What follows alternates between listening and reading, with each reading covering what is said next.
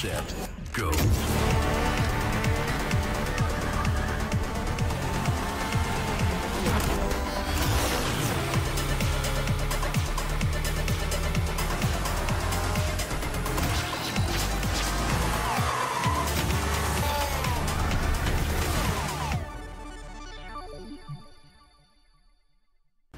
لحظات البداية عاشت معنا، كنا نحسبها وقت للتسلية بس، نحسبها بس ذكريات. عبود أعطي أختك اليد يا ولد. ابتكرنا فيها ابتكارات، وإذا بغينا قلبناها خرافات. كنا نحسبها بس لمة وصحبة وسهرات. انتبه نوب ترى نوب. لكن كنا نشوف عالم ما حد يشوفه. ليت يشغل وقته بشيء يفيده. الله عليك على اليد سود. عالم كبر وعاش فينا، عالم الحماس فيه يوصلك كل مرة لحلم أصعب، بس ما يصعب عليك. بارد معك وين ما تروح.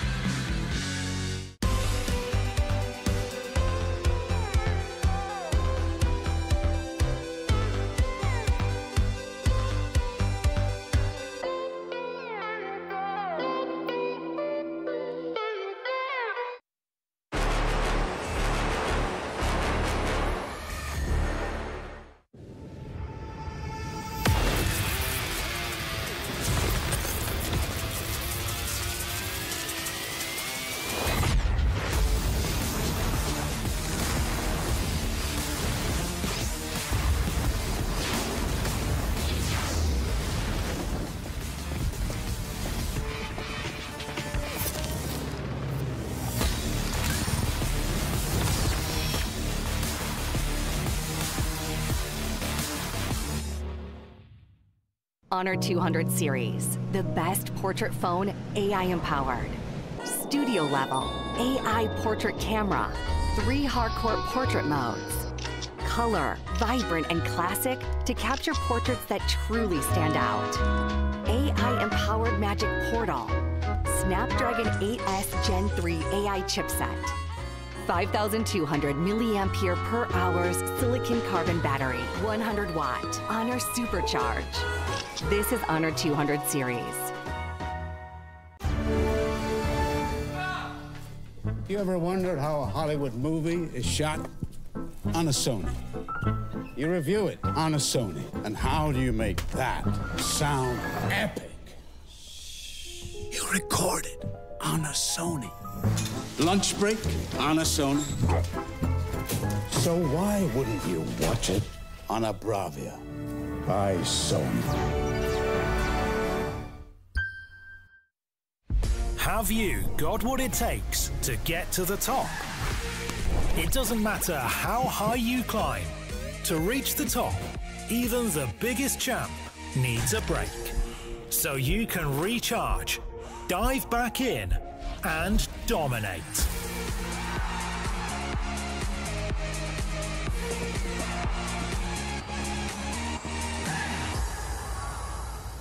Have a break. Have a Kit Kat.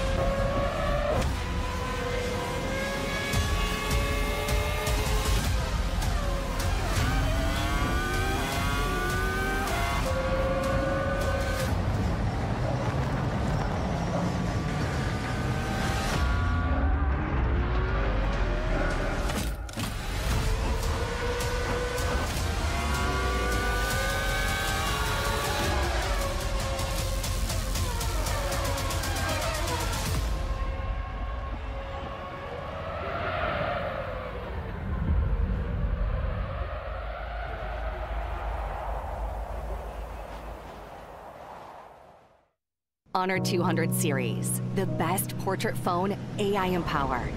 Studio level, AI portrait camera, 3 hardcore portrait modes. Color, vibrant and classic to capture portraits that truly stand out. AI empowered magic portal. Snapdragon 8S Gen 3 AI chipset. 5,200 milliampere per hours silicon carbon battery, 100 watt, Honor Supercharge. This is Honor 200 series.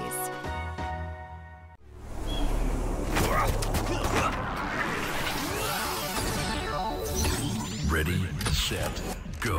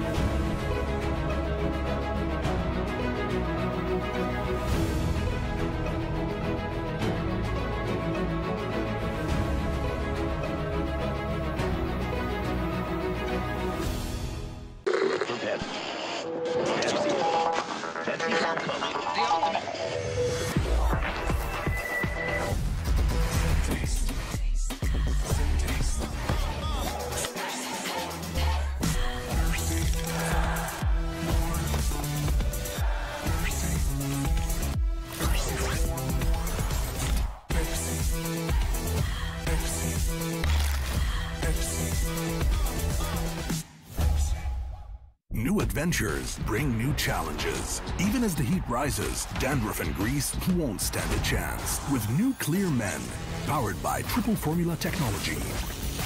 To eliminate dandruff, itch, and grease, gives you 8 hours of freshness and 100% dandruff-free hair. New Clear Men, 0% dandruff, 100% confidence.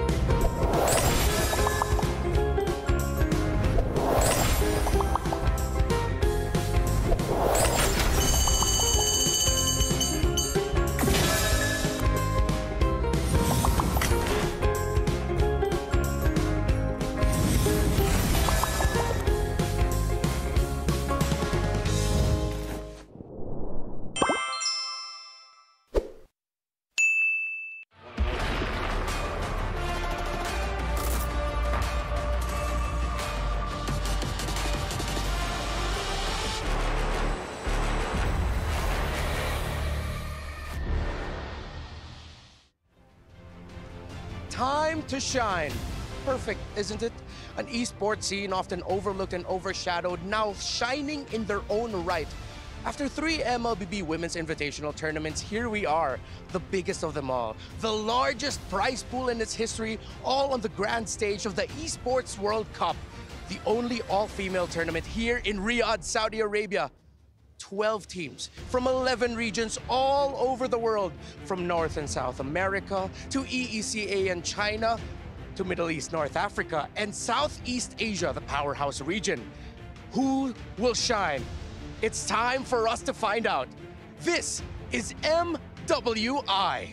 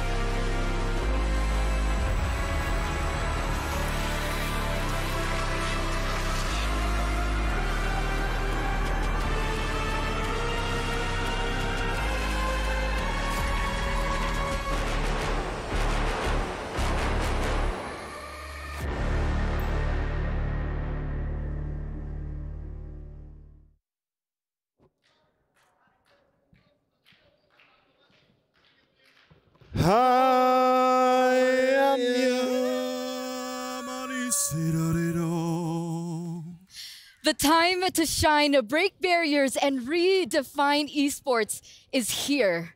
And it has finally come today, ladies and gentlemen. Welcome to Mobile Legends Bang Bang Women's Invitational 2024 here at the Esports World Cup. Welcome to Riyadh and welcome to the studio. My name is Eterna, and today I'm going to be your desk host throughout the entirety of this tournament from the group stage up until the playoffs. But of course, here I'm not alone. I'm here with Mirko at the studio as well.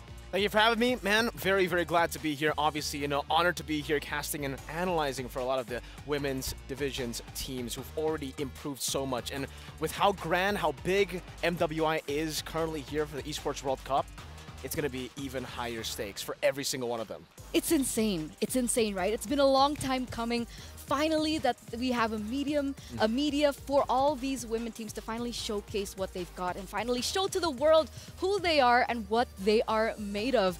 But of course, Mirko, it's just the two of us here in the studio. But don't worry, ladies and gentlemen, for those of you back at home, because it's not just the two of us. There are going to be some casters. And they're supposed to be here by now, aren't they? They should have been here a few minutes ago. They should have started with us. I don't know what's going on, but they are very, very late. Oh, wait. Is that them? Are they? There they are. Wait. Are you serious? They're still out there. No, I hope he's not. Is Leo driving? No, he's not driving. Okay. Rex isn't driving either. They got a dedicated driver. Okay, guys, stop there. That's where you go in. Stop. Oh, they got it. Okay. All right, they're right here. Wait. They're just right outside. Be careful. Oh, yo. Oh, no, Trex. Are you okay? No way. I mean, Trex. Okay, you know what? It's fine that they're late. It's okay. I hope he didn't rip his suit. There they are, right? They're coming over. Oh, guys, come over. You were supposed to be here like 3 minutes ago. You fine? You good? Yeah, I'm good. I'm Trex. all right. Trex, Leo, what happened? Are you guys okay? Okay. Are you fine? I'm fine. I'm good. I don't know about my good man. No rips, right? We're good? No, we look good, Eterna? We look amazing. good? Impeccable. You too. Thank you. Oh, we're on broadcast. You look great. You look amazing. So how are you guys coming into today, right? This is the first time that we've ever seen an MLBB tournament at this magnitude. And we're going to be the ones opening it up today. I think this is the first day in a day in history that we will all remember, wherein the ladies get the spotlight they deserve. Again, the biggest prize pool in the history of women's MLBB, the grandest stage of them all, and the chance to make history as the inaugural EWC MWI champion. Not only that, but the regions in which are participating has expanded in terms of, MWIs. We're seeing multiple regions, NA being included. We're seeing multiple women come and compete, which, I mean, I'm excited for it. We got a whole lot of games ahead of us in a couple of days to wrap it all up. And remember, there are going to be some changes from when we saw MSC, right? There have been some changes with the patch updates that have been coming through. And I think one of the biggest things is that we are going to be seeing a new hero come to life. MSC, we weren't able to see Suxin because it was, you know, banned as it was just upcoming. But now we actually might be able to see them. But do you think that Zuxin will pop up for the female scene? Me personally, I mean, I already got the chance to talk to some of the teams here, and they are already very, very confident in a lot of their cheese picks. You know, Zosk might be coming out, and honestly, with Juice in here, we might see it, but obviously it'll just be more of an experimental pick, because with all the dive that is in the meta, with all the assassins, it is very difficult still to pull it off in the early game. I would rather side on the air of caution, because a hero like Jushin definitely changes the tides of battle. So if you're gonna try to win against teams that you know have an established playstyle, maybe you bring out the Jushin when they're not ready. Yeah, and well, the question is, do you bring it out in this best-of-2 format where it's risk it for the biscuit, or you play it safe, or do you wait until bracket when you have time to kind of run things down? That's a big question. Now, it's so risky. I mean, we've even seen the male teams kind of fall short in the group stage. And remember, at this magnitude, do they really want to be taking the risk here in the best of twos? Because, you know, it's not just the English casters that have been brought to the site, ladies and gentlemen. Even the Indonesian casters were flown out all the way from their region here in Saudi Arabia, Riyadh. And I think we're going to have a little check-in with them. Indonesian casters, you there? How are you guys doing over there? Oh, there they are. Who's that? We have Nefin, we have Owl, Omwawa, Papulong in the middle. It's so good to see that they're great. Are you guys doing good? Good luck too. Good luck. Selamat pagi. Thank you, Paul. Ah, learning some Indonesian. Yep. I was taught well. I'm with my Filipino brother here, I have to say, Paul. Okay. They were Indonesian, though. I'm learning. Sometimes it's that way, you know, because it's a global event. Only one language at a time, guys. Come on. It's a global event. It's a global event. I mean, it's EWC, right? I mean, you're talking about emerging regions coming through, and, you know, it takes time. So, yeah, we gotta slowly learn. Slowly. The languages. Correct. Small brain. I can't say most of the Filipino that I know, though. Not Same. on podcast. Why? Anyway, thank you guys so much for coming over. I think you're a little late to the caster desk. We're happy to be here. We do have to hunker down. Yeah. Thanks for having us. Thank you. Good luck. Thank you, sir. Good luck. Good luck. Don't be late next time. Good luck. You know, Bye, Eterna. I think we have like a clinic if you guys want to check yourselves out. Yeah, Trex, you know, I think he might have to... Do you really like those guys? No, not really. Not really? I mean, you can still hear us right now, but there we go. There you go. Now. Hi. Good luck. Good luck. We love him. Anyway, ladies and gentlemen, for those of you guys at home, and you guys are wondering how will this MWI format be done, we actually have prepared something for you guys, so don't worry, and here it is. In the group stage, which is what we are in right now, it will be a single round robin, all in a best of 2. So we have 12 teams competing here at MWI, and they will be grouped into 4 different groups of 3 teams. Now, top 2 of each group will move forward to the playoffs. Meanwhile, the 3rd team at the bottom will unfortunately be eliminated. It's going to be really, really tough, honestly, for every single one of these teams, because even in the MSC, we saw how ruthless, how simple, brutal, legendary this format is. Best of 2s. It actually creates a lot of possibilities for a lot of the teams that are coming in as underdogs to actually beat the favorites. A lot of the favorites actually got eliminated in the group stages of MSC, and I'm expecting some of those, you know, upsets to happen as well here in the group stages, and especially later on in the knockouts. But still, best of 2, very, very brutal. Everybody will have to go all out from day 1. You know, the unkind way to say it is they got grouped. That's a term now, guys. Best of 2s are so uncanny and just sometimes unexpected. Feels so fast. Right? Best of 2. So it actually does give these emerging teams that don't really have a lot of information on them a fighting chance to come out of the group stage and get into the playoffs, because like teams like TLG, there's not much information about them, honestly. Exactly. I think it's a great way to put it. Double-edged sword, right? Where some of these teams are coming in with not a lot of data from all the other teams. They can't get a good read on them. Meanwhile, for teams like, especially the Indonesian teams like Falcons Vega and Vitality, they have their own league, and a lot of these other regions could definitely look at that league and try to read them off based on the data, based on the heroes they play, the play style that they have in their own regions. But it's also, it could be a double-edged sword, because with the league, they get so much more experience, and on the other side, you know, they don't. The other regions don't. So it really comes down to how they utilize these advantages.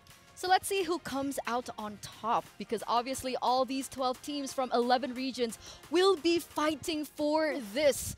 The tournament prize pool, the biggest, the largest, the grandest prize pool that we've ever seen, ladies and gentlemen, in an all-female MLBB tournament at 500K USD. It's a staggering amount, man. 500,000 US dollars.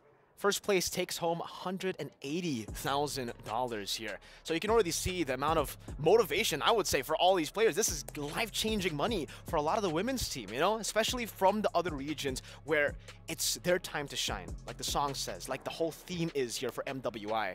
It's time for them to show to the world that they are on the map. For their region to grow, develop even more, this has to happen. For sure, right? Because like you mentioned, for these emerging regions, some of them are even functioning without a coach. Exactly. Some of them aren't even full-time pro players.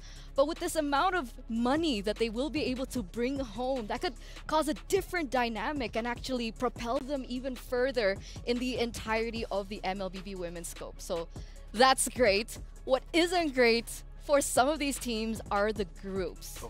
Because a lot of people have been saying we have been seeing a few groups of death. As we take a look at this right now, ladies and gentlemen, Group A.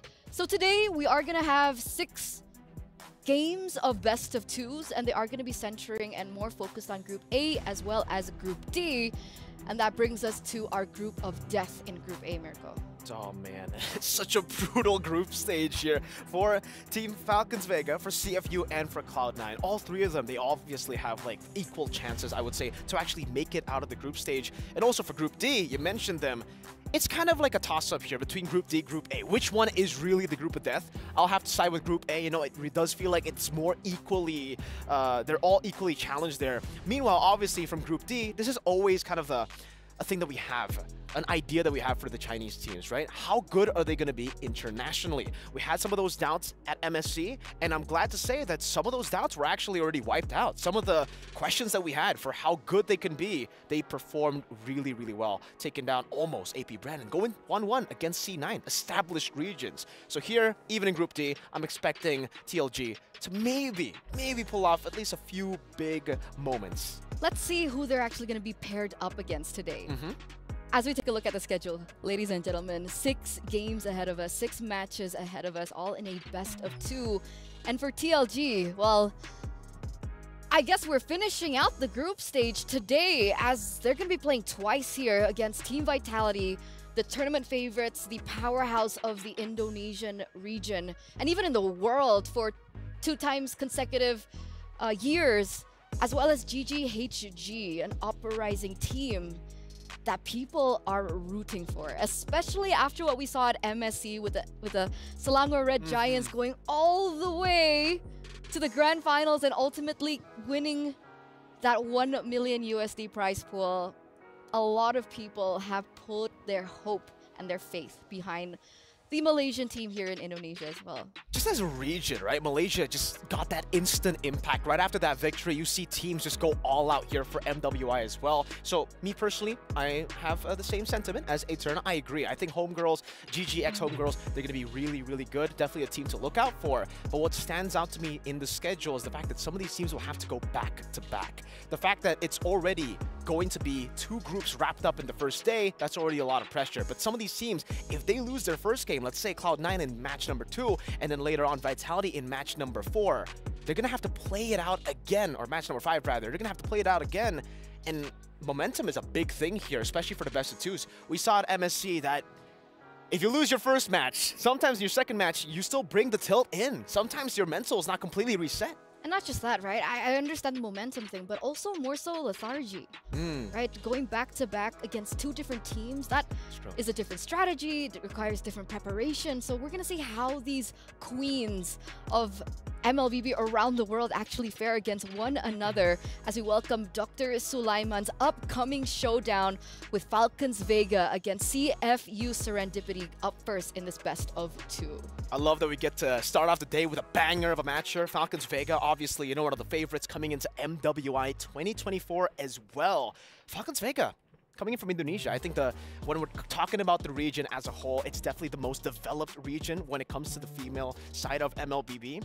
And for Falcons Vega, unfortunately, there's this storyline where they're the best team in Indonesia. If it wasn't for that one team, if it wasn't for Vitality, they would be the queens of Indonesia. But coming here, they have got a lot to prove with the grander stage, with a grander prize pool. But on the other side, CFU, they've been amazing. They've shown so much promise in the last few tournaments, and I'm looking forward to what they have to show here in MWI. Because technically, Falcons Vega weren't invited. They weren't an invited team. They didn't qualify earlier on. They were the last team to actually qualify into MWI through SPS, right? That's why Indonesia has 2 regions. So that's already a big storyline for them to show that that's how hungry they are to finally, you know, kick off that title of being uncrowned queens and finally be the queens that will be crowned here at MWI. And I think what better way and what better time than now? I got the chance to actually talk to them, and yeah, it's very cool to see a team that's been, you know, on the receiving end of a loss so many times in the grand finals still have the same hunger, you know, actually are even hungrier now. I asked them if, you know, how do you do that? How do you turn the losses into hunger? And they just told me, yeah, we just do it. It's that simple for them, you know? So the fact that it's that simple, it shows me that they're even coming into this. A lot of people will probably think, you know, the Indonesian teams will be coming in with a lot of pressure, knowing that they are the favorites, knowing that they're the most developed in terms of the women's teams. But it seems for both these teams that we have, Vitality and Falcons, they're coming in with no pressure at all, which is strange. Because CFU, I would expect that from CFU. I honestly want to know what they're feeling right now. Right? You talked about pressure earlier on. Are we going to see that pressure coming through as we welcome them into the venue, ladies and gentlemen? Let's welcome the Jamil player entrance. Are they chill? Are they calm? Are they relaxed? Are they shaking a little bit? But here they are, both teams coming into the stage. We're gonna have a little look and a little peek as to how they're feeling. Yeah, we're going to get to see CFU first here, walking up, rolling in. It does seem like, you know, there's not a lot of pressure there. Coming in confident, walking up to the stage. But when you get to the stage, it's a different feeling, right? Walking up from the entrance itself and then seeing the massive stage that is the Amazon Arena. Oh, definitely sends a bit of pressure, sends a bit of nerves down your spine. But technically, right, from CFU Serendipity, we have 3 players that are experienced, right? We have Tegami, we have Abi, we have Yue as well. Caramel. So maybe that's why, right? Like, you know, the veterans giving the support, the morale support, and maybe that's why they're so chill? I would say, yeah. I mean, even though, you know, obviously this is the grandest stage, they've been in international tournaments before, and obviously that experience will come in handy when it comes to these big stages with a lot of people watching as well. Some of that pressure, I think, has died down for them. At this point, it just comes down to how they perform in the game itself. And for Falcons Vega, they're very, very aggressive, and it's the same for CFU. They like to go for a lot of these cheese picks. I'm a big fan, personally, of the men's team for CFU, and that's what they're usually known for, making their own meta. And I think from the matches we've seen from CFU here as well, it's kind of the same. They love to invent their own meta. Speaking of juicing, that's now available. Maybe they might pull it out. That's the question, right? Do they want to do that? I mean, if they do, that's a big surprise element card that actually works in a best of 2. Right? Best of 1 even better, obviously. Best of 3, that's when things are kind of more difficult to utilize that surprise factor. But best of 2, now we're talking. Yeah, because like just getting one game itself is already so crucial, right? Because you already technically guarantee a draw with one game, and then you can go on with the next matches. So especially for the big matches, a lot of these teams coming in as the underdogs, they'll just be looking to get this one cheese pick in, or maybe a few cheese picks in, to secure game number 1. Once they do that, they can play with no pressure. Sometimes we see these teams winning with cheese picks in game 1 and then going back to the normal strat. So it really acts as a curveball to their opponents, and especially up against teams who are used to going up against the meta, this is really effective. They don't know the calculations that, you know, these cheese picks bring up. It's a whole new world. All right, so you've been talking about both of these teams for quite some time. Do I ask? No, we've been working with each other, you know, for a long time. Never ask me for my predictions. The chat knows, everybody knows not to ask Mirko. All right. All right. That's a fair factor. You know, let's give these queens a fighting chance. Yeah. So what about you guys at home? Who will win this match? Do you think it's Team Falcons Vega or CFU Serendipity? Head on to the stcplay.gg right now and lock in your predictions. Obviously, I think this is one of the matches that are actually quite difficult, right? Because on one hand, you can even say that Falcons Vega is one of the powerhouses of Indonesia, but on the other hand, we've seen CFU Serendipity play in several other tournaments before MWI hit, and they've been looking strong too. Yeah, I think there are strong points for both these teams. Obviously, for CFU, I would have to say that they've been playing with this roster for such a long time already. So synergy, chemistry, it's already going to be really, really solid for the side of CFU. But if you take a look at Falcons Vega, you can say the same thing if this was like a few months before. But the fact now that they have a few new players, I'm not even sure who the main lineup's going to be. Is it still going to be Funi in the mid lane? Is it going to be Agatha? Is it even going to be a new jungler in place of Caramel? Some of these things we don't know just yet. And it actually works maybe in their favor. You know, up against CFU, a team that wants to stay together, wants to utilize their chemistry, maybe sending them a few of these curveballs for what they prepared. Hold on. To the counter. Why'd you bring that up? Bring what up? A different jungler for Falcons Vega? Yeah. Is that possible? Could we not be seeing Caramel? It sounds weird, right? That okay, Caramel. uncertainty. Certainty. But you know what's certain? What? The possibility of new skins. Oh, I want new skins. Me too. So let's take a look at the Youth Fair exciting events sneak peek, ladies and gentlemen, because, you know, if you guys participate in this activity, you guys actually stand a chance to get your hands on exclusive new skins. And if you guys are curious as to what skins they are, check it out for yourselves. Do it now. You know, while we're waiting for the teams to get ready, while we're waiting for Falcons Vega as well as CFU Serendipity to get ready, check it out. Obviously, Miracle can't check it out right now. I've been looking at the screen because I want to check it out. Welcome to Guess the Sound. Welcome. Welcome. Her simply means restriction. One sound. Eh. Layla. Is it Layla? Joy? I think Joy. Lolita. Lolita. Not Lolita?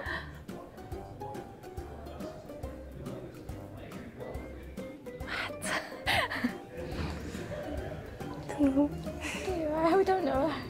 Ikaw, Chang A yata eh. Oh no, it's not Chang A. Ikaw, guess ka. Give us a clue. What? I'm Chang A. I guess it's Chang A. I don't know what hers. Yeah, it's not Chang. Nana? No, it's not Nana. Oh! Make you sound you don't know. Kagu. Long time didn't play, was it? Never used Kaguras. Sorry, I'm not Kagura main. Hide my rum. Hide my room? Ralph. What is this? The voice don't even sound familiar. Hide my rum. EXP hero Hide my rum. Is it EXP hero? Oh no, we don't know. The sound is not even relative. For sure.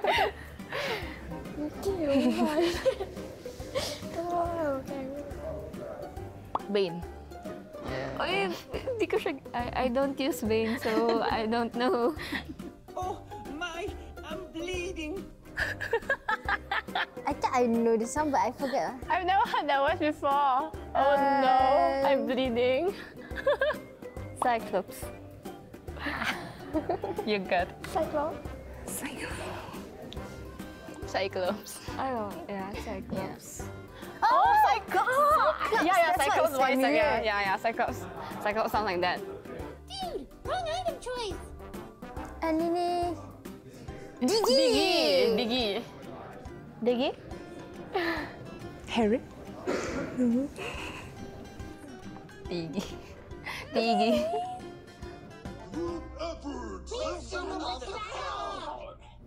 Who is this? It sounds familiar though. Yeah. What hero What hero? Maybe it's like got two... Because the voice changed, right? You want to surrender? What hero ya? My brain. Let me use my brain.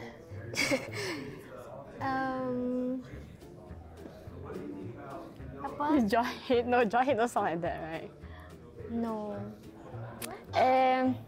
Glue. Glue. Glue. Oh, Glue with his babies.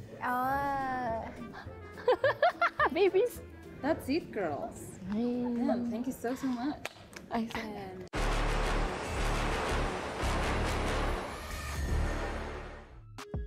Wow, how did they guess those voice lines? I'm more concerned of the Glue and his babies. I didn't know those were babies. Are they actually Glue's babies? That would be kind of brutal, right? You smack the baby, you step on the baby to get HP? Anyway. You know, I literally thought that the last one was Barrett's or Jawhead. I got the Bane one. That's the only one that I got, I think. Okay, give me a voice line now. You put me on the spot, man. I'm not a... I don't... Okay, me first. All right, give me a voice line. When you gaze into the abyss gazes back. Who is it? I got you. Who is it? That one? No, he doesn't know. Tyros. It's not Tyros. Do you guys know? If you guys know, put it into the comments because Miracle's watching. He's always watching. Gaze. When you gaze into the abyss gazes back. Isn't that not Tyros? No. Huh. Yeah, he's not going to be able to sleep tonight. All right, I got one for you. Okay. Right? The 7 C's, that's it. Kadita. Like... Hard one. Okay, okay, let's stop. You know what? I'm pretty bad at this. Yeah, I'm supposed to be highlighting the good things about you. You know, sometimes it's hard. I mentioned the curse, your prediction curse, and now... Why do you bully me like this? Guys. Anyway, for our upcoming match, once again, it actually is going to be quite interesting, right? We are going to have Tagami versus Caramel in the jungle, supposedly. Now, from what we've seen from them so far, how do you think that's actually going to go? Well, I mean, both of these players are very well-versed in the Assassins. We know that right now it's currently the Assassin meta. All around the map, we are seeing Lings pop up, Rogers as well, especially Rogers and Lings as first pick. But even then, I think a lot of the other picks that they are known for especially for Caramel, you know, she has played the Martis before. We have seen the Martis that actually has been rising now with maybe the new item involved with the Execute. You know, that definitely helps him, or with some of the Executes as well. But knowing that both of these players want to go for damage output, knowing that both of these players can play Assassins, it'll also be very, very interesting when it comes to the pathing, because I think for an Assassin-Assassin matchup, mainly what differentiates them, what makes it difficult for both these matchups is the pathing. Whoever gets the level advantage first usually has such a massive advantage to play with because mobility is already not a problem, damage is already not a problem, so it all comes down to the little advantage that you can get, and mainly it is usually levels into the neutral objectives. But it looks like the stage is set. Ladies and gentlemen, let's welcome the first game to kick off MWI X EWC 2024.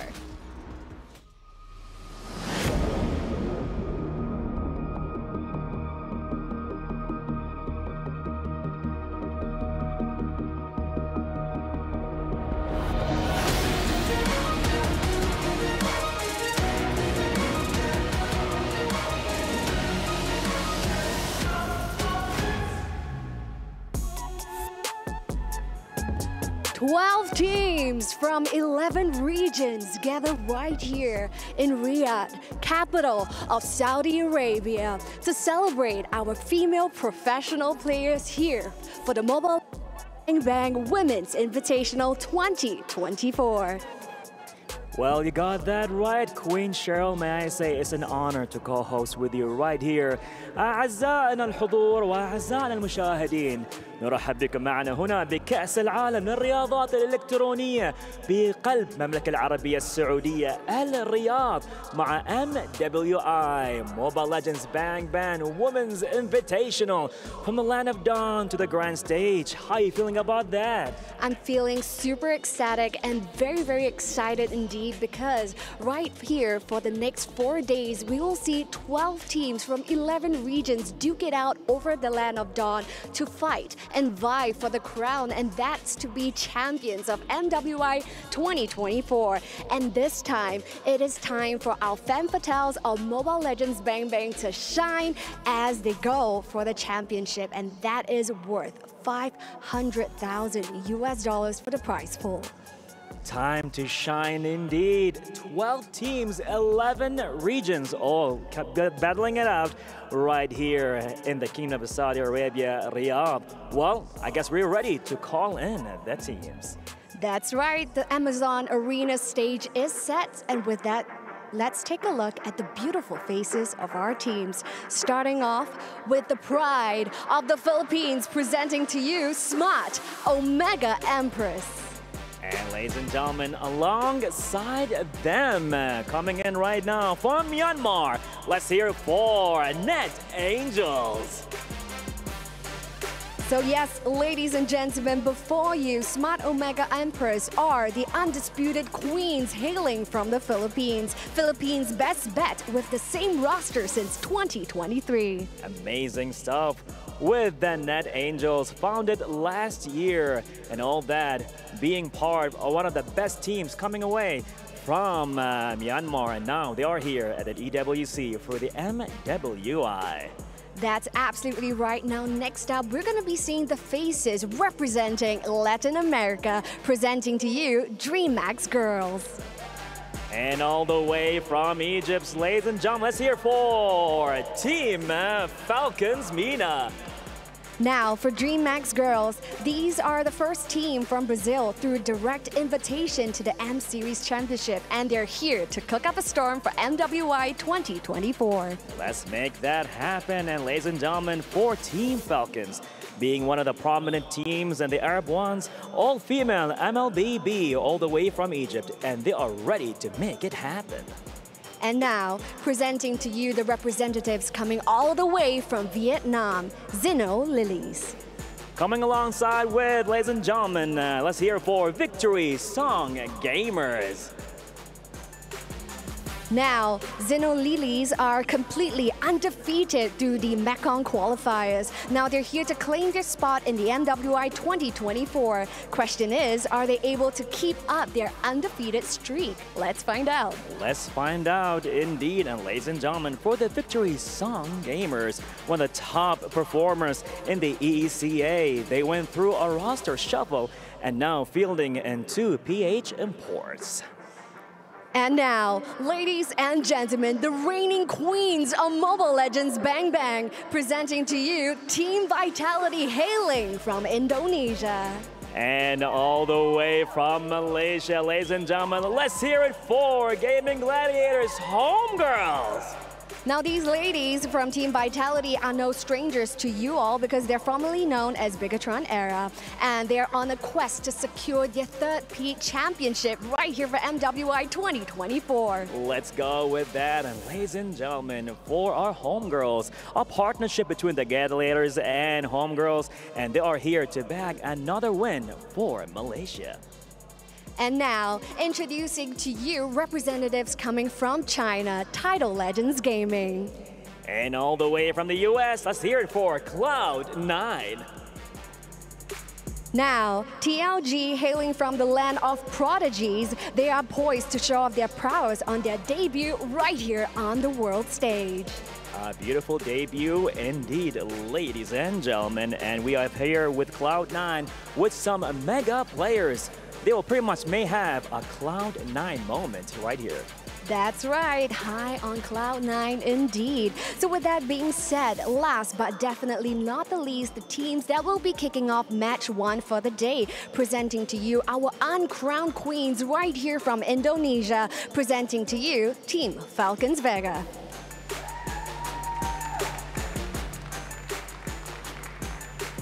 And alongside them for this match, ladies and gentlemen, the pride of Cambodia. Let's hear it for CFU Serendipity. Now, for Team Falcons Vega, now despite being in the shadow of the reigning champions, and that is Team Vitality, they are here to snatch that crown from their fellow Indonesian counterparts. Now, will they succeed? We will find out right here in match one itself, opening up the show here for MWI 2024. How you feeling, Bob? I feel super excited. Let's see what's going to happen as well with a team like CFU Serendipity. We have a mix between veterans and newcomers. It's going to be a good one to watch and to be excited for. Now, what's promised right here for MWI 2024, even for the very first match, is going to be a high-octane game fight that's going to be happening at the Land of Dawn. But, you know, we're just hosts for a reason. We're not experts. So without further ado, let's pass our time over to our friends at the studio. Take it away. Yalla! Thank you, Cheryl. Thank you, Bara, for that amazing opening. Finally, we get to, put the names to the faces of all the 12 teams that will be battling it out here at MWI X EWC 2024. And as you guys can see, both of our first teams will be ready. They are on their desks. They're getting mentally prepared. But wait a second, Mirko, is that Funi? It is Funi. So, seems like Funi will be the one in the mid lane. Main lineup coming in from Falcons Vega. Still have to see the other members here on the team to actually see exactly who's going to be playing for the first game for Falcons Vega. We did mention earlier that they have a lot of new players coming in. They have swapped some of the players here and there with Agatha stepping in for Funi. But it does seem like, yeah, they're actually going to be deploying a new jungler as well. No Caramel, the Varen, and the head-to-head matchup that we were talking about, Takami versus Caramel will not be here, will not be the main lineup that we're actually going to be seeing. That in itself is already a big curveball over to CFU. Both these teams have amazing coaches, by the way, very experienced. So I'm expecting the drafts to go very, very close. I think it'll come down to the executions, really.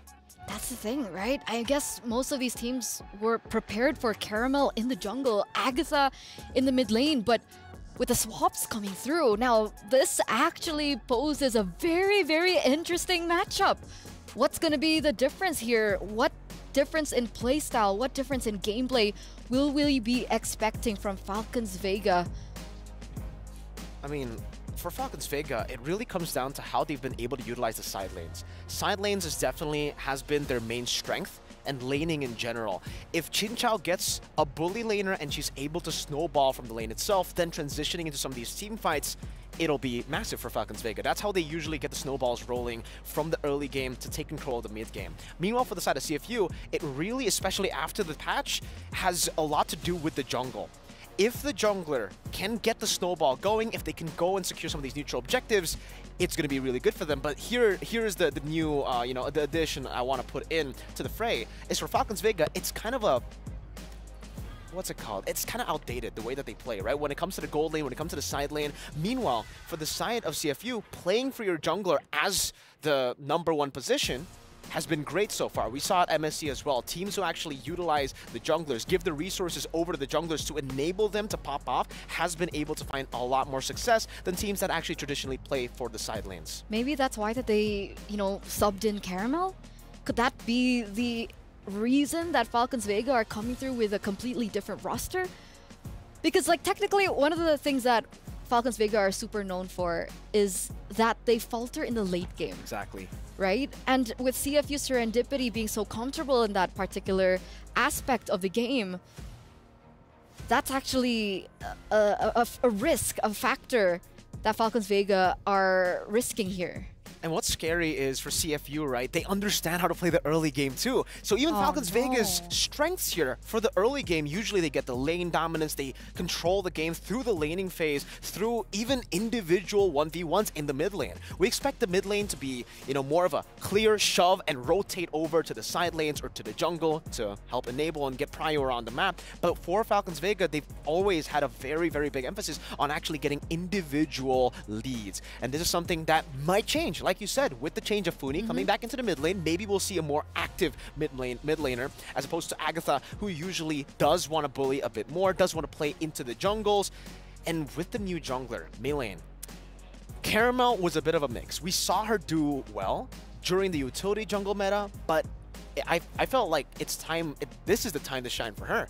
Especially because, you know, the assassin picks, what she's known for, what she's always been known for, has been those assassin Nolan, Ling. Bennett, Nolan, Ling. I remember the Hayabusa from back then all the way. And Hayabusa has been coming up. So I'm expecting Meilane to maybe play the assassins even better, because why else do you make that kind of choice, right? And I don't think you'd want to go for something experimental in a best of 2. Definitely not. No, right? Not against CFU too, a team that is known to go for experimental picks, to go for cheese picks.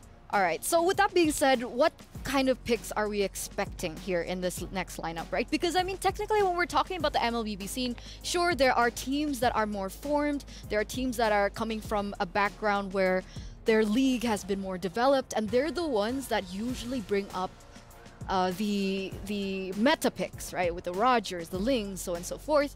But another thing that we've actually noticed about female teams is that they really do enjoy sticking to their comfort. They really enjoy utilizing their power picks. So now, ladies and gentlemen, as we get into the drafting phase for game number 1 in this best of 2 series, our opening match of the day, we do see that Falcons Vega are going to have that first pick slot. What are your expectations? Well, expectations instantly is that first pick has been a lot more prio compared to red side, right? Blue side has been finding so much more success. I think even in MSC we saw that, and this is exactly why. On blue side, you can actually dictate the pace of the game, dictate the picks that are going to come out.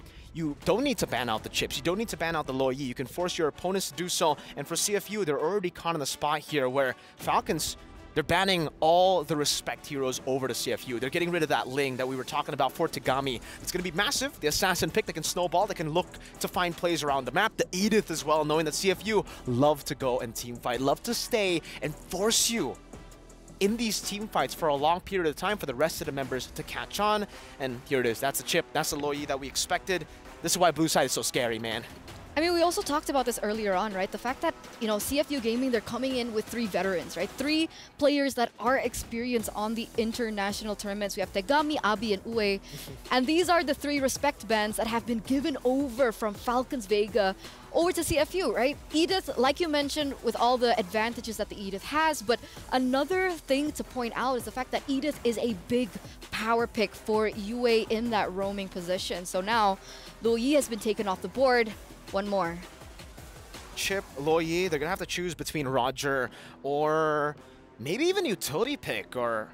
Yeah, I'm thinking, Juicin, obviously.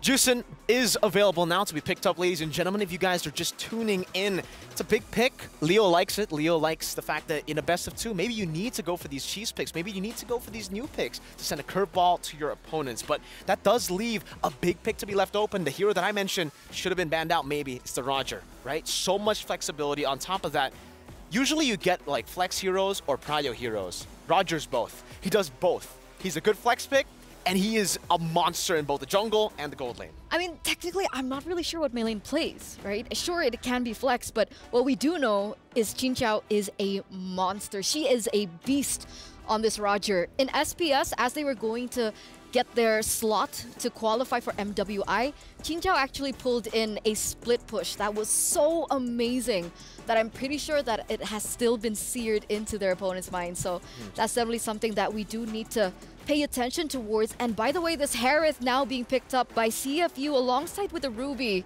That's a power pick in for Yui Fendi, their gold laner.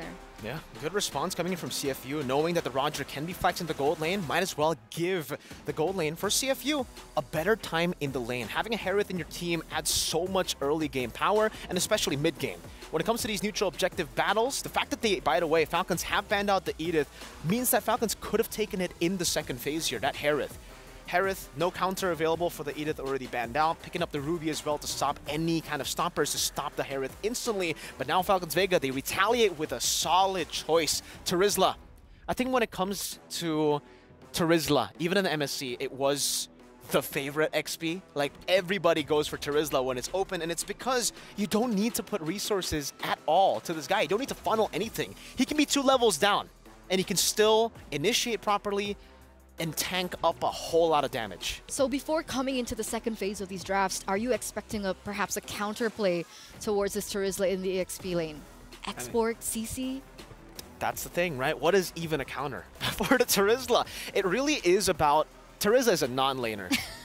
That's what he is. He really neutralizes any laner. Not in the way where he demolishes people. Some picks, yes, he demolishes. The X-Borg is a good pick against it, but the Terizla, all he needs to do is shove the wave and then play for the team fights. Get level 4, play for the neutral objectives, and completely ignore the X-Borg.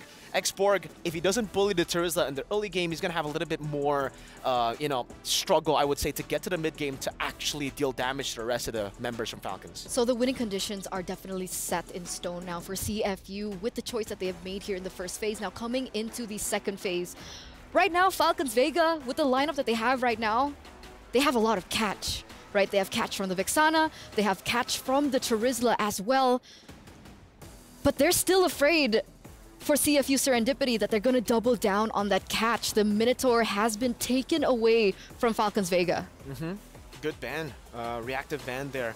Knowing that CFU wants to be diving deep in these team fights as well with the Harith and the X-Borg, something like a Minotaur is great for the banning phase. But I think for Falcons Vega, this is a good approach for them too. Banning out the Lilia and then maybe the Valentina as well to take out, the possibility of CFU getting a pick like the Valentina, who's been able to find so much success in this meta as well. And the Lilia ban is really just about the prio in the mid lane. I think they can go for... Yeah, no, I'm thinking just mid laners. I was about to say maybe they want to go for the Grok ban, but they already have an X-Borg and Ruby, so Ruby's going to go Rom, X-Borg's going to go XP. There's no possibility, I think, for the Grok, unless they want to go jungle. Who knows? So let's talk about the possibility of the mid laners here for CFU, right? The one thing that we know, the data that we have about Abby in the mid lane is that she loves the Vex, Lilia, Nana, Odette, and the Nova. So now that the Lilia has been respect banned away, as well as the Vexana being picked up now by Falcons Vega, do you think that there is still a slot for Nana and Odette to make their appearance in the international stage? Yeah, I think so. Nana and Odette provides a whole lot of security for yourself, right? You have that passive, you can run away from a lot of these dive situations, and Falcons Vega, they're definitely, leaning towards the chain CC to pound down with a Roger combination here. So going for something like a Nana that can actually stop the momentum of a full dive from Falcons would be pretty good. Also, the Molina is a massive tool when you want to kite back. And it seems like they're not going to go for the Valentina ban, actually. Leaving it open, leaving it to CFU to go for these choices and banning out the Baxia, which is interesting. Because with a Tigreal ban, you would expect that CFU want to go for an Assassin pick in the jungle. It's still going to be really hard, by the way, to go up against a Terizla, Vexana, and the Roger on the Assassin. But hey, if they want to do it, Nolan is still up for grabs. Nolan, Fanny, Amon? Do you think Amon is a possibility? I mean, Tagami she is a master of assassins, right? She loves her assassins, and there's been rumors circling around that Amon has been one of her favorite heroes to utilize in that jungle. Do you think it fits? I guess it fits, right? I think the concern is they already have a Harith and now a Nana, so 2 magic damage dealers, they might want to add on a little bit more physical here. They do have an X-Borg, but it's more of a hybrid damage dealer, so they are setting up for an Assassin. They can still go for utility. Amon, I think considering that they have a lot of magic damage and there's a lot of CC, they can catch the Amon, a lot of picks. It's a really risky move. I'm not saying that it can't be picked up, but the safer choice would definitely be Nolan, especially if Falcons Vega decide to go for an Assassin themselves. Nolan, one of the best when it comes to clearing. Again, we mentioned about how pathing is very, very important in an Assassin matchup, or just technically in any matchup in general right now. Even on utility up against an Assassin, that's why the Assassin usually comes out on top. They get such a massive level lead all the way from the start of the game. Okay. To round things out, ladies and gentlemen, for Falcons Vega, it's official. It's going to be a Roger in the jungle with a Claude for Chin Chow, an addition of Carmilla for that roaming position. That's Thal on Carmilla. Oof. It's a very reactive pick. Fanny comes out as well. No stoppers from Falcons Vega. They went for the Carmilla. They saw the Tigreal. They saw the Minotaur ban. They didn't expect the Fanny. They banned out the Baxia, and now these picks with no stoppers, you're going to have to deal with a Nana Harith and physical damage. Fanny. I'm ready. Are you ready? I'm super ready. Are the casters ready? Trex, Leo, you guys ready? We're more than ready. I can't believe the Fanny slipped through like that. It's looking spicy already in MWI right now. We got a Fanny in the Land of Dawn. Game 1 of MWI. It's in America. Bringing us the goods as well as the ladies. Again, this is Falcons Vega and CFU Serendipity coming through. The Sharks versus the Falcons. It's the skies versus the seas. You ever seen a shark fight a falcon? Well, we're gonna today. Never thought I would. Not in my MWI bingo list, ladies and gentlemen. Coming in live from Riyadh. I hope y'all are doing safe. I hope y'all are having a great day or evening as we get into the very first matchup, very first game in this history-making tournament. Starting off in the orange here for Falcons Vega. I'll see if you serendipity dipping into their purple, as you do with a Fanny. Yeah, definitely as you do with the Vanny, and moving quickly over to orange buff. One of the things I'm a little excited for, this Carmilla pick in the roam position, it's like their only real stopper right now for the Fanny, so it's a lot on Thal's shoulders right now. And it's a soft stopper Quick too.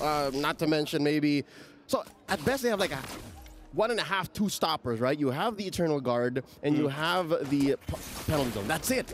That's it. I wonder if Falcons Vega are kicking themselves for this now. In mid, Yui playing some footsies here with Thal.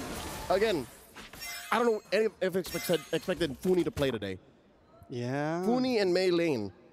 Definitely a toss-up.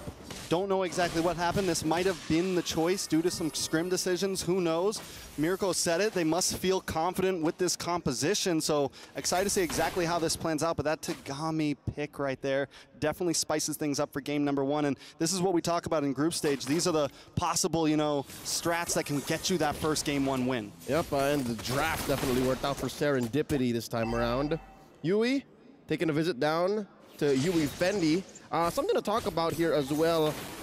Chinchaw's not having a great time. It's very difficult now. Yui coming in deep. Yui takes a little bit of damage. Should be okay there. You talked about Yui. You talked about Chincha. I think this Yui Ruby pick is going to be glorious against Mailing on this Roger. Really, I feel like Serendipity just drafted very cleanly in this game. Yep, they do have their fundamentals down. It's not about XP lane. Ooh, a lot of damage though. Mochi Bang gets banged out. First blood over to Mei Lane. Looking for some retribution here. Abby putting some damage on the Mei Lane, but you can't beat the aggression the Falcons Vega bring to the table. Yeah, great first blood, great pick. And see if you tried to do something in the gold lane, but Team Falcon Vega actually succeed in the EXP lane. Now it's turtle time. Here we go. Some footsies. 3v3 potentially. Orange worked on by Tagami first. I like the rope though that Falcons Vega pulled. You saw how they were visiting bottom. XP. Oh, check this out. Chincha. Oh, forcing out an ult from both sides, and then they pull a fast one. Like, wouldn't you have thought that it would come from the Fanny lineup? Shouldn't have been come from the Cambodian squad. I mean, yeah. Right? Cambodians are a little crazy, man. What is that? They like to have some fun, man. They bring out the Fanny game 1, and it was the fact that it was pick number 5. It's great drafting from Coach, man. Great drafting from Coach for sure. But here comes turtle play. Nice stun onto Yui. All going to kind of hold down the front line here. The Carmilla should be able to get a stun done. Does have the ultimate ready. The Blood Pack able to do something here. Mei Lane just dancing around. Nothing too major. Keep her eyes on Tagami though. Look at the damage. The Eternal Guardian does come down on to Abby. Nice stun up, but in comes Tagami. Looking for the turtle. Able to steal it, take it away. Can he get away though? A lot of damage onto UA. Mei Lane trying to get the finishing blow. Trying to get the final hit. Can he get the Lycan pounce? Finds the kill. Now Mei Lane locking on Mochi Bang as well. CFU on the run, loses 2 for the price of a turtle. Mei Lane going ham this time around. 3 on the board already. About 2,000 gold ahead, I'd say, give or take. You expect these values to balloon up in the next few seconds. Again, Serendipity, clearly CFU won that draft. They got some sneaky picks through. But they just can't get through Falcon Vega's fundamentals. They're just so clean when it comes to these engages, and they know how to play the map against a lineup that, hey, say what you will about that turtle take. They lost a fight now in bottom, Thal's in trouble. All takes a little bit offended. You were able to land that I'm offended, but Thal flickers through, and there's your fundamentals right there, feeling comfortable. Even the call from Mei Lane earlier, I don't even want to take this turtle because I know I can get 2 kills. Leaves the turtle behind, goes for the kills. Tagami gets it, but it's a great trade for them. Little intricacies of that flicker from Thal. They knew that there was no one in that river bush. They knew that there was no one coming from mid. So they made the call, all right, flicker over here, you're safe. I got you. Team Falcons Vega covering up the map really, really well. Now you're clearly ahead here in the early game. Again, now we're looking at 2,000. Yui Fendi gets a hit on her, forced out the ult. Zaman's force does come down. Yui there to help out along with Abby, but now it's 4 members of Falcon Vega and a big Guardian Korean lands right onto UA, and comes Tagami trying to get some damage off. Where's the cut throw? Can he land it? No, doesn't connect. Everyone able to dodge through, even Meilane with a beautiful Lycan pounce, but more damage coming onto Meilane. Tagami finally finds one. Can they make it two? A lot of damage onto Tagami. Tagami has to run away, but still gets the double kill from that burn.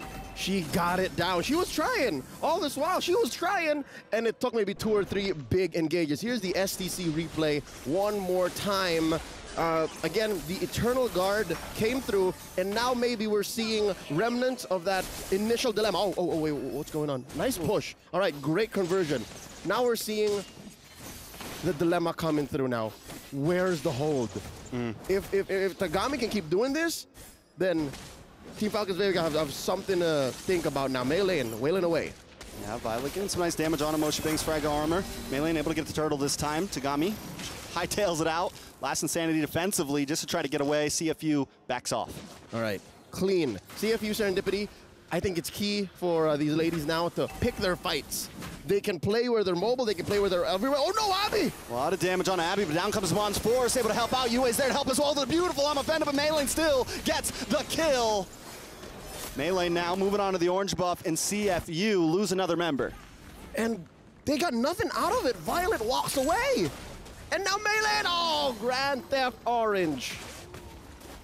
That's a beautiful Grand Theft. Madam. She took a small camp on the way out. This is going to balloon out of control now. We're looking at more than 2,000 gold ahead. A push in mid. Tagami coming in, clearing the wave. That's it. They lost the main artery. Yeah, that's a bad blow. Mid lane gone, and even when they were having that fight up top, we saw Chincha chipping away a little bit at the mid tower, and that just gave it enough for Team Falcons Vega to be able to completely secure it. Right now, even with the Fanny, Team Falcons Vega are just, look at even the pressure they're putting here. They're keeping CFU Serendipity inside of a box right now, and Team Falcon Vega are able to control the rest of the map while doing this. And again, it's uncanny coming from a lineup that is facing off against Fanny they can't hold down. So this is just macro control. Absolutely a masterclass from arguably the second best team in all of the MLBB women's esports. And here, now they're putting in a lot of work, forcing back Yui. Taking a lot of damage. Meilane looking for the kill, trying to get the finish, able to secure it. Yui goes down, but in comes the last Insanity. Moshi! Bang! Beautiful last Insanity. Foul. They're still going in. More damage from Meilane. Double kill onto UA. Fendi make it a triple. Meilane takes out Tagami. CFU Serendipity in pieces right now. Falcons Vega, they don't care about a Fanny. She's been cooking, man. She's been cooking. 8 minutes in, she picks up the Thunderbelt. I'm liking where this is going. As per my taste, I would have picked it up maybe sooner, but again, aggression is the name of the game here. An amazing start. Moshi Bang tried to control that fight down bottom, but trading up for Tao and then allowing for the rest of Team Falcons Vega to win that fight in their back lane. Oh, this is just par for the course. You just go straight for the Lord and you continue controlling the rest of the map. CFU Serendipity, I'm thinking maybe their next best move here is to cordon off these fights into smaller quarters. You notice how a lot of these fights that happen in the open spaces, Team Falcons Vega do better at? They gotta fight in smaller spaces. They gotta have Tagami go from wall to wall. Yeah, they have to do something about Meilane here. I mean, Meilane's just, he shouldn't be, or she shouldn't be able to just jump into this, fight the way she is. She's even getting locked up from UA in some of those fights and still has time to just do whatever she pleases in these fights. 7-1-1 on a Roger. It's what, almost 3,000 gold lead there? She cooked. It wasn't even second item, it was third item Thunderbelt, first up War Axe, and then the Piercer. I'm thinking she's at like 2 or 3 stacks right now sitting with that Piercer, and oh no, they popped the Faraga armor. Moshi Bang taking a lot of damage. Meilane was testing it there, but the Lord's still encroaching in right now. Looking for the crash, 1 more minion to go. The defense does pop on that inhibitor. Nice, I'm offended on Athol.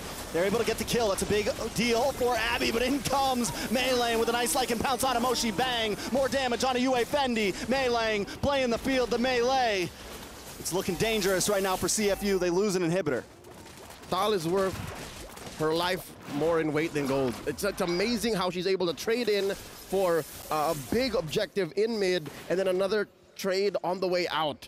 CFU Serendipity, again, this is going to hurt them even more because one of the strengths that their lineup is able to do is to go across the map and just pick fights, cut waves, and now they have to do that on a level wherein they're on the defense. Even if they can leave the base, which I think now is one of the few times they can, 10 minutes in, it's still going to be tough. Is there enough farm on UEFendi is my question. Tegami, sure, she can run around, she can cut lanes, I mean, she can go deeper than this. But where's the farm on UEFendi? Is Abby dealing enough damage? Yeah. Count your blessings, she hasn't died. That's, I mean, as a Nana, you probably shouldn't. She has everything packed into her to survive, but here they go. Speak of the devil, UEFendi trying to pull through. UA able to get a nice I'm offended on Thal once again, but look at the damage onto CFU. In comes the last Insanity, unloading onto Violet. Violet able to flicker back. Melee still holding the front line, taking fire to the face. Takes out Moshi Bang. Tegami, though, looking for the finish, decides to back off. That's bad. Double kill for Melee. She got punished. They didn't need to hold her down. The damage that she had to go through just thinking about walking through, Team Falcons Vega punished her. This is tough. 11-4, 11 minutes in. Mr. Wagner. CFU Serendipity, they had a great draft, but fundamentally speaking, Falcons Vega knew how to deal with it. Yeah, I mean, CFU seemed to not be able to play it to its maximum capabilities. Abby taking some more damage, and at this point, as you said, we look at the comp, we look at the way that Vega's moving around the map right now. It's always 2-2 and Melee kind of on her own, because Melee can handle herself against the Fanny. A Lycan pounce to dodge a cutthroat, or a Lycan pounce to dodge a couple blades and get the damage out, and the rest are covering each other's backs. The only real hero that Melee has to worry about is Ruby, right? Like that's the only thing that she has to think twice of. Abby, she can just dodge Molina's gift. Forget about it. Like, I can just run around. I can hop through these gifts. And now another fight, breaking out in mid. The pack comes down, so the damage is unloading. Yue goes down first. Next might be UEFendi. Able to get the outplay, though. Looking for the final shot. Finally gets the kill onto Melee. UEFendi pulling up in the Fendi. Doing some nice damage onto the Lord now, but it's still coming soon. Team Falcons Vega. Abby made bank. Can they do this? Can they defend? Where is she? Where are they? Tegami looking for the purple buff, sees that they're all hanging out there. Team Falcons Vega lose Melee and they immediately back off. All right, so that explains the big spike now. We're looking at 6K, 5K between these two teams. And we were wondering, is there enough farm on Abby? Besides the fact that she hasn't died, this is one of the times where you say, okay, maybe we can still do this. Good news is they still have one inhibitor. This could have gone so much worse. They could have lost everything, and they were forced to take whatever farm is left out of Team Falcons Vega freezing, which is what's happening now. But as it is, checking out, okay, a Trinity on Abby here. You have UEFendi, also a Trinity, just barely. I think maybe just one more item, and then a fight in like, you know, thicker part of the forest here, like a little corridor. That might be it, but you're still looking at 5K between. That's still tough. Yeah, it's definitely going to be very tough because now a lot of it. Oh, look at the damage though. Comes down once again. Tincha able to take out the Mage's damage heal. UEFendi down out of commission. Falcons Vega now looking for another inhibitor. Tegami can't even go in. You don't let him breathe. I think that's the play here for Team Falcons Vega. Problem solving, CFU Serendipity. There's like 5 or 6 things they need to do. It's a grocery list of things to hit on a checklist. One of them does not have an answer to Team Falcons Vega's one move. It's just force out fights. Here they are, taking out that last inhibitor, and waves are gonna crash in. This is well timed for Lord coming in a minute. You know, I gotta say, Thal's been so amazing on this Carmilla. Even though she's taken a few deaths, she always lands that ultimate at the perfect time to at least catch 2 members, and the rest of the team follows up so well. That and she can get out. If she dies, so be it. They're taking out at least one on the way out too. Not to mention, it's like Funi did not miss a beat. She's #1 in the damage charts right now. And the last time we saw her here in MWI, she also put up quite a show, honestly. When they were formerly known as GPX Basreng in MWI 2023, just change one. Just change Caramel to Mei Lane, which, by the way, we also missed. We were expecting Caramel to play, but Mei Lane is holding down jungle. She's doing more than that. Mei Lane's doing amazing. I mean, Funi's doing amazing. Even as someone that's kind of stepped back a little bit from the team a little bit, still showing that I still got it, man. I can still hang with the best of them. And she is stomping down. She's got her foot on the neck right now with these Sharks. Lord taking a lot of damage. CFU not going to be able to contest it. And that's a clean take. Two Lords to Team Falcon Vega's name. Third this time as they push back the rest of CFU Serendipity. Oh, what's Tal thinking? Is she looking to steal this? They're just denying everything. Oh, there it is. Just serve it up. Serve it up. Take it, Chincha. It's yours. Another one. Another one. Easy. Falcons Vega just in there now. They take it slow, right? I love the lane freeze right now, waiting for Lord to come. They don't need to rush anything. 7,000 gold, almost 7,000 gold lead. We're getting there. Something bad. CFU, how do they defend this? It's going to come off of Abby. Abby is going to have to use all of her kit, like that little Nana, Pink Venus, put everything. Catch like 2. Catch 2 in that ult, and then hit the best case scenario, you hit Violet or Mei lane with the gift. That's one way to start it. And now it all comes down. Although tries to come in, use the conceal play, a lot of damage unloads. Onto Moshi Bang. Moshi Bang forced to back off, but in comes Violet with a huge penalty zone. On to 3. Yui down. Tagami, though, trying to get the outplay, but they're already locked onto the base, and Teams Falcons Vega. Masterclass take game number 1. The advantage hit critical mass, and despite Falcons Vega rocking the lineup, none of us expected for them to deploy in day 1. They get the dub in quick fashion, too. And, I mean, like we said in the beginning, we felt like CFU had the clean draft, but Vega knew exactly how to work around it and executed it perfectly. What is a scalpel to a 6-inch thick metal vault? Not much. Not much. We were hopeful. It looked like a great pick. Like, we were hoping it would unlock something out of CFU Serendipity in the face of a powerhouse like Falcons Vega, but here we are.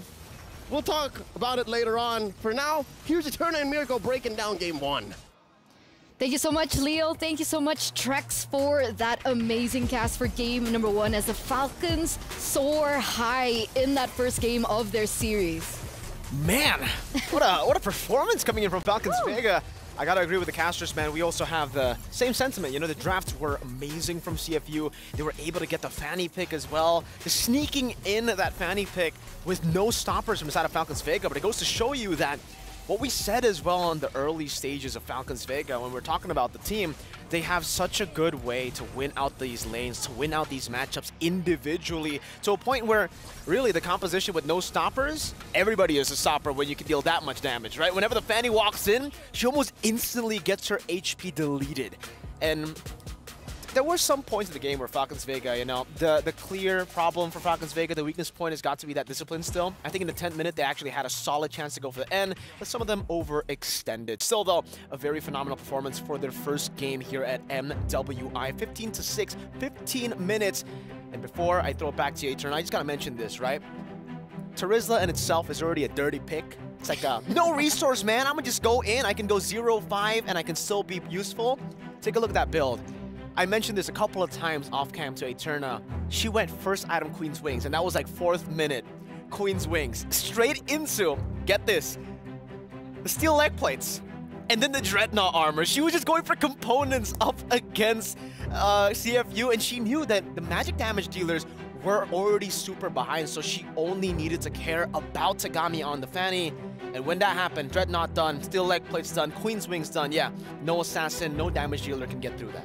It was dirty, right? Dirty. Because even when we were talking about the Terizla, I was like expecting, okay, we'll definitely see something like the CC or the Export to try and counter the Terizla in the lane, but that's absolutely not what we saw in game number 1. And, you know, I gotta have a little bit of an applause, you know, for the 2 newcomers into the lineup, the 2 players that we're not used to seeing from, you know, Team Falcons Vega, or previously known as GPX Basreng, as Leo put it earlier on. But they get the highlight here, right? Funi as well as Maylane, they performed amazing. You can even see that she had the highest GPM for Maylane, and for Funi, highest amount of damage.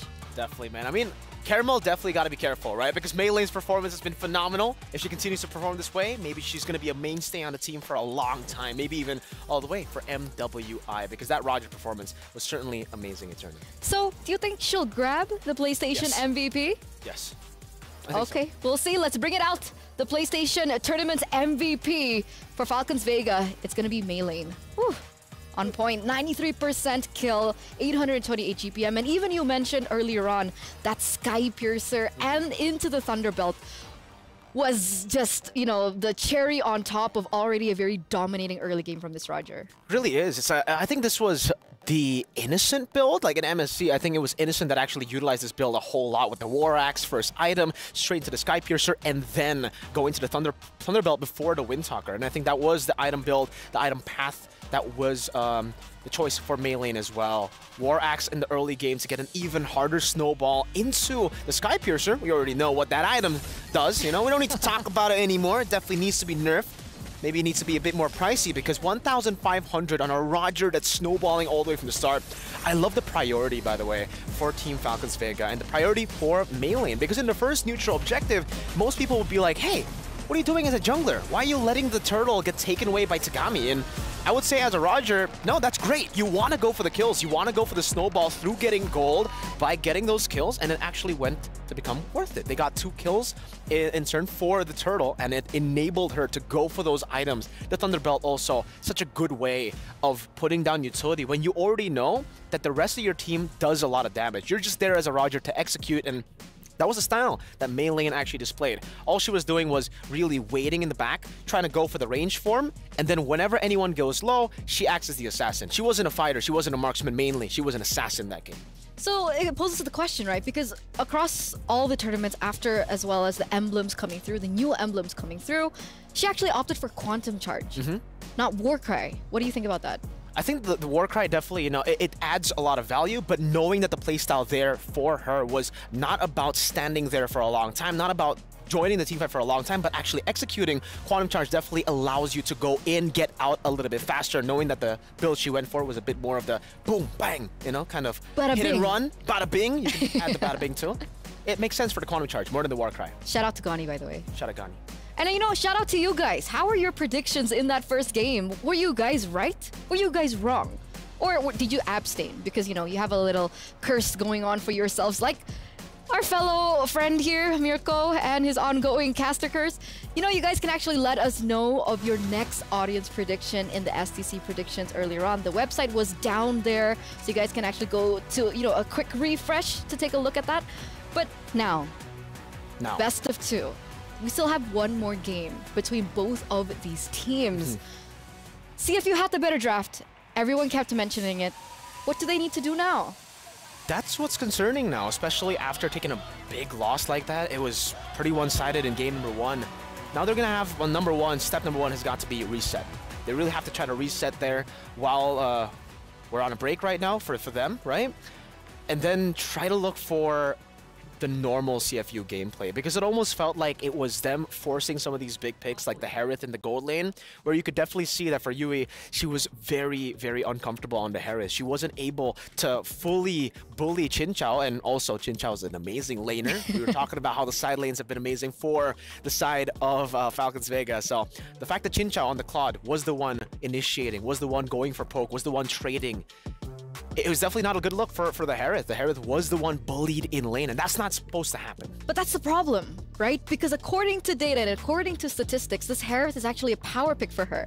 Yeah. So is it that she's not comfortable, or is Chinchao just an amazing laner, like you mentioned? That's the next point I was about to bring up. I think, you know, we've been talking about the pressure on stage. It's a very, very big problem, usually for a lot of the players, especially making their debut here on the international stage. And some of you might say, you know, they've been here in the international stage where offline is a bit different, right? It's way different. And the fact that you have a power pick, it doesn't always mean that you are going to be able to make it happen, make it work. Because especially for the Harith, it's a very high mechanical hero. Yep. You cannot get nervous, you cannot get those jitters, or you can't let those jitters get a hold of you. And it's time for her now to either double down on the Harith pick, knowing that it is her comfort pick, knowing that now, you know what? I'm just gonna have to let it go. I'm just gonna have to play with no pressure, or go for a completely different pick, a safer pick like weak side, and play for Tagami. That's actually one of the things that I really wanted to mention. You know, despite them having to suffer that first loss in game number 1, a big props to Tagami. Exactly. You know, her reputation really preceded herself, right? I mean, a lot of people were saying that she was one of the best assassins in the current meta and so on and so forth. And we actually saw that, right? The Fanny, she was trying her best. At some point, she did go for a turtle steal under the nose of course, Falcons Vega. So definitely a big props to her, and hopefully she can stay consistent or even grow in this tournament, in the second game especially. Yeah, I think doubling down on Tagami will be a great choice to go for, by the way, for the side of CFU, because, hey, She already performed so well in game number 1, and that was the game that they were actually losing all the way from the start. I think the way to enable her has got to be pick up the Terizla, or at least try to take that Terizla away, because having the Terizla in the XP lane, where even if you get a lane counter like the Xborg, like you mentioned earlier, Terizla's a non-lane. So if you pick it up, you have a lot more priority to play and enable your assassin jungler. We've been through this a whole lot as well in MSC. This is why Terizla has been so popular and so amazing. So yeah, either you ban it out or you pick it up. I think now that they are going to be on blue side, they have a chance to actually pick it up for themselves, and they can actually force out a lot of the other bans, like the Lo Yi, like the Chip, towards Falcons Vega. That was something that Falcons Vega was able to absolutely capitalize on in the drafts. They banned out Respect heroes all the way, the Edith, the Ling, and then they left all those picks open. I do believe it was it the Hayabusa last ban for Falcons Vega? Yeah. So full respect. Full respect. But you know what? I'm not worried about CFU. Why? Because they have the support. Ooh! Of what? Of the pandas on their jersey. That's have you true. seen them? That's true. Man, guys. We see a few pandas. Once they get on camera, we need to appreciate those pandas, man. I want to appreciate those pandas too. They're so cute. Yeah, during the game, panda sometimes, sport. you know, the face cams goes to the panda shots and we're just like, oh my god! Was it not highlighting the players? Like the hand cam? Was it the panda? See, it is a hand cam, but I look at the panda. Yeah. Would you perform better if you had a panda, Eterna? I'd love a koala. Cool. I was born in Australia. All right, mate. What about you? I would take a Lafelle? I would take a Lafelle and a nice suit. Okay. That's a good one. Anyway. I keep getting distracted. I'm sorry. Yeah, you know, it's okay though, but that was good, because honestly, for Falcons Vega and for the side of CFU, that's what they need. They need additional ways to actually take the game, and even for Falcons Vega, because even though that was dominant all the way from the start, we did see weakness points. We did see that in a couple of ways, CFU were almost able to come back when they were actually kiting back. So they could go for that. They could go for the exact same way, where they actually try to play for the kite back, wait for these initiations, wait for the overextensions that Falcons Vega technically have a tendency to do, and then punish them. Sorry, I'm waiting for the pandas. Me too. To be fair, I am too. It should be the next shot, right? We saw Falcons Vega earlier on camera, and we should be getting pandas after this. But while there we go. Oh no, it's covered. Oh no. No, show us the pandas. They know that you don't get the panda. They need to win first, then you get the panda. And it would be actually really great for them, right? Because panda! There you go, panda! Hi, panda. Oh, so cute. You know, at this point, I think there are 5 of them. There are maybe even more for the coaches. You're right. You're right. And, you know, the coaches need it, right? They need to get their head in the game. I mean, technically, they did win that draft in the first game, so... see? Are you saying the pandas are... See, the cameraman gets me. Yeah. They're happy with the pandas. They're happy with the pandas, too. But, you know, you said the pandas, they definitely need that, and they did win the draft. Are you telling me that I said the coaches. Yeah. Do you mean that the pandas actually help the coaches draft? It's support, they whisper? Right? If anything, it's support. Why are we talking about pandas? Hey, Turner, you started this, man. I'm sorry. Let's get back into the game, right? Because in this group, for CFU and Falcons Vega, the third team in their group is Cloud9. So, yeah, if Falcons Vega can win 2-0 here, they're definitely... It's almost a shoo-in for them to make it to the playoffs. But for CFU Serendipity, if they go 1-1, how do you think this is going to go? Like we said, you know, the group of death, it's definitely going to be very interesting if it is going to be 1-1, because then technically it leaves every team in the same spot. They're all 0-0. They have no points on for the leaderboards, and they're going to have to get a 2-0 win against one of them. And hey, there's a possibility that we get a tiebreaker too, so I'm not counting that out, not just yet. Not just yet, as ladies and gentlemen, let's prepare you and let's welcome you into the drafting phase for the final game in this best of 2 series between Falcons Vega and CFU Serendipity. But it looks like there aren't any swaps. Falcons Vega still have that first pick with the Edith.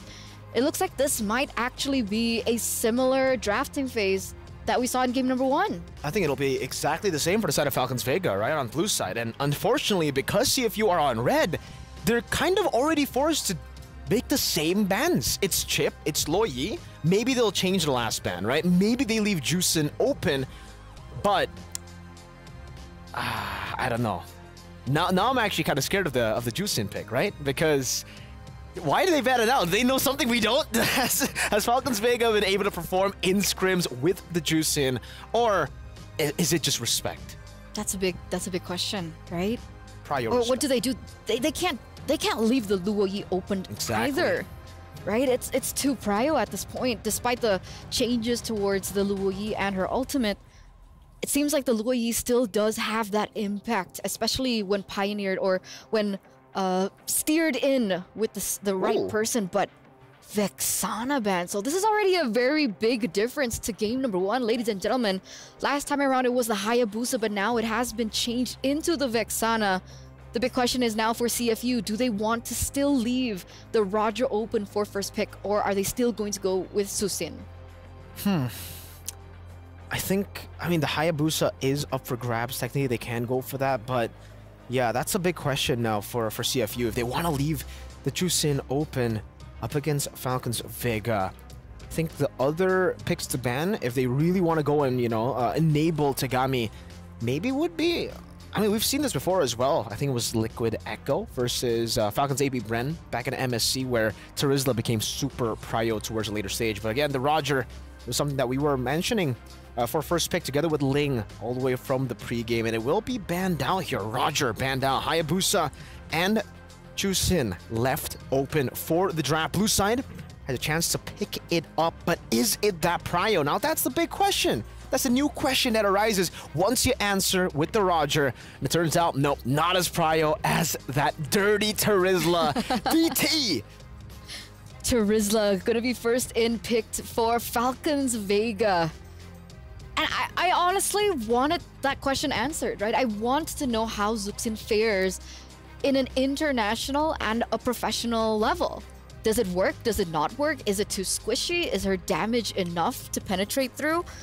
But let's see, maybe it still does have the possibility to be popped up later on in this phase.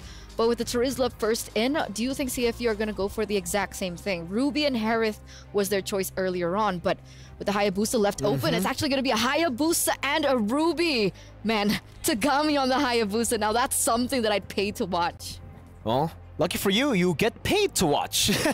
Because, the Hayabusa gets picked up here. It's a massive pick for Tagami. We saw just how lethal she was even on the Fanny. But now, the fact that they picked it up so early, right, it leaves it a bit more vulnerable compared to the Fanny pick that we saw last picked by CFU. Now Falcons Vega, they'll be aware of this Hayabusa pick, and they will go for a bit more of those stoppers. Also going for the Harith now that the Roger has been banned out. They want to go for that lane prio, and this is also where Chin Chao finds her comfort. The fact that she was already winning lane on a Claude against the Harith. Now, I guess we get to see what she can do on the Harith, a snowball pick, a pick that is known to bully other laners, and a Valentina too, to go for that flexibility IMU. The creativity of the players that play Valentina, usually they're a bit crazy, especially here with an I'm Offended, and technically, I don't know if you want to take the Shadow Kill.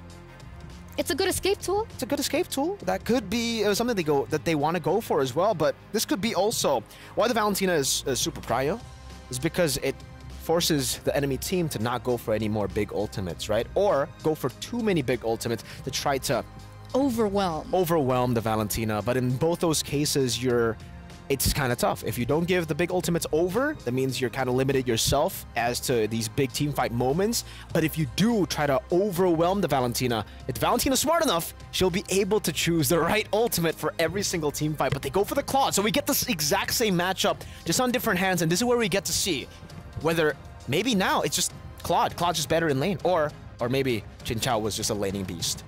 Oh, how the turntables, as Arashi likes to put it. Right? Michael Scott. But you're right? Finally, we get to see this similar gold lane matchup, but on reverse, and we finally get to see the prowess of both these gold laners in their lane. Because like you mentioned, right, with a Harith and a Claude in one lane in the gold lane, it should be a shoe-in for the Harith. And not to mention now, Falcons Vega are holding really good side lanes, right? With the Terizla in the EXP lane, it's going to be a wonder how CFU are going to hold on to the prio, especially in the early stage of the game, right? If they don't have the prio in the gold lane, they don't have the prio in the XP lane, is there bank on the mid lane?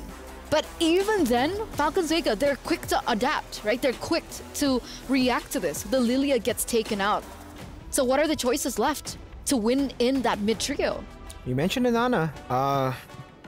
It didn't really work out for them in game number 1, mainly because, well, their clear was okay too, but it's just really tough in game number 1 to go up against a Vexana plus a Carmilla when it comes to clear. Now they ban out the Minotaur, and the Tigreal is still up for grabs. That's a big pick, by the way, for Falcons Vega. They ban out the Yuzong. They might go for the Tigreal. If it's not picked up by CFU here, the Hayabusa is going to be in a lot of trouble.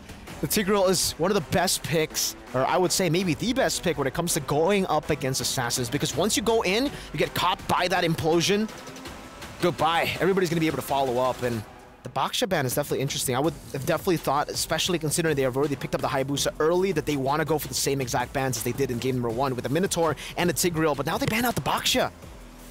At Falcons Vega, it really seems like they're already setting up for an Assassin pick, so the Baksha ban, again, is definitely something I'm going to be questioning, just like in game number 1. And they go for the Juicin debut! Zuxin finally makes her appearance, ladies and gentlemen, in the Land of Dawn on the competitive scene. And what better way for Zuxin to come out than in the hands of CFU Serendipity. But Tigreal doesn't even show up here. It's going to be the Nolan and the Kufra. That was one of my main questions, right? You mentioned the Tigreal being one of the best stoppers, but if we're talking about best stoppers against Assassins, I mean, back in the day, it was either Ruby or Kufra. And now Kufra's back. And technically for the Kufra, you get double the value here. You're up against the Hayabusa, you can cancel some of those dashes with the Quad Shadow, and you can also stop Ruby from dashing back and forth with her kit. Now it also kind of forces CFU to go for... What do they want to go for? It's great, by the way, for Falcons Vega, this Kufra pick. The Nolan pick, we expected, you know, an Assassin. That was already a great setup for them. They go for the Aurlet. Vengeance, yes, can go through the Bouncing Ball. Anti-CC. This time, though, I'm going to have to say Falcons Vega, it seems like they have got a great draft to take it all the way 2-0. Good prio in every single lane. It's definitely a tough battle now for CFU, for our Cambodian representatives, ladies and gentlemen. If they want to have a fighting chance, if they want to put Cloud9, and if they want to eliminate Cloud9 right now, as well as Falcons Vega, they need to be able to at least take this to 1-1. But Mirko, are you ready for the deciding match? Absolutely. I'm ready for the deciding game, and I'm pretty sure the audience here in the Amazon Arena are also ready. So let's take a look into the casters. Leo, Trex, you there? We're here and we're ready to go. The Kamai bring out the Jushin, and in her debut game, can she make it happen? Can she get the upset victory for CFU Serendipity over Team Falcons Vega? Essentially, debut game in any international event, right? I don't think we've seen her anywhere else, really. And CFU is not disappointed with a variety of picks. We saw that they lacked a little bit of fundamentals in the last game. Is this maybe comfort for them? All right, to their defense, it's less about them lacking and more of just Team Falcons Vega having the solution. Team Falcons Vega coming from a very developed region such as Indonesia, going up against CFU Serendipity, who, by the way, have some veterans. It's just tough to cut it close, you know what I mean? Looking at the laning this time around, Yui, and we have here Abby roaming around. I'm still excited to see what this Jushin brings to the table. Going up against the mid lane matchup here. Check it out now. Thal and Funi. Oh, wow, look at this. You can't beat the reliable damage of Valentina. You definitely can't. Whoa. But a nice grab onto Thal, brings Thal back. But we're already seeing the possibilities with the Jushin. Going to be interesting how this works out in a lot of these team fights. It's something we haven't gotten to see yet. Moshi Bang maybe looking for something here. All right. Oh, no, Yui! Forced the flicker. She's put down 1/10 of her health. She's going to be sent home. That's a TKO. Tagami thinking about an invade here. I like how Melee just picked the Nolan dead cold right there in that last slot. Up top, Yui Fendi. 2v1. Major. I mean, both teams kind of playing the back and forth right now. But CFU, I think, know what's at stake here, and they're not forcing anything at all. They're definitely taking a little bit slower. We're going to wait for this first turtle. And we might not see a lot until second turtle, but Falcons Vega doesn't want to let that happen. Look at the damage already. Drag back, though, under the tower. Funi tries to come in, get some nice damage on Moshi Bang. Violet brings out the penalty zone, takes a little bit of damage back to herself, and nobody goes down. All right. I like how CFU Serendipity are playing super disciplined, and they're really holding their ground. The Katagami could have pressed. Oh, no, there's a jump by foul! Nice knock up, but Yui able to respond back quickly. Yui needs this level 4 before this turtle and finally gets it. Both teams a little bit low on health. Got to go back to these buffs. All right, I'm going to say it now. 2.5 minutes in. There's going to be a point in time where Team Falcons Vega aren't going to rely too heavily on their ults. Like, they can start picking fights. They can just start playing footsies and checking range until CFU Serendipity is forced to push the button, whether that be on a final slash, on a quad shadow kill. And now here we go. Tagami looking for the angle in. Gets in and takes the turtle. A nice take for Tagami. And now they're looking for the turnaround, look for the possible grab onto somebody. Funi runs, Thal runs. They know they don't want to force this fight. They lost what they came for. As long as Tagami's around and she has the retribution, nothing is truly safe. Until you know that she's under some CC, until you know that she's out and away, you can never count out a potential for a steal down bottom, 1v1. Moshi Bang might not be able to get away from this. Hits the final slash, trying to vengeance through. Trying to get away, but falls right into it. First blood over to Violet. And up top, there's a jump by Thal. Gets the Tyrant's Revenge. Nice lock on. The damage locks in. Funi able to take out Abby to Blazing Duet to try to seal the deal, to try to turn things around. Tagami able to find Maylane. It's a 1-for-1 trade. Team Falcons Vega not giving up just yet. Yue takes a little bit of damage, and Chinsha might go to top. This is bad. Thal. Tagami has a shield, though. Should be okay. Yep. Check in with the quad shadow. Let's check out the STC replay. Moshi Bang, I think she was buying time. They knew that this bigger fight was going to break out up top. And yeah, Abby goes down, but there is a trade found eventually by Tagami. Jungler for a mid laner. I'd say to some extent that was worth it, especially if they could convert. Now in mid, Funi put down to half health. All right, they'll let that go. I'm still wondering how this Jushin is going to completely play out. Abby's taking a death now. I think it's huge that they got the kill onto Maylane, though. We saw how well Maylane did last time, especially a farmed Maylane, a good fed Maylane. And right now, putting this death on a Maylane, I think is definitely a win for CFU this early on. Yeah, slow her down. She does so much when she's ahead. So if CFU Serendipity can find a way to get into a, I don't know, place where they can put some offense on the board, they can definitely maybe even see a 1-1. Now Violet hit with a final slash. Nice final slash. Penalty zone in response. In comes Thal. Trying to get the Talent's Revenge. Unable to walk on to anybody. Yue with a beautiful I'm offended onto 3 members. And in comes Tagami. Able to get the kill onto Violet. Looking for another one. Thal in a bad spot. Going to get pulled back from this Zushin, but doesn't need to because Yue gets the kill first. But Maylane up against Yui Fendi. Yui Fendi trying to get away and able to. All right, very rarely does a Claude walk away from a Nolan, right, with lethal intent. So she played that mid 1v1 very well. They are going to trade for a turret up top. That's a turtle scored by CFU Serendipity. 2 so far in this 5-minute game. You got to point it out for Team Falcons Vega, though. Still holding a gold lead. After being a little behind on kills, after being down 2 turtles, still just overall controlling the map. With Thal gets a knock up on a Moshi Bang. Tagami playing the quad shadow, looking for the target. Funi is forced to flicker there. Backs off, uses the IMU just to get away. CFU unable to get a kill there, but we see the aggression from both teams. All right, Funi stealing away the ult from Abby's Jushin actually made a difference there. There was a lot of passive ticks that helped not just underneath the turret, but from CFU Serendipity pushing forward. Say what you will about this 500, 600 gold lead that the Kamai are behind on, but they're still very aggressive. Thal now finds one. Oh, continues to be aggressive, just hanging out in these bushes, looking for him nonstop. Able to connect, and if one of those connects onto more than just one person, it's going to be trouble for CFU. And it's likely, it's easy for Team Falcons Vega to set up, because again, a lot of what Thal wants to do are not her ults. Like, her ult is barely what counts. The jump and the ball is what really gives CFU Serendipity here a massive headache. Approaching the final turtle of the game here, about 45 seconds in. Chinshaw scores her Feather of Heaven there. And best believe, we haven't even seen this Harith be part of fights yet. So there is going to be a power spike coming in from Vega. And Funi just took that I'm offended, so watch for the big I'm offended play from Funi here. Funi's been a star from game 1 to now, showing up for Team Vega. CFU, though, we see the possibilities they've had here. We see Tagami actually able to pop off on this hero. Thal misses the jump. CFU will be able to get away from this, and a beautiful I'm offended onto Thal. Thal brought down to about 20% health. Here comes a concealed prey from Tagami and Yue. But Team Falcons know it's coming. They back off down to the turtle pit. A lot of resources spent in there by both roamers. Moshi Bang being an XP laner allows for her to kind of play with the range. Now Thal jumps in. Another big damage onto Yue. Chincha able to get the kill, but more damage responding onto Thal. Chincha with his Mon's Force able to bounce it back and forth, causing destruction. Match team moves forth.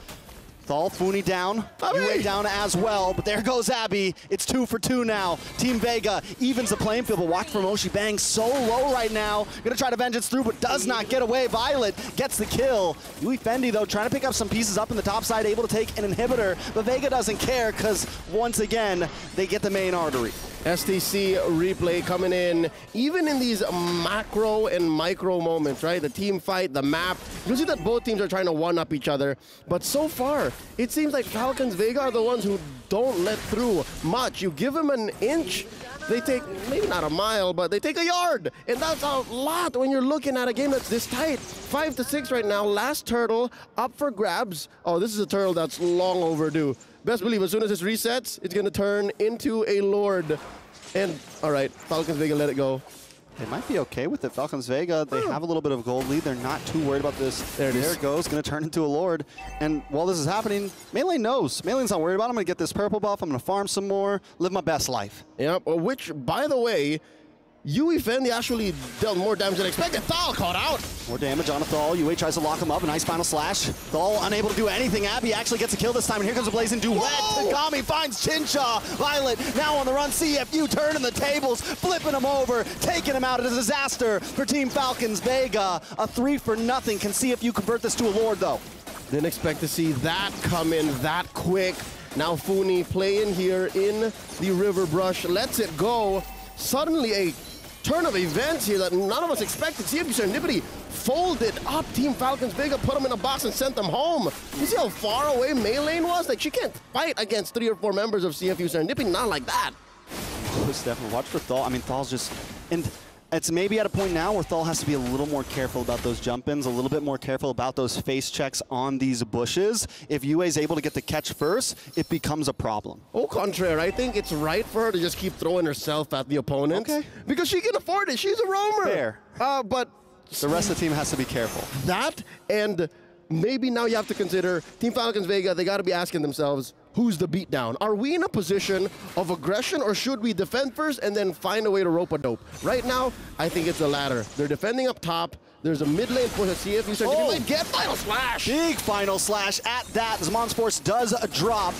Nice damage from Yui Fendi. Tagami tries to come in, gets bashed against the wall. Can they capitalize? Tagami with the quad shadow gets the unstoppable kill.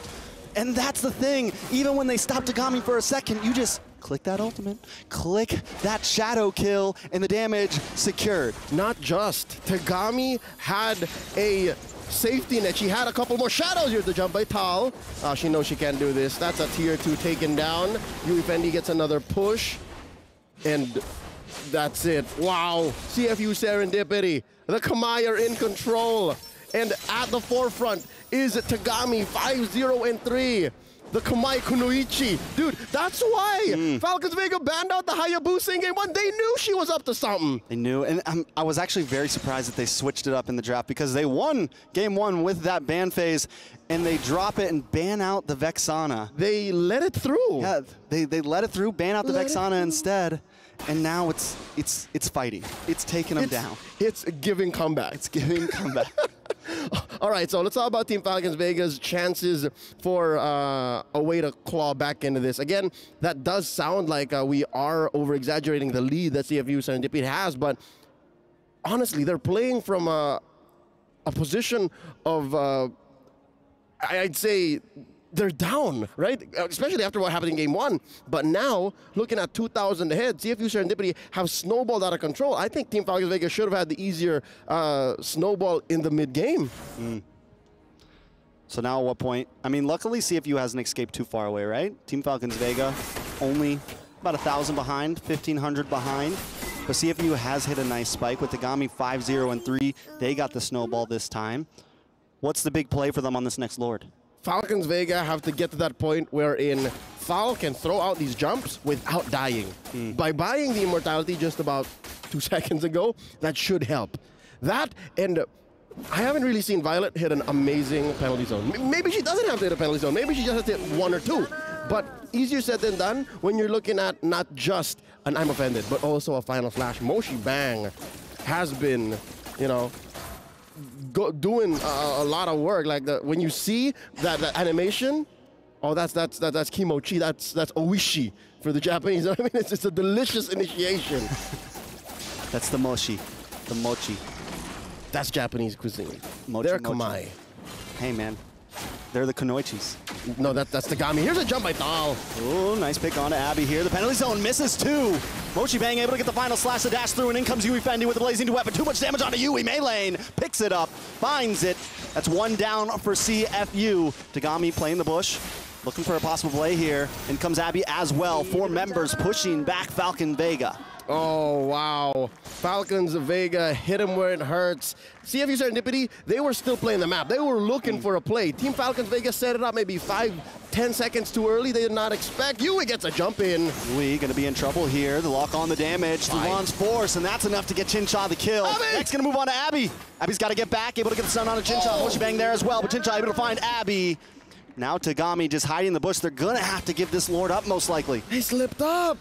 This is the equivalent of a banana peel. Honestly, they could have done better to check those bushes, stuck together, knew that there were more members of Falcons Vega on the map, but now they had to concede a massive objective. This is a scaled up Lord. And it all started with that pickoff on Yui Fendi, and then another one on Yui, another one eventually on Abby.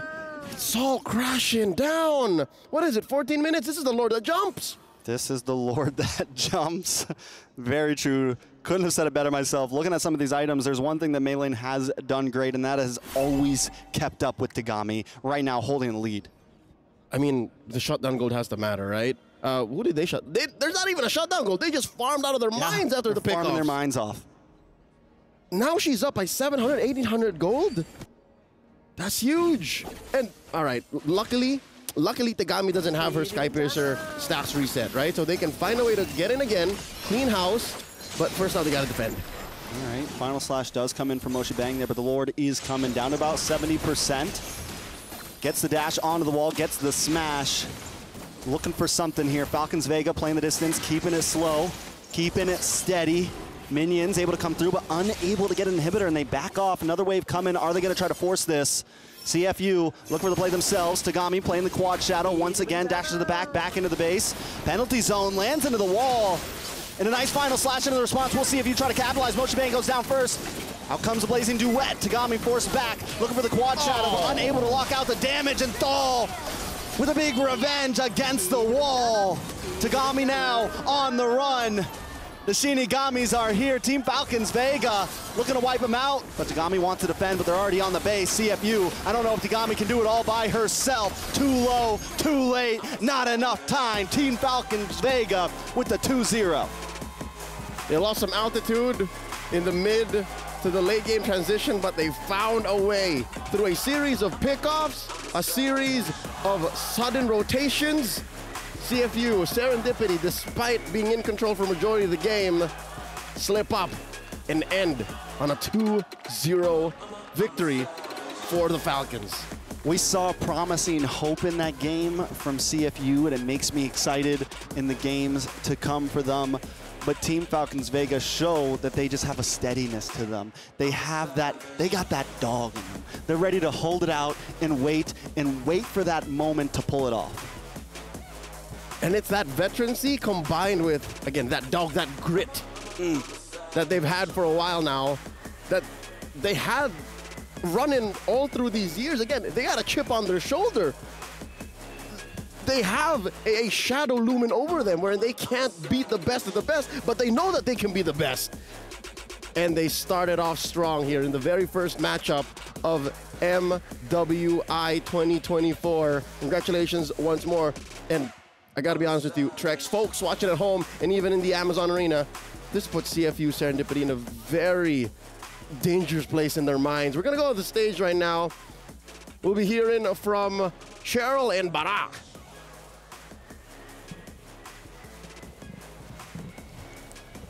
What an amazing, amazing, amazing match there for Falcons Vega as they soar high against the Kamai 2-0, Mirko. Phenomenal performance. It almost looked like CFU were definitely going to take that game, right? I mean, knowing that they were able to take the snowball from the early game as well, some of these fights were really just 50-50. Super, super close, but this was the big fight that really gave CFU a massive advantage. It was the 5th minute of the game. This was when they got the hold of the game. After this, straight into the turtle, straight into these objectives, and then really punishing on these initiations from Falcons Vega. Because I think all the way from the draft as well, we were talking about how the Tigreal would be the best choice here for Falcons Vega, and I think I will still stand by that, knowing how Tao played the Kufra here. It definitely felt like it's more of a Tigreal playstyle, but hey, in the end, they were still able to make it work through the reactive plays again. But whenever Thal was the one initiating, it never looked that good.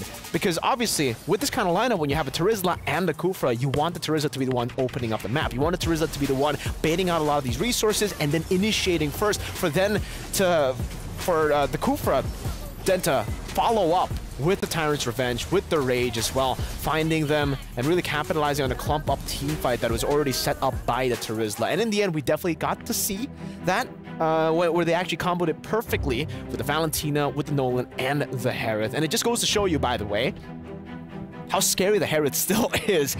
We were talking already many times with other analysts, with other casters, that the Harith has really fallen off at MSC. Yeah, never mind. MWI, completely different story. Harith just going through everyone. Back on track, especially that the Roger was banned out earlier on, right?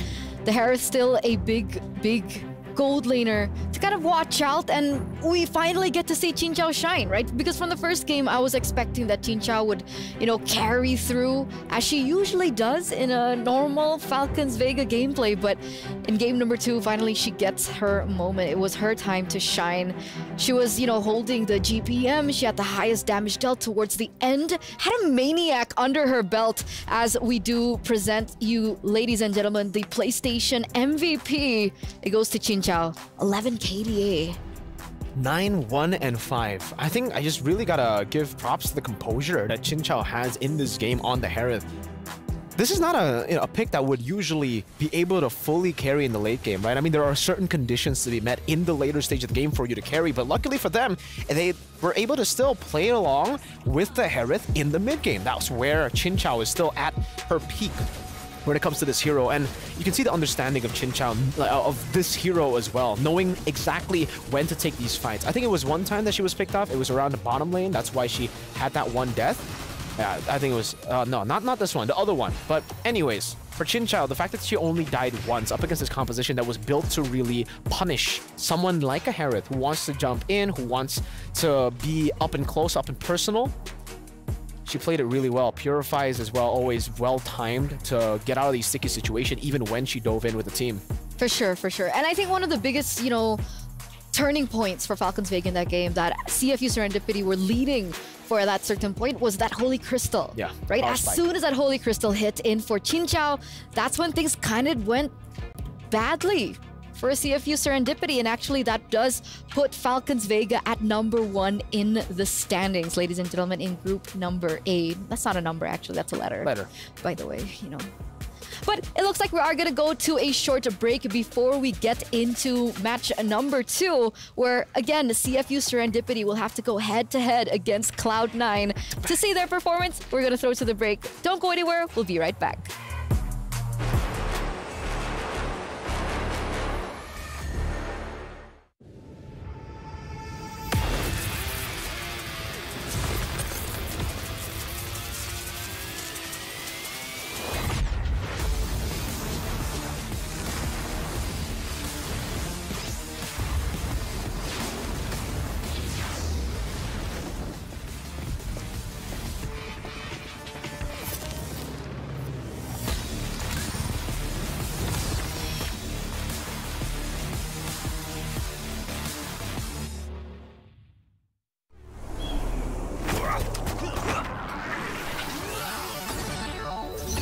Ready, set, go.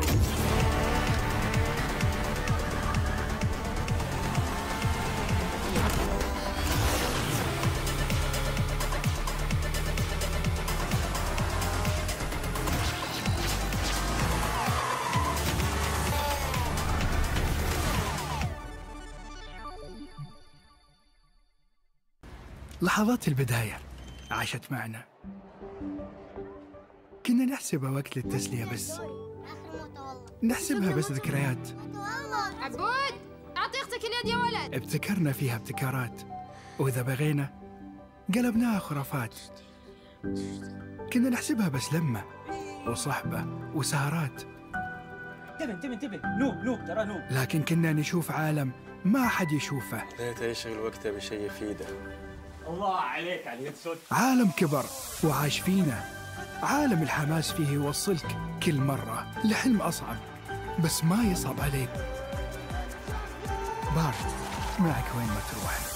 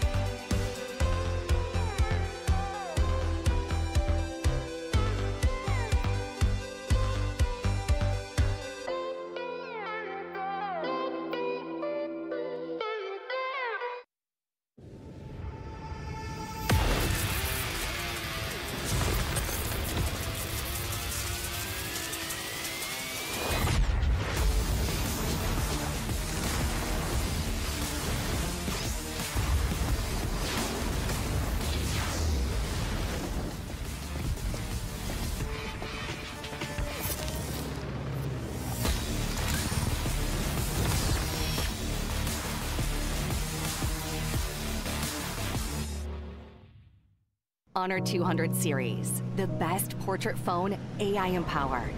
Studio level, AI portrait camera, 3 hardcore portrait modes. Color, vibrant and classic to capture portraits that truly stand out. AI empowered magic portal. Snapdragon 8S Gen 3 AI chipset. 5,200 milliampere per hours silicon carbon battery, 100 watt, Honor Supercharge. This is Honor 200 series. You ever wondered how a Hollywood movie is shot? On a Sony. You review it on a Sony. And how do you make that sound epic? You record it on a Sony. Lunch break on a Sony. So why wouldn't you watch it on a Bravia by Sony? Have you got what it takes to get to the top?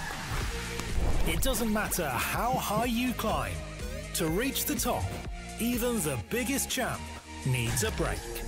So you can recharge, dive back in, and dominate.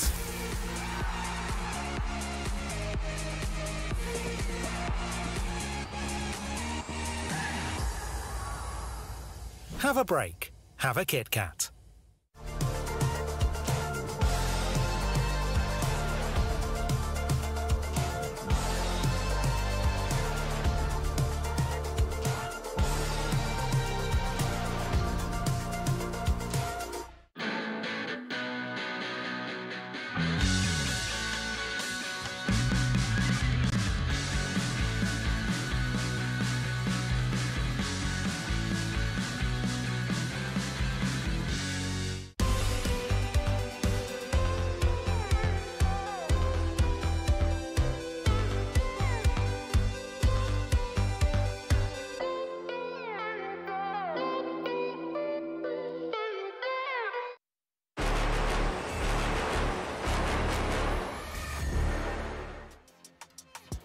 Welcome back, ladies and gentlemen, to the studio here for MWI X EWC.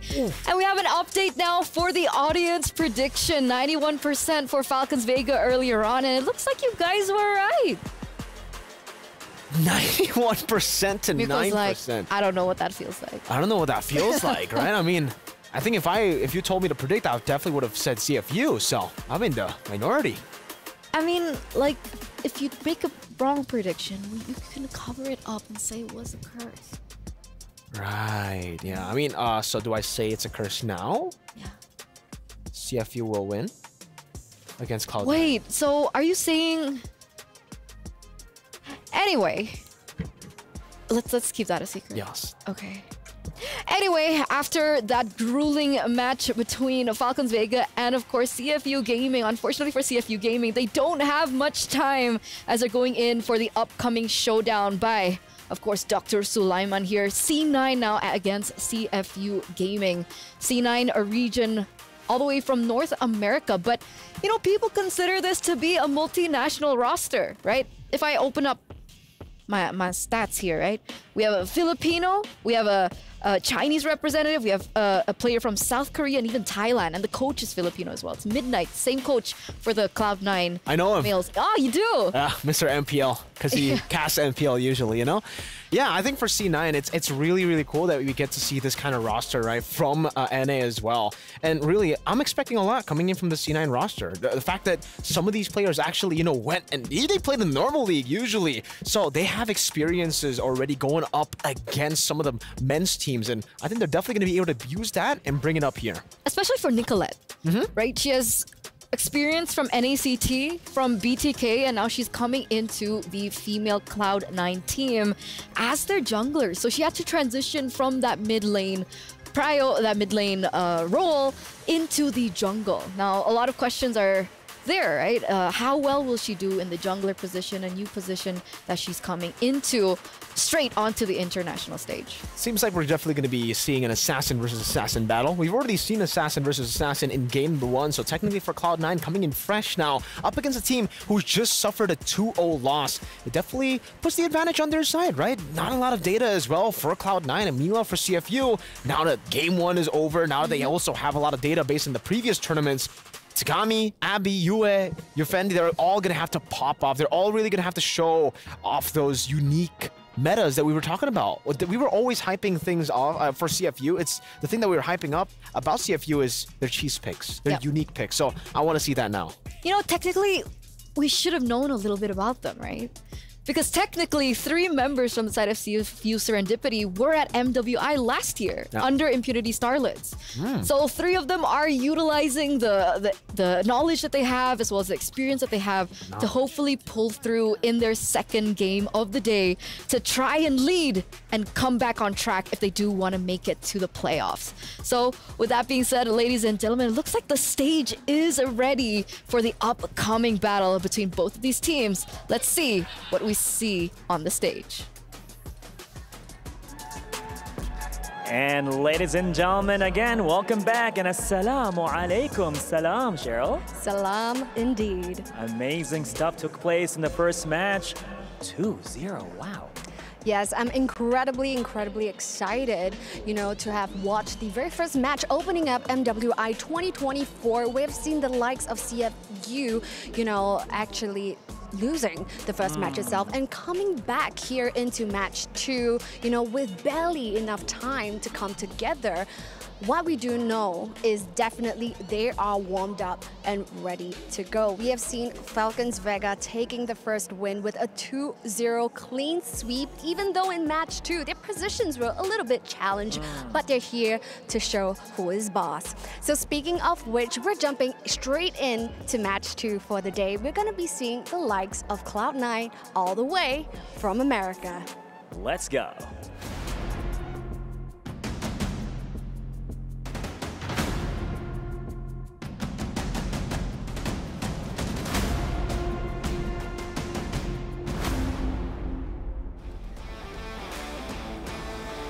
Incredible stuff, and those are the beautiful faces coming from Cloud9. I know all of you guys in the comment section would be absolutely buzzing for all of these girls because that's all we see in the comment section. So who are you rooting for? Let us know in the comments section, guys. So without further ado, Bar, take the lead for our next team. Let's go. And now, ladies and gentlemen, going against the team. Let's hear it all the way from Cambodia. Let's hear it for CFU Serendipity.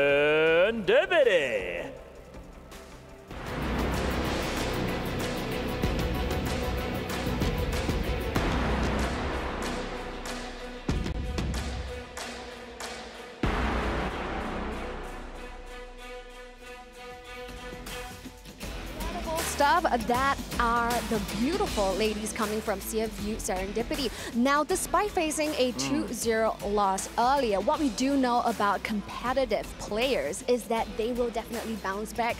Earlier on in match 1, it's nothing but a warm-up. So they're here, ready to go and take on Cloud9. You got that right. Of course, to get more into the details of the matter, we are ready to hand it over to the studio. Ready? Take it away. Yalla! Yalla indeed. Thank you so much, Cheryl. Thank you so much, Bara, for introducing the debut now for Cloud9. Our representatives all the way from North America. Man, how do you think that they will be faring against CFU Serendipity? I think it all comes down to if they feel the jitters, but also side selection. That's a massive, massive choice to go for. Massive decision to make, and CFU this time, after taking 2 consecutive losses on the red side, they will finally go and take the blue side, and this will force the chip ban coming from Cloud9. My question is right now for Midnight, at least for, you know, the men's team, same coach, they don't like to ban the low E. For some reason, they want to leave the low E open, they want to leave some of these big picks open and then try to counter it. My question is, will we see a kind of draft? They're already kind of going for that. Now Ling, banned out, really respecting Tagami as an assassin threat in the jungle. Do you think the Loyi is going to be left open? That's the big question. Right? I mean, they're forced to, right? But then that also poses a larger threat at hand. The Roger that we've seen just really dominate, especially in that first match of the day, in that game 1, in the hands none other than Maylene. So what's the choice here? Luoyi, Roger, and Harith. Harith technically has been banned out now. But what do you think here? I wonder if the Moskov is actually still in priority, right? Because technically in game number 1, or match number 1 rather, both games we did not see the Moskov at all. We got to see the same picks, Claude, Harith in the gold lane, the Roger in the jungle, then banned in game number 2. Hayabusa is going to be banned. Now that's interesting already. You can already see the respect given over by CFU towards C9. Knowing that Nicolette, you know, we got this from Mr. Wagner. Mr. Wagner? He said, be careful. Nicolette is probably going to play the assassins. And I love that, right? Because statistically, people were expecting that Nicolette would bring out, you know, utility jungle, right? Barats, Fredrin. Please no. I know you don't Not like again. it. I know you don't like it. And I know it doesn't work as well in this current meta, but let's see. Let's see if Nicolette is ready to pick up an assassin in the jungle. We do still have the Nolan. We do still have the Amon technically. But with the Zuxin being banned out here, the Roger and the Luoyi have been left open, ready to be picked up by both of these teams. The priority should definitely be on Roger, right? Right? I don't know. At this point, usually Luoyi... Oh, no, it's not Roger. It's not Luoyi. Does seem like for CFU, they're going to go for the Terizla first pick. Really, really adopting that style that was utilized earlier by Falcons Vega. We were talking about how Terizla just finds so much value, especially if your jungler wants to go for assassins. And now I'm glad that we see that adaptation being made by CFU, but it gives over the chance for Cloud9 to go for Roger and Luoyi. And it should be the picks here coming in from Cloud9. It should be Roger, it should be Luoyi. They get a good flex pick, they get an amazing mid laner too. And finally, maybe we get to see that midnight brain power that we've been waiting for since MSC. We'll see.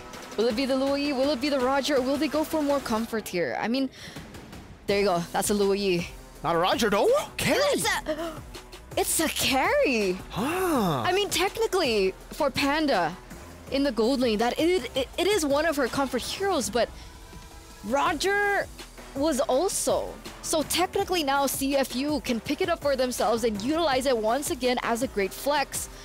What was the idea behind this carry, Mirko? Is it to shred down the front laners that now CFU are holding? They have the Edith and the Angela. Yeah, I think at first glance you might not like the carry pick, but then if you do your research, right, if you look at CFU, especially considering in game number 1, Edith was banned out, the Terizla was taken away from them.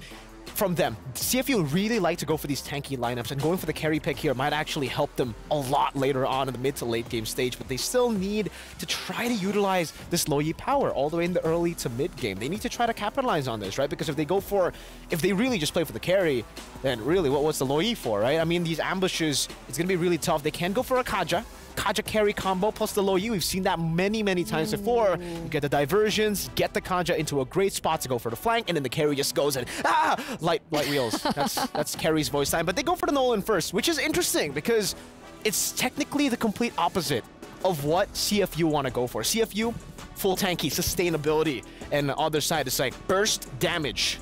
But if they want to go for that pickup strategy, I mean, technically the Nolan still falls in line, and obviously they want to try and utilize their advantage in the timing to prevent CFU from banning it out, because I guess the other assassins that are up on the table would be the Nolan or the Fanny, right? So they pick up the Nolan first in order for it to be secured before it gets banned out by CFU, and if they still want to go for the Kaja, they technically do still have the chance to.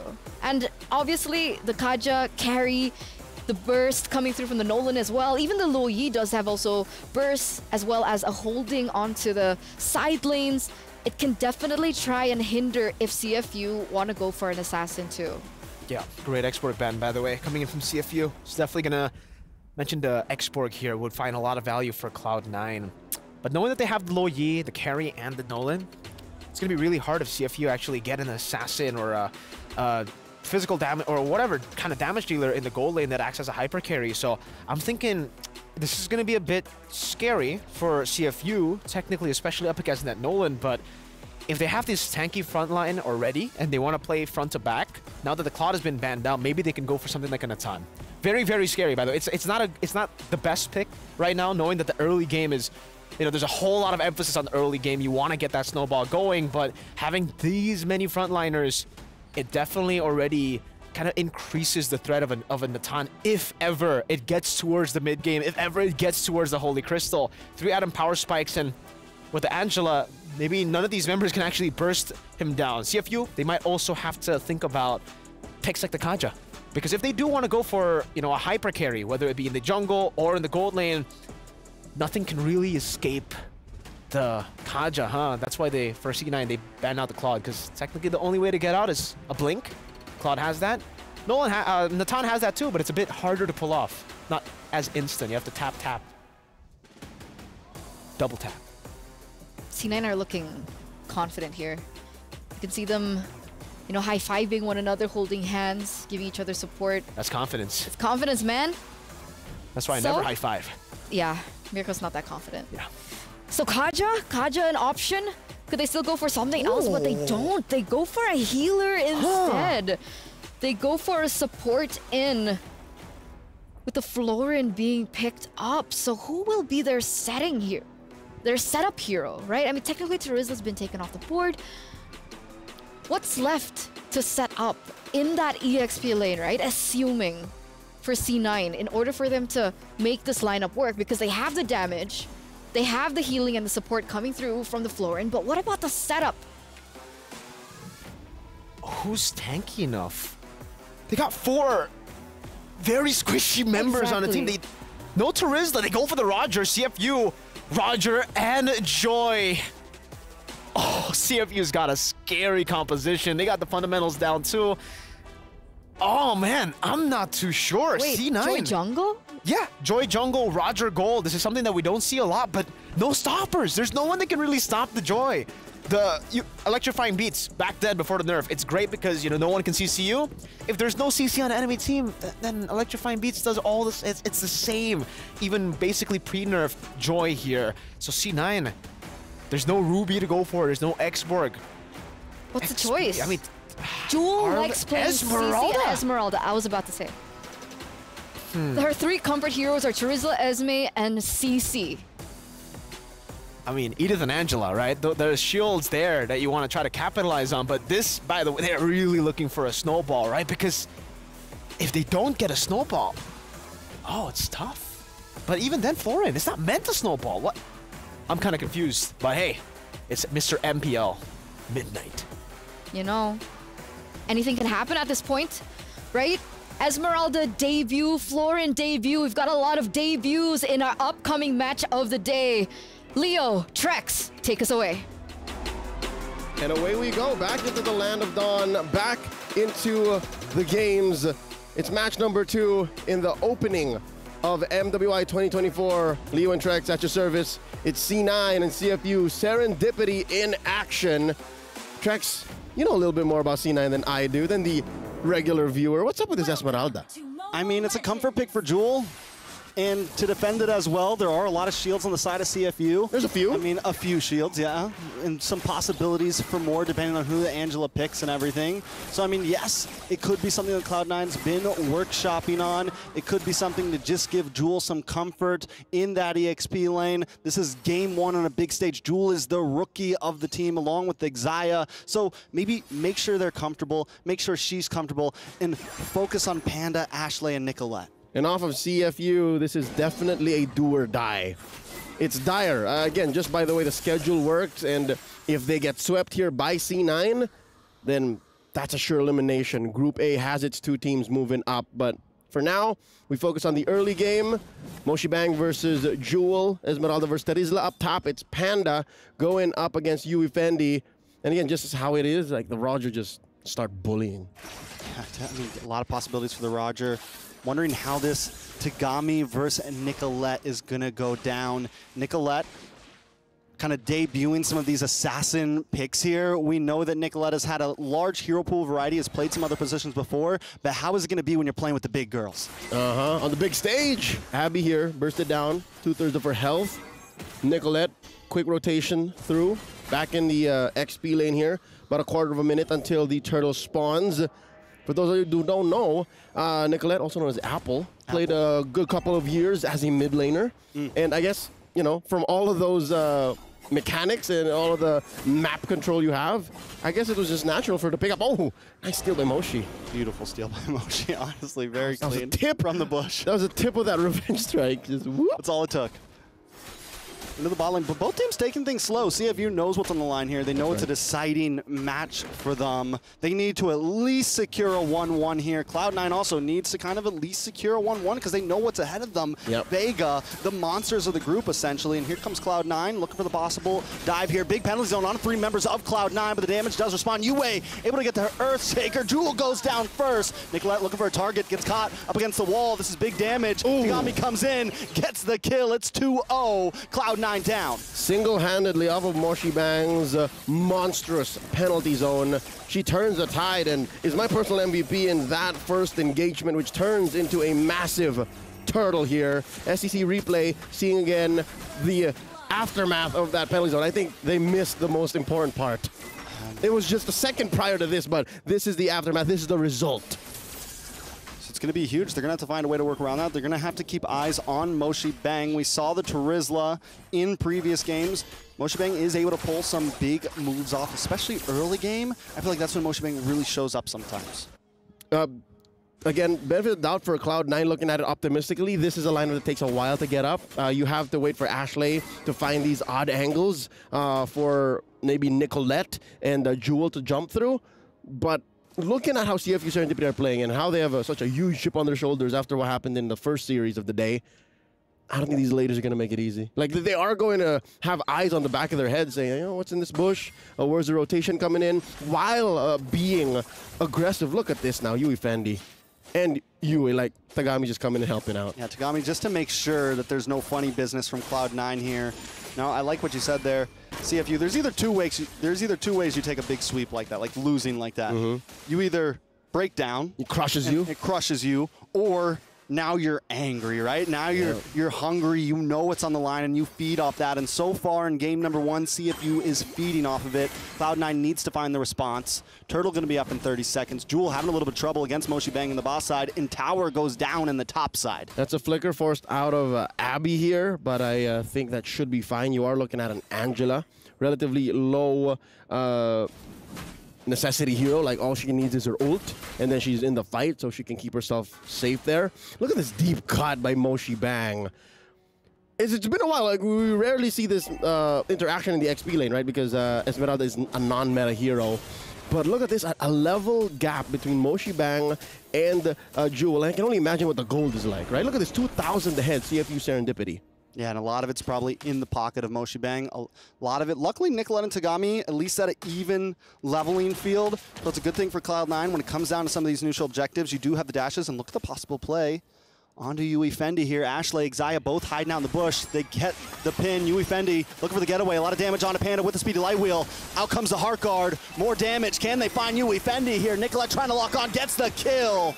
Yui Fendi goes down. It's a 1 kill, though, onto the gold lane for the Turtle. Was the trade worth it? I'd say it wasn't, but Cloud9 are just doing what they can, right? The fact that it being Yui Fendi makes it close to 50-50, makes it almost worth it, almost a wash.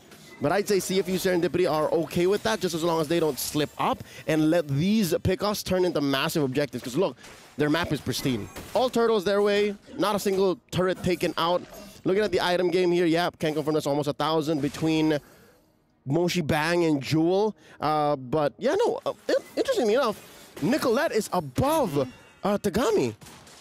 Yeah, which, I mean, it's going to be huge. It's going to be important, even with the death. Holding only 100 gold lead, but still could turn it into more. Cloud9 need to now, I mean, this is their time, or they're going to hit a spike at some point. Probably around, like, 3rd Turtle. They'll have a moment where maybe they can really do something. First Lord.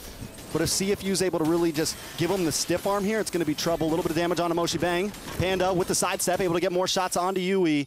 But CFU are playing the macro game. They're taking towers. They don't care about fights. Yep, they're circling their prey as if they took the clouds themselves into the deep blue sea. The Sharks have taken another turret down bottom, and I appreciate what Jewel is trying to do here. Like, again, when the cat's away, the mouse plays, right? So when it's a free lane, you get that push in so that eventually the map opens up for Panda, which, by the way, we got to counter blessings. Panda hasn't died yet. As a C9 fan, as a fan of NA, as a growing and developing scene, again, this is the first time that an NA women's team has joined the MWI in its 3-year history.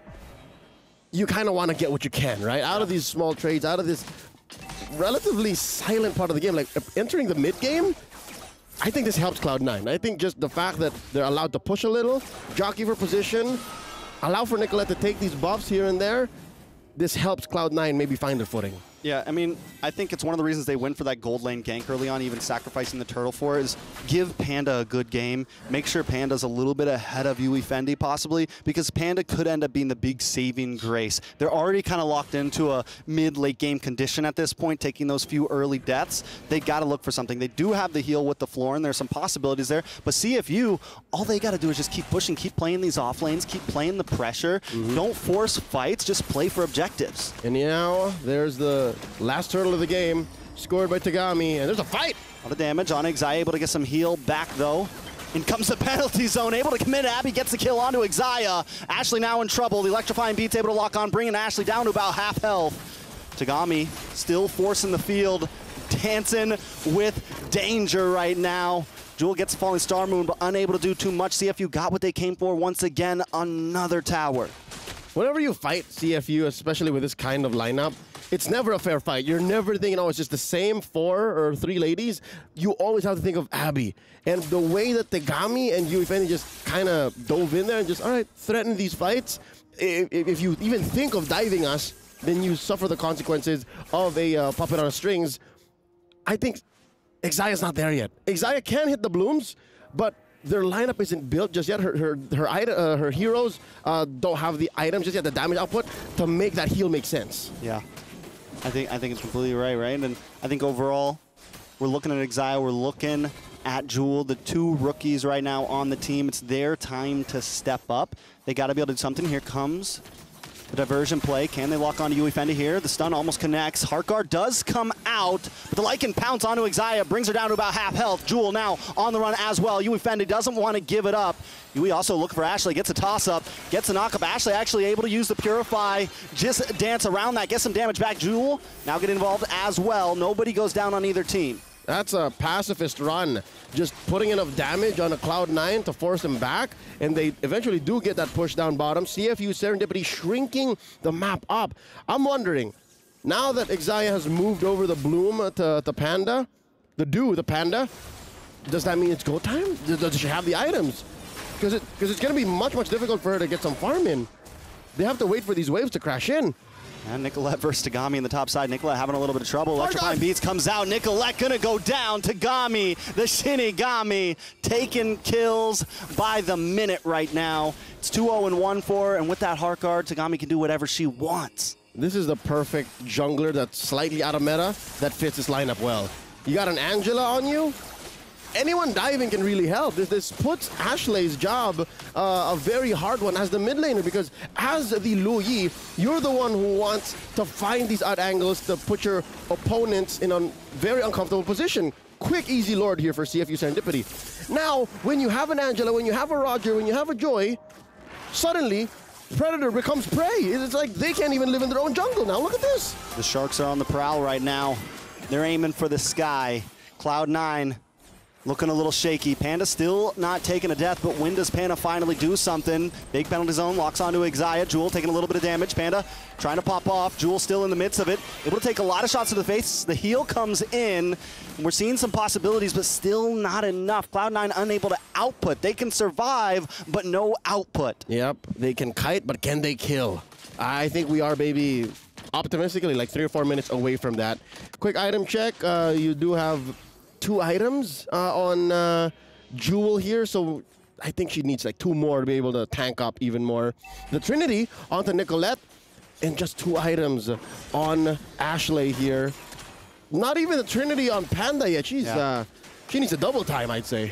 she just got the DHS. Finally locked in, 11 minutes in.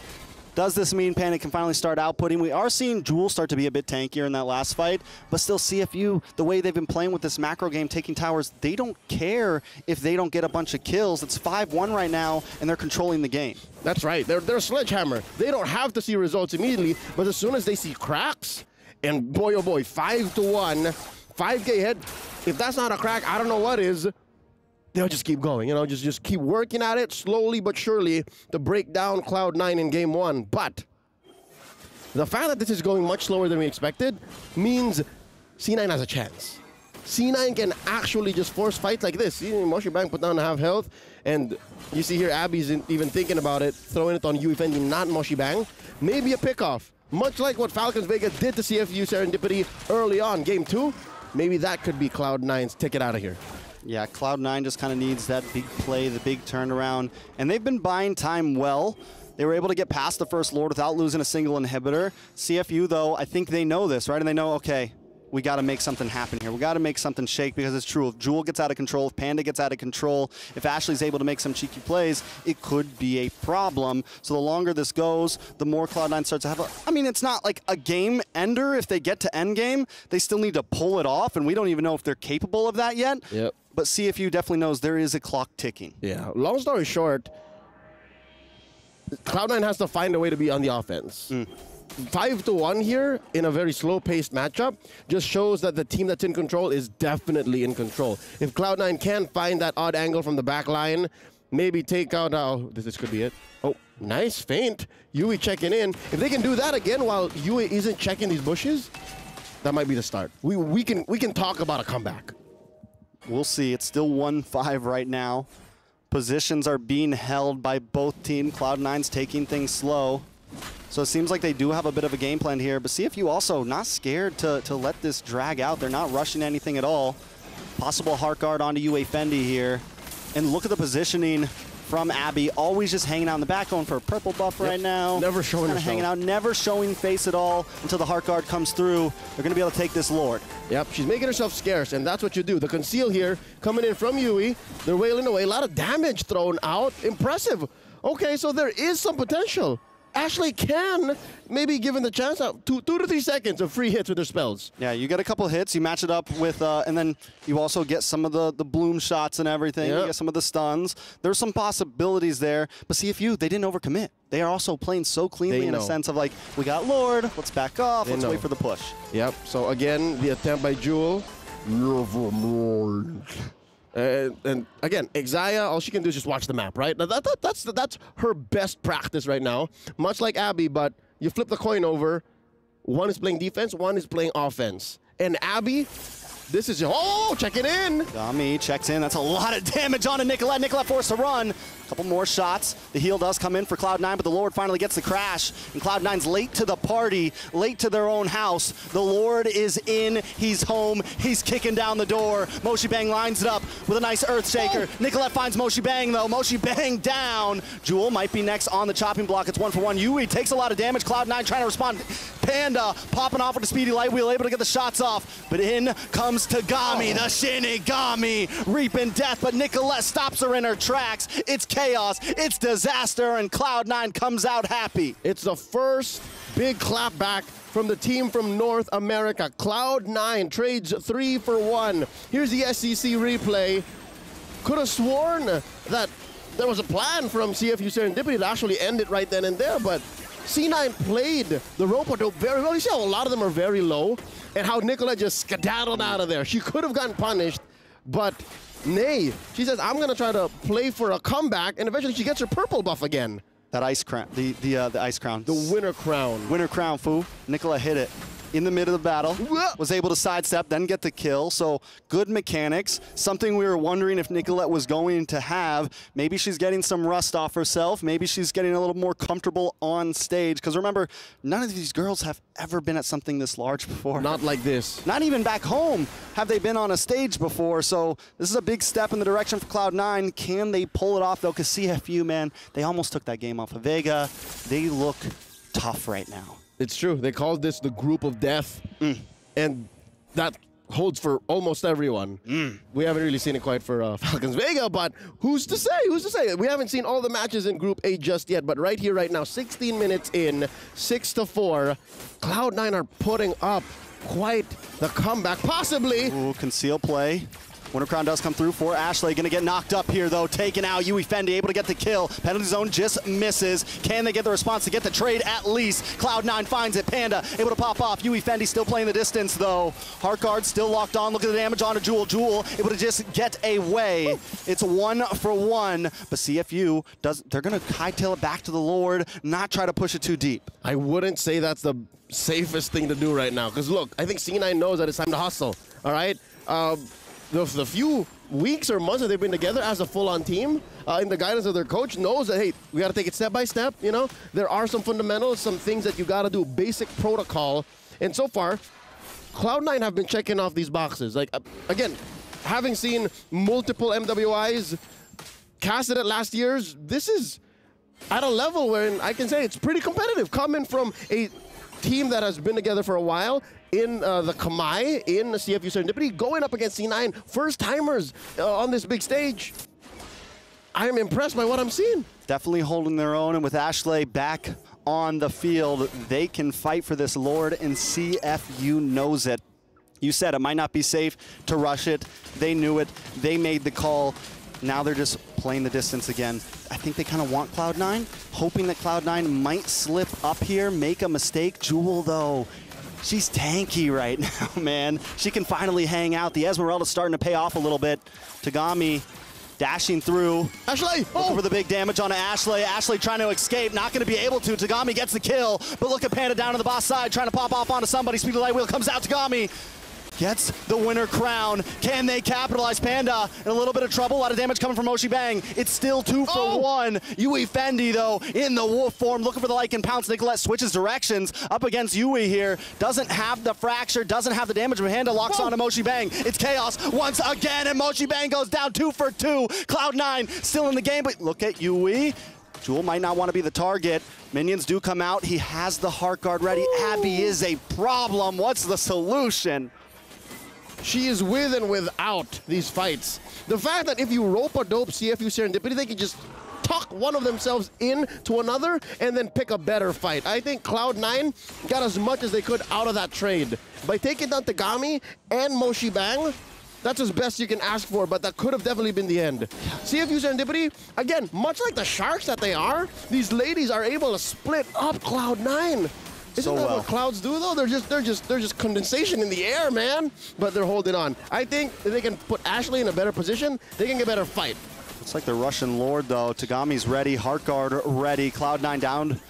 Their health bars are looking a little bit low. They need some heal. They decide to back off. They know it's too late to rush Lord. What I've seen from the past stalemate. 5 or 6 minutes of this bout here is Ashley not finding an angle. Can they get the steal? Nicolette gonna try to dash in here. Can Nicolette pull it off? Tagami able to get it in the big knock up. Nicolette down. Jewel now on the run.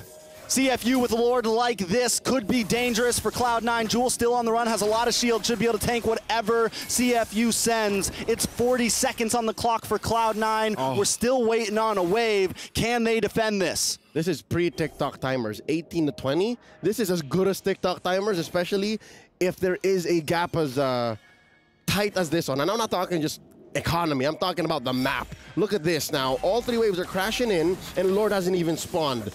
This is going to be difficult for Cloud9 to defend. Yes, Nicolette can come through, but they are lacking the map. They are lacking the space to work with this. They can't play on Inception. They can't shock CFU Serendipity anymore. Yeah, it's definitely going to be a big, crucial moment. 4 seconds on the clock for Nicolette. Panda is fed. Going to work on Melton down. A member here, Moshi Dang with the penalty zone. Into the backside. Jewel also with the falling star moon. They're trying to pull the Lord to the side, but in comes Tagami. Jewel goes down. Yui Fendi taking a lot of damage. Lord still at half health, and the base falls anyways. Cloud9 cannot defend. CFU take the win. The Sharks can breathe. Get some oxygen in their gills because it's not over just yet. They are still alive. Group A proven to truly be the group of death. C9 had a lot of promise. That lineup, their execution. We'll throw it over to Eternity, and we're going to break it down even further. Thank you, guys. Thank you, Trex. Thank you, Leo. But GG for CFU Gaming, finally coming back from that loss from match number 1 to lead this best of 2 series now here. Took them a while to actually take that game, which is very impressive. Again, like Leo and Trex mentioned about C9, the fact that they were able to somehow even force it all the way to that later stage despite getting absolutely obliterated in the early game team fights was very, very impressive. But still, there was a lot of promise with this lineup, obviously in the later stage of the game, but when those promises get fulfilled, when you lose all your base turrets already, when you lose 2 base turrets already, it just becomes way too late. And unfortunately for C9, CFU understand that they always have that advantage. With the base turrets taken down, they know that these waves are always going to be constantly slow pushing back towards Cloud9. They never need to actually make the desperate call to rush the Lord. They can just go back and forth with this new version of the Lord dance that we have come to know now with, the changes onto the Lord damage.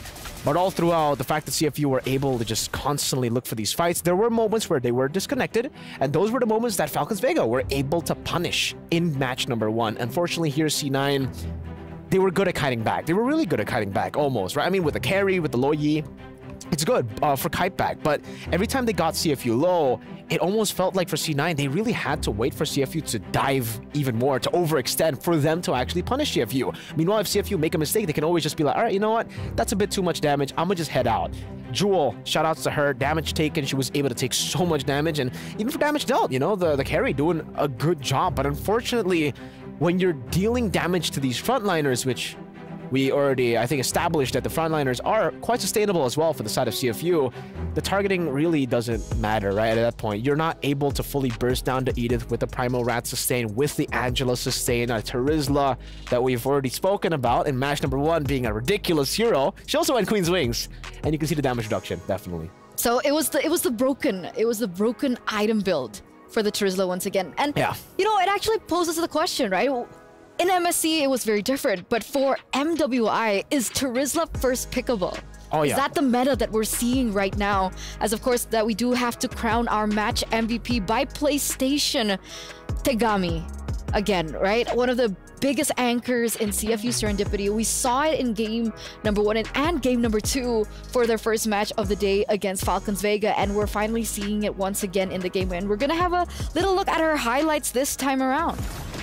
I'll have to say, though, if it was me, I want to give a massive honorable mention here to Moshi. Because, honestly, with this Terizla, this is the reason, by the way, Terizla is so prio. And that's why in match number 1, I already expected it to be super prio. It was because, especially considering most of the players here are trying to utilize the Assassins, the Terizla is just the best enabler for all these assassins. I think in the first turtle fight, you guys saw that Moshi was able to get a penalty zone on the 3 members, and that just set up perfectly for the electrifying beats coming in from the Joy. If you have anyone who can lock people down while also soaking in all the damage, baiting out all the resources, it really enables these assassins to execute everybody.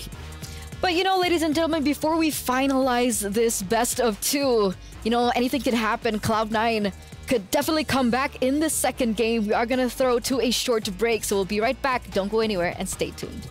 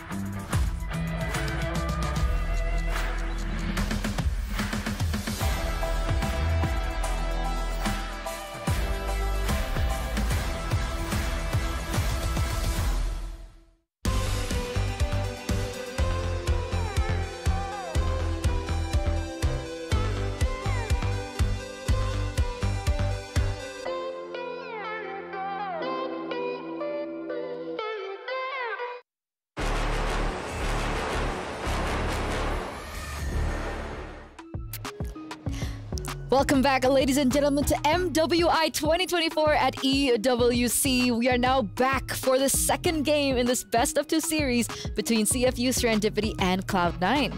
Earlier on, CFU Serendipity were able to lead this best of 2 series 1-0, and it's now or never. It's now or never for Cloud9 to make their comeback to push this to 1-1.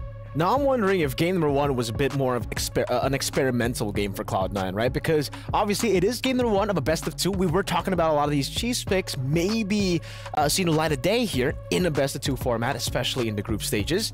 But yeah, after that performance, I feel like, you know, it's time to go back to the fundamentals. It's time to go back to the picks that have been meta, right?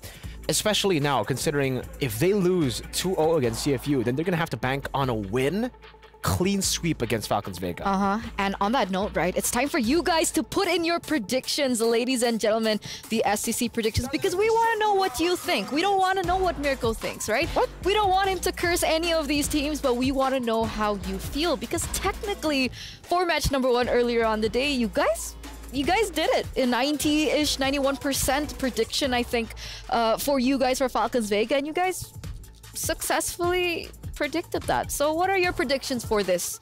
Do you think Cloud9 will be able to come back? Do you think that it's going to be a CFU match 2-0 to kind of tie it in with Falcons Vega in Group A? So many questions. Please help us answer it. I'm not going to answer. You say you don't want to... No, you're not allowed to answer. Okay. You can analyze. You can give us speculations of the picks maybe that will change, but no predictions. I'm sorry. No predictions. No. What about statements, right? What kind of statements? Never mind. Let's go back to the game. Let's go back to that draft. Because honestly, I think in the first phase, it was actually already pretty solid from C9, right? The fact that they were able to pick those picks early. I think I was not a big fan of the carry, but then after seeing the Edith and the Terizla, I'm like, okay, I get it, right? I get the Terizla pick, Edith pick, and then straight into a carry. But then in the second phase, the Florian, after having 3 squishy members already, they decided to go for another squishy member. And then on top of that, they put in the Esmeralda. I definitely can see the winning condition for this composition. It really comes down to like early game as well, because for the Esmeralda, it's kind of a weird hero in a sense where the power spike isn't the usual power spike that we are known, that we know of in MLBB. Because Esmeralda, massive power spike at the start of the game. You're really good at lane. Then once people get Dominus Ice, you kind of fall off a bit. So mid-game, down again, and then late game, that's when you get the power spike again. But unfortunately, again, although those promises, all the potential that we saw in the late game for that lineup, they got it a bit too late and they lost so much. So if they want to go and, enter with the same approach, they really gotta clean up a lot of the execution, because early on with the Florian, even we are kind of accustomed to that, right? We know that with Florian, you don't go for the first neutral objectives. You leave that open, you go for farm, and you go trade. As made popular by Beloyski. BBB. BBB. Big boy Beloy. So that's the thing, right? How will these teams adjust? How will they come back? Because again, like a lot of people might be questioning the Esmeralda pick, and I think it's a good argument from Trex when we went into the game, was the fact that there were a lot of shieldings on the side of CFU Serendipity, that at the end of the day, when you mentioned the Esmeralda power spike hit, she was a lot more tanky, she was a lot more able to suck in the damage that was thrown at her. And obviously the women's teams, again, they fall to their comfort, right? Despite certain situations, certain scenarios, if it's just comfort over everything, right? They want to make sure that they are able to play it. They understand the fundamentals of the hero and can play it and understand the ins and outs. Yeah. So the Esmeralda at a certain point did work. And I agree with that. I actually really like the Esmeralda pick, but not as the sole frontliner. I think for the most part, Esmeralda, if she's the only frontliner you have in your composition, she's still a bit too squishy, because the sustain she isn't just a brick wall like Terizla, you know what I mean? She needs time to walk around and then sustain around with her skills while she's dancing. You know Esmeralda, but usually... Night Sky tells all, sorry. Yes, exactly. I think someone else in front with her would be great. And if they want a healer still, Minotaur was still up for grabs. I don't remember it being banned out by CFU, so they could have gone for maybe even a Minotaur there to actually help with the healing, with the Flask of the Oasis even. You kind of get the same thing, but also you have so much more lockdown so that the carry can actually do her thing. She can, the spinning light wheels. So now the ball is in their court, right, for Cloud9. And definitely, I think we talked about it in the roundtable as well. This was one of the teams that I was so excited to see, especially with Nicolette coming into play. Technically it's her redemption arc. Yeah. It's her time to shine. And I'm pretty sure that she... Is it? Yeah.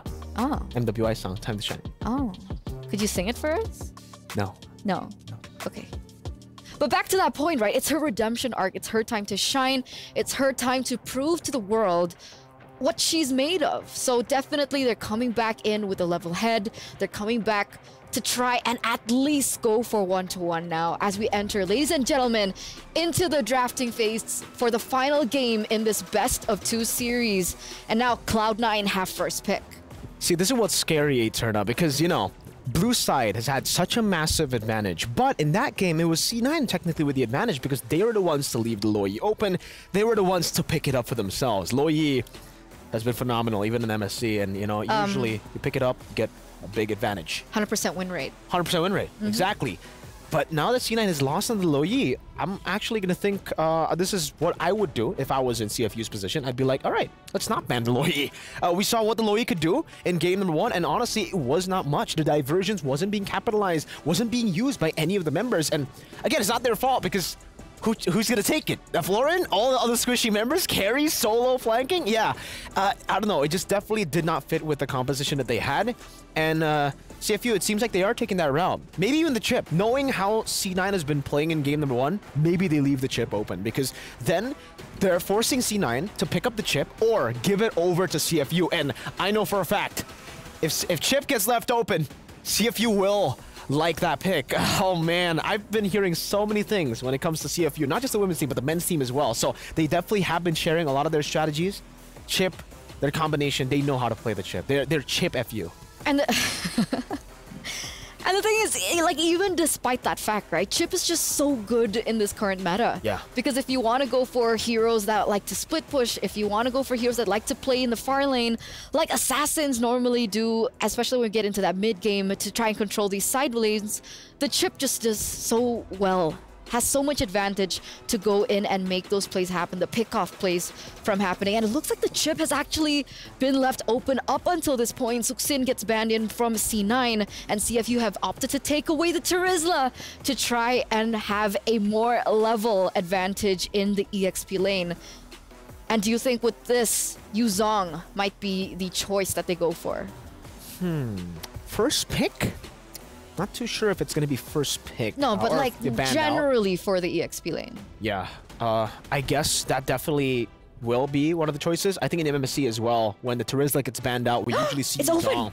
But they go for the Angela ban. It is open. It is up for grabs. They can go for the chip now. Will Cloud9 steal the chip away from CFU? Will they trade it out with the Luoyi? Will they go for Roger? Because technically Roger is still up for grabs. And again, it was completely ignored in the first phase of game number 1. CFU didn't pick it up, but they picked it up in the second phase. C9, they're definitely going to have to think about that because it's a great flex pick. It doesn't matter if you can only play it in the jungle. It's still very prio in that jungle. I mean, technically, Luoyi has also been opened up. Yeah. Right? Do they want to go for the same approach as they did in game number 1? Sure, it didn't really work out for them, but that burst potential from the Luoyi in the early stage of the game is still something to fight for. But they go for a different route. No Chip, no Roger, no Luoyi. They go for the Ruby instead. So this time, they do have a setup hero. They do have a hero to make the plays happen.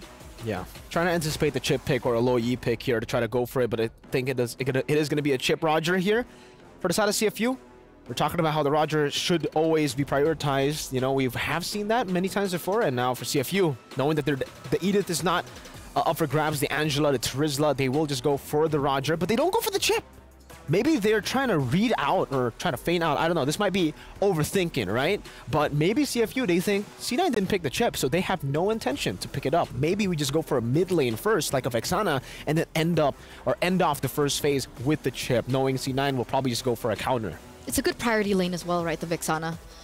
She clears really quickly, obviously still a little slow in comparison to a mid laner like the Lilia that we still have yet to see and come through here for MWI this year. But Vexana, a really great pick, a really good option to go in when they want to try and control the team fights. So with the Hayabusa also left open from the first stage of the game because they opted for the Suxin ban, the Hayabusa does come through alongside the Faramis. Whoa. Faramis and the Hayabusa. CFU. A few picks now that they can go for would be like, I mean, they could go for big setters like the Tigreal and the Minotaur, or they can still try to utilize the chip. With the Faramis, you want to try to usually clump up in these team fights, so if you have prio around the map just with that teleport, with a shortcut, you can still try to outplay the Faramis, but Faramis is known to be a very, very good counter up against the chip, so you can already see for C9, they're trying to deny the chip picks by picking up good picks against the chip, like the Ruby, the Faramis, so they'll just go for the Minotaur. Like I said earlier, the Minotaur is a great setter, great punish. You can react to almost anything, and also you can engage. You also have the sustainability. Great all-rounder. I mean, technically, Ruby is still flex, no? It is. It is still flex. We've seen it flex in like the men's scene. Yeah. But for the female Cram, scene... XP. Exactly. So if they still want to go for Chip, couldn't they technically still go? Chip, Faramis. Yeah, I think for C9, they can definitely go still for that. But, I don't know how comfortable they are on the Chip. The main concern for me is still that, right? Because on the low Yi, it also felt like they were really too comfortable taking these big diversions on to go for flanks. And I don't know, at this point, I think for the Ruby, it's probably going to go Roam, not XP.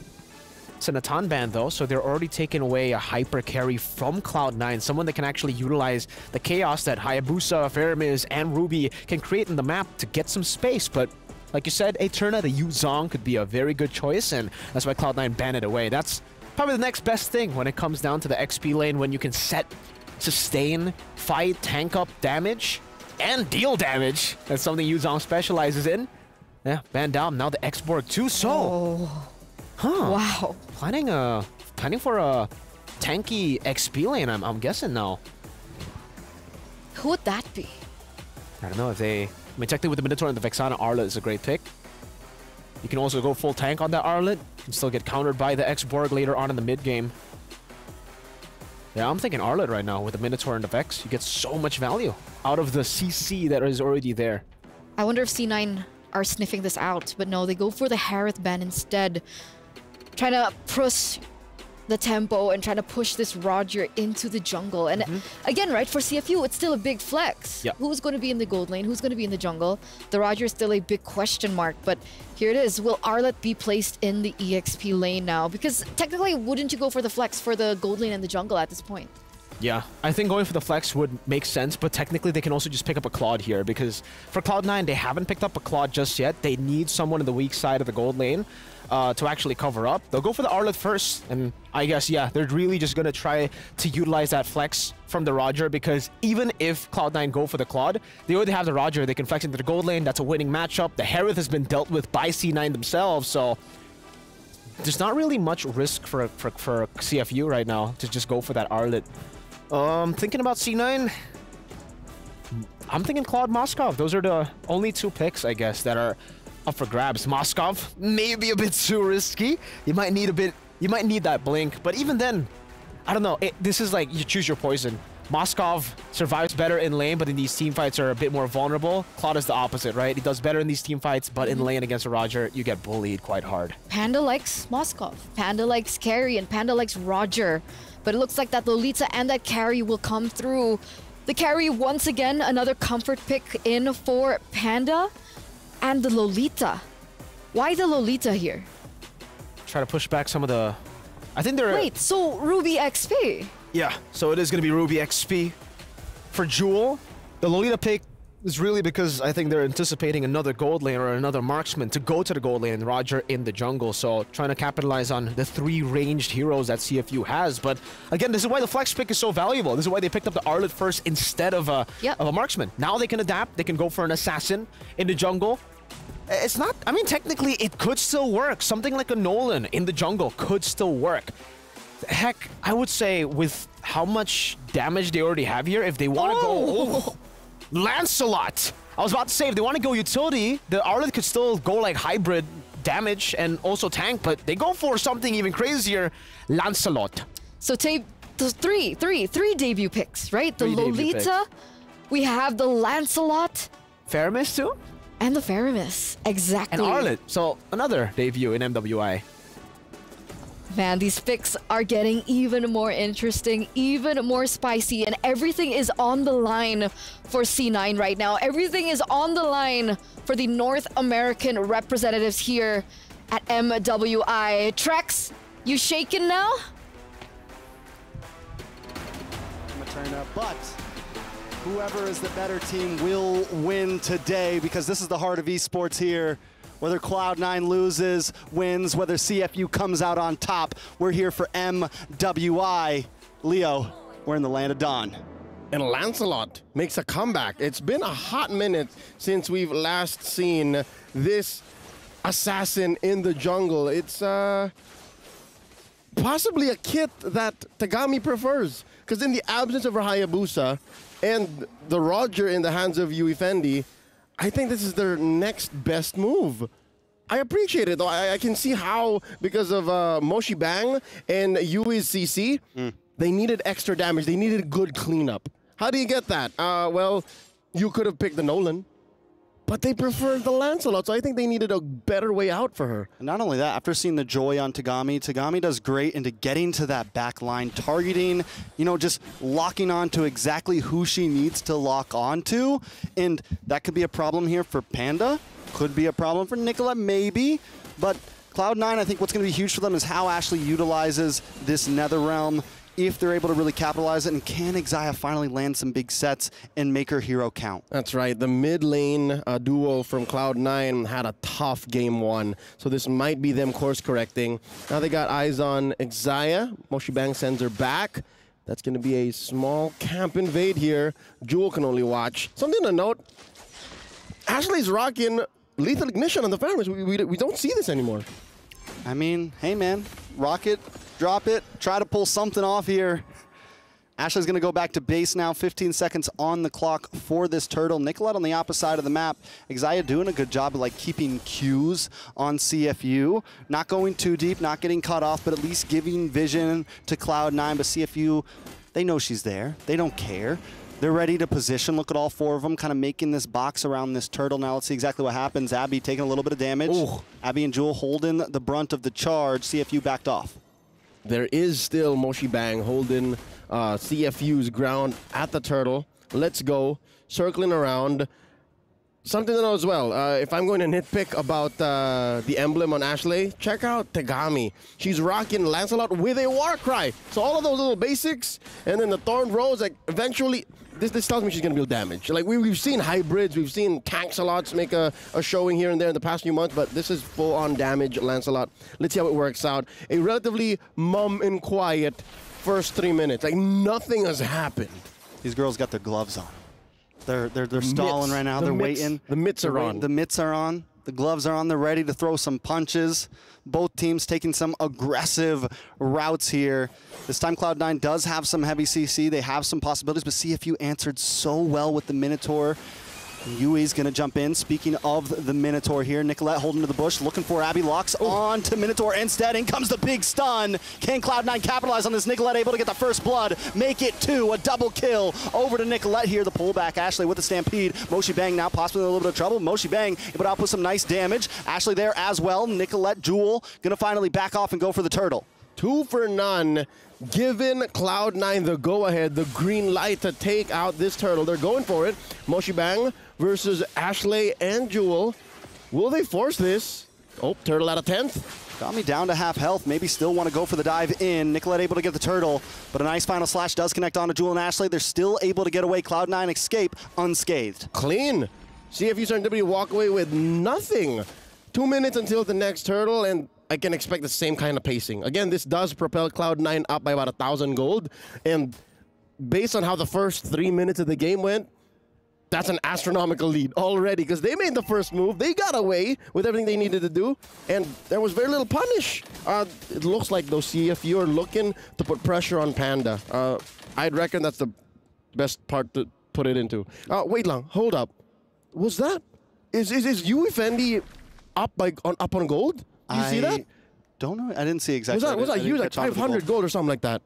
I mean, it's definitely possible. You know, the Roger's got great poke. He's able to maybe even force. And Panda seems to be a bit more of the safe player. We're taking a look at gold now. Yui Fendi up about 200 in gold right now. So Panda not too far behind, but definitely Yui Fendi has gotten a couple extra last shots in, maybe denied Panda of a minion. A lot of action has been down on this boss side, so we haven't been able to see them too much. But in terms of XP right now, Panda's a little bit up. So definitely there's some trading going back and forth up in the top lane. And this has been I mean, even from last game to now, it's been a nice fight between these two. We've seen a lot show up from both teams. Panda last time wasn't able to have the space to capitalize. Well, they have it now. Nicolette with the quad shadow. Yui Fendi, we've seen this position before from Xi and the rest of the team, punishing down on Yui Fendi, but this time he's not going to let it happen. Oh, she did find the out there, especially with the backup coming through. Tagami, Abby, and Yui kicking out the rest of C9, forcing them to rotate away.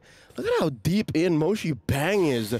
Moshi, what you doing? Cotton, proxy, and controlling the lower quarter so that the rest of her team can make moves up top. Oh, Minoan Fury, no one home. Big miss, but Panda still takes some damage. 4 members of CFU up in the top side. Are they going to try to force in this tower? Look at Zaya with the conceal play, looking for the stun. Hits the flicker, misses as well. Both roamers whipping there a little bit.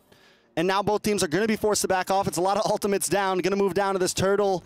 Jewel's already waiting for it. A swing and a miss. Both also committed their flickers. So that's tough. Like, that is 2 minutes of hard engages, honest to God, angles that you got to find. Still 1,000 between these two teams. C9 and CFU Serendipity back at the turtle pit. A post light, setting it to reset. Xia spotted out, forced out of the Pixel brush.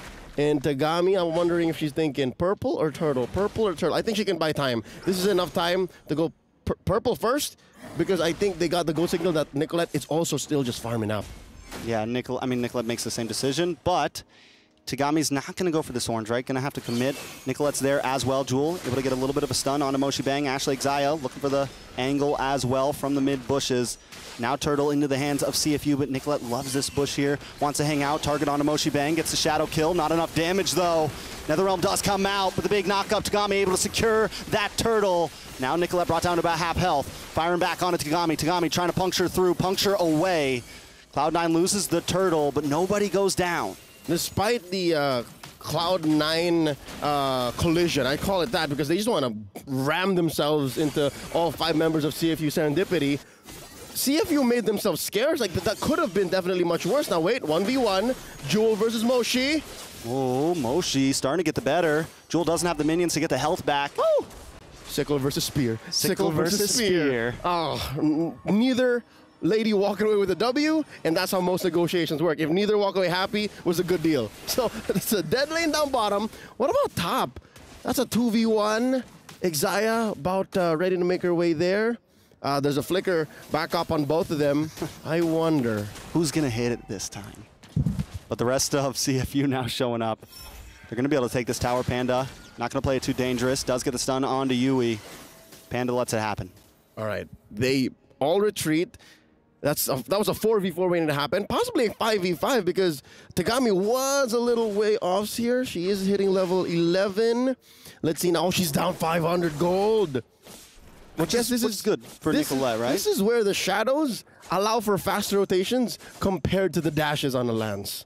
Yeah, I mean, I think the dashes come in play really well in team fights, but when it comes to the jungle, I definitely think Nicolette, and we already saw even in the last game, Nicolette was great at farming, great at, keeping up with Tagami even when the team was losing. She knows. So now we're seeing it really pop off here, but Nicolette maybe needs to look for some pickoffs at this point and try to make this lead a little bit more. Yeah, she's got a rhythm to it, and I think what she's doing is she's leveraging the fact that she can rotate faster, get far more efficiently than Tagami, but let's see, they are looking to collapse down here onto the bottom. All right, eventually we'll get pushed in. Moshi can't take down. Oh, she saved the turret, but for now, that worked out. Oh. A lot of damage, though. I'm offended. Does luck on Moshi Bang, and all gone. Shadow kill comes in. One more shot. Nicolette unable to secure it. Forced to back off, and that's another ult down. Cloud9 might have to buy some time. CFU, though, knows the damage there and isn't going to force this Lord either. Yep. In the realm of ults from the meta assassins right now, Shadow kill takes a while. Shadow kill might as well have been an eternity if nothing comes out of it. Like, you got to reset, find another angle, maybe after another huge team fight or a trade, and then it comes back on. See, look, I've been ranting about Shadow kill. It's still up. Jewel going to be in a little bit of trouble. Yui Fendi able to get the kill there. Cloud9 trades it for a tower up top. This time Cloud9 playing some more of the macro game. Minions coming down the mid side as well, but CFU now with a man up, a girl up, I should say. They're going to be on this Lord. Xia Looking for an angle. The knockup does connect onto Abby. Nicolette into the backside, gets a lot of damage onto Abby, able to secure the kill. Lord down to about 10%. It's going to be a 50-50. Tagami comes out on top of the coin flip, but now Moshi Moshi in trouble. CX Panda looking for the kill, looking for the takeout. Ashley able to secure it. Nicolette looking for one as well. Yue goes down. 3 numbers drop for CFU. Cloud9 going to be able to come out on top even after losing the Lord. The apple of my eye, a plan well executed. Amazing team fight, amazing collapse. Sure, Tagami walks away with the Lord, scoring it for CFU Serendipity, but at the end of it, what do you get when you lose a chunk of the map? Because Cloud9's gonna run roughshod. Look, they're gonna push down bottom. Panda left a lane up top. Even if Lord is there, they can get to it eventually. And then they're gonna try to push in mid again. Look at this now, 3K ahead. C9 up on CFU Serendipity. Items-wise, again, say what you will about that team fight dash, but when you're down about 2K gold like this, it's hard to think of how else Tagami can affect the map. Besides, again, objectives and team fighting. I definitely agree. I think one of the saving graces here for CFU, Moshi Bang still holding a gold lead over Jewel there. And Moshi Bang's just been able to tank around, get some of these big final slashes, and it's something that Cloud9 consistently has to watch out for. And even there, they know they're going up top. They know Cloud9 has to defend Lord, and what does CFU do? They cut bottom lane, they open up space for their minions to get there, and they get a tower. So even though they lost out on that Lord, they still found something in the chaos. And it just goes to show they always have a macro mindset. CFU just doing wonders with it. Yep, and I think as soon as Cloud9 transcends to that level, because again, they're winning team fights, they're winning trades, as soon as they're able to turn that into a macro movement, then CFU Serendipity might be looking at checkmate. But for now, they're clawing back. It's giving comeback, as it is. Moshi Bang checks in with the bush, spots Jewel, and Xayah there. Oh no, 1v1, could this be? A lot of damage on Tagami. No shadow kill. Yui Fendi able to get the kill on a Nicolette. The shutdown, putting a nice chunk of gold into the pocket. CFU now looking for the takeoff, looking for the moment, looking for the engage. I'm offended, connects onto Yui. Xayah gets the stun. Whoa. Can the team follow up? They get stunned as well. Unable to fully commit, but now they're locking on. Panda with a speedy light wheel, trying to get some free shots. Tagami on the run. Panda needs one more and finds the kill. Tagami down. Moshi Bang might be the next on the block. Chop, chop, chop. But wait, the final slash. Panda unable to connect. Finally gets a double. Finally looking for the triple, but Yui Fendi and Yui don't want to give it up. Cloud9 finds something. It's a 2-for-1. Can they take a tower too? And suddenly it comes to a stop, stop, stop. Here's the SCC replay one more time. I could have sworn Nicolette was going to get it, but here comes the cavalry, the sharks of CFU Serendipity. They overloaded Nicolette. She wasn't even expecting it. Oh, what? There were 3 in there? And I'm not so sure, but there might have been a Minoan and Fury committed. Is this real time? Are we looking at real? No, it's still the replay. It's the aftermath of that fight. And that's Moshi Bang looking for the chop, chop, and then the stop. They eventually won the trade still. So what I'm trying to say is Cloud9, the thesis statement is they love team fighting. They're winning most of their team fights, save for like weird pickoffs. Nicolette was out of her breath there. But as soon as they can turn it into huge conversions, then we're talking. Then maybe we can see a 1-1. Thesis statement, Cloud9, they're a young team essentially, right? Barely young team months in NA, old. but they're bringing that old school young team NA vibe, loving team fights. We want to clash. We want to try to win in micro mechanics. How far will that take them though? They did just get the push on the top lane. If they're going to get the outplay here, I think this far in the game, that's just how they have to win it, right? It has to be the big team fight. The Ohio brothers. You were naming American teams. I just had to get in there. But yeah, you're right. It reminds me a lot of a young team from 2021 who made it all the way to 3rd place in the World Championships. BTK played a very similar play style, and here now I'm seeing signs of that, little hints of that in Cloud9's play style, but they gotta bring it up. If they can turn this team fight excellence into a Lord here, then CFU Serendipity might be staring at a base defense. Very true, and Cloud9 knows they're on the ledge. We saw the reaction from Nicolette. Just shows how invested into this she is. But CFU always keep their cool, man. Even when they were behind against Vega in the previous game, they still seem to keep their cool. They came into this series feeling good about themselves, ready to play. And all they got to do is get this one win. They're 3,000 gold behind, but just a few minutes from possibly, maybe securing group stage. That's the Kamai cool in play. They're just waiting. Check this out. Not even shaken with the Lord dance. Yue jumping into that river brush. Here comes Tagami. Jewel takes a lot of damage. Thorn Rose does come out from Tagami. They're able to create some space. Nicolette's the one playing the macro game now. Was up in the top lane for a second, going back down to the mid, looking for a way around the back maybe. Huge. Cheeky play onto somebody. Huge rotation. She's keeping herself scarce. No one knows where she is. Not even Moshi might have seen her. I think she's good, yeah. I think she's in a safe spot. And C9 knows she's there. This time, Cloud9 pushing CFU back. Nicolette wants that revenge kill onto Tagami here. Thorn Rose comes out. Nicolette not going to force it this time. She goes down. They get the Lord. Well played. Amazing.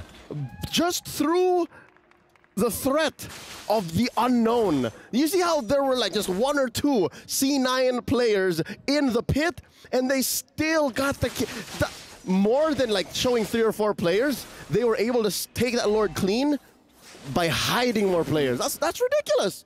By hiding players, you got away with more, and you got more than if you were honest about it. This is a new aspect of the Lord dance that we've seen, and C9 are putting it into beautiful execution. They're now up 4,000 gold. CFU Serendipity, again, they're staring down on a Lord defense. Best case scenario, they don't lose inhibitor. Worst case, they lose like 2. Definitely could be trouble in Cloud9's shown. I mean, this is Cloud9's time to shine. CFU, no place to run. You're forced into a team fight now. There is a bit of a bottleneck here. They have to be careful. That's right. Luckily, their lineup is great at in-base defenses, right? They got a big, chunky Minotaur. They got the final slash on Moshi Bang. Lord crashes through, and they got the cleanup in Tagami. Can they get it through now? Tagami dashing around. Yep, that's a second inhibitor in mid. Zaya's being so patient with this Numenham blast. Not going to waste it. Jewel holding down the front side. They get 2 inhibitors. Nicolette locks on. Moshi down. In comes Moen's Fury. Nice response. Ashley had to bring out the Netherrealm. Tagami taking a little bit of damage. Pops the Thorn Rose, but I'm offended. Locks in. And Jewel finds Yui Fendi. They're going to lock onto the base. Panda unloading right now. They don't even have the minion, but they're going to try to force this in. It's nothing but Abby. Cloud9 showing CFU it's not over yet. We are mere moments away from a 1-1, and here we are. The group of death lives up to its name. C9 takes it to 1-1 against CFU Serendipity. What does that mean, Leo? Big possibilities for a future tiebreaker in this one. We might see Game 3 eventually, but Cloud9 shows up. They had a rough draft, a rough game in number 1. But just like CFU proved themselves in Game 1, Cloud9 responds, and the group of death definitely prevails to hold its name. Word of advice. C9 currently on Cloud9. They got to keep their feet on the ground. Their next matchup ain't going to be an easy one. They're facing off in a best of 2 against possibly the best of the best in the world in Falcons of Vegas. So that's up next. If they can score 1 against them, I guess that's a lock-in. But if they don't, then we are definitely looking at a tiebreaker situation. A game number 3, and you know, throughout all of MSC, we didn't get to see one, I don't think. That would be a little exciting to see a tiebreaker match, especially between these 2 teams, because we're already starting to see the battle, the fight between the 2, Leo. Cloud9 shows up, CFU shows up. It's a 1-1 in Group A. The ladies came to play, and color me impressed. I love this throwback to an old school metagame, and I love how the aggression from C9 is what puts them over. This is impressive. Let's go over to the stage for an interview. Incredible, incredible stuff right now. We have Ashley here from Cloud9 for this interview segment. Now, we're very excited. Why not? Let's start with your questions first, Bar. Thank you very much, Cheryl. So, 1-1, but how did you bounce back from the first match? You know what's interesting? I actually, before I went to sleep yesterday, when I woke up, I had a feeling we would go 1-1 to them and then get a point from the next team. Like manifestation kind of thing. Yeah, and that's pretty much the reason why I'm here now with my team, so. Let's go. Cloud9 moment indeed. Absolutely amazing. And now, of course, your chemistry is undeniable right here at the Land of Dawn. We have seen really good team fights happening, especially in Game 2. How has, Midnight coming on as coach to you girls, making this already great team, so powerful right here for MWI 2024? So I would put a lot of emphasis on Midnight's help on our team, because even though he put such a short amount of time and attention on us because of the other team, he was giving us limited information, but that limited information was enough for us to improve dramatically. So very thankful to him. And finally, what can we anticipate right here from Cloud9 moving on into the next game where you guys will be meeting Falcons Vega? Well, we have to make it out of groups, and I think we will. Fantastic. Fingers crossed. Now time is ticking for you guys because you're going to come on for the next match. So go prepare. Thank you so much for joining us right here, Ashley. Thank you. So without further ado, we're going to hand our time over to the studio to break it down for us. Take it away, guys. Talk about redemption arc, right? I mean, that comeback coming in from C9 has actually put us in a position where we might see a tiebreaker today. Of course, with the, the situation being that Cloud9 wins 2-0 or goes 1-1 against Team Falcons Vega. Goes to show you, by the way, that in this game, if they get a draft that has fundamentals in it, they can still make it happen. They don't need those crazy experimental drafts like we saw in game number 1. But I understand, right? In the best of 2, game number 1, maybe you want to try to shock your opponents. And here, we finally get the real C9. We finally get them on picks that we're used to seeing from, just normal teams. So Cloud9, really fantastic team fighting. I think the casters pointed out many, many times. Definitely, I think for Leo, he said it reminded him of the M3 success of BTK through the team fighting prowess. And yeah, ultimately they were able to finally, after getting a lot of the team fights in the early game, but somehow also losing out on the neutral objectives, they were able to finally get the neutral objectives, get the structures as well on top of these big team fights. And you can see that hug as well, man. I mean, you definitely get the feeling that there was a lot of pressure on them, especially after game 1. Losing out in game number 1 like that, the fact that they were able to come back in such a dominant fashion too. If we take a look at the scoreboard, 11-2. CFU, the only thing keeping them in this game was their neutral objective control, which again was still very, very impressive considering they were down gold, I think, at every single point of the game. It felt like they shook the jitters, right? I think game number 1, it was a big warm-up for them. And in game number 2, they just really popped off with, of course, the drafts that were given to them. But the PlayStation MVP presented is going to be Nicolette. As the casters pass it down, redemption arc. Talk about her redemption arc. Being the MVP here, let's hope that she can carry on and manifest for game number 2. From a mid laner to a jungler, first we got to talk about that adaptation, that's right? True, that's true. It's already such a different role. In the mid lane, you usually play to enable other people to carry. Depends on the hero you use, obviously. But here, it almost seems like it was seamless. The way that she was able to adapt into the jungle role, acting as the carry. And again, I would say, even though she missed out on a lot of the neutral objective when it comes down to the contest, Hayabusa isn't really a neutral objective secure man hero, It's more of a fight hero, fight man hero, yeah? And Cloud9 now 1-1, CFU 1-3. So they already mentioned about the possibility, if Falcons Vega take them down 2-0, that means we're going to have a tiebreaker between CFU and Cloud9. Oh, all right, you're right. It's an interesting group of death. Already. What if they take... First group. If they take a tiebreaker game out of... if they take a game, they're through. And CFU will be eliminated. So it'll be Cloud9 and Falcons Vega. So all Cloud9 needs to do now... One game. I mean, Ashley, she was talking about it in her interview, right? She had that vision. She manifested. Manifestation. Before she slept, she was like, I have a feeling that we're going to go 1-1 against this team, but in the next team, that's when we're going to get our point. And if that actually comes true, then manifestation, ladies and gentlemen. Manifestation. I mean, hey, it happened. It happened in game number 2. The fact that they were able to come back there, not just, I mean, that was just really, I was really impressed with the team fighting prowess that they had. And I'm excited to see what the next match has to hold for us, ladies and gentlemen. But before we get into the nitty-gritty, we are going to go on a short break. So don't go anywhere. Stay tuned. We'll be right back.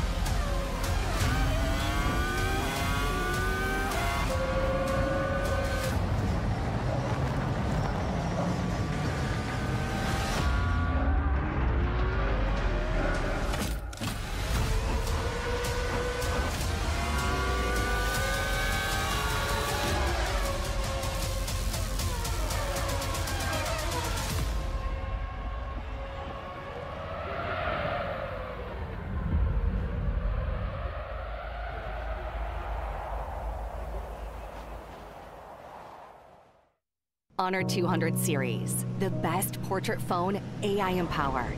Studio level, AI portrait camera, 3 hardcore portrait modes. Color, vibrant and classic to capture portraits that truly stand out. AI empowered magic portal. Snapdragon 8S Gen 3 AI chipset. 5,200 milliampere per hours silicon carbon battery, 100 watt, Honor Supercharge. This is Honor 200 series.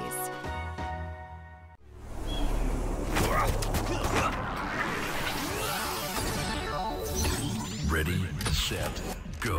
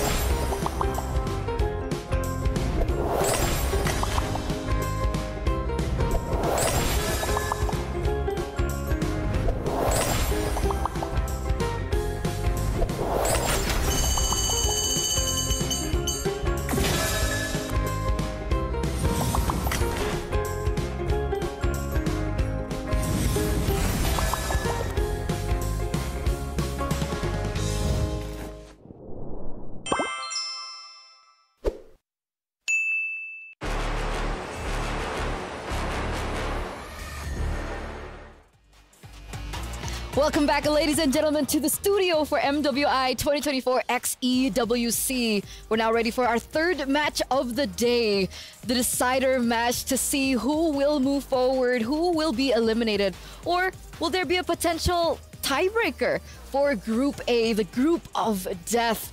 But of course, ladies and gentlemen, as we get into the showdown here by Dr. Sulaiman Al Habib, it's a journey. It's been a journey already for both of these teams, but the Titans now coming through for Cloud9 against Falcons Vega from Indonesia. It's going to be very, very interesting to see this matchup, right? Because CFU, match number 1, they almost took a game out of Falcons Vega. In game number 2, it was really, really close. They were the ones dominating in the early game, but unfortunately, due to some team fights, Falcons Vega were able to take control back of the game. And hey, almost seems similar. CFU, game number 1 against Cloud9, domination. But then, game number 2, it's kind of a comeback from Cloud9 through team fighting. So, hey, Falcons Vega, they're known to be very, very good at these team fights, especially in the early game. And technically for Cloud9, that's exactly what we saw from them in game number 2. Team fight versus team fight, early game versus early game, assassin versus assassin. It's time for a banger. The Falcons fight in the clouds. It's time for their arrival by Jamil. And they're rolling in now, ladies and gentlemen. Falcons Vega once again with that dominating victory from their first game of the day. They are bringing in the momentum.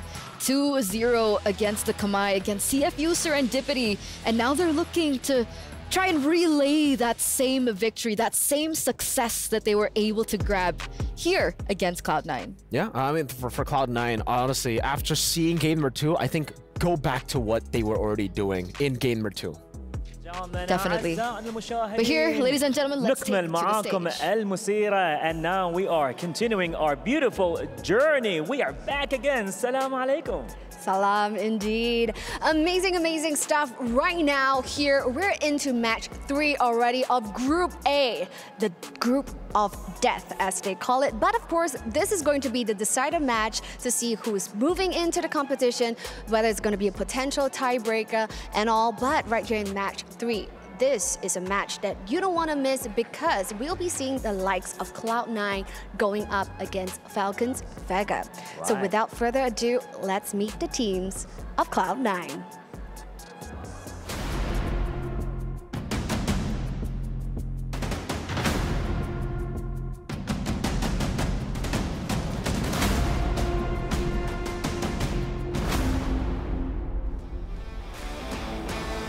Incredible stuff. Now, the beautiful faces of Cloud9 is something that you guys are not familiar with, right? So now we have seen their prowess over at the Land of Dawn. The sisters are now in sync. Question is, can they take match 3? Now, who are they going up against? Well, can they indeed? Going against, ladies and gentlemen, and let's hear it for Falcons Vega.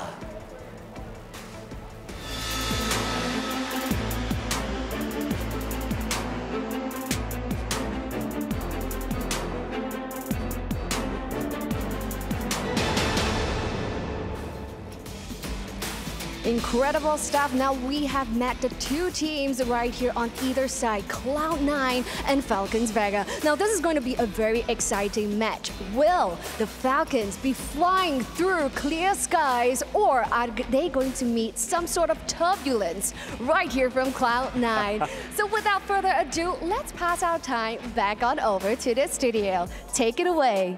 Yalla! And take we shall. Thank you so much, Cheryl. Thank you so much, Bara.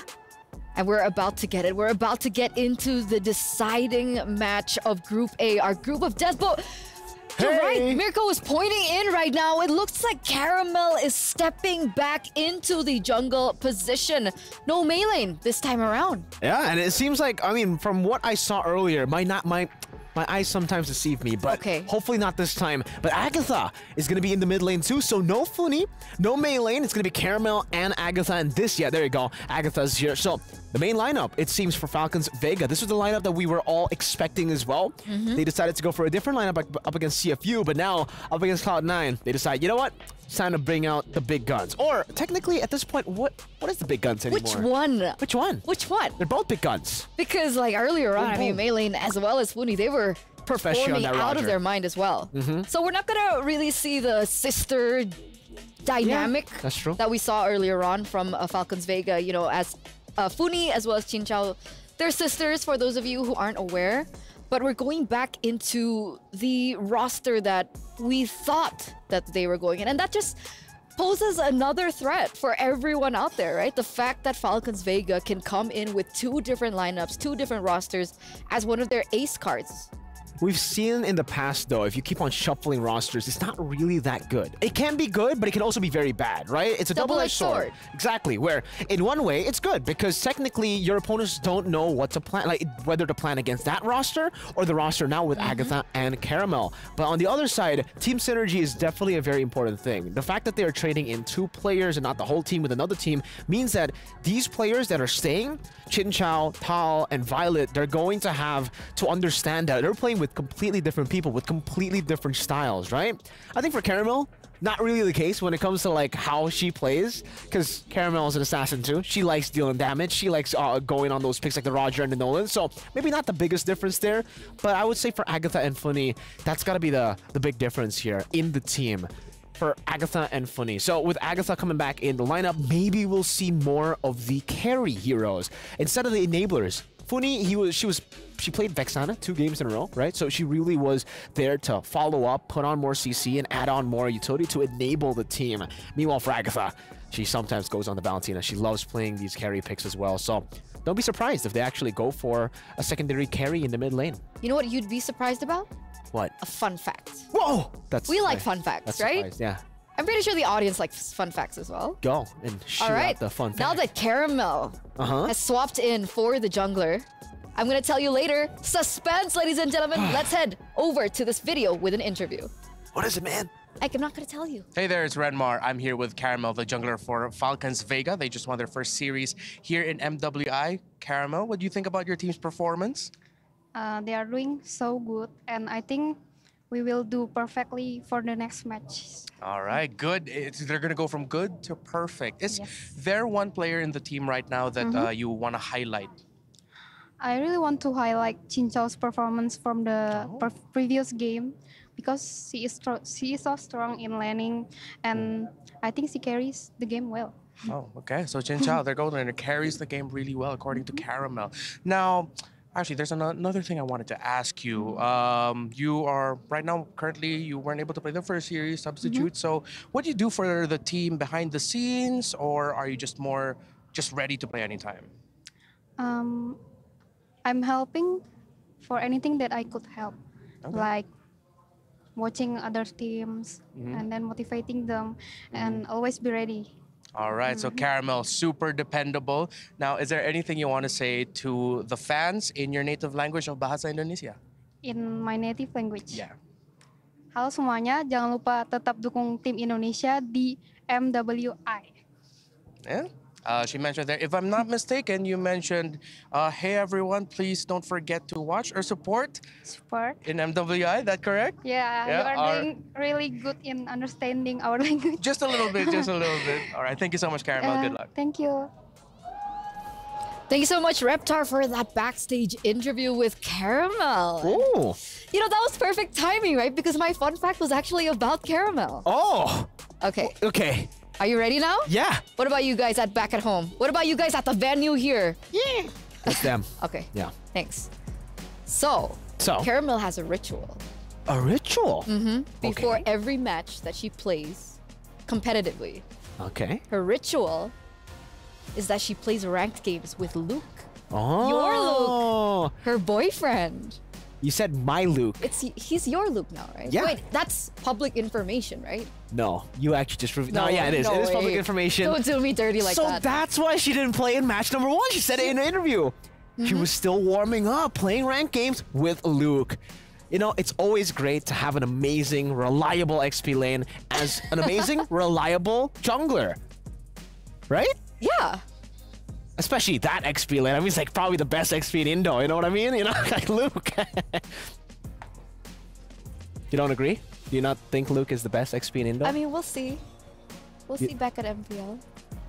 But here, we're here to highlight MWI players. So, you know, let's shift our focus back on this because you know, seeing the performance of Cloud9 and the fact that they've already really warmed up, right? That Yeah. was a very dominant showing by Cloud9 in their second game of that series against CFU. So, oh man, again, I really want to know which way you think this will sway. Don't do it. Don't do it. Okay, I'll change it. What are we expecting between both of these teams? Oh, I'm expecting early fights, a whole lot of early fights, but also I'm expecting again for C9 to be able to hold down Xin Chao in lane through getting a weak side matchup, right? I mean, as long as Panda doesn't really go for these fights, put her on a carry again and she'll do amazing. I think the carry pick has been amazing. Even in game number 1, despite the fact that they lost, Panda was doing really good. She was able to kite back a whole lot of the times, and she was able to always stay safe in the back line and even in lane when she got ganked. So putting her on a carry will be number 1 priority. But again, for Falcons, they can definitely try to take that away from her or bully her even more in that lane. That was my concern, right? And that also was my blue concern. side. So far, we've seen Panda really pop off on the carry, but that's all we've seen from her, right? And that's something that Falcons Vega have definitely taken into consideration. So maybe we'll see a respect ban coming through for the carry in the first phase.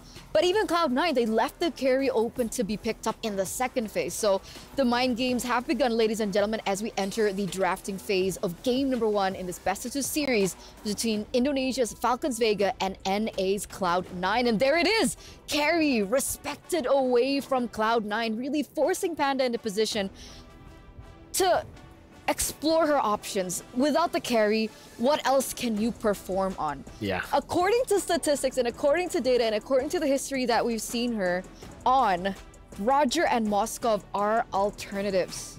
And I think Falcons know that. I think that's why they banned out the carry. They know if it isn't the carry, she has a tendency to go for a gold laner that will fight. And that just goes to show you how confident Falcons are of Xin Chao.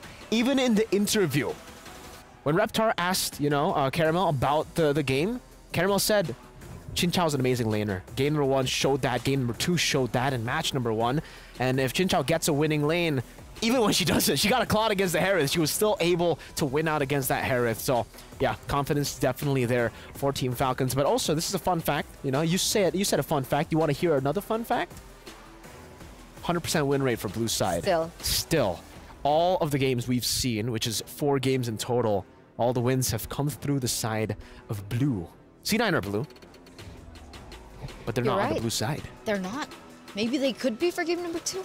Are they forcing the Moscow, by the way? They banned out the Roger and the flex pick away. 2 heroes from Panda have been eliminated from Falcons Vega. They understand the pivotal role that Panda has in the gameplay and in the success that C9 were able to get earlier on. So definitely off the table, perhaps forcing that. But remember, the Harith is still on the table, ladies and gentlemen.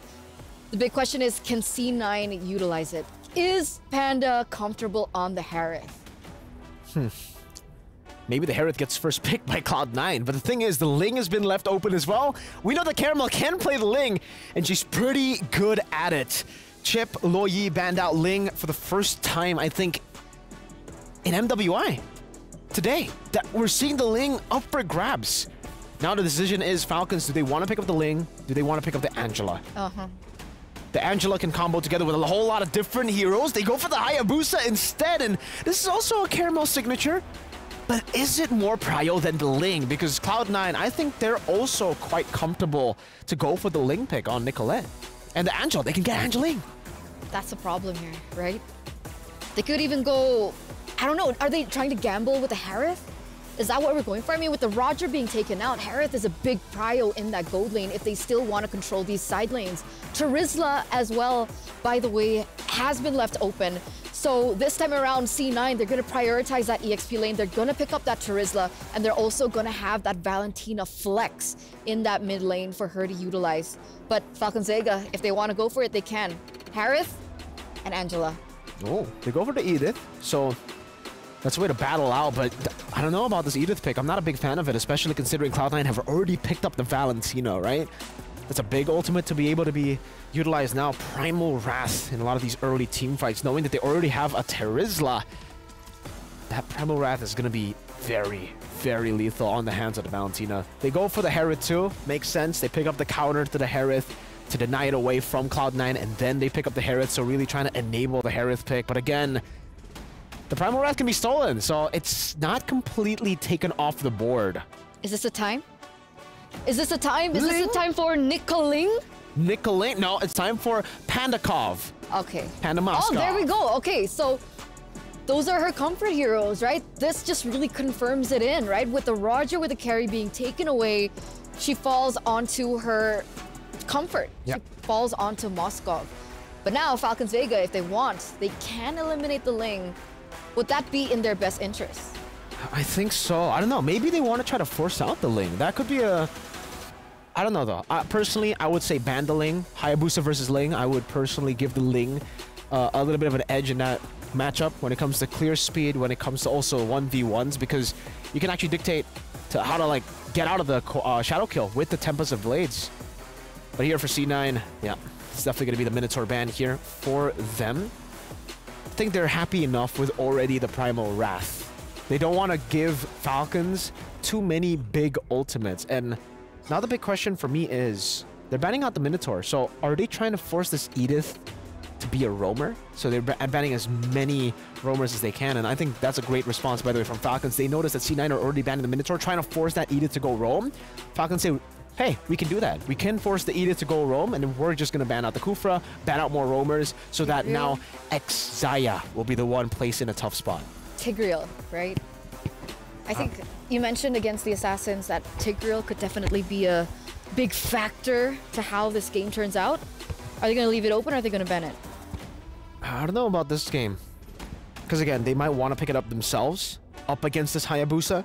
That could be a great option to go for, especially considering, you know, the Valentina can steal the Primal Wrath, so even more lockdown. But honestly, knowing that they already have a Terizla, if they want to pull off the Florin, it's not that crazy. I think to think about the Florin here in this game, they ban out the Yuzong too. So setting up for the Moskov to have a better time in these team fights so that he can actually space better. Yuzong is a great tool that Falcons could have used to actually help the Hayabusa get towards the Moskov, get towards the Valentina. Now for Falcons, Vega, final ban. No Kufra. They might ban a Tigreal. Tigreal, Ruby? Ruby's banned out, so... Oh, yeah. You're right. Tigreal or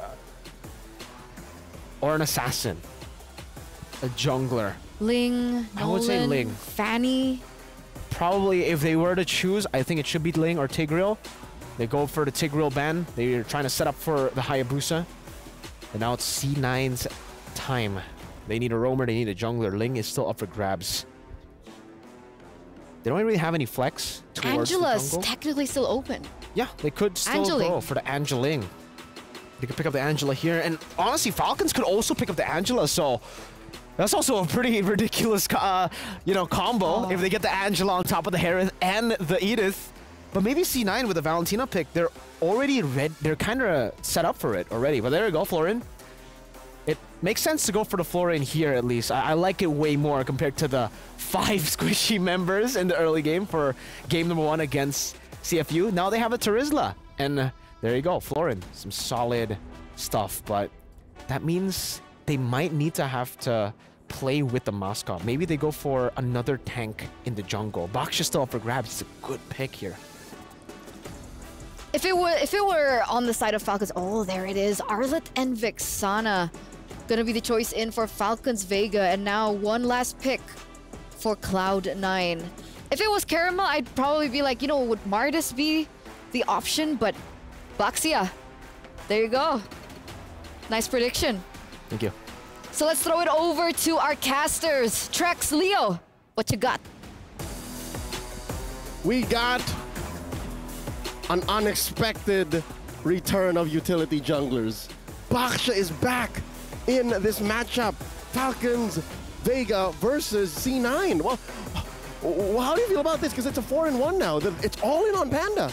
It's definitely all in on Panda. We do see Ashley on this Valentina, though. There's some mechanics there. There's some damage that can be dealt, some possibilities. Not completely against this composition for Cloud9, but you got to be able to pull it off, right? You have to be able to make it work and have the strategy for it. Not to mention Caramel and Agatha coming in. This is the lineup we were expecting. And all the kudos to that first roster that played for Falcons Vega that swept CFU Serendipity. But here now, they're looking to go for the throat. Game number 1 in this best of 2. An orange start for Vega, and C9 going for that purple. It's so weird now. They're playing on 2 different planes. The wavelengths are so different that there's a utility jungler on one side and then an assassin in the other. And this is a first pick Hayabusa, mind you. Yeah, first pick Hayabusa so comfortable, right? You got Caramel now in the game, along with Agatha. Team Falcons, I think, knew the Ling, not only a first pick Hayabusa, but Ling was open. Ling went unbanned, unpicked the whole time, and similar to what we saw in previous series, we saw the Luyi and Chip never get picked up. A lot of these women's teams are coming in ready with what they want to pick, knowing that it's going to work for them. Yep, look at this. Deep invade by Falcons Vega. Jewel to the rescue, helping Nicolette secure her orange buff. Oh, no, Jewel! They are playing so aggressive. Vega showing up in the early game already. And they're just hanging out, man. They're not even worried about Ashley. Now getting involved as well. Thal takes a lot of damage, able to get a 4-man knock up there. Nicolette, though, forcing the engage possibly here. Ashley there as well. Violet responding. Gets the Vengeance through, more damage. Jewel looking for the kill on Thal. Thal able to dash away. It's back and forth, but it's still 0-0. Could have gotten that first blood, but both of these XP laners are chunky in their own right. Now this lane right here, the Moscow versus the Harith, it's clearly a Chincha in control. Look at that. This is a TKO if I've ever seen one. She sent home Panda. And again, as mentioned as the match started, Panda needs to get on top of things. Yeah, Panda needs time to farm. And right now, Chincha, what did the interview say with Renmar? They said, we have faith in Chincha. Chincha is going to perform in the lane, and right now it is showing. Panda has to sit back at the tier 2 right now and watch the gold plating just be taken away. That's a lot of money on Chincha. She is making bank. Almost 200 gold. Under 2 minutes. Now Jewel here, 1v2. Turtle already spawned. Both teams taking their time. Ashley very low. Yeah, playing the distance. A lot of damage from the Eternal Guardian. Cloud9 are hanging on, but how long will the thread hold until Team Falcons Vega cut it through? Nicolette in a little bit of trouble, down to about 20% health already. The final slash connects. Eternal Guardian there to help out. Ball taken low, but Violet taken out. Cloud9 able to get the kill. Carmel still walks away with the turtle. Easy money for Vega. Sharp. Falcons of Vega score the turtle at the cost of Violet's life. But I'd say that's worth it, but they're still going. They're deep in. Look at this, Purple. A lot of damage. This is bad for Nicolette. Nicolette low. Carmel able to get the kill, but they respond by taking out Caramel. Jewel there, looking for Thal. One more hit, slams down, but Jewel loses the life for it. It's a 2-for-2 purple buff. Where'd it go? It went to someone that died. Some tells me Nicolette stole it and then died very shortly after. And all this while, this is what Naisu, Joseph Rezabek, our friend, would call the gold lane experience. And it's not even because of how she's been assisted by her roamer. No, Chincha's been single-handedly pushing in. Here's another look at that team fight. Short but sweet. And yeah, Jewel finds Thal, but they gave too much space to Agatha. Where'd it go? You see where it went? No, maybe it went over to... it was gone too soon. Yeah, it was gone way too soon. Maybe Caramel too, then she just died, right? Maybe Caramel. Anybody could have gotten it there. At this point, either way. It wasn't on the map. Yeah, it's definitely not on the map anymore. But you know it is. Thal here, looking for the toss-up. Ashley, forced to use the Purify. Thal taking a lot of damage. In comes the penalty zone. Nicolette able to get the kill. Make this the enemy zone. Looking for the thrill. Violet now in trouble. C9 ready to rumble. They find Violet. Another one on the target. Jewel, Nicolette brought low. Falcons Vega looking for the response, but Cloud9 still take the kills 5-2. It's hard to fight Cloud9 blow for blow. Like, if it's team fights you're looking for, these ladies got you. And I am impressed as to how Team Falcons Vega, maybe with the roster switch up, is caught out of their breath. Look at this now. They're 1,000 gold ahead, yes, but they're down 3 kills. And you give Cloud9 maybe 2 more of these fights in the next 5 minutes, and they should be in control. And again, folks, just to remind y'all, in Group A, that's all Cloud9 needs. A single game win to secure the next stage. One little game, one game to rule them all. Cloud9 trying to prove that they're here to get to the groups. There's already a lot of hype around Vega. Team Falcons are known. People expect them to make it out. Cloud9 trying to escape the group of death right now. They don't want to go to a tiebreaker game. And they're kind of in control, but look at Team Falcons. Vega, man, still holding a strong gold lead. Jewel in a little bit of trouble. Shadow Kill comes through. All they need is one more shot. Carmel look for the final one. Does get the penalty zone off, but not enough to get away. All right. The clapback from Cloud9 seems to be in the gold lane. Let's see if they can equal the odds here as Chincha goes against 3. There's a minion wave coming through, and that's a clean turtle take. Team Falcons Vega walking away with that. So a lot of major objectives going over to Vega. All this while, Cloud9 are again, just playing out these skirmishes. There's got to be some trade back. There's got to be something that they're getting on the way out. Because look at this. Wow. Look at how fast Vega is on the response. They're taking a turret up top, too. Yeah, they're taking everything. They're taking the lunch money. They're taking the dinner. They jacked their wallets. A final slash. You might just call it. Jewel in trouble once again. They are targeting down on Jewel, man. That's 2 kills in like 1 minute, 1.5 minutes. All right, to be fair, Jewel has been slaying it. Jewel has been since minute 1 there all this while. Now the onward from Thal puts Zia down. Chincha. Xia. Barely knew her. 2 seconds and then. Yeah, barely knew her. Grand Theft Orange. Caramel guilty. Now one more! Ashley in trouble. Chincha able to get the kill this time. Nicola now in trouble, knocked up. Looking for another kill. Chincha still holding the front side, keeping them at bay, all alone. That is what you call the gold lane experience, like you said, at 1-0-1, but farming good. Went from probably bottom of the EXP damage up, shooting up to the top now. It's going to be a problem. Caramel's warmed up well. Caramel's ready after watching game 1 and 2 from the CFU series. He's like, bring me in, coach, I'm ready. And here she is. 6-5 now, about 5K between Vega and Cloud9. I'd say the grip has slipped out of Cloud9's hands. These ladies are very aggressive. They love the team fighting, but Vega have been moving around the map in a very synchronized way that they've dodged a lot of these massive team fights in the past 2 to 3 minutes. It's impossible for now, Cloud9, to even think of contesting this turtle because, yeah, sure, you could throw out a spear. Panda could be part of the fight, but I reckon she's not ready. Not now, not here. It's very similar to game 1 against CFU. Cloud9, at this point, needing to buy time. They still have some late game potential in a sense, but they're going to have to actually pull it off this time, right? They fell a little bit short last time, even when it looked like maybe they could have the game back in their hands. Nicolette looking for the engage. Ashley dashes forward, but Zamon's force drops. Terrify on a Nicolette, knock up by the Eternal Guardian, and now the chaos pursues. Nicolette still up, though. Able to maybe just get away, but Violet collects the kill. Can Cloud9 try to respond? Carmel goes down. Panda with the solo on the bottom of the map. That is a good response, if anything. 1-1 is Panda finally back online. A massive trade.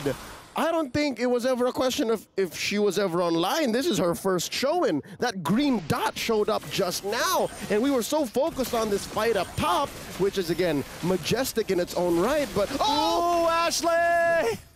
Down goes Ashley, and this is Chincha right here. It's all Chincha. That's what I was saying. The only reason why we couldn't really see Panda doing much is because Chincha owned the early game into the mid game, and Chincha's calling the shots, man. 2-0-3 doesn't tell you the full story. Chincha currently has more than half of Team Falcons Vega's value on her back. Maybe a little bit on Agatha, maybe a little bit on Caramel, but Chincha up front. As long as there's a sword on the floor, you don't want to dance with Chincha. You don't want to dance.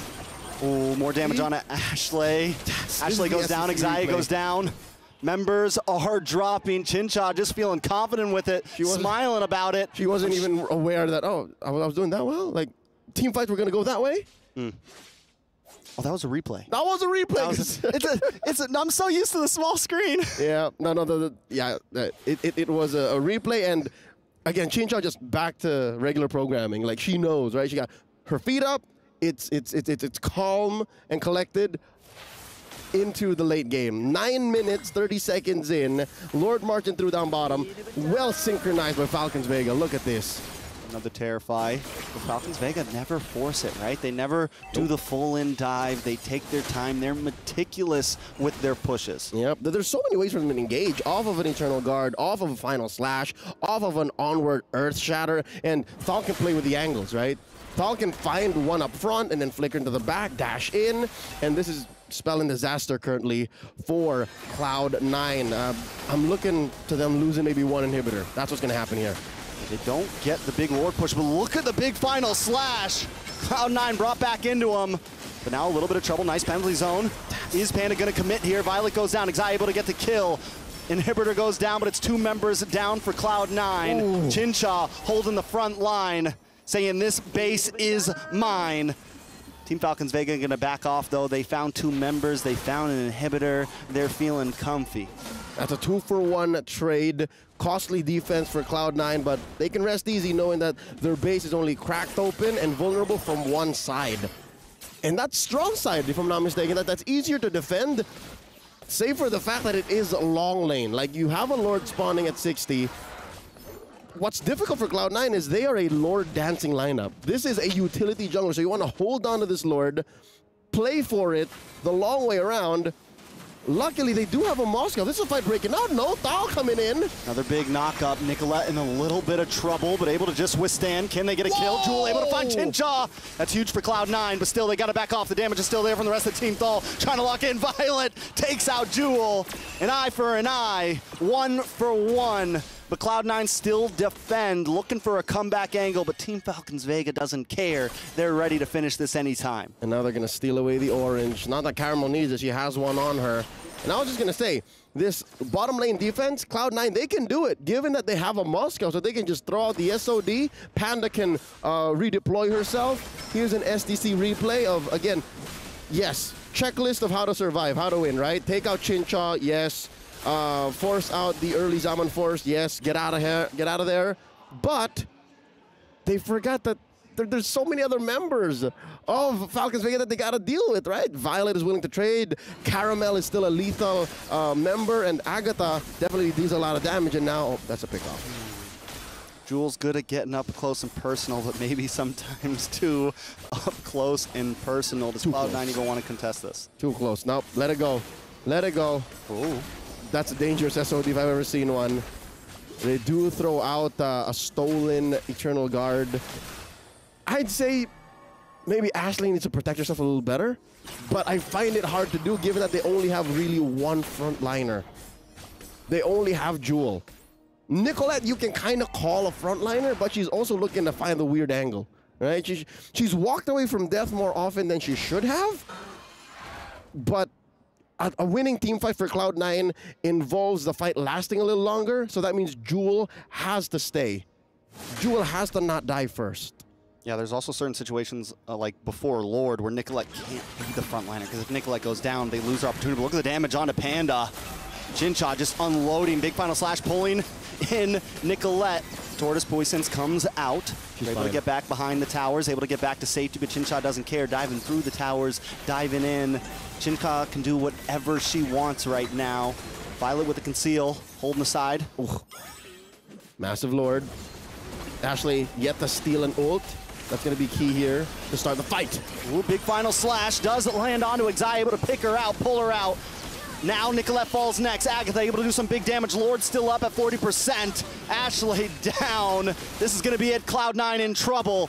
Falcons Vega take the dub. In a snap, the bodies dropped, and so did the base. Team Falcons Vega with a new lineup nonetheless. A roster with 2 new players, Caramel and Agatha, coming in, ending Game 1 against C9 in swift fashion. 13 minutes 45, Trex, all it took. Very quick action at that. Vegas showing why they might just be the Reaper in this group of death. Let's see what our analysts think. Eternal, Mirko, talk to us. And talk we will. Thank you so much, Leo. Thank you so much, Trex. But it's a good day for Falcons today, not dropping a single game so far. 100% win rate. Man, it was crisp clean from Falcons Vega all the way from the start of the game. The fact that they were able to steal that neutral objective away gained them so much stability. And honestly, for C9, this draft wasn't bad at all. The way that they were executing the game too, the game plan was not bad. They were doing what they needed to do, you know, putting the pressure on towards Falcons Vega.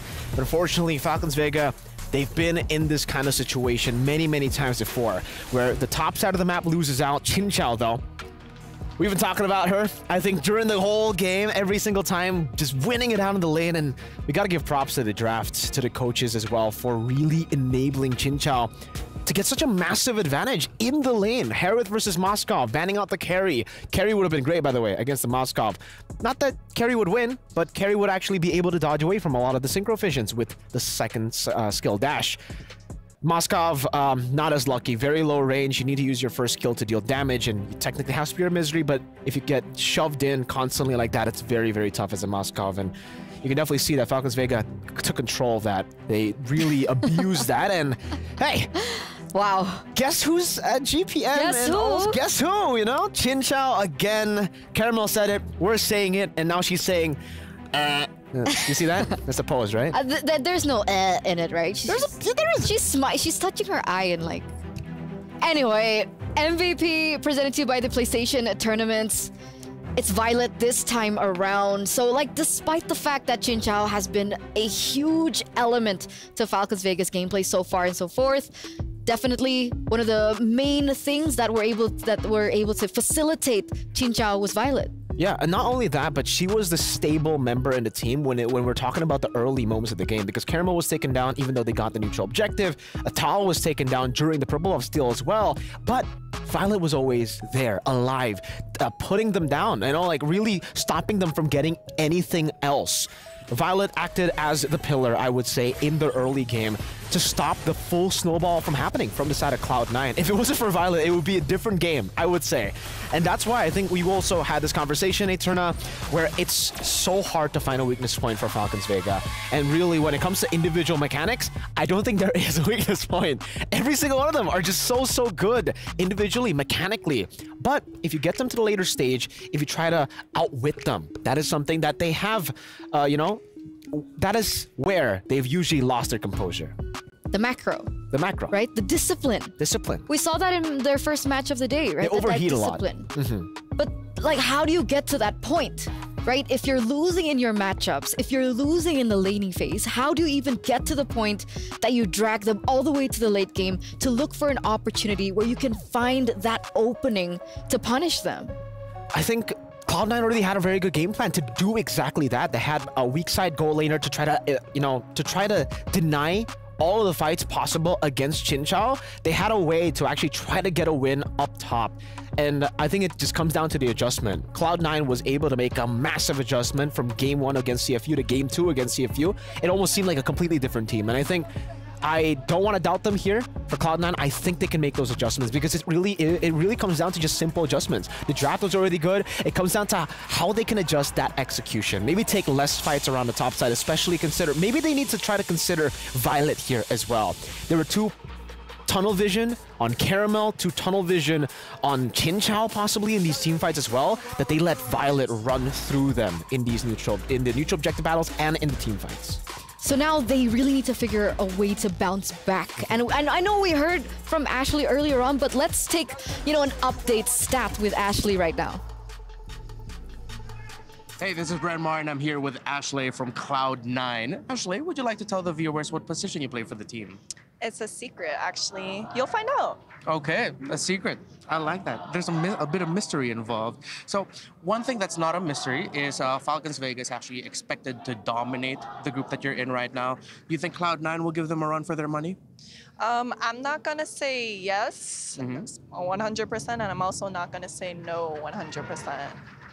All right, a lot of things up in the air here with Ashley. So is there a specific team that you're really looking forward to face in this tournament?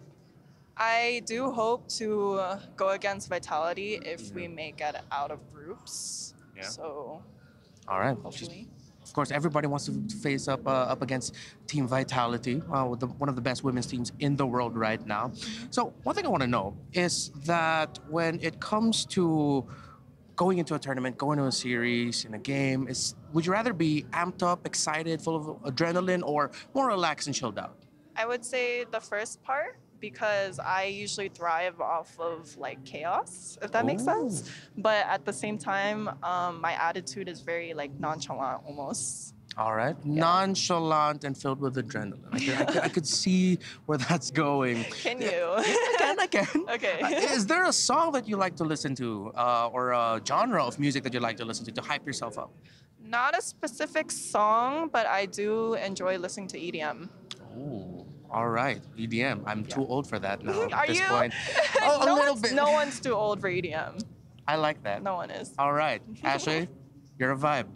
Share me your playlist. And I will. Would you like to share a few words to your fans and your supporters? So first, I want to give a huge shout out to Cloud9 for putting their trust in my team. And next, I have a lot of people to thank, actually. All right, let's go for it. So my previous manager, Talon the Great, who was my manager leading up to the qualifiers.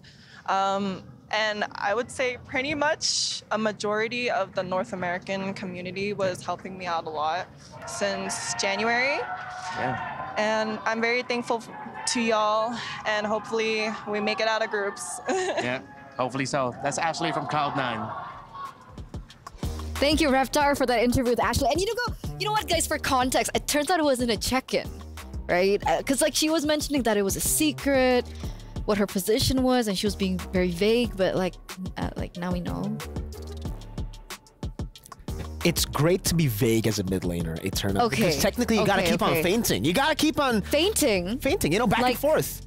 Not faint, like faint as in like, you know? Like, oh, okay. I thought like fainting. that wouldn't be good for anything. That's why I was a little confused. But you know what? EDM. Do you like EDM? EDM, like the genre yeah. of music? Yeah, I could get into EDM. Why? I think that fits Cloud9's gameplay, right? Because they want to look for team fights. They need the adrenaline, but they're also nonchalant. Even their attitude is vague, right? Like, we want to get hype, but we're chill. I am a secret. Okay, she didn't say that. No. She didn't say that. I am a secret. That, I guess, you know, that's a good way to, you know, break ice. If you ever meet someone, you're like, yo, I'm Eterna. I am a secret. I am a secret. That's cool enough. Anyway. So now with this, right, one more game away. So this means that there is still a possibility of a tiebreaker. There is.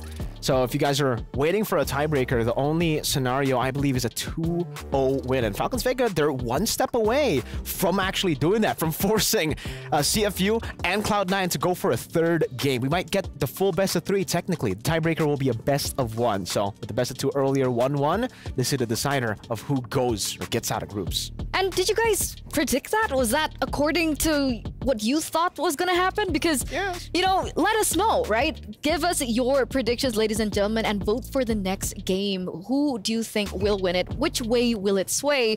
Because obviously you guys get the chance to, but Mirko does not. And LaFell is actually on standby backstage. Really? You can actually see him right now. You guys can't, but he's also banned from, you know, the predictions. I mean, why you got beef with me and LaFell though? Like, you know, we're gonna be your partners here today. We're gonna be working with you, but now you're putting us under the weather. You're really just putting us down. You can't predict here, sway, way, day. That's what you said, right? You said something about sway and way and sway.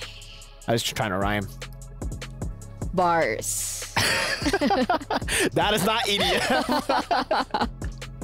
But here we are, ladies and gentlemen, moments away of seeing how this game will end, how this match will end.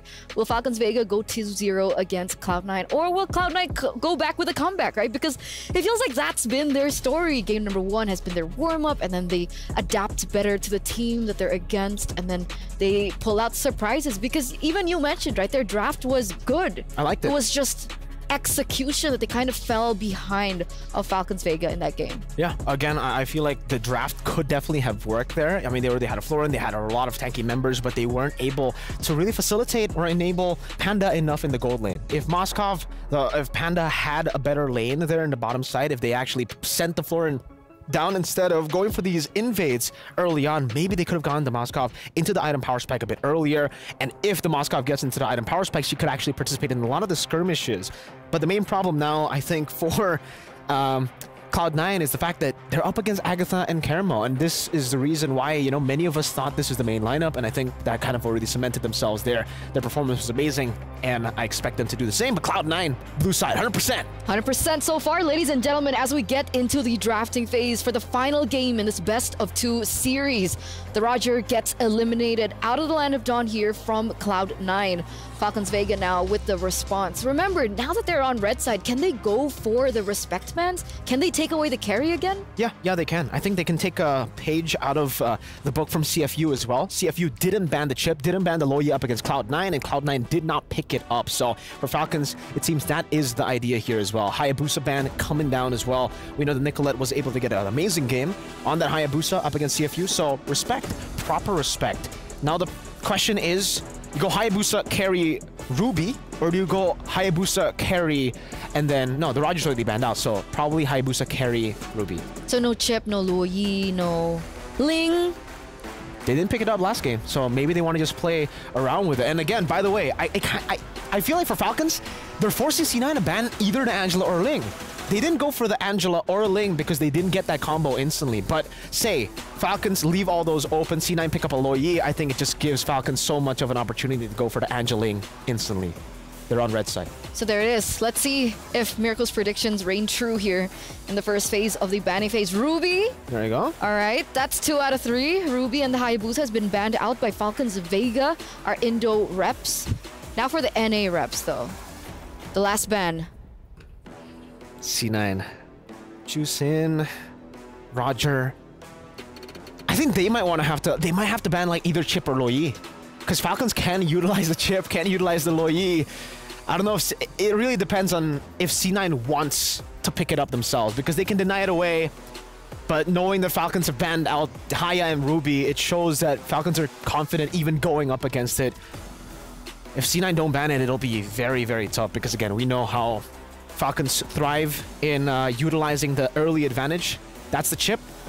Now Falcons, I think it should be the carry. They want to just set up for Chin Chao again in the gold lane. Let's see. The last ban from Falcons Vega.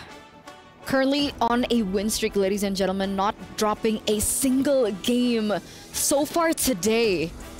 And it's, again, the ball is in Cloud9's court right now. Will they be able to get an advantage against one of the tournament favorites? One of the powerhouses of Indonesia, Falcons Vega. And it looks like Falcons Vega, they're actually taking their dear time here. I think they're thinking about Terizla too. Because C9 has been able to pick it up. I think they were able to pick it up. Oh, there it is. The previous game, first pick. So Terizla carry, they decide to go Terizla in the end. It's a good choice of ban because it does set up for an assassin pick really well. But now C9 has to choose. Leaving the Loyi open is definitely a bit of a problem for them too, because Falcons, they can definitely use it. We talked about how Agatha's very creative. Usually goes Valentina. Now she has a chance to go Loyi. That's her power pick, by the way. Yeah. Power pick. Power pick. Out of all the heroes that were chosen in for all the other players, Agatha had only one. Yeah. And that one was Loyi. Now I'm struggling to think of maybe they go Edith first pick now that the Terizla and Ruby has been... They might... I don't know. They go Valentina. That's definitely the smarter choice compared to the Edith. But I was just trying to anticipate the Loyi, right? Because I was already expecting the Loyi coming in from Falcons. I think with this, Falcons don't even need to pick up the Loyi here because the Valentina has already been revealed. They can just go... Hey, they can go Angeling. Angeling, exactly. Angeling is up for grabs here, ladies and gentlemen. Oh. And there it is, Harris. Okay, so with the Roger being banned again, they are gonna look for a priority lane for Chin Chao first and foremost. Because technically, Falcons Vega, they didn't have as much control in the early stage of the game, right? When Chin Chao was able to participate more in the team fights, participate more in the neutral objective takes, that's when things kind of swayed more in favor of Falcons Vega, and they know that, they understand that, and Harith and Edith is going to be the choice. Now C9 again. Do they want to go for the Angeling? I don't think so. I don't think they'll go for the Angeling here, but I think they'll go for the carry. The carry was banned out. This is a matchup that kind of enables Panda to be the weak side that she wants to be in these games. We saw in both the games against CFU that she was able to make the carry work still. Nolan was it the choice they went for in Game 1 against CFU. They go for it again, but no carry. They actually decide to double down on the Moskov despite taking a loss and despite losing in lane quite hard. So Moskov, I guess for them, the decision is to just change a bit of the playstyle, utilizing some of the core elements from the previous draft. Because again, the previous draft wasn't bad. All right. Arlet now going to be the last pick in for Falcons Vega as we head into the second phase of the drafts. With the Terizla being banned out, Arlet, Yuzong is actually still an option. What is a good laner against the Arlet? Yuzong. Yuzong. Yeah, that's why they take it away instantly. The Yuzong is amazing up against the Arlet. Usually when you get that matchup, it's automatically just like Arlet just has to sit under turret. It's very tough unless you send some members up top, and yeah, they'll just ban it out. That's the easy way out of that tough lane. Terizla, Yuzong. I think they should be okay. Maybe they ban the X-Borg last for Falcons, knowing that that would also create a lot of problems for them. Cloud9 though, at this point, I don't think they really need to care about the Tigreal. Usually we expect the Tigreal, especially considering they already have an assassin, but Falcons have already picked up the Edith and the Arlet. It'll be very weird to see the Arlet or Edith not go to like XP/Roam and for them to pick up a Tig. So that should be out of the book, so C9 decides to just ban out the Ling. No assassins, it seems, for Caramel. What about Fanny? Right, I guess, well, Caramel is known to play the Benedetta and the Martis, right? Those are the two heroes that are left open. So do you think that the Benedetta can work in this current meta, or do you think something like the Fanny would be more appropriate? Ooh, the Fanny. I think, again, considering C9 haven't picked a roam, it's still very, very scary to go for the Fanny. They can go and try to pick it up. Last pick, they're on red side. They have the chance to do that. But C9 can take it away. I think they should be able to read this out as well. Ling ban, they should get rid of another assassin. Or hey, they might actually just try to take the Martis away. The Martis is a signature pick for Caramel. Angela? There we go, Angela. What? Huh. So I guess they're thinking that the Angela could be used as a mid laner, right? Edith roll, Angela mid. You're right. It's a good call by them because that's a lot of sustain. Technically they have Edith and they technically also have Harith, so that's already enough magic damage. Exactly. It's a good read by C9 there to ban out the Angela. Could be a good mid laner for them. Now Falcons AP. Oh, Falcons. They actually pick up the Vexana here, so even more magic damage. That's 3 members with a whole lot of magic damage. I get it. It's a lot of more CC for Violet to pop off on the Arlet. But also, it's going to give C9, I think, a great chance to counter with like some of these magic defense items. Especially considering Chinchao has been, you know, the main spear head for Falcons. I think C9 can go for... I think they can even go for, I don't know, Tig, Minotaur. What about the EXP lane? X-Borg. I think the X-Borg would be solid here for C9. Against the Arlet. Yeah, against the Arlet, against the Edith. A lot of tanky members here, but oh, they go for CC and Florin. They love it. This is their playstyle. I love the Florin. They love to double down on this Florin. CC is a good lane, by the way, against the Arlet. All right. So here it is, last pick in for Falcons Vega to wrap up the drafts that they have. They need physical damage now that they, you know, committed with Agatha on the Vexana as well as the Harith for Chinchao. It'll be too risky, I think, to go for the Martis, knowing that there's going to be a lot of sustain here. Safe choice would be Baxia. I mean... But completely forgot about the Alpha pick. Alpha! There you go. Physical damage. Technically, true damage. In a lot of these skirmishes. Yeah, that'll definitely do it. Well played. One last game. Ladies and gentlemen, the decider whether or not Cloud9 can move forward into the playoffs. One more match to decide whether or not we will have a tiebreaker by the end of Group A's games. Are you ready, Mirko? For sure. Let's see. I'm ready too. I'm nervous, but I'm ready. The audience, they're ready as well. Casters, are you ready? I don't speak for both of us, but I'm ready. Looking at the draft, though, our friend here, HB Trex Wagner, notes the scary lack of CC from Cloud9. Not a scary lack of CC, scary fact that there isn't CC. There is a CC, though, on the map, so they made up for it. They do have some CC on their team, but it is a hero in the shape of a little girl.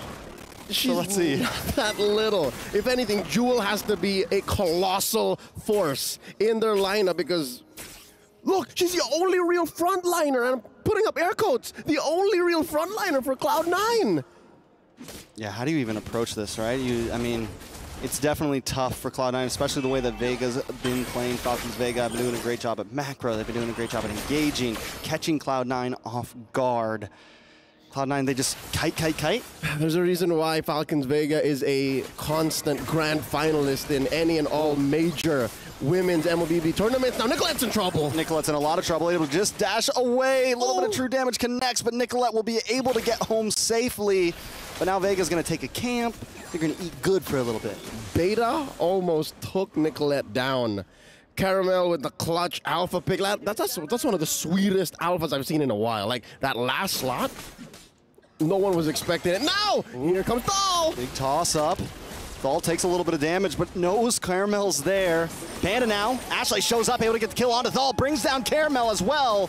That's 2 for 0. First blood over to Ashley. Le Paniche, she gets 2 on the way out. And that was a blindside from Falcons Vega. To be fair, here's the SDC replay one more time. That's some quick work. Ashley, amazingly, didn't even clear the wave. So there really wasn't much for Agatha to go off. She was just like, all right, she must be somewhere in the bushes. Didn't expect her to be that far up. You've got crowd control. I've got to terrify. I mean, I'd like to think it's more of the damage. The damage. It's damage over crowd control. Now down bottom. Ooh, Violet dance, man. Violet is clean. That's right. She should dance around like that. Dance around too. Just a monster, able to come through, deal with 2 members, has been so good. From last game to this game, has been so good on this R-Lock. Yep. Now we see Nicolette trying to secure the orange buff for Cloud9. Turtle at 1/3 of its health. That's a non-contest. Zaya backs off. Are they going to look for a dive here? Ashley. Ooh, no one home. Just misses. All right. So this is Violet. Again, as long as it costs nothing, a flubbed ult is as good as a hit ult. You know what I mean? Like, especially in these early stages of the game. We're looking at about 3 minutes in. 2 kills for Cloud9. And again, Team Falcons Vega's overall game sense and IQ that they've honed for years together as a team just shows that even if they are down, they're still up on economy. How are they 200, 300 gold up? And they're pushing in to into Nicolette and Ashley now. Oh no. Panda takes a lot of damage, able to get some life back though. Got the bloom, got the heals. Right, Xayah, clutch. Keep diving. Vega keeps on pushing. In comes Ashley, though. Nicolette there as well. Look for the damage on Agatha. Unable to get the finishing blow. The fracture comes through, but it's still not enough. Chincha firing back shot after shot. Cloud9 now pushed away from the tower. Team Falcons Vega may be able to pull something off here. Watch for Violet. This is going to be dangerous. Big. Oh! 4 members taken out of the bush, and Cloud9 are grabbed from the sky. Team Falcons Vega showing up. That was majestic. That was beautiful, elegant, near perfection. She literally animation canceled into the bush, almost the whole length of that bush with her. Oh, let's see it one more time. The SEC replay will tell the whole story. Even caught out Xayah as she was exiting the bush too. That was disgusting. That's what you call, like I said, Violet right now. Violet's oiled up right now, ready to go. Violet's on this Arlo, as you like to say, Mr. Dan. He was born to play the Arlo. Like, that was, say what you will about the first Final Slash, but that was definitely what she was going for. She had to pick up. She had to heat it up, like a diesel engine. Took a little time, get it going, the rev. And now we're here. They're up by about 1,000 gold, 1,000 and change, 2-2. No major objectives scored as far yet. There is a turtle to Vega's name, and they are going to take down Panda, 2v1. Panda's been having a hard time from this game to last game, but now a little bit of damage on a Chinchaw. Can they get the kill? Nicolette's there to help out. Should be able to find it. Finds Chinchaw. Thal now. A little bit of trouble. Terrify. Is it going to be enough CC? Nicolette looking for the final hit. Doesn't have the fracture. One more shot. That's all it takes. Thal gets away, though.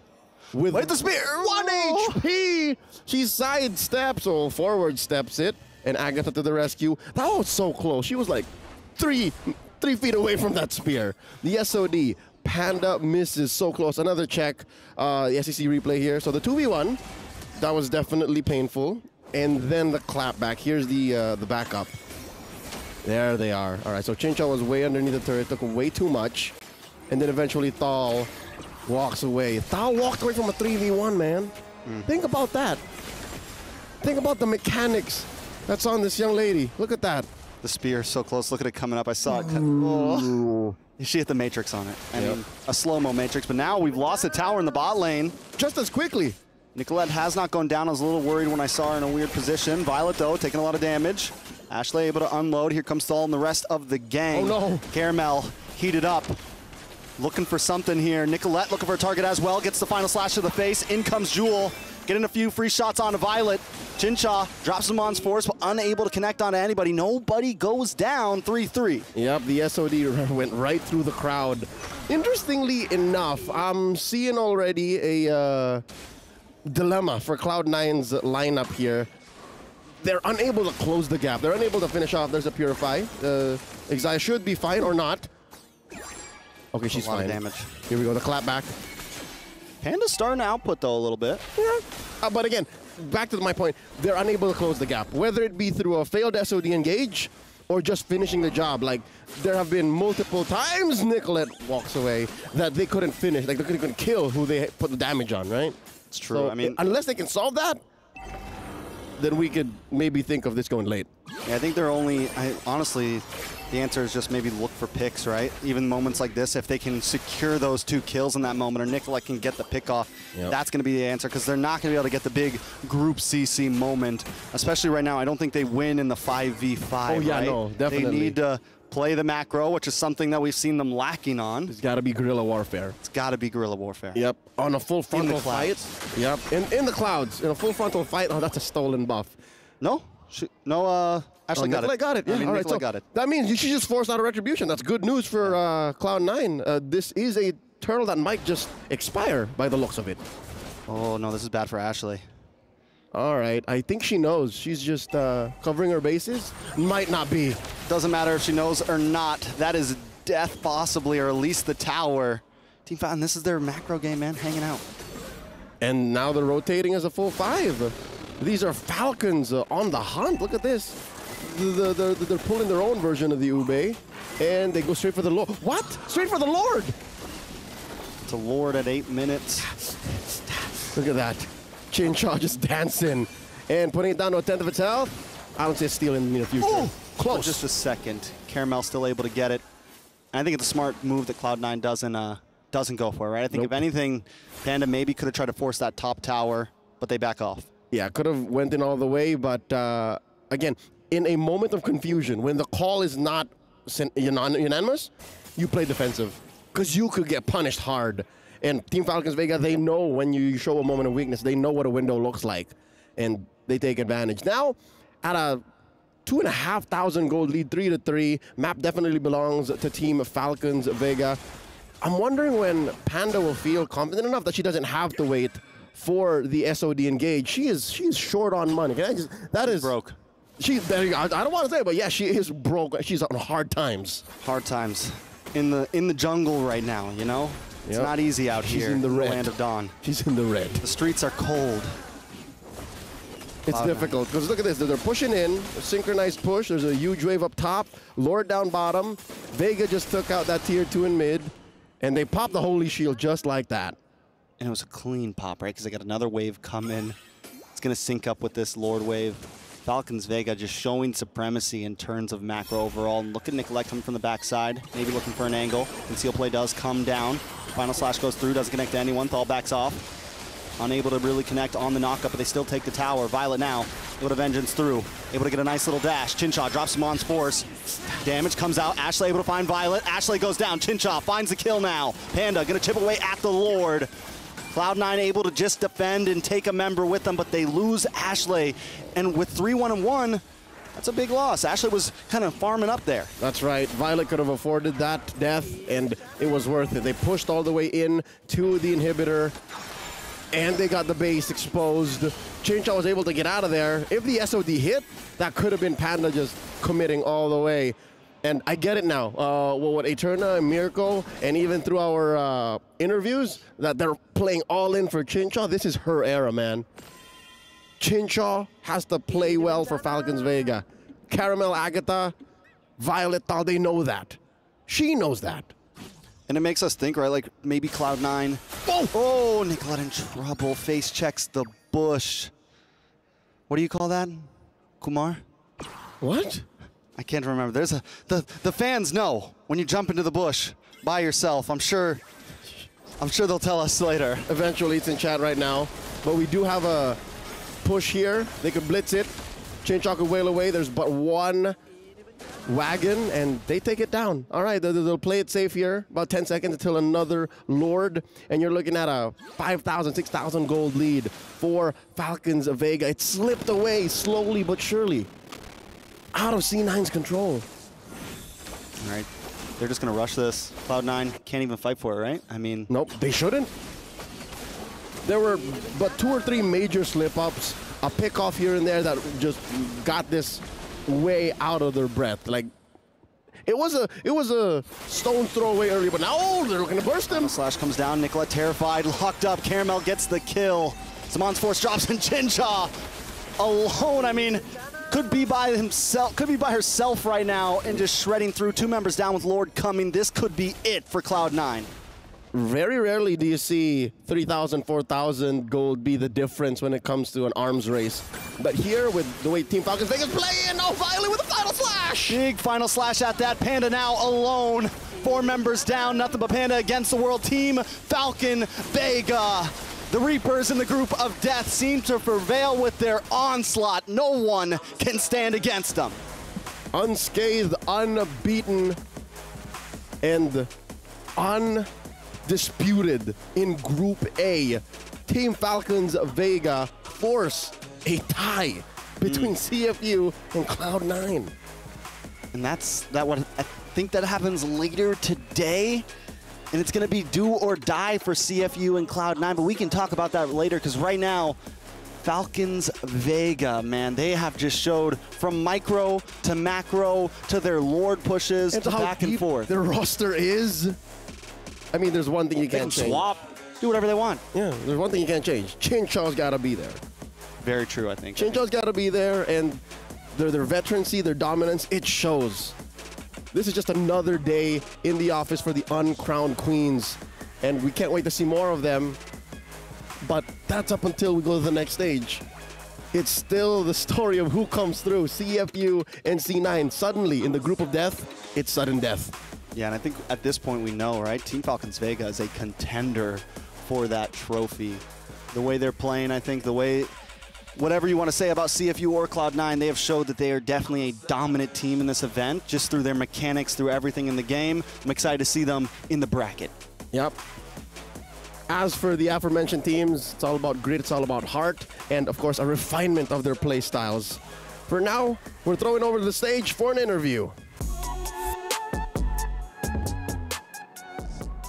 Now, ladies and gentlemen, what a convincing win right here from Falcons Vega. Now, heartiest congratulations to you guys. And of course, right here, we have Chinchaw right beside us. You know, you look super cute even in a player camp. I am in love.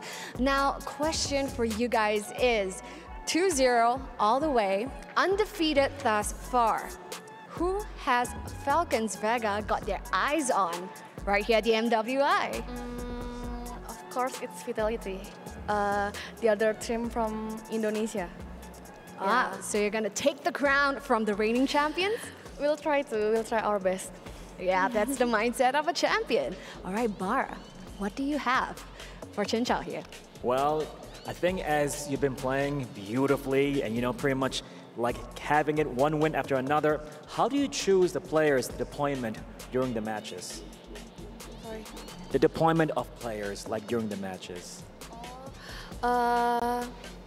We just play everyone in turn. So in the first match, it's Funi and Funi and Meilen's turn, and the second match, it's Caramel and Agatha's turn.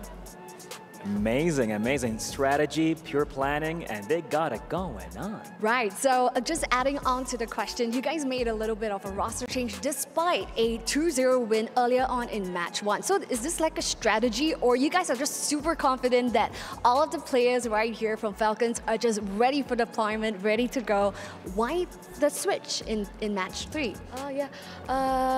We believe all of our players are competent enough to play in the matches, so yeah, we'll just play everyone in the next match also. Now that's a flex. That's a flex. It is. So yes, ladies and gents, we have heard from Chin Chao herself. So if you guys are wondering, hey, what's up with the player switch? This is because they are ready. Falcons, Vega are ready for that flex because the eyes on the prize to take the throne right here from Team Vitality. And here in Group A, they have proven that they are ready. So without further ado, let's hand our time back on to the studio. Take it away. Let's go. Yalla. The uncrowned queens strike again, ladies and gentlemen, as the Falcons Vega, all the way from Indonesia, they're going to be able to move forward from the groups into the playoffs. Unfortunately for Cloud9 and for CFU, though, I don't know if technically it's fortunate for CFU, right? That Cloud9 didn't get a game, but just like Ken Watanabe said in Godzilla 2014, this is time he said, let them fight. That's what Falcons Vega is saying to Cloud9 and CFU. Let them fight in the tiebreakers to see who actually gets to see the playoff stage. Whether it's going to be C9, whether it's going to be CFU, but unfortunately for C9, it's sad to see that the same mistake got them twice, right? Game number 1 against CFU, it was kind of a similar draft where they had everybody, I think all of them were squishy, technically. Even the Esmeralda in the early game, but then, yeah, one frontliner, technically, the Esmeralda. This game, it was the CC again. I don't know, at this point, it really feels like it might be a hero pool issue, right? For Xayah, maybe. For the foreign, right? Because, really, we've seen the foreign. We've seen the Lolita. I think that's it. So definitely, when it comes to adjustments, I think Cloud9, they definitely have a lot of things to adjust, mainly the hero pool, because when teams already have the formula, like Falcons, they were able to read out the formula so fast. They banned out the Ruby, they banned out the carry in game number 1, and then game number 2, without the Terizla, this composition had no proper frontline. I wouldn't even call CC like a proper frontline. She's the only frontliner, but she's not a frontliner. Like, CC's not meant to be the guy all the way in front. Chin Chao again, always just taking the damage dealt. GPM, phenomenal stuff, but also massive shout out to Violet. So many final slashes. It almost seems like it's crazy. Did you see that? Violet was insane. Violet was insane. Ridiculous. Do you think that she'll grab the MVP again? I think so. Based on the moments, I would give my personal MVP to Violet. Yeah. Did you see that 4-man? I emoted. I was like, whoa. We all emoted. We all did. Even LaFell, and he's not even here. He isn't. I wonder if he'll be here later on. I hope not, you know. Hope not. You don't like him very much? No, we really... yeah. We like her. Yes, Violet was amazing. We definitely like her. Match MVP presented to you by the PlayStation Tournaments. Violet from Team Falcons Vega. Amazing stuff again, right? 7-0 KDA. You know, like, the KDA that she had didn't really reflect the impact that she had in the game. Right? Definitely. Because you mentioned it, there were so many moments that she was able to create. Even here, she understands the mechanics of the hero, the ins and outs of the heroes. She was able to put the Arlet to the ultimate test, and there's just so many moments that they were able to capitalize over her gameplay. Yeah, and for Violet, she's always really been a phenomenal player. By the way, we gotta welcome a guest here. Hi! I'm so happy that you're here. Thank you so much. You know, for the the viewers who don't recognize you or who don't know you very well, could you briefly introduce yourself here? Hello everyone, my name is Agatha. I'm from Team Falcons Vega. There you go, Agatha, the mid laner. So you were missing in game number 1, in match number 1 earlier today. What was that? I know that the host asked Chin Chao earlier on, but is there like a certain formula or a certain strategy that's a little bit more specific as to why that you were played later on in today? I don't think that's a strategy. No, I think it's not that. It's not that included in strategy, but we also always roll between me and Funi and also Melon and Caramel, yes. That's very interesting, right? I mean, the fact that you performed so well, my main concern when you guys were, shifting the rosters is the fact that synergy is a big issue, right? When it comes to teams. And the fact that you keep on rolling, how do you keep the synergy good? How do you keep the chemistry still maintained in the team? I think it's related to the practice. So we do a lot of practice like scrim or rank.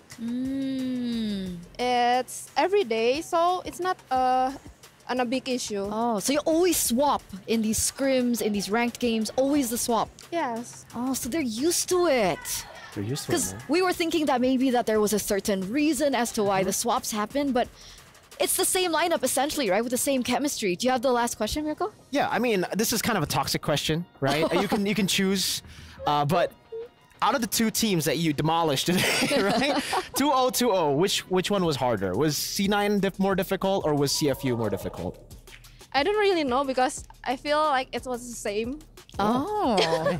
Who do you think is gonna make it out of groups then? Because they're gonna have a tiebreaker. I think CFU. Oh, okay. CFU. They had the longer game with CFU, by the way. They did. Right? It was like a 50-minute game on average. That's true. And against Cloud9, it was 12 to 13 minutes. So, all right. But what about you guys back at home? What were your predictions, ladies and gentlemen? Because, we're still waiting it on. But last time, you guys predicted a 92%. Agatha, 92% of the supporters predicted you guys to win. What do you have to say to the viewers right now? I'm very thankful for everyone who supports us. Of course, it means everything for us. So I just want everyone to continue to support us until the end of the tournament. All right. Congratulations once again on Crowned Queens, maybe Crowned Queens later on as this tournament develops. But again, congratulations, and we'll see you in the playoffs. Thank you, Agatha. Thank you. Thank you. So with that, ladies and gentlemen, before we head into the next group, Group D, we are going to throw to a short break. So don't go anywhere. Stay tuned. We'll be right back.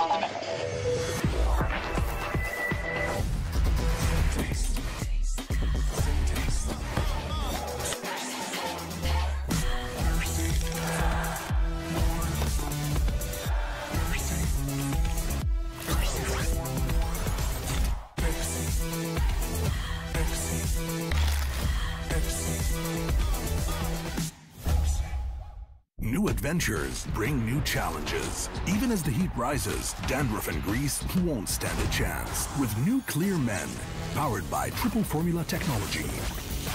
To eliminate dandruff, itch, and grease, gives you 8 hours of freshness and 100% dandruff-free hair.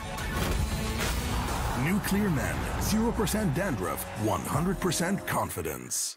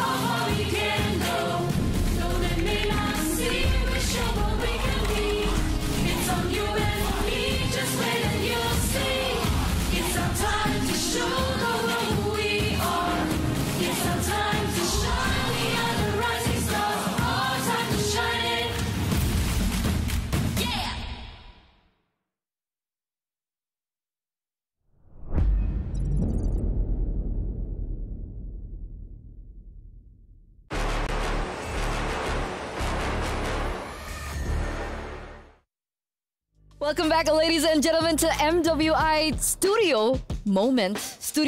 Wait. Mirko, you got more handsome. Oh, you know what? I'll take that because you guys look like you guys had a lot of fun without me. Hi, guys. My name is Abel, just in case if she doesn't know who I am, you know? I was like, why did Mirko get more handsome? It's the hair. I've grown to live the with microwave hair. Sorry, it's what the viewers are calling it. I'm thinking about the viewers. You know this? Do you see this? It's a hurt. It's a hurt. My heart is a hurt. I don't know what that is, but I know of the Dr. Sulaiman Showdown. Which is great, which is awesome. Which is going to come up, ladies and gentlemen, as we get into the fourth match of the day. And we're going to be shifting over from Group A over to Group D. And for those of you guys who are wondering, when is the best of one tiebreaker going to happen? It's actually going to happen tomorrow on Stream B. And that's going to be, brought to you by Husky as well as Abstract. I love those guys. Those guys are amazing. One time I saw them and there was a stray cat walking around. Yeah? And they give them their food. That's so sweet. They gave the cat pizza. I don't think... Don't judge the cat. Is that safe? You know what's not safe? Mirko's prediction so far, right? And I keep telling the audience and I keep telling the viewers that that's not okay. But it's okay if you guys want to participate in this, right? Audience predictions by SDC. Head on over and show us what you got. Do you think... Who's gonna get it? Do you think it's going to be... Oh, it's your team. Yeah, it's Homegirls, of course. I mean, like, why you got... Wait, do you have a curse? Because I'm pretty sure you have like an ongoing curse happening as well, right? Eterna. You have to learn the meta, right? If I'm casting, sure, there might be a curse. Wait, when I was a desk host, it's fine. I have no idea as an analyst what I'm gonna... how is it gonna be? Well, we'll test it out. So what's your prediction? Gaming Gladiator, the Gaming Gladiators, Homegirls. Okay. So GGXHG. Yes. All right. So let's see if TLG has a fighting chance as we welcome them into the venue, ladies and gentlemen. Let's see the Jamil Motorsport player arrivals. And there it is. We're going to see what's the thing again? GGXHG. It's a mouthful. They were previously known as Homegirls, right? Yeah. And Gaming Gladiators was able to deal with them to acquire them. And honestly, it's a pretty good collaboration here. Looking at the players, we see Fao here where it's like, the players like unsure, just like just walk. We gotta get to the venue, okay? We gotta crush them. We gotta crush title legends here. TLG. Fun fact, do you know how they got their name? You know what? I love fun. Sure. Okay. It's from Title Rise Legends Emerge. So they're looking to emerge into the competitive scene for the MLBB Women's and to emerge victorious against the To emerge odds. as titles. No.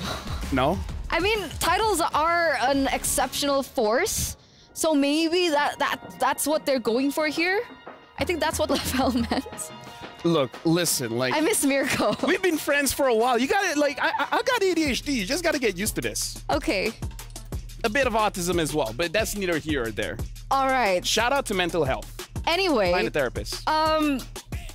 When we're talking about gaming gladiators, Yeah. I think a lot of people have shown their hopes and their support. Same. Same? Yeah. But let's talk and let's throw over to the interview, ladies and gentlemen, before we get into it. Hey everyone, Renmar here again, this time with Chi of Gaming Gladiators, their roamer. Now, I'm gonna ask you something I haven't asked you before since I actually already got to interview her, but what's your best quality, Chi? What are you like most proud of about yourself? I mean, in the team, if it's the team, I'm a team clown. The team, oh, so you're funny. I guess I'm annoyingly funny, I guess. I was thinking you were gonna talk about like, I'm a really good roamer, Okay. I can set up really well, but you know what, that's fine. Yes, like, I can. And yes, you can. I and can. she's funny I too. can do that too. And she can do that too. So I can see that maybe you're a little bit more confident, a little bit more loose. It's your first tournament outside of Malaysia, big tournament in this scale. How are you feeling?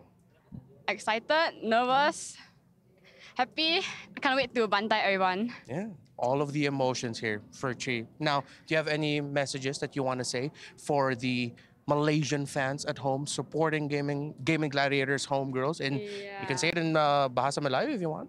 Terima kasih semua yang support kita. Semoga kita boleh menang, and don't forget to support us later too. Thank you. All right. I love her already. I love agree her with her. already. Yeah, I agree that she said she's annoyingly funny. I agree. And then she's coming through with the, infamous Malaysian, what would you call it? What's infamous about Malaysia now? I want to know. No, that's not what I meant.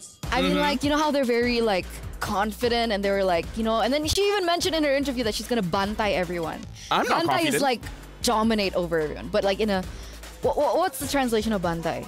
Bantai means... It's like destroying. Stomping on your opponent so but hard. very violently. Very violently. Stomping very violently. And it's like sending a message. Yeah. Yeah. The next generation of players will know about this day. That's what bantai means. And it looks like a lot of people are thinking that they will bantai, right? Because amongst, of course, the regular, right, with Vitality coming through with Falcons Vega, a lot of people are showing their support for this team. So we're going to throw it over to the host, over to the stage. Let's see what you got. And ladies and gentlemen, welcome back ونرحب بكم معنا مرة أخرى هنا بكأس العالم للرياضات الإلكترونية مع Mobile Legends Bang Bang Women's Invitational بمجموعة D. And now we are in Group D. A lot is happening and it's going to happen as well, Cheryl. Now I'm very, very excited as Eterna as well as LaFell has mentioned. What's going to be happening right here for Group D, opening up the show for the group. There will be no Santai, just Bantai. So it's going to be very exciting because we're going to be seeing the two likes of teams that are, really wonderful in different perspective. And we're going to show you why. First up, we're going to show you the wonderful faces hailing all the way from Malaysia, truly Asia, presenting to you Gaming Gladiators homegirls.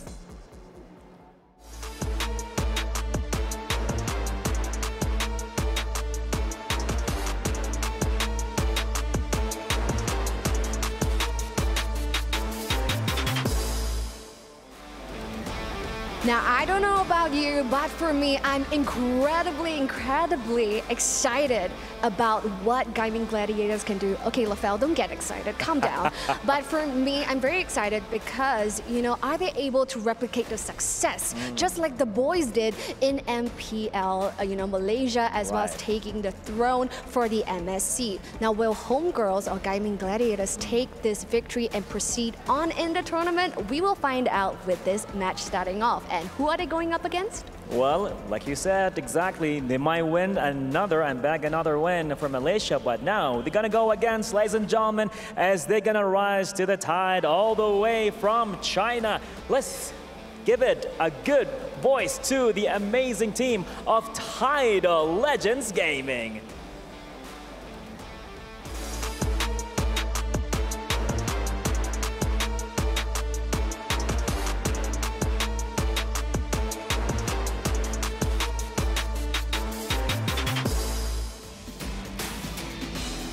Incredibly amazing stuff. Now, those are the beautiful faces coming from Tidal Legends Gaming. Now, when it comes to China, you guys couldn't count them out because they are absolutely a wild card. All right, they are coming from the land of prodigies, you know, dominating every single game all across the esports arena. So coming into Mobile Legends Bang Bang makes them really an unpredictable team, perhaps surprising us over at the Land of Dawn. Yeah, exciting stuff, isn't it? So for these two teams, what we can absolutely guarantee you guys, there's gonna be mayhem happening over at the Land of Dawn. On one hand, we're gonna be having our female players coming all the way from Malaysia. Let's not forget, you know, their male counterparts actually took the championship for MSC 2024. And over on the other hand, we have Tidal Legends Gaming hailing from China, where we have teams, you know, and players who are coming from the prodigies, you know, of esports gaming. So who will take this match for the day? Opening up Group D, without further ado, we're gonna hand our time back on over to the studio. Yalla. Let's go, yalla. Yalla, thank you so much, Cheryl. Thank you so much, Bara. And that is the ultimate question, right? Who will be able to get this victory in our fourth match of the day? And remember, this is China's first time participating at MWI. And fun fact is, another fun fact, I love my fun facts. But fun fact is TLG reigned over CN qualifiers and they were able to win 14 out of the 16 games played. So they were dominating in that region. You know, before we start breaking apart what's going to happen in this game, big shout outs to Cheryl Yao. You know, no Santai, just Bantai. Which means no chill, just destructive force. That is scary. No, it's not. Do you have a voice changer? Are you hiding a voice changer right now? It's all from the stomach, bro. That's amazing. Thank you. I have a big stomach. But now we're going to head over to the drafting phase, ladies and gentlemen, for game number 1 in this best of 2 series between TLG and Homegirls. Let's get into it. TLG with the first pick. The Hayabusa actually gets taken out first. Interesting to see that the Hayabusa is a hot commodity here, but I have to start throwing down concerns here because for TLG, looking at their gold laner, amazing player, of course, but looking at the heroes that she uses is the Brody, is the Melissa, which really isn't meta for the meta that we have right now. So I don't know if she's going for those marksmen's picked or she will go for something like a Roger, like a Moskov that we're used to see. And Chip still gets banned here. So it looks like Homegirls are still giving this respect that anyone with the chip is going to be amazing. So we're going to throw it away. I have a question here. I don't have to answer though. Oh man, but you're the analyst, unfortunately. You're replacing yeah, Mirko, so you have to answer my questions. Is that okay? You know what? That was already the first question. Gotcha. What's your real question? My question is Fao Fao truly the pillar of this team? Yes. Is that the person that they have to be aware of, and is that the person that we have to start to respect in the bans in the first phase? Does it warrant a first phase ban? So here's the thing. When it comes to the Homegirls, their mid trio is amazing. They really set the tempo. Fao Fao is more like, if you guys can't do it, I will, right? So she gives the chance to her teams, like, Chi, can you set things up? Can you give the kills over to Queen? If you guys can do that, then I'm just gonna clear the turrets, I'm just gonna push, and then we're gonna win. If you guys start losing the team fights, then I'm gonna join in and I'm gonna assert dominance. Okay. So that's what we're expecting. And so far, it's been true, right? For the first game, we see a Hayabusa. We also see a Ling being banned out. And I feel like this has been the recurring pattern that we've seen for MWI. These heroes always taken off the board. And now the Roger also gets eliminated. I feel like Terizla should be respected as well, because if TLG gets the Terizla first pick, it's going to be a little bit more difficult for Queen to go for a damage dealer in the jungle unless she wants to go for something like the Alpha. You know, this is a two-way conversation. You can... You know. Oh, I thought you were going to elaborate. Well, expect the unexpected. We have been getting the unexpected so far. So I think we can add a hashtag here for MWI. It's not just, it's time to rise. It's time to shine. Time to shine and rise as well. Of course. But it's also hashtag expect the unexpected. Unexpect the expected. Okay, Angela now being banned out here for TLG. And so the Terizla has still been left open. And if they go for the Terizla here, then obviously the Luo Yi will be opened up for TLG to pick up in the first phase. But another thing that we've seen is Harith has also been a recurring pattern. Which is something that homegirls will prioritize if it is open. Because Fafao has been a monster on the Harith as well. Mainly, she's not super aggressive. She just waits for her 2-item or 3-item power spike. Afterwards, she's just like, the game is mine. I'm going to do it. You guys just chill out. Now, for this pick here, I do feel like TLG should go for it at Terizla just to make sure that they have a winning lane in the EXP and then having an advantage when it comes to the turtles. Because just looking at today, Terizla is a tempo setter. It's going to make it easy for your team to actually start the fights, to grab neutral objectives, and to potentially slow down the game if you needed to. So it's an expensive pick. And Yes. we've seen that it's been very difficult to counter it, right? Because like, you know, on paper, a lot of things happen on paper, but in the Land of Dawn, it can be executed very differently because notoriously, when we think about, oh man, we forgot that she was opened up with Angela being banned out here in the first phase by TLG. But Juicin has actually been left open. But that would also First that phase, first homegirls pick. can pick up the Terizla. Terizla, Harith? Harith, exactly. Yeah. What do you think? Honestly, I feel like Terizla Harith is a very good opener because I feel like in terms of the jungle, Queen doesn't have to go for a damage dealer if they have the Harith. She can go for something like a fighter or even a tank because one of her best heroes in the previous patch was the Boxia, so might as well. Do you think it still can work? We saw Boxia being picked up earlier on and it didn't have the effect that they wanted, obviously. No, with that mindset, if you think you can, then you can. Right? Yeah. Don't have what a was your downer tagline attitude. at MSC? That was so long ago. You had a tagline. You forgot. Admit it. Dude. Oh, Minotaur Terizla. Let's look at the draft. All right. Minotaur is great. They're not forcing out the Harith because I kind of feel like Fafao's top heroes are the Moskov, the Harith, as well as the Claude. So I feel like she's okay fighting against the Harith. Or, like I said, so far, Yinhuai has been using the Melissa as well as the Brody. So they're probably expecting her not being able to use the Harith because that's a difficult hero to pilot. I believe that Bruno was also an option that she utilized back in the day. But again, with it being so out of the meta, so outdated, it's very situational and conditional for these heroes to pop up into the Land of Dawn. So it really forces her in a spot to either go for comfort that might not work or they stray into the meta again. But Xborg gonna be the choice alongside the Harith. Now, there you go. You know, you're very negative. You should relax a bit. I want to expand more on this Juicin because honestly, Vermont, the mid laner during the China qualifiers, whenever we see an MVP, it's all her. She has been able to set the tempo for her team because she's very good at moving around the map and making sure that her side lanes actually excel in the laning phase, and then moving to a point where they go for a 3-2 or a 4-1 formation and let the jungler as well as the gold laner to pick off the turrets one by one. So grabbing more advantage there. It looks like Fafao will be going for the Claude to go up against the Harith, where I feel like she has this matchup quite a lot in her competitive career. So she's on her comfort at this point. I mean, technically, it's not the best matchup for the Claude. Not with that mindset. Eterna, Wow, I need to teach you how to be positive. I'm not done. Okay. But we saw Qin Chao being able to do it and being able to dominate in the lane against the Harith on the Claude. That's how you should be. Guys, I miss Mirko. Can we bring him back? Is me and Mirko so different? You're more handsome with the hair. Thank you very much. I'll take that. Now we got to look at the bans here.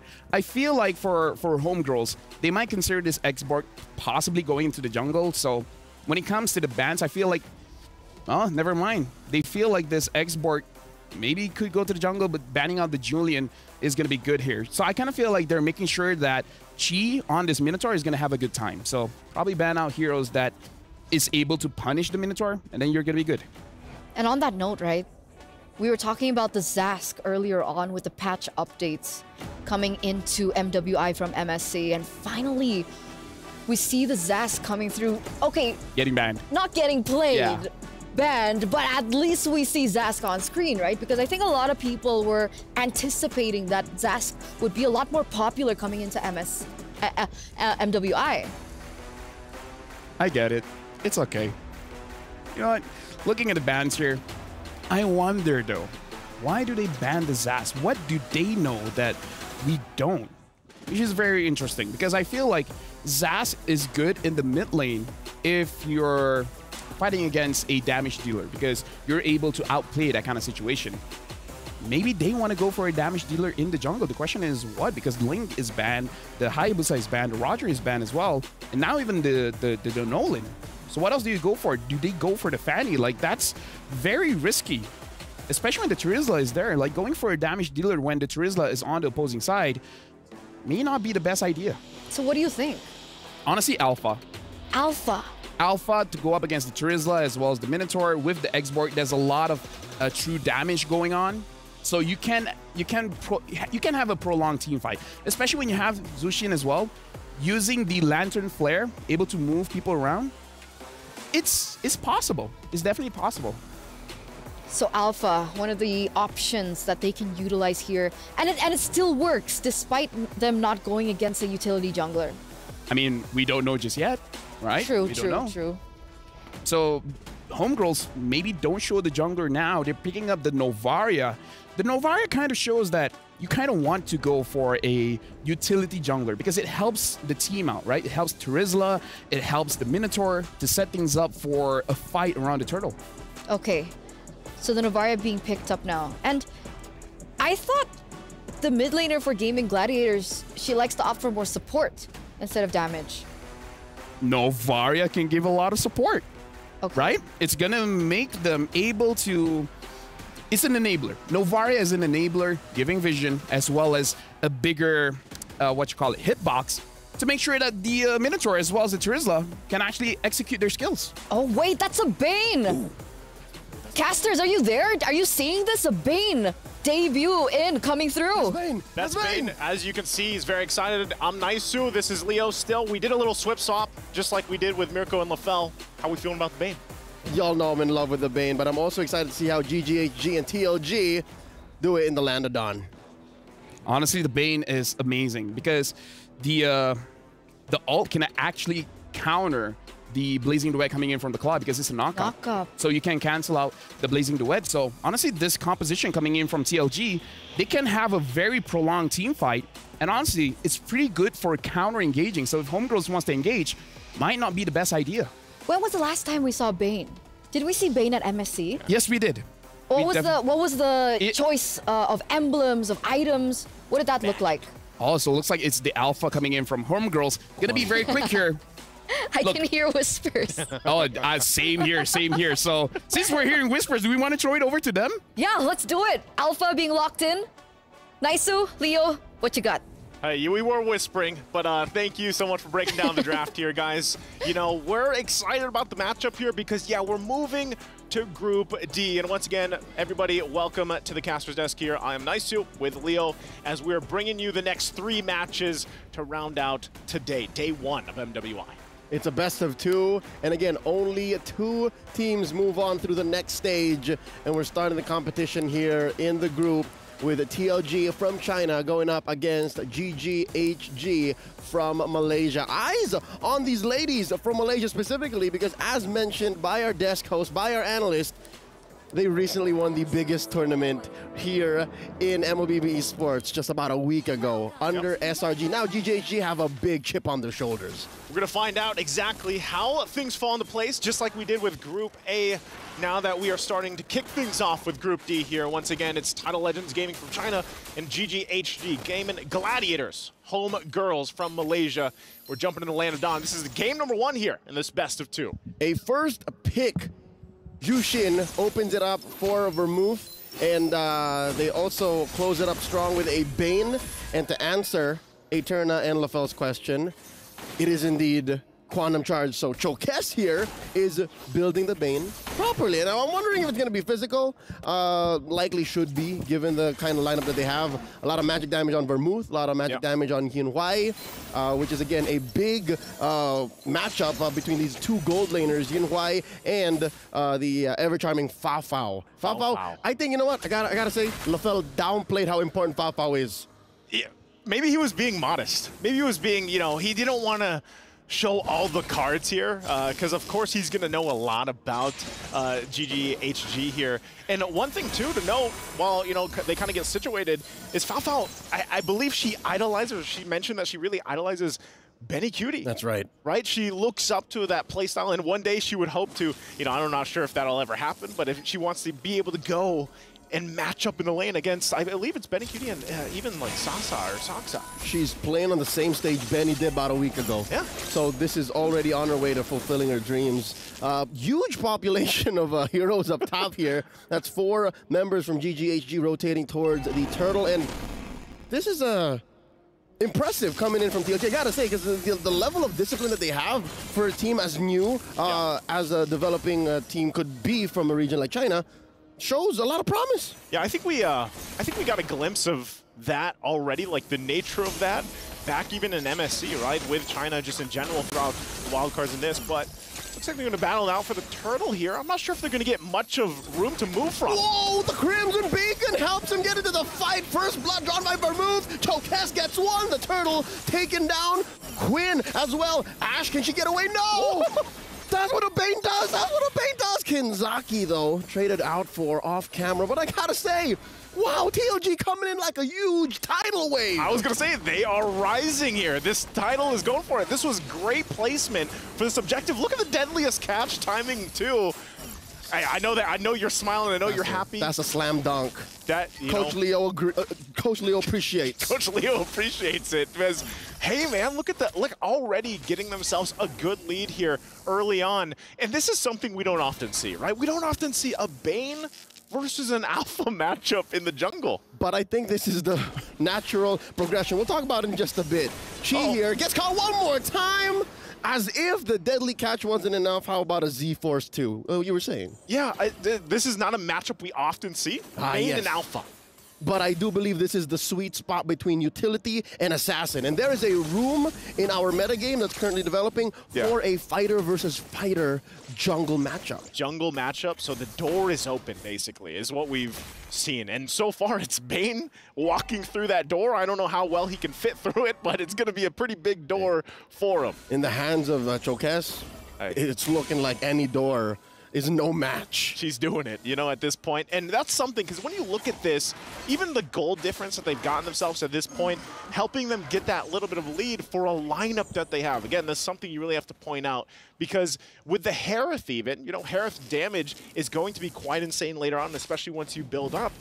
But if you can rely on the Bane to pump out the damage this early on, paired up with having just a lot of utility, even with an X-Borg on your side with Bay here, there's a lot TLG can do in the early game. And again, I think everybody, I'm not even sure just yet, we'll have to see the predictions later, but I'm almost going to bet that a lot of the weight of predictions were here on Gaming Gladiators Homegirls because of that history that they've had, the chances. Oh, hold on. Let's talk about it later, but first, Chi jumping in. Minoa and Fury, the answer back from Kinzaki and Vermouth. Can they get it? Chokes secures another turtle, and Quinn gets taken down by Kinzaki again off the back of a deadly catch. They don't call it deadly for nothing. Yeah, they don't, and it's interesting to see the way that it's working with Jushin, because Jushin, sorry, Jushin, you know, that's still, I'm still it's a stuck new with the hero. wild It's card, fine. man. Yeah, you know, we've been talking about it for like about 6 hours tops. I can't remember what Eterna called it, but either Jushin or We'll ask her later. Zusin. I think she said Zusin. She'll mention it later for sure. Yeah, but either way, wow!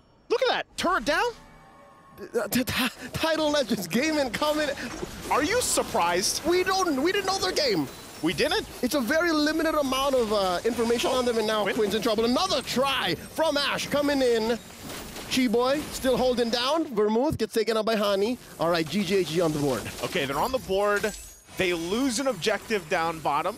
They've lost 2 turtles. So for they're gonna lose. Yin, why? Why? A 1v1. They lose. What was Fafo doing? Maybe that's why LaFell wasn't talking so much. You know, Fafo gets 1v1 there against the Harith. What's happening? Oh, here we go. Fight's continuing. Quinn's in trouble. The knock up, the deadly catch. Spear of Alpha out. Okay, Spear of Alpha out. They manage. This is at a point where GGHG has to recalibrate. Oh, again, Quinn could be in trouble here. Why don't do this? 2v1. As far as GGHG is concerned, it's a 2v1. Now Kenzaki makes yourself known. You were saying they're gonna push him off. So you know that's what I'm saying. GGHG has to go ahead and kind of recalibrate a little bit. This early game, very in favor of TLG. Oh, huge fight up top. Kenzaki taken down. Chi gets a score. Yin White dancing.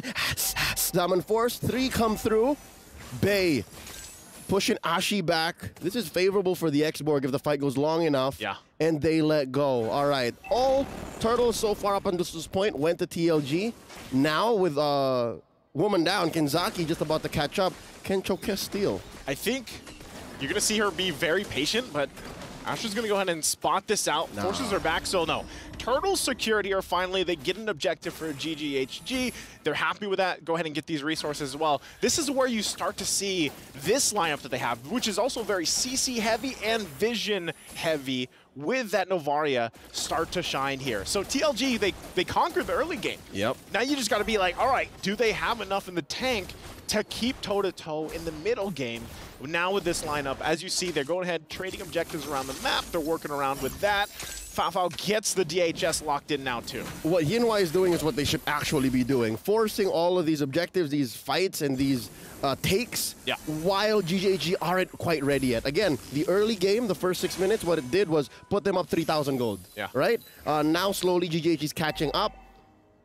I think there will be a point of no return if TLG can get there. If they can all but secure this Lord coming in a minute, that should be it. But because, here's my theory. GGHG, if you're just talking about clear macro, they might be better. If they're able to hold out. Right. Which is most likely, again, an experience thing. Yeah. Like, they have so much more, I would say, because TLG was what? They were originally formed, I think, beginning of the year, 2024. You know, they came in. Tops. Yeah, tops at that point. So, you know, in terms of the macro level, hold on. I'm offended. Here we go. Kenzaki pulling Hani back, forcing out the flicker and the astral form, and now Ashi gets caught out. Could it be the jump in, the last insanity, the punching base strikes, and she's able to get out of there. The Spear of Alpha knocking him out. Plus, Key coming through, Chokes taken down, Kenzaki as well, 2-for-1 trade. They spent a little too long underneath that tier 1 in mid now. The fight up top. Foul caught out! Can Yinwei end the job? No, she gets away. She gets away. Man, that would have been way better if TLG managed to get the kill. We're going to look at the replay here brought to us by STC. Yep. Look at the CC that I was talking about, especially with this Minotaur setup from Chi. So they fight under the turret. They jump in, a Spear of Alpha to connect, and they're just... The title legends they were the ones in the air. That's right. They were getting the tide at that point. A trampoline. Yeah. And now because of that, GGHG have a clear go at the Lord. Clean take by Quinn. And now the ladies have to pace themselves. Kenzaki gets the I'm offended. That's the knock up on the Chi. Chi gets hit by the Crimson Beacon, gets moved out by the snare. And that's a pick off, but too little too late. The objective goes over to GGHG. And they've closed the gap by about 1,000 ahead now. Yeah. Just barely. Again, the lineup they have is going to shine at this point. And we saw it just from that last replay, too. So we'll see how does Title Legends take what they've done. Again, even on the macro level, Yunhoi's been doing great work, focusing on these turrets, getting them down, but they also have to worry about the Lord now going up on the top side. So I'm wondering how they're going to go ahead and rotate there, keep that under control. And you can already see, too, Fafao is farming on that top side, waiting for the rotation to come out. but TLG will stick together. That's part of the main thing that they have to do. And, you know, one thing is, again, Unihoi hasn't died, has a Starlium Scythe, Feather of Heaven, working on the Holy Crystal, and that's all right on time, man. Under the 11 mark, if she's able to go ahead and finish that, she is going to be even more of a threat if TLG goes for that fight. Golden Staff, Wings also picked up here too, so big power spikes for both teams. Look at that. That's I don't know, what do you call that? The soul snare. The soul snare. Yeah. Grabbing their soul, pull them towards you if you want. That could play a part in some of these skirmishes and team fights. Yeah, that's the difference between GGHG and TLG's CC. Like, it's utility for Tidal Legends. Like, they make up for it in damage and utility. But if you're just talking about CC, just clear out crowd control, knock up stuns, nothing comes close to what GGHG has done here. Yeah, I think they're, like, I guess their layering is... Oh, wait. Forcing out an SOA.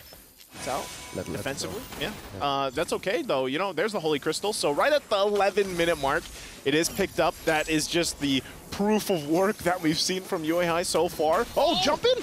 Ash coming in, a surprise penalty zone, no one home. Now we know if you're the answer by Key, and they're all knocked out. Vermouth down. Kinzaki gonna be following up soon. And here's a clapback. Unihoi dancing.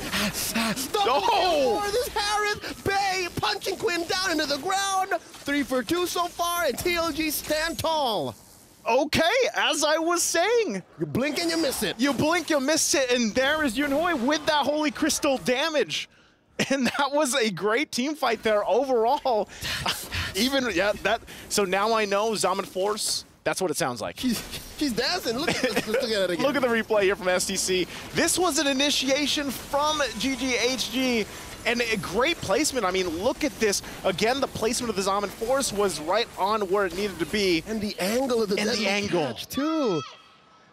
Oh. She's all in the right to be screaming with that set, because it was honestly beautiful from GGHG, right? Yeah. But how TLG responded. Good response. That was a creme de la creme. Yeah, that is the creme de la creme. Yeah. I don't know what else is better than that, but there's a conceal. I don't know. They might force a fight again. Coming through from an odd angle, Kinzaki with the I'm offended, forcing out of known fury from Chi. And the deadly catch coming through the soul snare. All right, again. Great placement by the Z-Force. Good for a pickoff. Nothing sure quite yet. Good time to go for the Lord. Good time. They got Chi down. Lord's half health here. Keep an eye on Ash. She might force an initiation with the penalty zone, so they're gonna have to go ahead and take their time with this, but they get the reset, and that might be what they're looking for. It still hasn't fully reset just yet, but they go back to this point. They hold it together, and here we go. Vermouth also picking up an item here, has the glowing wand available. Ash still waiting patiently. It seems like Tidal Legends Gaming is like, yeah, we don't know if we want to commit to this just yet. Yeah, there is a Purify Unihoi. Walks into that bush where Ash is hanging out. The full reset coming through. The forced flicker from Ash. So that's a huge resource that now GGHG have to count out for. Interestingly enough, the dance continues. And look at Foul Foul. Look at Foul Foul. Yeah.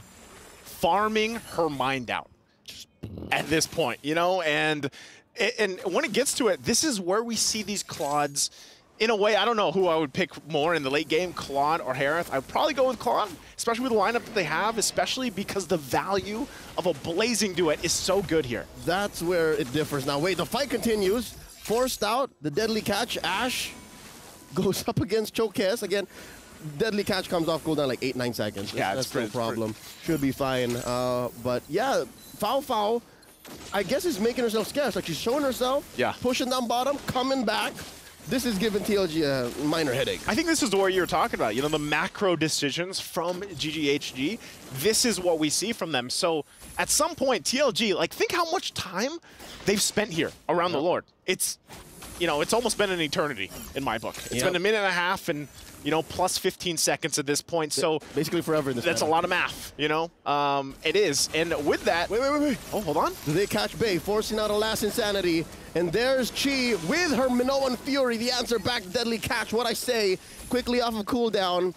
And now all 5 members of GGHG, the ladies, are all in. Here comes the cavalry from TLG, coming in from the east, forcing out a blazing duet. There's a pull down, goes Foul Foul. And that's a woman down, 4v5, GGHG. Can they contest? They're going to be able to. They're going to hold them back, though. Even down a member, GGHG is going to go for it. 1/5, 1/10. The Lord still standing. The deadly catch let go by Chocast. Where is this Lord going? Watching base scores it. Down goes Chi. Roast beef, anyone? This is a turning point. Ash going down here, taking her time. Bay right now is Kabir. That one's for the Amazon Arena. That means huge. Check out the replay. Look at this with the last insanity. Punching Bay here. She gets it with the last insanity. Flamin' Bay. Flamin' Bay. And gets them a huge objective. Imagine, they got to feel pretty good about that. I would be hyped too, because this just swings this in their favor now. And to top it all off, the creme de la creme, if it's still that. Creme de la creme. Creme de la creme. The Divine Glaive picked up by Yunhui. Yunhui has slipped up not but once. Yeah. This whole game. She died. She put TLG on her back, and everyone's just doing their job. Just put them on the wave. They're riding the wave. They're riding the wave. They were able to penetrate up top, almost taken down bottom. Mid lane still standing, and you're looking at a 7K gold lead, Joseph. 7K! 7K. This is quite massive here. Henny does pick up the Divine Glaive herself, so she's got, some good damage that will come from these echoes. They lose those 2 base turrets, though. They hold on to the mid one in the base. They keep that, at least. All right, let's talk about how GGHG could still come back. I reckon if they can get another trampoline, bouncy house situation back in, then yes, because it can't just be off of Fao. We've seen that. You reckon it was Claude, right? Yeah. Yunhui's making you double take. It's Kenzaki, though. She's the one that caught Fao. Even with a Purify. So there's 1 layer of protection for Fao. Yeah. But what I'm saying is, Hani has to come in through. Quinn has to get... Is it just me or is this a CC overload? It is. Right? I like the way you put it, though. Bring them to the funhouse. Take them to the funhouse with the CC train that they have for GGHG. But there's got to be more than just the fun. There's got to be damage. No, there's not. I think that's... hold on. Conceal going to be used. All Forces them out. Zaman Force drop too. Early Z-Force. In comes Kenzaki, forcing out a blazing duet. Here comes Chi. Using her mid-on Fury and the flicker. The animation cancel. Here comes Vermouth. Ash the answer with the penalty zone. Kenzaki down. Chi as well. Trades that 1-for-1. Look at Ash in the back line. Vermouth looking for the snare. Oh, there's the delivery right into Chocast. 2-for-1 the trade. Oh, that feels tough. Already Terizla is not the hero that has a lot of mobility, but then you get dragged back, and now Quinn in trouble. Okay. Yunhui. At this point, Yunhui can go to 1v2, 1v3. Yeah. No problem. 4-0 and 6. Vermouth walking away. That Crimson Beacon, the fact that it gives you a shield allows for her to kind of tank a little bit of the funhouse. Yeah, I think so. And they're going to lose this last turret in the base now for GGHG. This is... Where do they pull the discipline, the mechanics, and the killer instinct from? TLG's on a whole nother level. They are, and that's why I'm saying I think a lot of people coming into this for day one. I didn't know their game. I'm going to apologize ahead of time. I'm sure maybe a Turner and LaFell as well, but look at this. Chi in trouble. Chi catching a good chunk of the Z-Force, of the flame missiles, and here's the last standing right into the corner. Chocast securing that Lord, and there's a blazing duet into a freeze to win a crown by Fao, but it's not going to lead to much. Quinn's still going to go down. Vermouth gets a soul snare on the Ash, and it's just a matter of time. TLG taking down the Terizla. That's 2 members left. GGHG got to defend. They got to defend, and might I add that this is the best I've seen Jushin play it at this point. I know, we have a very small pool of data for that, but it is on point right now from Vermouth. So with this, look at this. They're actually just going to keep putting pressure. You don't want to go to the fountain? Oh, Vermouth! Okay. Takes a little too long. Try to get the snow snare, but could this be it? Fao gets knocked up. Gets her immortality popped. Here comes the Zaman Force. Down she goes. Hani left to defend. And Chi. And there's the Minoan Fury. Can they end this? The base standing tall. Now it's down. TLG washing through. Hey, TLG, you can see the claps coming out too because they have to feel good about that. Again, I'm sure even looking at the audience prediction when we see it later, it's going to be heavy for GGHG, man. A wash. It washed it all out. All doubts. This TLG came to play. TLG came to play. The title is here. The title waves. And it's rising. It has risen. The tide is rising. The tide is rising. Yeah, that's got to feel pretty good because, man, talk about a performance for game one. You got to wonder, too, where does this put GGHG, especially with all the eyes and the pressure on them?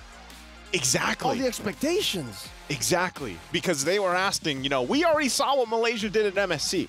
They're on top right now. They're on top right now, and look at this. It's, again, performance that even for me, myself, I was just kind of taken aback from because of, you know, hearing where they came from, hearing their journey up to this point.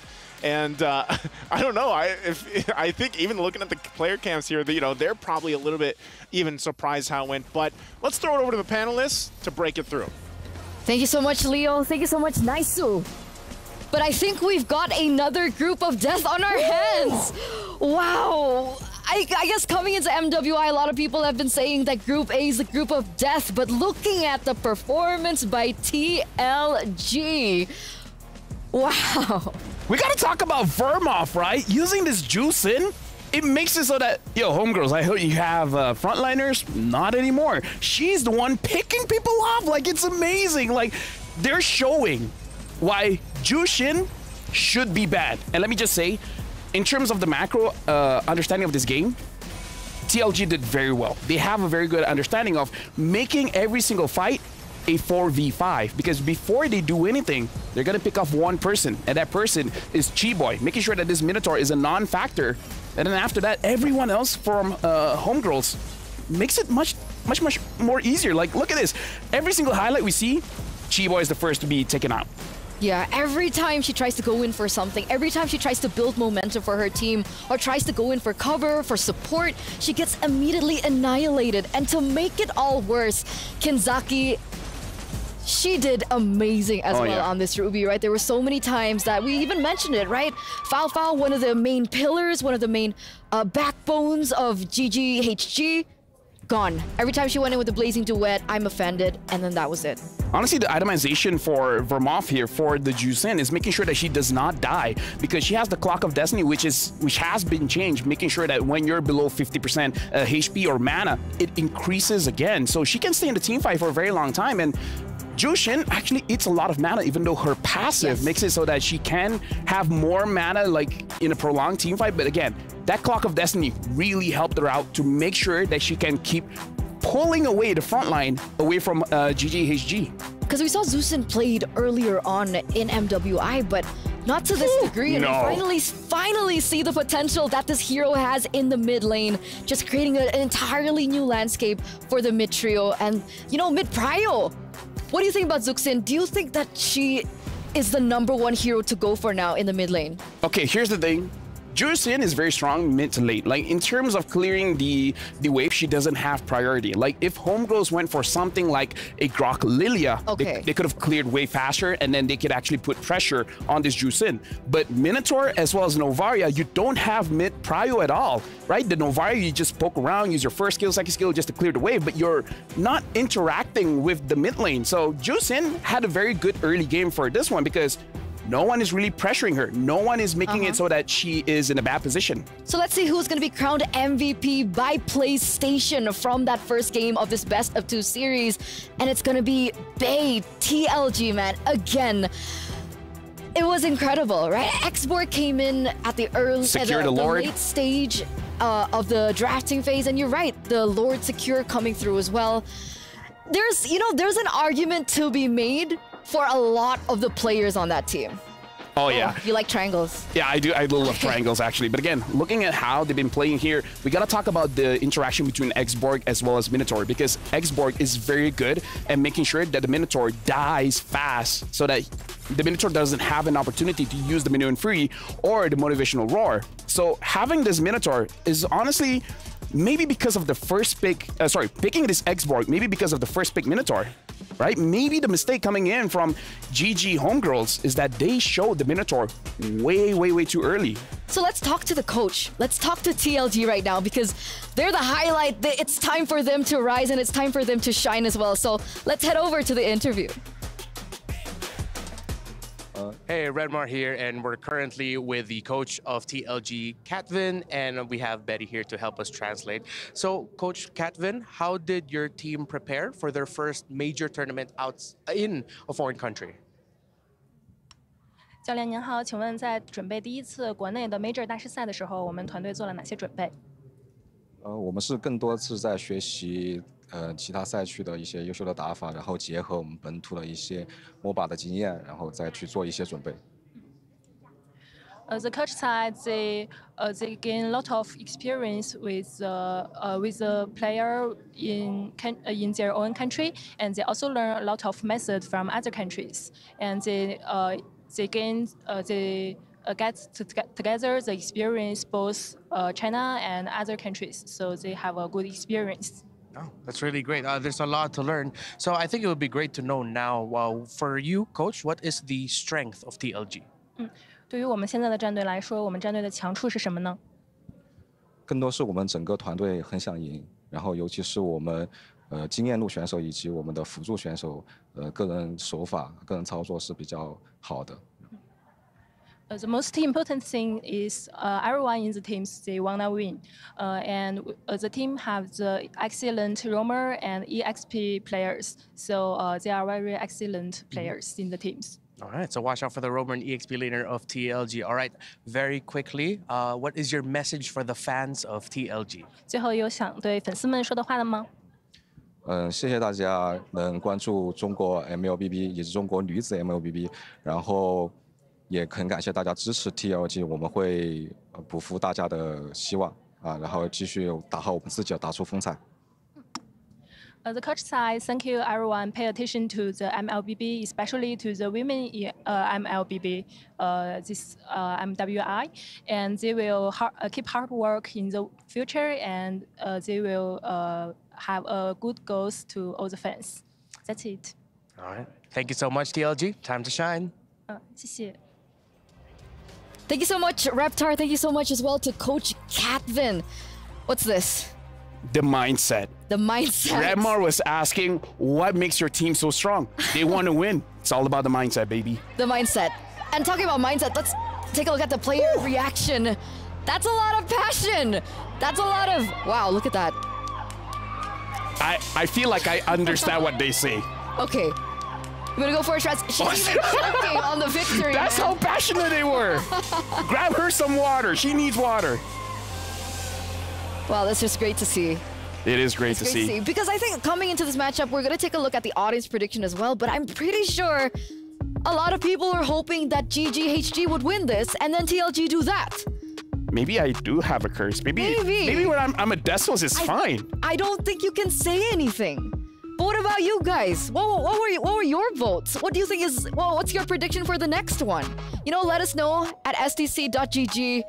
For the next game, do you think that TLG can go 2-0 against, I would say, I mean, tournament favorites is Vitality, but I think GGHG they're up there, you know?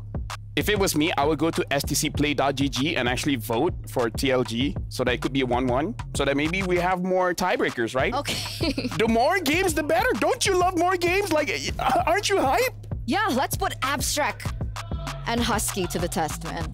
Let's give them all the tiebreakers. Give them all the tiebreakers. Give them all the tiebreakers. I love the energy. Yes. That's the energy that we want. Okay. All tiebreakers. Mindset. No clean sweep. Mindset. Mindset. It's all about the mindset. And it's the mindset for GGHG as well to come back because, again, momentum is such a big factor, especially in a best of 2. Bandit Juicin? Juicin is pretty strong. Okay, we need to have like a discussion about how to pronounce Zusin. No, it's pronounced as Juicin. Juicin. So it's not Zusin. I can speak Mandarin. Okay. 大家好. 我不知道. Yes, there you go. So honestly, like, Juicin has been proven to be very strong. If you want to let go of that, you need an assassin jungler because how is Juicin going to protect herself? Using the Crimson Beacon, sure, you can. It takes time. You can glide away, but I think that's why the Hayabusa and the Ling is banned out because imagine if Hayabusa was there, imagine if Ling was there, what's the Juicin going to do? So like, you know, that's her skill. You're not wrong. I am not. Okay, so coming into the second game, drafting phase. What's your thing? What's my your thing? suggestion? Well, my thing is, you know, if I was TLG, ban out assassins, you know, Hayabusa Ling out of here. Okay. And then win. It's not that difficult. Oh, what about Zusin? No. honestly, I feel like homegirls, Hani can use Juicin very well as well. So I kind of feel like, as long as you know that the threat of assassins or a Roger isn't there, because the Roger can probably do well against the Juicin as well, then you should be fine. But here's another thing. Okay. If you pick up the Juicin and then you pick up a Tigreal, oh, that's going to be difficult for you to deal with. Yeah. Even like for any teams, you want to go in to kill the Juicin and then you're caught by the implosion. And then that's it. You know, you can have your blanket because you're going to sleep. So it's not a bouncing castle scenario. It's like a maelstrom scenario. Female strum scenario. I'm not saving you this time. I don't Clean it need up saving. yourself. I don't need saving. I think what I said, moi perfecto. Clean it up. Nope. We're keeping it female strum. You're the host. Control the conversation. I'm sorry. Okay. I don't want to clean it up anymore. No. Okay. Listen. Okay. I'm an listen. experience. Okay. Okay. Like, I'm here. You are an experience. I'm an experience. Okay. Like, we saw Ashley is a secret. I'm an experience. Here's the thing. And I'm a victim. But ladies and gentlemen, let's get into the drafts for game number 2 in this best of 2 series. The final game in this match. Homegirls. Next up, they're going to be facing off against the defending champions. The reigning queens of MLBB. Vitality. So, I mean, it's not that hard. Just break the crystal and then you're fine, right? yeah. That just like maybe 1 or 2 turrets here and there, maybe get a few kills, and then Of course. winning isn't that hard if you have the right mindset.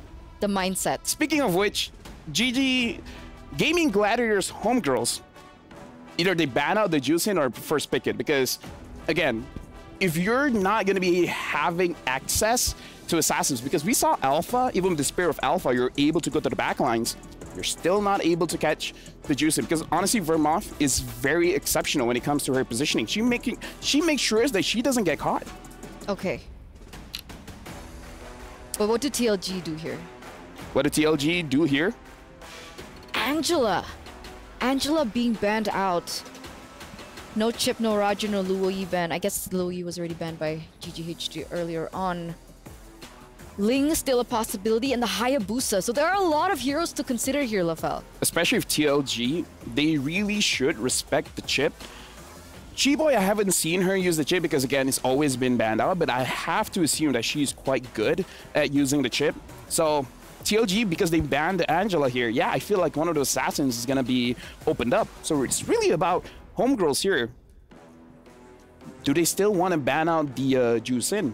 Because if they pick up a Hayabusa, it's fine. If they pick up a Ling, maybe it's a bit difficult. Oh, they don't do it. Yeah. They don't risk it. I mean, if you lose your 2 here, it's going to be hard to get out of groups. Like, Gaming Gladiator homegirls, they need to win this one. If they at least have 1 point, then they have a chance. They do. And again, like we mentioned, right? In this group, in the 3 teams that are in Group D, it's them plus Vitality. So it's no easy feat. It's absolutely no easy feat. But TLG now on the hot seat. Angela already banned out. What do they want to go for again? Chip should be considered here. And then either let both Hayabusa as well as Ling go if Chokis can actually use the assassins. But it looks like they're banning out the Hayabusa. So again, I'm holding out that they banned the chip and then letting go of the Ling. Perhaps that's their understanding of the meta. If Queen does not have the Angela, they can handle the Ling. Just get Valentina Tigreal or Valentina Terizla, and you should be good. Tigreal has been an amazing hero so far to try and contest against these assassins, so it's definitely an option for them to pick up. Hayabusa gonna be the choice here. Ling still left opened for grabs. What about the Roger? Right, last time they opted to go for a Roger ban in the first phase as well. Homegirls were the ones to ban it out. Chip gonna be the choice. So now, exactly, right? So TLG are put in a precarious position where they have to choose. Pick your poison. Chokis is pretty good with the Roger. So I feel like they're okay. Like, banning out the Ling and giving the Roger to Gaming Gladiator homegirls is going to be a bit of a risk. If they let both of them open, let Queen have the Ling, and then Choki's having the Roger, it might put TLG in a favorable spot. We'll see. Here it is, the final moment in for TLG. Or do they just not go for both bans? Right? Terizla is still an option for them to eliminate. Okay, if they Roger want or to. Harif. So Ling gets taken out of the board for TLG, and now there it is. Ling, Harith, Terizla. Honestly, Roger or Harif, because you saw what Yinhuai was able to do with the Harif. Looks like the Claw was not enough. I would say Roger is probably the best here, but yeah, Roger picked up. TLG should be able to pick up the Harif here. Maybe Harif Valen or Harif Terizla. Is this Roger a flex? Yes, it is a flex. So Fafao can still utilize this? Fafao can use it, Queen can use it. Okay. So that's another layer that GGHG has over TLG right now. So honestly, for TLG, because again, going up against a possible Roger in the jungle, just having the Valentina is good because Chi-Boy, her playstyle as well, is a setup kind of initiator. Having the Valentina, you have access to that amazing ult as well. Doesn't matter if she has the Minotaur, the Tigreal. So again, amazing pick. Terizla as well as Harif is going to be the choice here. And again, Yinhuai has shown her Harif is a monster. The Z-Force is going to be crushing anyone in her face. You know, even not considering the pilots, this is so much side lane prio. Oh yeah. Like Terizla as well as the Harith. What do GGHG do? Do they look for mid lane prio and try to balance that out that way? That's actually a good idea. Honestly, getting mid prio should be very good. Seeing that the Terizla is here, they could opt for a Yuzong or an X-Borg as well, and then ban out heroes that is good against the X-Borg. Because you gotta make sure that you're able to take down this Terizla, because we saw what TLG did. They shut down the front line, and then that's it. That's GG. Perhaps Homegirls, they can do the same thing. And now Ruby as well as Valentina picked up. I don't see Fafao use a lot of Ruby gold lane, but that is an option to go up against this Harif. Does it work? Oh yeah, it works, but it works until the Holy Crystal is picked up. Honestly, like if your Ruby is that good, yeah, the Harif will have some problems going up against the Ruby. And I mean, technically it's balanced, right? Because of the Roger, let's say if it's being placed into the jungle, then that's something that can carry over into the later stage of the game. So that's definitely a strategy that we need to look out for from GGHG. Meanwhile, TLG, to close this out in the first phase of the drafts, Nolan is their choice. Nolan is their answer. Honestly, looking at this, there's a lot of prio. Nolan can clear the jungle very, very fast. Exactly.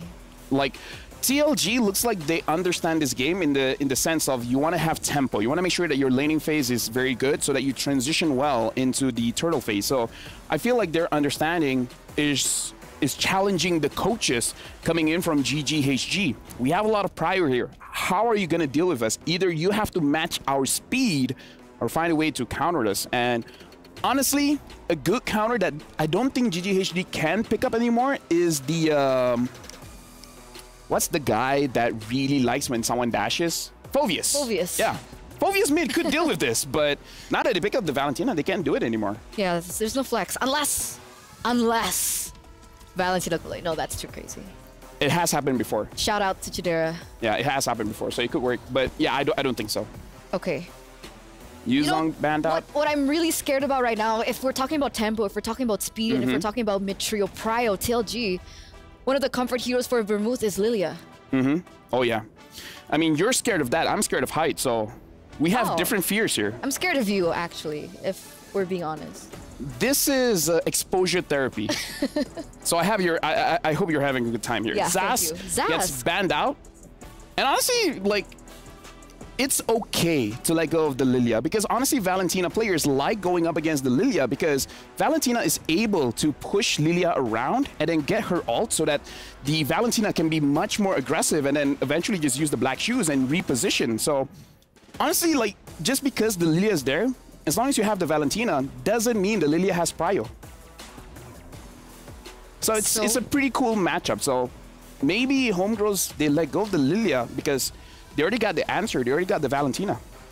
All right. If TLG wants prio and wants to win this matchup, they pick up a Farsa. Oh. Yeah, the Farsa is good against the Valentina. Minotaur's banned. Good. Do you think we will potentially be seeing a Farsa game? I'm kind of on the fence with the Farsa. I understand her value. I understand that she has really good wave clear, she has really good burst damage in the early stage of the game, and she's also very mobile, but she's so vulnerable, is she not? You need to fix your mindset. Oh man. If you have that kind of mindset, then the enemy could have 5 Laylas and be like, oh, can I use a Farsa here? Help GGHG in the first game. Maybe they had a bad mindset in the first game. Right? You don't know. Right? You don't know. Honestly, the Farsa going up against the combination that GGHG has, remember how Vermont used the Juicin? She was out of harm's way, so I feel like she could do the same thing with the Farsa. But if you want to be safe, you could also go for an Aurora. Wow. What? Aurora. Yeah. Okay. Aurora has good prio as well, mid. Okay, we'll see. The next pick coming in from TLG now. They could even stray away from the mid laners right now, right? I mean, if they want, they can pick up the Roamer first. Exactly. Pick up a Grok. Is an option for sure. We saw Lolita being picked up earlier on. Mm-hmm.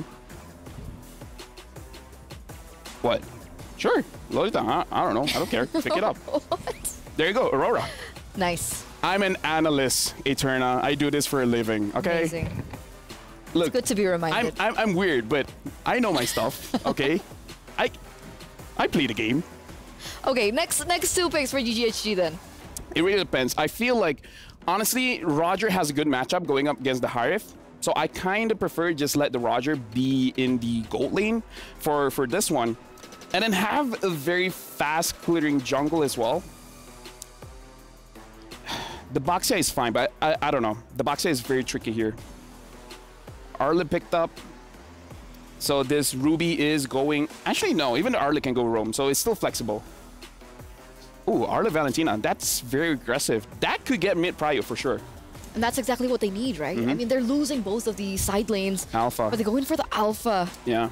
Again, the matchup for Roger going up against the Harif is very good. The burst damage coming in from Roger makes it so that the Harif is not a full threat. But again, it's a...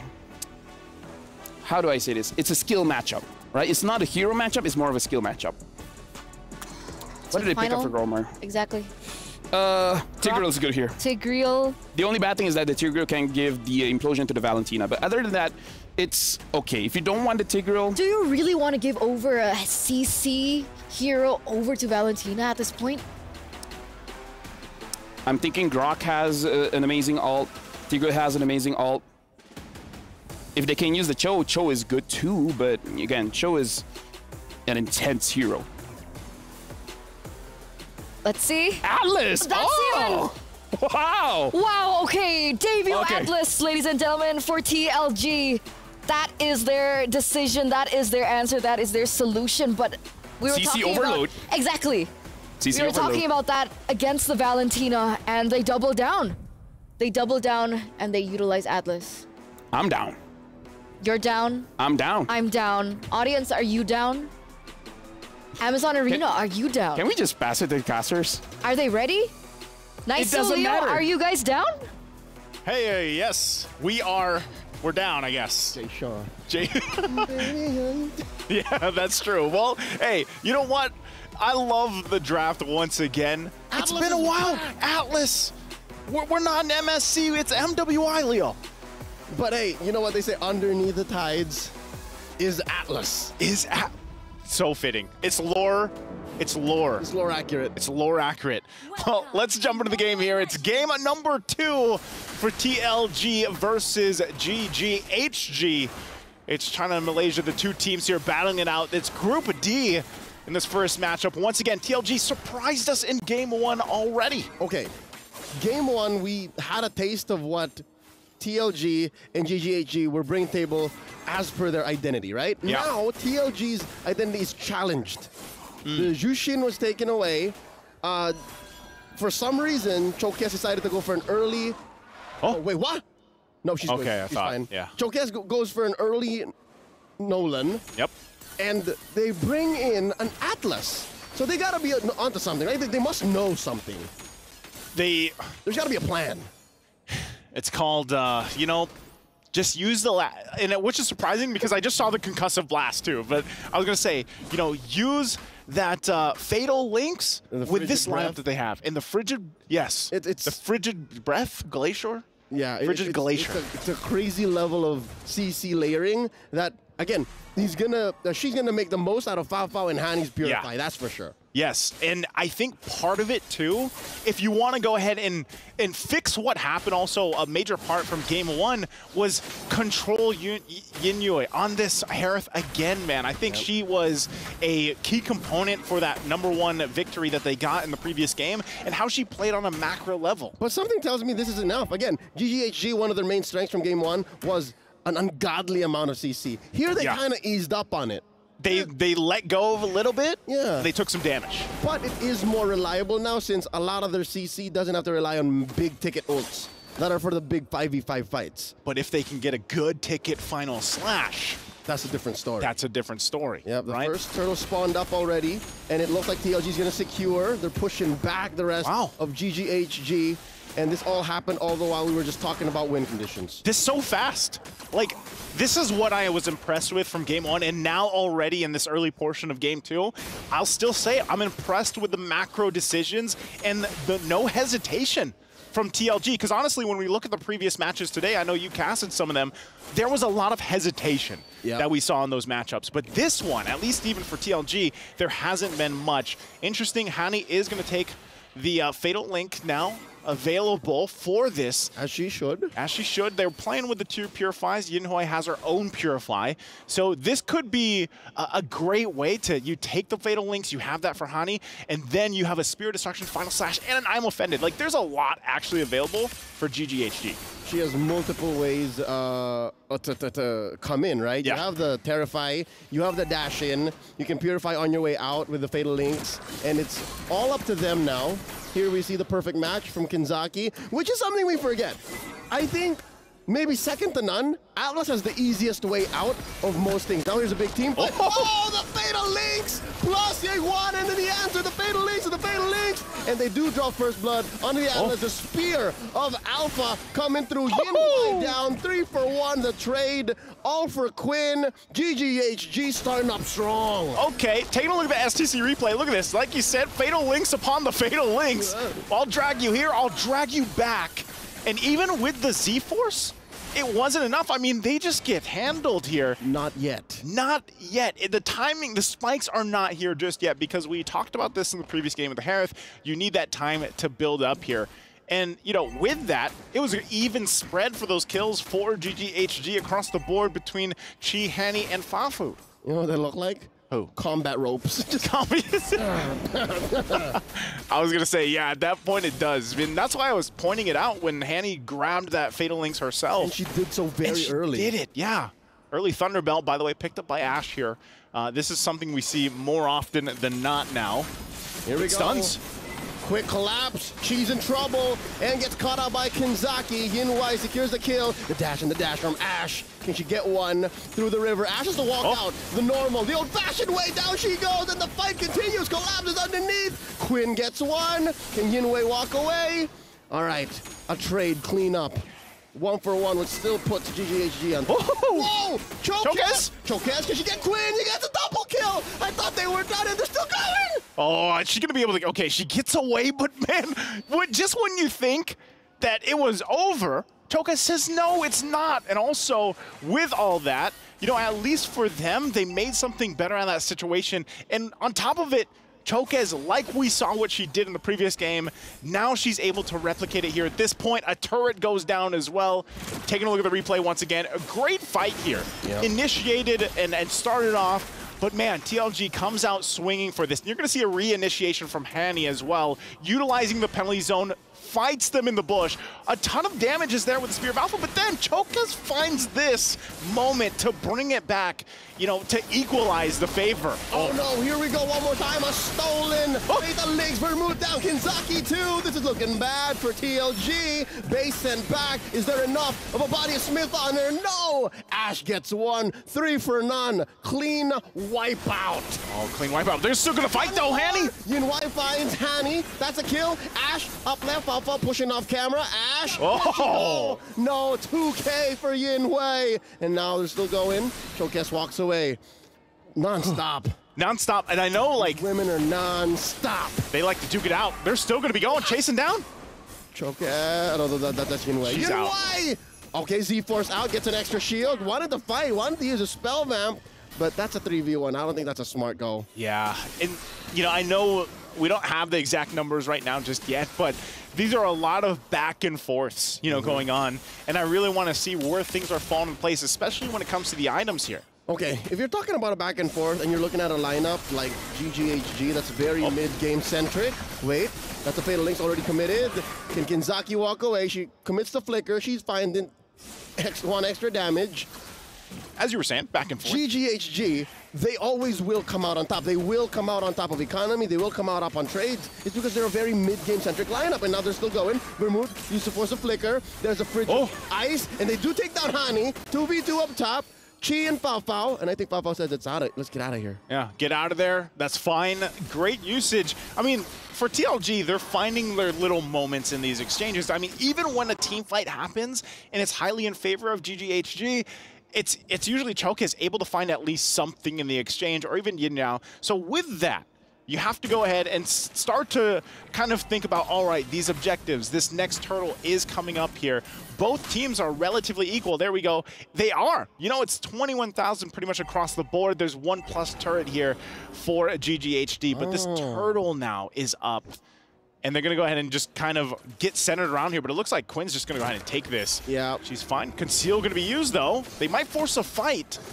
Kinzaki looking for targets, finds one. It's just Chi. They blast her. She's taken out, and there's the answer. And that's 2 on the way out. Kinzaki down, base still standing. She did get her penalty zone in already. She's gonna get popped here. Look at the back line. Look at Yinwei dancing through the walls. Chokez looking for the burst, looking for the cleanup. No one home, not gonna force it. That's a 2 for 1 with a trade win for a GGHG. They're looking for the re-engage. Turtle scored, by the way, by the Malaysian squad on the way out. And all this while, Fafa was pushing. This is the Fafa we were looking for. Yeah, this was. And, you know, she's having a much better game this time around, especially on this Roger pick. She's been playing really well, too, with the Purifies, because every time we see an initiation started from TLG, it's, again, usually with a concealed. They try to get that Fatal Links combination off. But Hani has done a great job at kind of stopping it from getting too out of hand. We're going to take a look once again at the STC replay here. This is the exchange we're talking about. Yep. And look at that. Hani brings to a bit further with her own Fatal Links. And really at this point, this is the thing about the Nolan. You really can't just shove yourself into this fight, right? No. You really have to be careful here. Chokez is able to get out, but you can see, you know, the tensions are there, of course. And I think it's right to put the onus on Bay. Yeah. She has to be the initial Purify what do you say, trigger?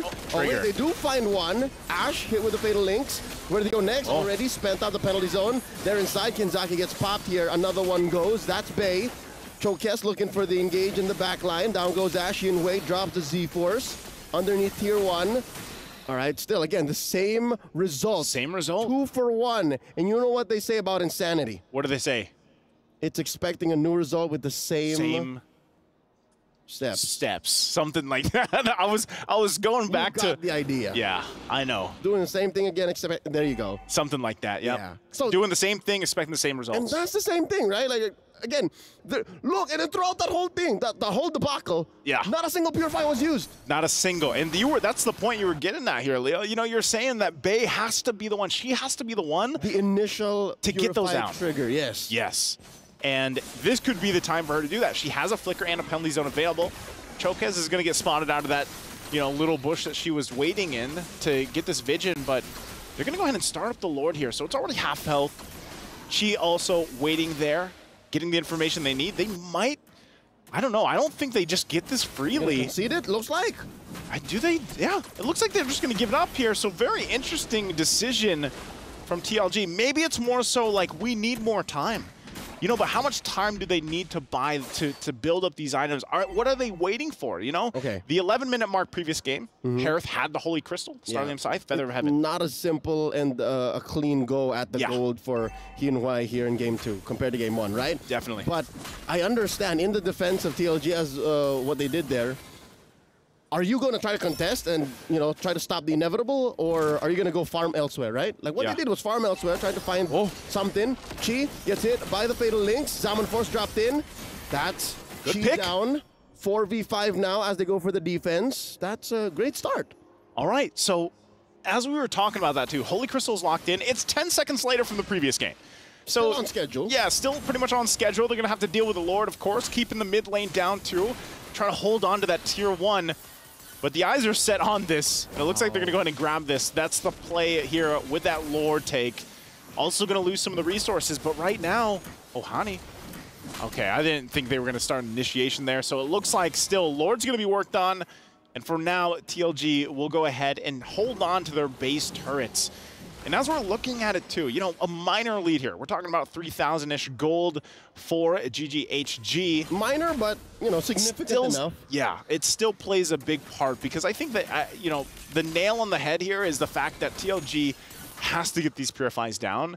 And so far, every time we've seen a skirmish or a team fight, man, the Final Slash has actually done wonders for this lineup for GGHG. Oh, yeah. Especially when you're already using the Fatal Links. Yep. Oh, they're going to chase Ashe down. And it's worked out so well because TLG have been trying to get these kills and they almost only find Chi or Ashe. Yeah. Right?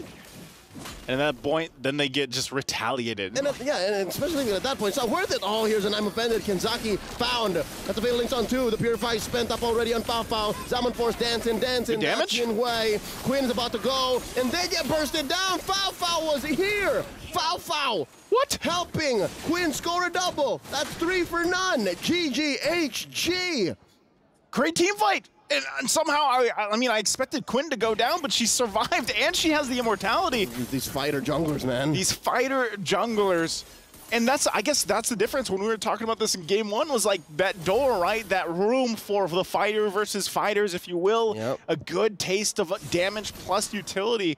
And, you know, so far, Nolan is not able to match up exactly the way we saw with Bane in the previous one. Because looking at this replay, you know, this was actually a pretty good team fight. Great Frigid Glacier laid down as well. But Fao Fao just re-engages at the right time to clean things up. And Quinn, because of the way Alpha works, and you get that sustainability, it's tough to take Quinn down. So great team fights there. And this is most likely just going to lead into a Lord take now, once again, for GGHG. Should be relatively easy. Again, same situation as that first Lord. Like, if you're not going to contest, let it go. Just right? let it go. And now, Kenzaki with the conceal, finds 2, comes in, gets blasted, Final Slash, that's Chi, and now the Frigid, there's no one home, the Z4s are dancing, down goes Hani. Fao Fao. They're still going, look at Fao Fao from the east, and they're still going, Bay gets taken out, Kenzaki 2 for 1 the trade, and Cho'Cass, where's she going, what's she thinking? Fakes the recall, reveals herself. Now Ashe with the dash. Fao Fao coming in. This is not good. Cho'Cass shut down. This is all going down for TLG. Oh, that was tough to see. Again, it just looked like, you know, TLG, you were saying it. Maybe just let it go. You don't have to force this fight, but instead, Kenzaki was like, no, we are going to fight. Frozen fans. Yes.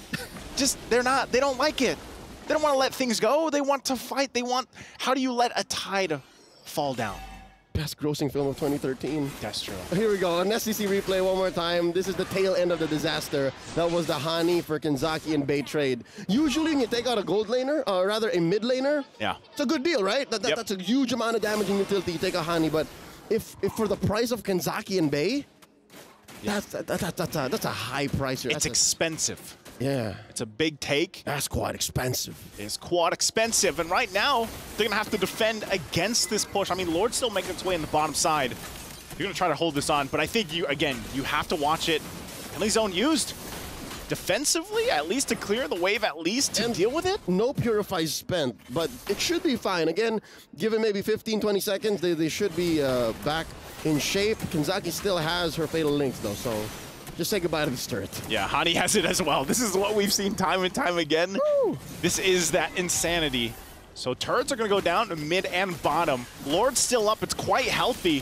TLG's got to deal with it. That's a half-health Lord coming through. Bay hits him with the penalty zone, and there's a Fatal Links. Looking great. Quinn down. Inside the base, Chi and Hani fall as well. Oh, Yi-Hwan just dancing, dancing, dancing. And they almost get a wipe out. Just TLG! And that's it. What? Why? All the way, taking everyone down from GGHG. And I'm not so sure if this is enough to call a GG. I guess they're not insane. As we look at the SCC replay, they've done this time and time again. Penalty zone used, a Fatal Links used, and they win this fight. Talk about a setup from Vermouth too. Man, the Frigid Glacier, multiple targets. This is a comeback-based defense moment, unlike those we've seen from the heyday of the old Smart Omega Execration days. Like, that's how they used to play. Inside the base, underneath their own objectives, they would pull off a wipeout like that. Again, a lot of the map belonged to GGHG, so this is still recovery mode for TLG, but I could have sworn that was going to end right then and there. I would say that too. And again, when you look at it, it's like, all right, you know, they didn't get anything off of that aside from getting some big gold now in their pockets, which is a big part that at least makes them, it makes them competitive for the next objective. Because without that, yes, they didn't go and march down the mid lane, you know, and run it down mid or anything like that, but they've got plenty of items. This is a power spike for them as well. You can see exactly where Yinhao is. I mean, she is on line here, even though with the Divine Glaive locked in now. And, you know, for the rest, that could be all it takes, man. A good placement of the Frigid Glacier, even following up to the Fatal Links or the penalty zone. Yeah, despite Bay dying like 6 times, she's still able to build a full kit at 17 minutes. That's something about the Rizzler. It's something about Terizla where you can literally be 0 and 5. Yeah, she's not the punching base. The Hammer Bay, final slash, pushing out 2. That's the perfect match. It was Bay and Kanzaki in that bush. Now Quinn back to the job. Vermouth forced to flicker back. So she's going to have to recover for a bit, make sure she's topped up and ready. Ash dancing here with Chokes, and they continue. They're going to fight. They're going to actually go for it. Fatal Link's only going to find 1. And there we go. Falfo looking for targets. A big knockup from the Lord. Yinhui with the dance. Z-Force. Where's the targets? Down goes Bay. Down goes Ash. 1 for 1. The trade so far, and the Lord gets reset. Chokes keeping this bush. Chi spots her, and there's a jump. It's a double kill. Kanzaki down. Chokes versus the world. 3v1. Not going to happen. And it's just Yinhui and Vermouth inside the base, not going TLG's way. Again, they'll have enough time to wait for this defense, but that's objective secured, that's team fight secured. As we look at the STC replay again, Falfo comes in. You're not getting away, Kanzaki, so she cleans that up, gets Chokes too, and this has been a problem, this Roger from Falfo. 12-2-9, absolutely massive here. And she's having a hell of a game, and now they're gonna hold on the best they can. Chi though. Yeah. Pops her immortality, the Frigid Glacier, caught no one home. That's the freeze by Quinn. The Z4 still alive for Yinhui. She is rocking all of the shields and the immortality. She's fine. Let me ask you this. How can you freeze me with Frigid Glacier if I have a Winter's Crown? That's right. You can't freeze me. I'll freeze myself. I'll freeze myself. I'll one-up you. Yeah, but TLG aren't out of the woods just yet. They're not. There is a massive Lord in mid. And if I'm not mistaken, this should be an evolved Lord, so it's the worst kind. And their wave clear isn't the best, right? They can force a fight under the Zaman Force especially. It looks like they're going to do just that. So, GGHG, are they going to force the fight themselves here? Trying to clear out some of these waves, feel this out, but they're going to go in. Oh no, Yinhui from the back gets hit by a lot of CC. Gets your mentality popped, and she gets frozen underneath the final slash. And she's dashing. Lord still up. Lord a 10th of its health. And look at the back line. Kanzaki hits 1 in the base. Got overloaded with damage. We're at a 1-1 between GGHG and TLG. Group D. Man, it's looking to be very spicy here too, just like what we saw from Group A. I don't know where we're going to end up. Maybe some more tiebreakers as we get through the next matches for this group, but hey, it's 1-1.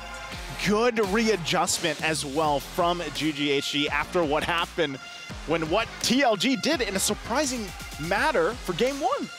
It was inevitable that GGHG would take game 2 given how in control they were for a majority of this 20-minute bout. Yeah. So if the macro was sound and they were making a majority of the right decisions leading up to those final moments, yep, game was theirs to take. Game was theirs. I mean, even with Fao, this is where, you know, I felt like she fell short in game 1. This one, though, especially, she came up and just had a massive game on the Roger. And I don't know, man. Blue side is still very strong. That was a Fafa we were all expecting. That was. And, I mean, even when you look at it from TLG, that defense that we saw was really good. You know, they actually, just the series as a whole, this is a great showing from TLG. I just want to see what else they have because, again, they have some pretty big opponents ahead of them. It's a massive tug of war. Yeah. And I'm happy, and I am surprised as to how this group started out. Definitely. And I'm here for it. I'm all for it, man. I can't wait to see what's in store for us, but we're going to actually throw it over on stage for the interview. Again, I'm Nice2, that's Leo. We'll be back to cast after this, but let's hear from the stage.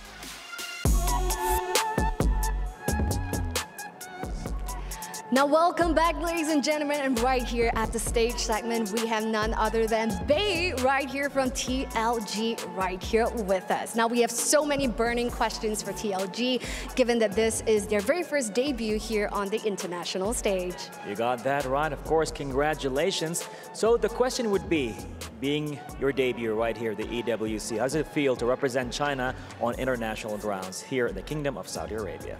想要问的就是，你们首次就是在这个国际舞台上就是登场，有什么感想？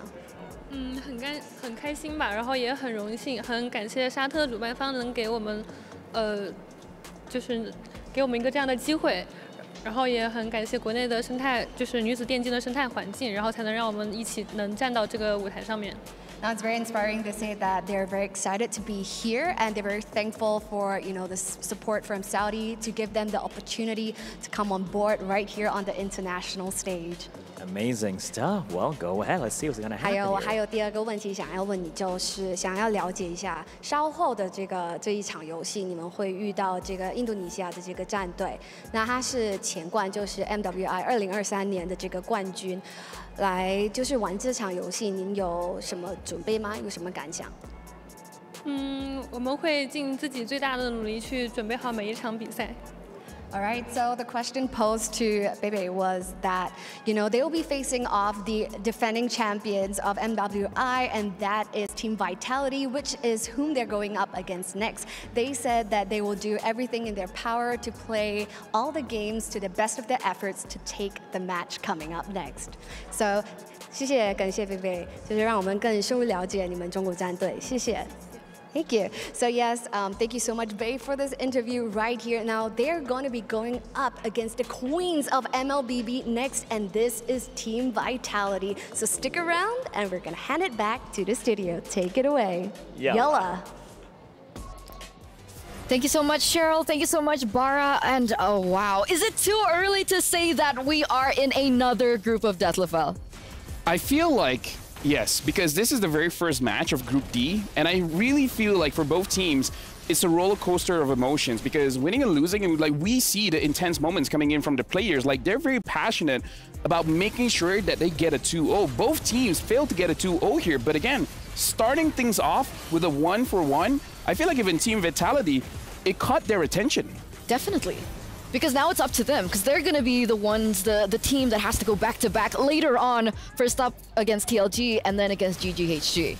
I feel like one thing that Gaming Gladiators homegirls have shown is that the juicing is very strong. Like, we see how the mid lane coming in from TLG is very strong, supporting her own team.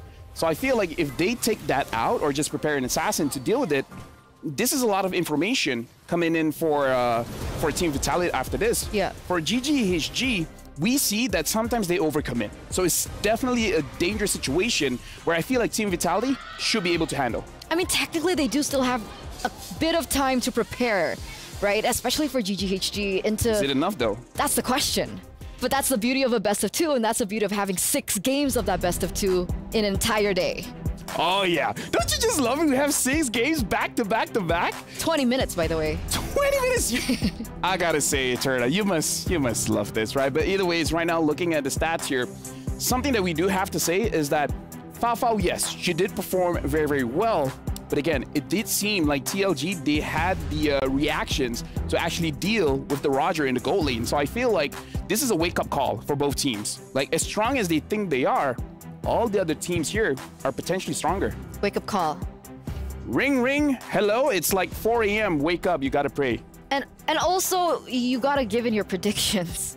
Right, ladies and gentlemen, so let's take a look at what you guys voted for. Audience predictions was 75% for GGHG and 25% for TLG. I mean, that's expected. Yeah, because if you combine... That's expected. They came into this matchup as the favorite, I would assume, right? And the fact that TLG was able to get that first game away from GGHG, that was an upset in itself. And the second game, it was a difficult win. Yeah. Sure, GGHG won, but it wasn't easy. That was... Do you remember that final moment? Oh, yeah. Oh. If the waves... Nerve-wracking. If the waves were in a better position, honestly, TLG could have ended it. So let's crown our MVP by PlayStation for game number 2. Because again, right, it was so close. And finally, Fafao gets the recognition that she deserves. And it was funny, right? Because the casters in the game, they even mentioned, like, this is the Fafao that we expected. This is the Fafao that we know and love.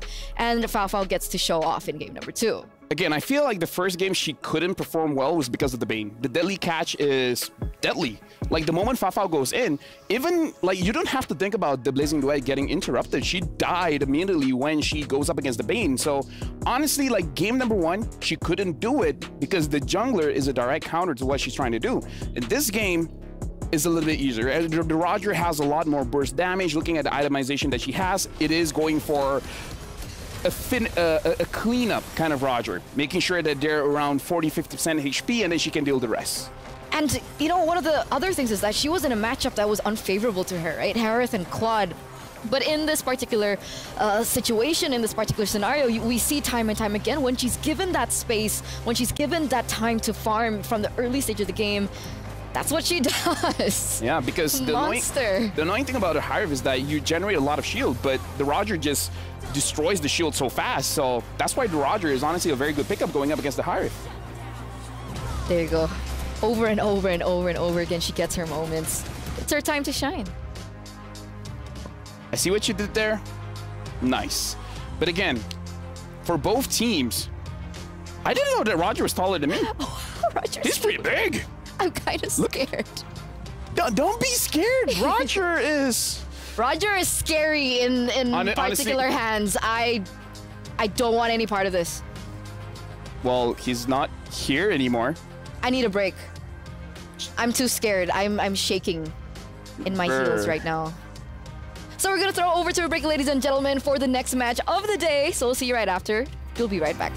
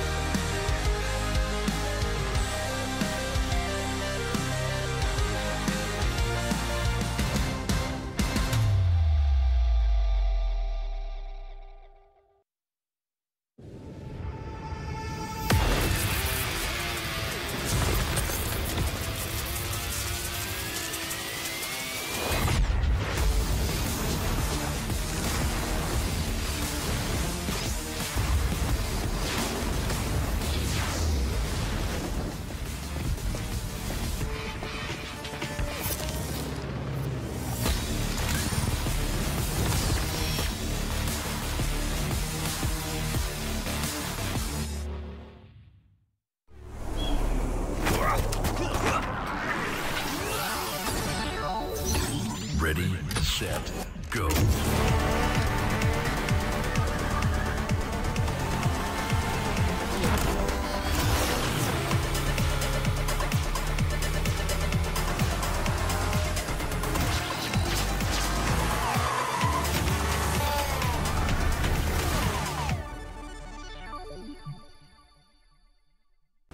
لحظات البداية عاشت معنا كنا نحسبها وقت للتسلية بس. نحسبها بس ذكريات. عبود أعطي أختك اليد يا ولد. ابتكرنا فيها ابتكارات، وإذا بغينا قلبناها خرافات. كنا نحسبها بس لمة وصحبة وسهرات. انتبه نوب ترى نوب. لكن كنا نشوف عالم ما حد يشوفه. ليت يشغل وقته بشيء يفيده. الله عليك على اليد سود. عالم كبر وعاش فينا، عالم الحماس فيه يوصلك كل مرة لحلم أصعب، بس ما يصعب عليك. بارت معك وين ما تروح.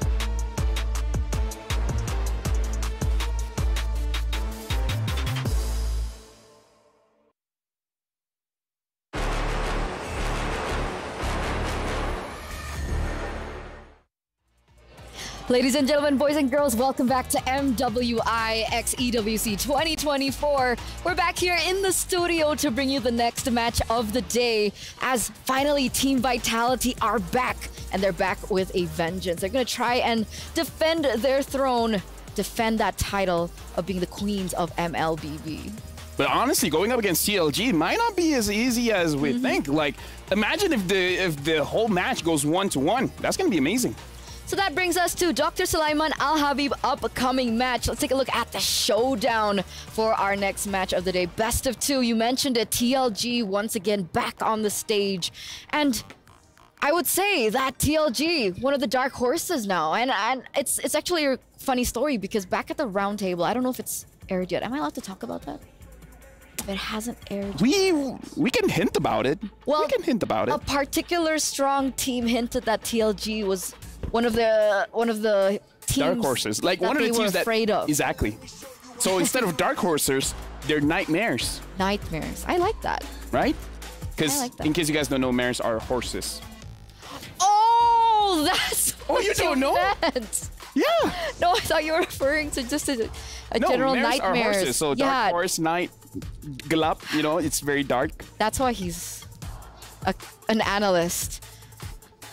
But about the, predictions, that's something we can kind of shrug off a little bit. Because apparently he has the same curse as Mirko. But I'm pretty sure you guys don't, right? So tell us your predictions right now. Who will win this match? Do you think it's Title Legends Gaming or Team Vitality? Head on to stcplay.gg right now and lock in your predictions. I don't know what is it about me and Mirko. Is it that I don't know either. That's why I refuse to give compliments to people anymore. It ends badly. That's why I don't compliment you anymore. That's actually true. He hasn't. Do you want me to? Like, no, we've seen what happens, right? Yeah, let's not. Like, imagine if I say you have nice hair. Yeah, let's not. Right? It feels uncomfortable. Let's skip that to the Jamil Motorsport arrivals instead to welcome both of these teams and the debut of Team Vitality all the way from Indonesia. And again, we can definitely see, like, for all the teams here going to the stage, it's really about making sure that you don't get psyched out when you're on the big stage. Because again, for some teams, they're used to this. Like, Team Vitality, they're like, yeah, whatever, it's a stage. We have a chair, we have a table. Same difference, right? With anywhere in the world. But TLG kind of showed that they kind of don't care as well. They seem like they have the experience of handling that kind of pressure, because game number 1 and game number 2, I don't see them making mistakes. I mean, they were reigning in their particular region. Yeah. Right? But I don't know. Don't have that negative mindset. Eterna. Going against a 24 tournament winning streak team. You can only win for so long. Right? That's true. We have a saying in Malaysia. Pada pandai tupai melompat, satu hari dia akan jatuh juga. Yeah, that makes sense in Indonesia. Right? That makes sense in Indo, right?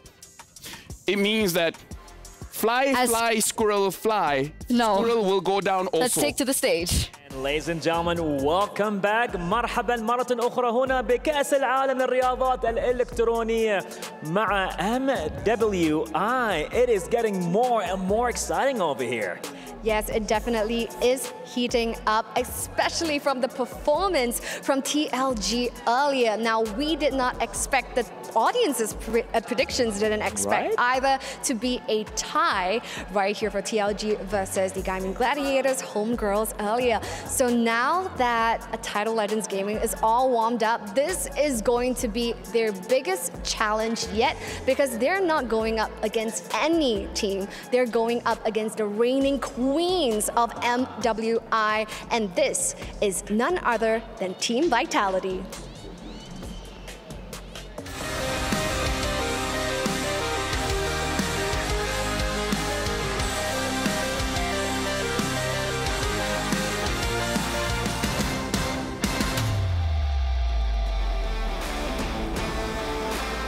Absolutely amazing. Now, if you're looking to get the championship for MWI 2024, this is the team that you're looking to beat, all right? And of course, this is not an easy feat, by the way. We're talking about Team Vitality. They are the reigning champions right here for MWI, and they are looking for their three-peat win. And speaking of which, what makes this such a tough challenge for any team that's looking to take the throne is because they have a 27 consecutive tournament win.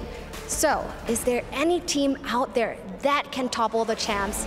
This is the question. Now going up against the queens of Mobile Legends Bang Bang, presenting to you right here, Title Legends Gaming.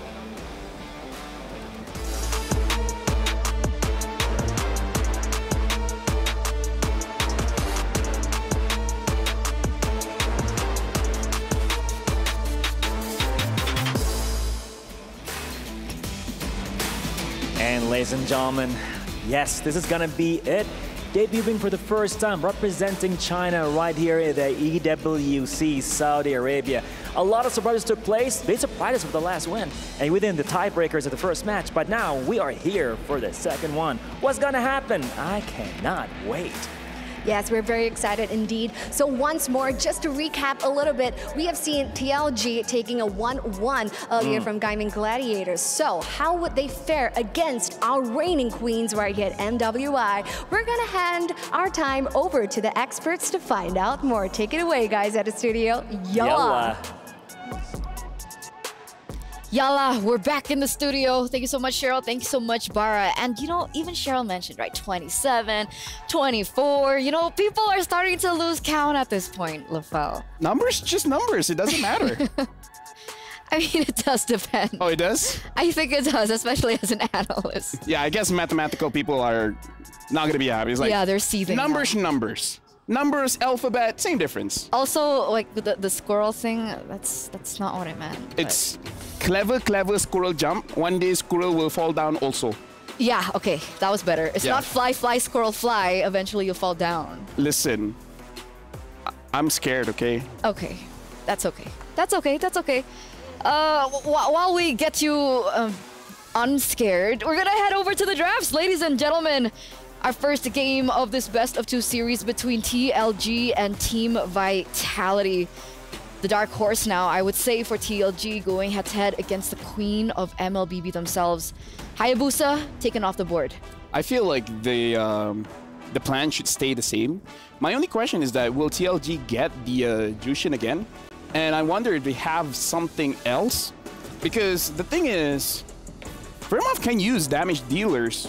But so far, it looks like in this strategy, they're going to be using some support types. But I understand, because if your jungler is going for a damage dealer, then as a mid, you have to be supportive. if the jungler is a utility jungler, then you're fine to go with damage, because you just want to make sure that your entire composition has balance. So now, Vitality, they've already banned out the chip, and they're banning out the Juicing as well. So TLG, now they have to figure out what's going to be their first pick here, because I kind of feel like they want to catch. I feel like that's their entire strategy. So as long as they can play around that, make every fight against Vitality a 4v5, they might have a shot. I'm concerned though from the drafting phase, right? You're because always concerned. I know. I just want the queens to think about this, right? Because earlier on TLG, they had 2 winning lanes. They had the Harith and they had the Terizla. Harith got banned.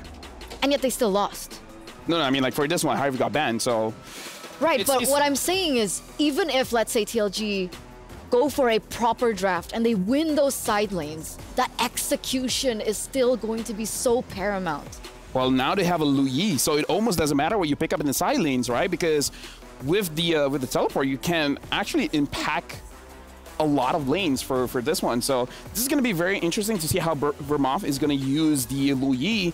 Looks like Vitality, they're picking up the Roger as well as the Edith. So this kind of works in the favor of TLG, where the Edith only has 1 dash. So if the Edith is a roam, you can potentially catch the Edith and then try to make it a 4v5. But the thing is, Edith is a catch hero as well. So it's kind of like both teams are thinking of the same way that they want to play this game.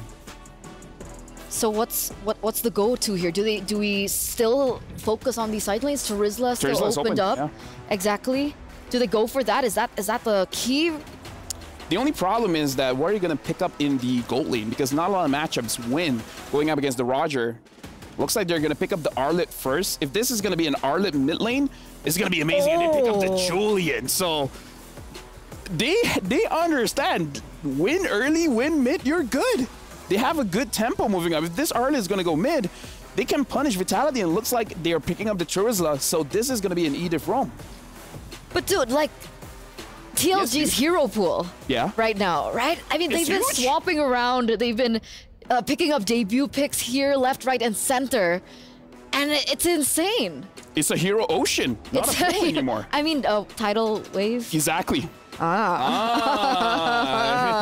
Okay, stop it. Okay. Export ban. Export ban.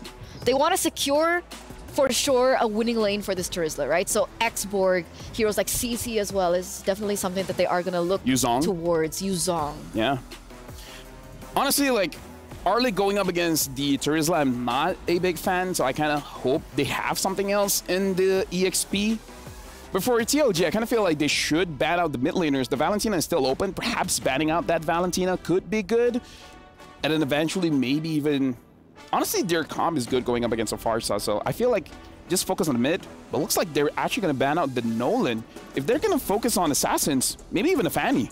Fanny, definitely a big option here. I mean, Team Vitality, Vival in particular, right? She's quite flexible, right? She can go for the utility. She can even go for the fighter junglers that are looking to find a lot more success here at MWI and have seen more success here at MWI, and of course the Assassins too.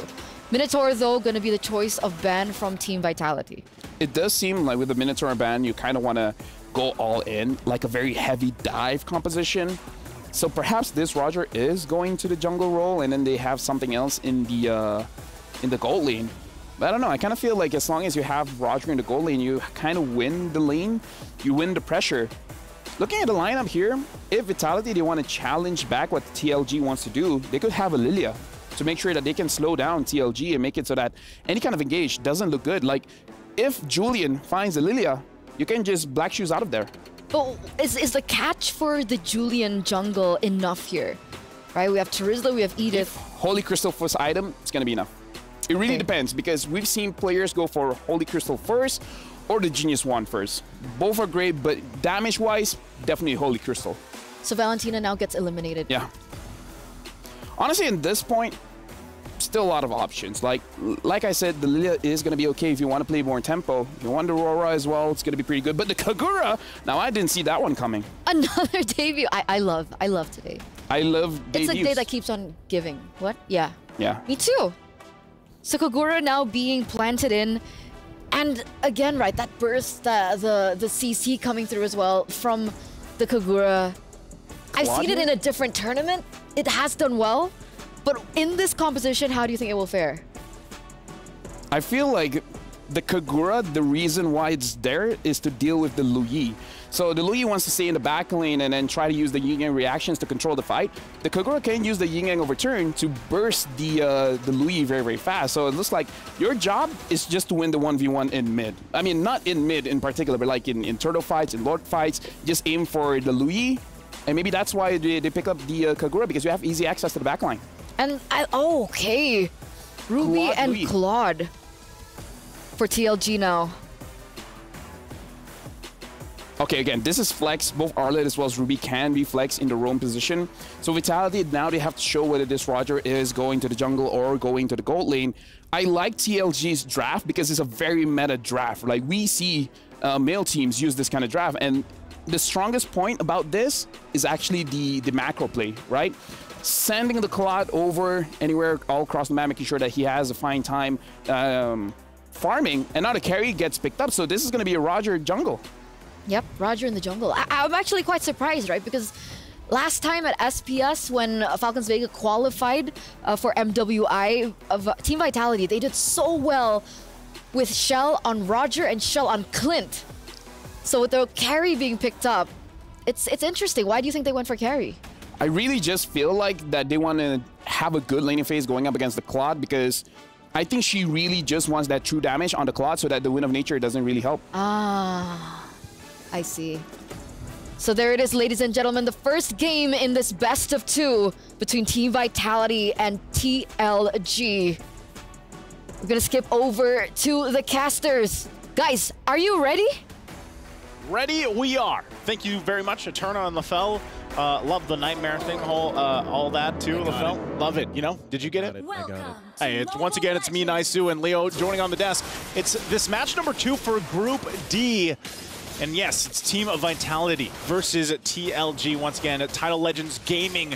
You know, they had a 1-1 in the previous series, man, so maybe they can replicate what they did in Game 1 to GGHG against the Queens of MLBB. Just non-stop. They've been winning. Just everything. Undisputed. What was the number? 20-something? 20-something. Over the past 3 years? Who's going to unseat him? Who's going to knock him off that throne? Title Legends is going to give it their all. Their Girl Scout try here. That they could. Maybe have some cookies as well. But, you know, for Team Vitality, what makes them so good, I think, you know, even LaFell touched on a bit on this in the draft. Those first three picks especially, this is something that you see constantly back from the men's teams, even when we were in MSC. It's a very meta. It's very meta. Yeah. The Kagura, I was not expecting. So it's refreshing to see, yes, like Eterna said, these debut picks on day 1 already. There's a lot of unique heroes coming up. I forgot the exact number that we got to see throughout MSC, but I think it was like upper 70s or if not 80s once we got through all that. But the Kagura pick, I don't know, how do you feel about it? Is it enough burst damage with the lineup that they have, even though they already have a Roger here? It's been about 2.5 years since we saw Kagura in a, I don't know, consistent basis in the professional scene. Yeah. So with that said, there has been some changes on her, right?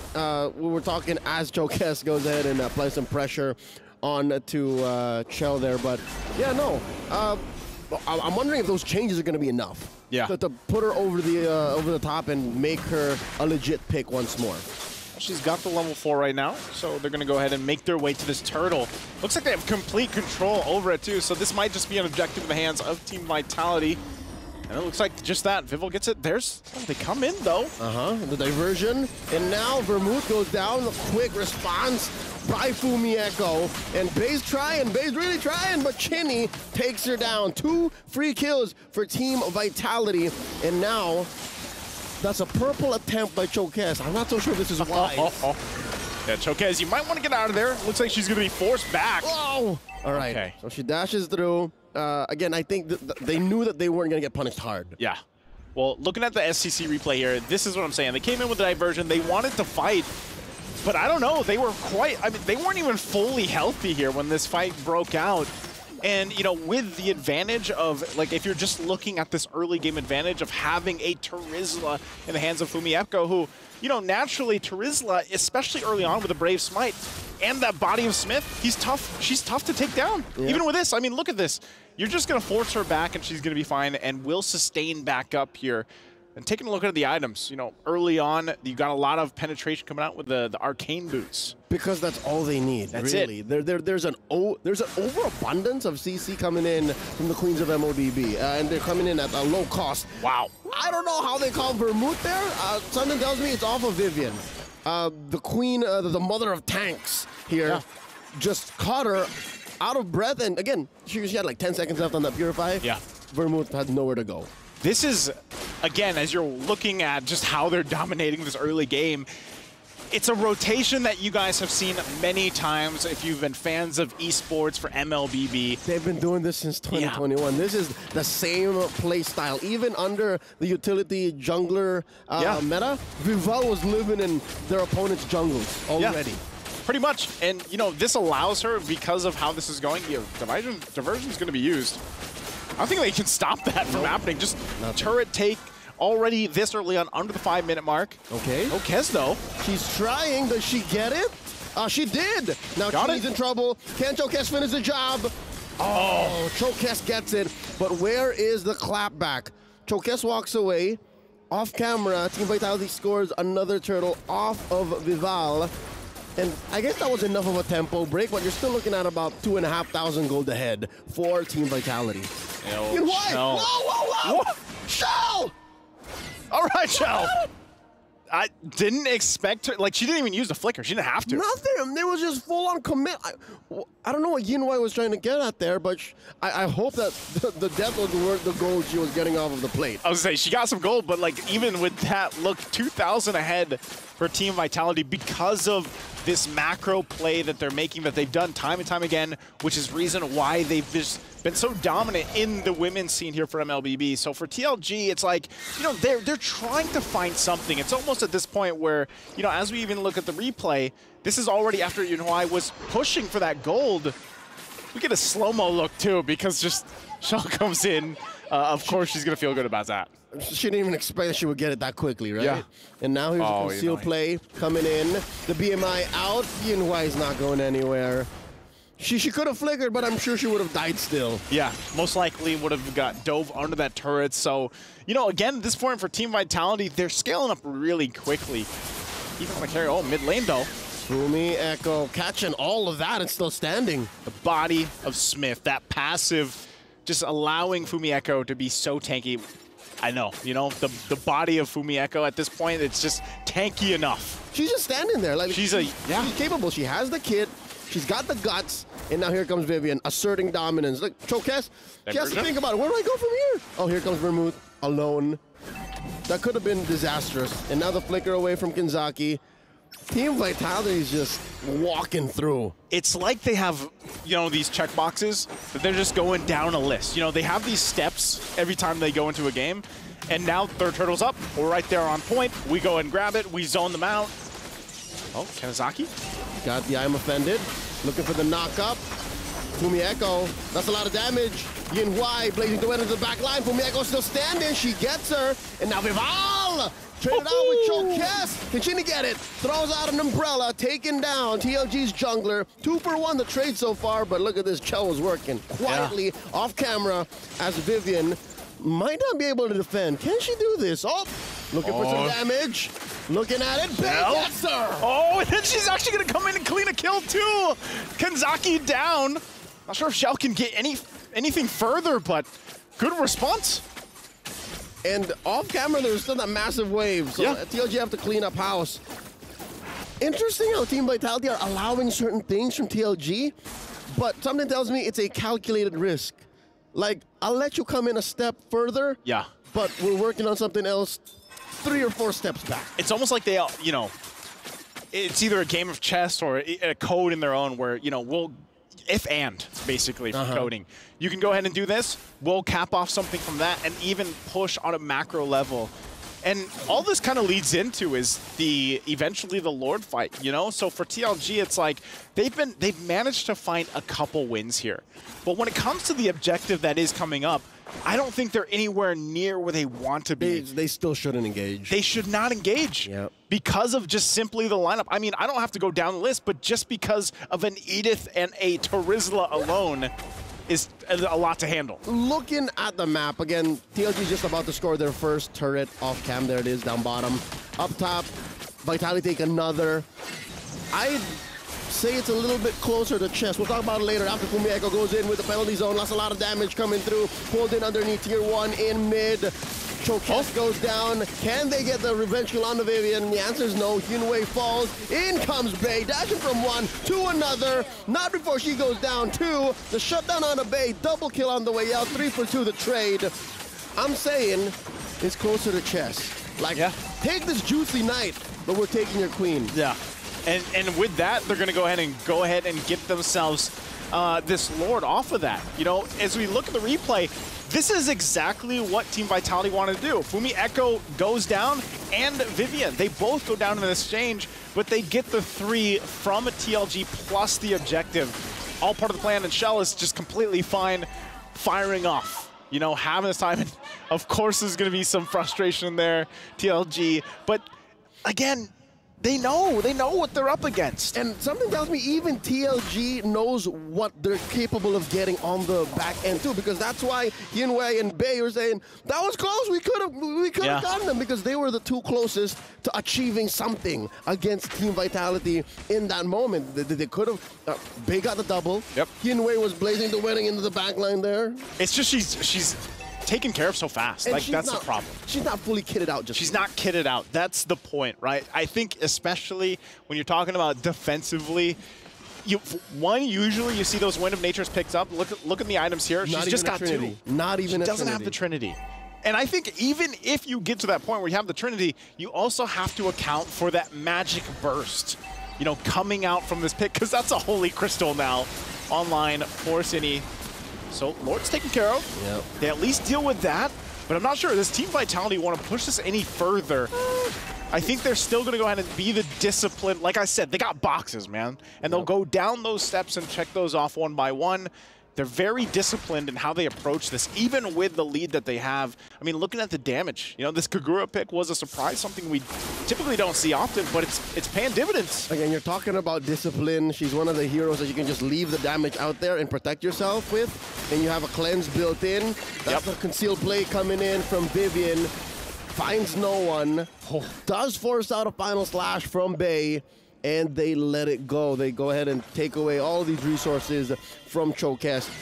I've been in this situation. I play a lot of Julian in rank.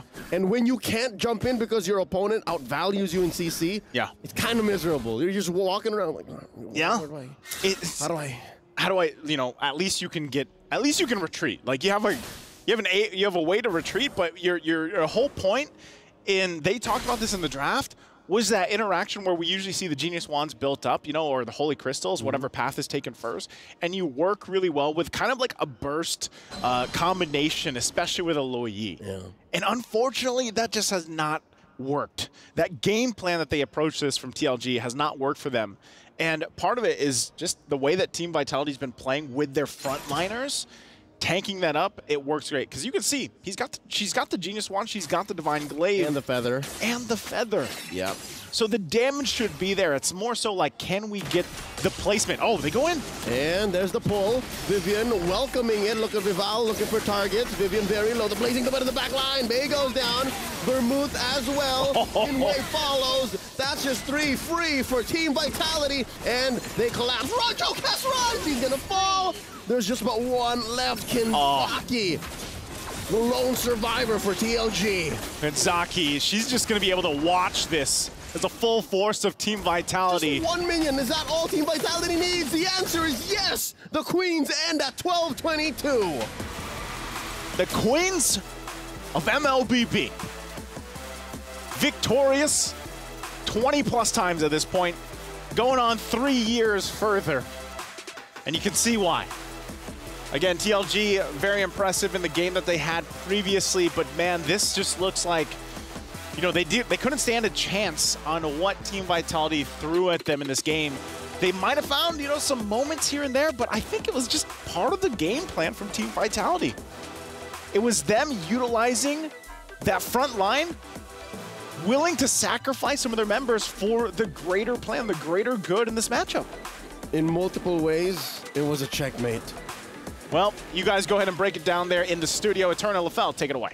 Thank you again, guys. Thank you, Naisu. Thank you, Leo, as well, for bringing us that game. But again, it was insane. And right now, Vitality, they're still sitting at a win streak, you know, even through from SPS. Let me just say, I would describe it as Team Vitality is just way ahead of the curve, right? Okay. Because I see the 1v1s that they do is very good. Their rotations is very solid. And TLG, honestly, they made quite a few mistakes here. Like, for example, the earlier diversion coming in from Vermont, it was ambitious because their HP was so low, so I don't know why they tried to go for that fight. And then later on, we see Chokis. Honestly, is amazing using the Julian, able to get out of very sticky situations, but you're taking a lot of a risk for very small return. So I kind of feel like them going up against Team Vitality, where Team Vitality has a very strong base, very strong core understanding of the game, they just make better decisions. Where compared to TLG, sometimes the choices they make have a lot of risk, it just doesn't have a lot of return. Fundamentals. Yeah, the fundamentals. Right? The fundamentals of the game. And I agree, right? And if you keep trading in like that with a team that has as much experience as Team Vitality and as much knowledge as Team Vitality, it really is quite difficult. And I think this is our fastest game so far, 12 minutes and 25 seconds. Yeah, and also you look at Shell, right? This is why you pick up a carry going up against the Claude is if you really have very strong lane mechanics, you can do with the Claude very, very well because the Claude, after the BMI, honestly, if the Claude has full stacks, you can run away from the carry. But if not, the carry can just go up against you. And usually we see for Claudes, they will pick up something like a Vengeance or a Sprint just to make sure they survive the laning phase. The Flicker is too long of a cooldown, so it's not going to work out that well. Okay, so even in that lane, Shell was leading. And yeah, she is one of the pillars. She was, I think, the MVP for SPS as well. I think that I keep referring to SPS because that was the last performance that we've seen from Team Vitality, as we are going to crown our MVP by PlayStation. Is it Shell? Is it Vivian? You know, there's an argument to be made for every single player. And I'm going to say that again. Then say it again. Say it again. Say what again? No, you said like there's a chance. What do you say? There's something to be said about everyone being the MVP for this game. So say it again, because you said I can say it again. Oh yeah, I'll say it again. What was I saying? But let's take a look at the reactions from the players first and foremost before we get into crowning our PlayStation MVP. And again, right, the TLG, since their first signing into this tournament, we've seen that they're very expressive as a team. There you go, the passion coming through. They're yelling. They're oh, what's that? Shocked? Shocked, relief. Relief? Like maybe it's like, oh, I got away with 1 HP, right? I would do that, but again, I feel like their micro as well as their macro is actually very good. It's just that understanding the trade, right? What is a good trade? What is a bad trade? It takes a bit of an experience for you to make those split-second decisions. And it just makes this group even scarier, right? Because TLG, they have the potential. GGHG have also been proving themselves. And now we have Team Vitality finally after that debut game. Who do you think is going to make it to the playoffs? Oh, Team Vitality, of course. Yeah, okay, the other... Yeah, but let's test out the curse, right? Like, if it's true, if I say Team Vitality is going to win, and then they lose this one, boo-hoo, sad, sad, more tiebreakers. Okay. Yay, yay. True. We'll see after we see our PlayStation MVP. Let's see. And let's see, and let's see, and it's Team Vitality. It's Shell. I just wanted to like utilize C more. Yeah. It's you know? In terms of vitamins, they're pretty cool. Exactly. Yeah. Exactly. See the world. See Shell get that MVP once again, man. Let's look at this 1v1. Look at this. There's this was what you mentioned, right? Yeah. There's nothing you can do. The carry is so strong. And later in the game, when you have a Wind of Nature, the carry just pops to ult, dashes forward, and then the Claude is dead because out of all the marksmen in the game, Claude is notorious by having one of the lower HPs. So it doesn't take a lot to destroy the Claude. So whether it be on Carrie, whether it be on Clint, whether it be on Roger, Shell is able to perform once again on that hero in the middle, on Carrie. Honestly, at this point... I'll go over and hug her, by the way. I'm married. I think I will get a mouthful if I go back and I like that, you know? So let's take to the interview over with Shell with Reptar. What you got, Reptar? Hey, this time around, we have another one of the Siswanto sisters. This time it's Chell, the gold laner of Team Vitality.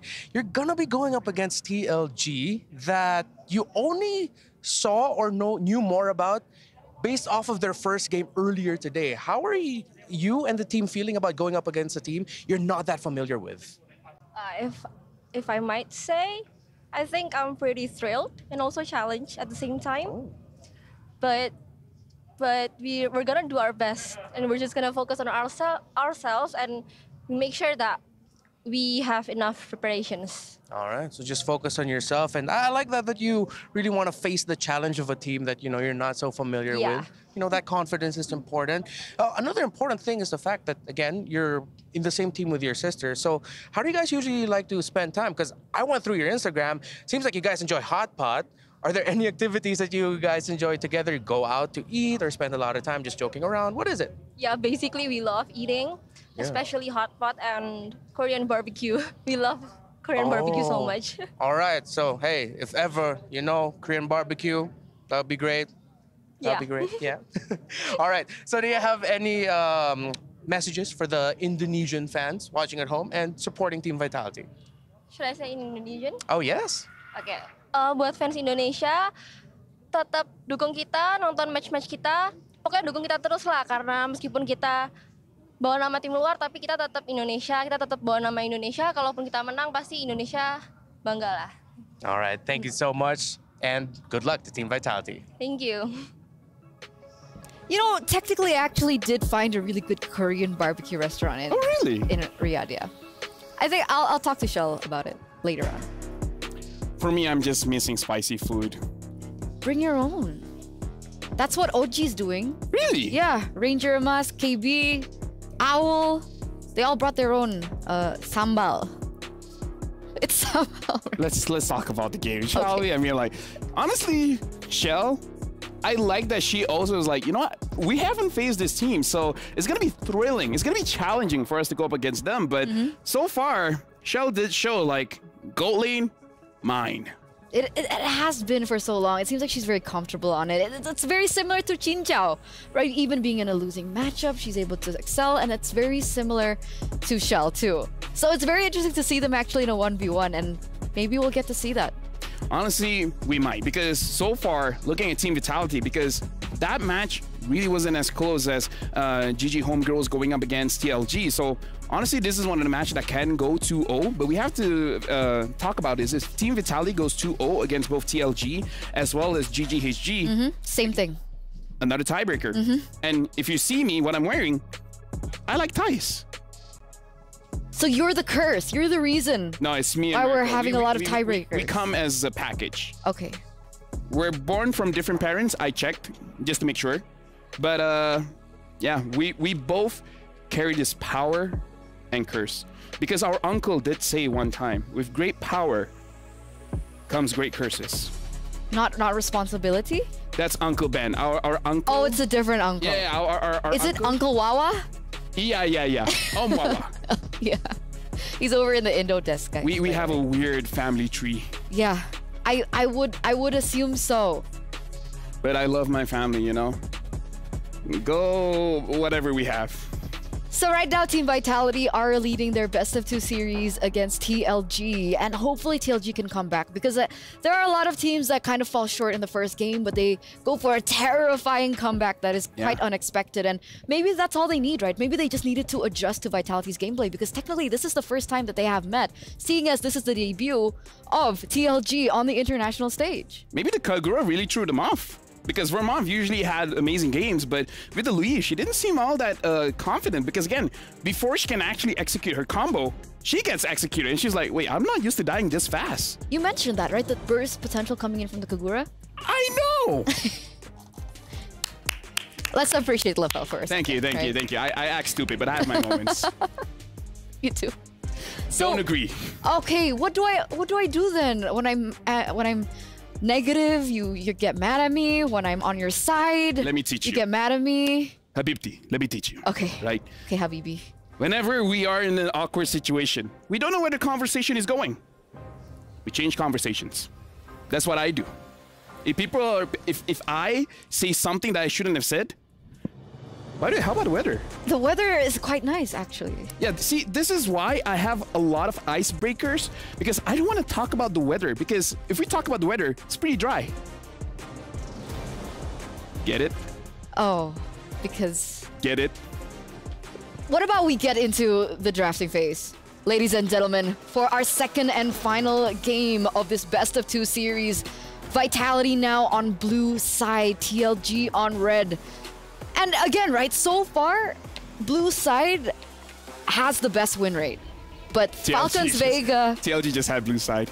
Yeah, exactly. But Falcons Vega... Yeah, this is the out-of-the-box moment. I'm colorblind, so I really don't care. Okay. Naisu's colorblind too. Shout out to Naisu. Shout out to all the colorblind people. We're special. Shout out to us. Speaking of which, looking at draft here, Vitality definitely wants some kind of jungler, assassin jungler, betting out the Valentina. And if you don't allow those assassin junglers to go through, the chip is going to get through because they already banned out the juicing, right? So looks like Vitality, they'll be having either Ling or Hayabusa or the chip. So this is why blue side is actually pretty strong. And they banned out the Angela as well, so oof. Roger still up for grabs, however. Luo Yi, definitely an option. They go for the chip ban. Like you mentioned here, for Team Vitality and now TLG are put in a position where they have to choose their poison. We have Ling, we have Roger, Terizla, Hayabusa, you're right. Yeah. Honestly, I can definitely see Vitality just first picking an assassin and just like, yeah, this is going to be a sub 13-minute game again. Because again, I kind of feel like TLG, their micro and macro is there. It's just that the experience isn't there yet.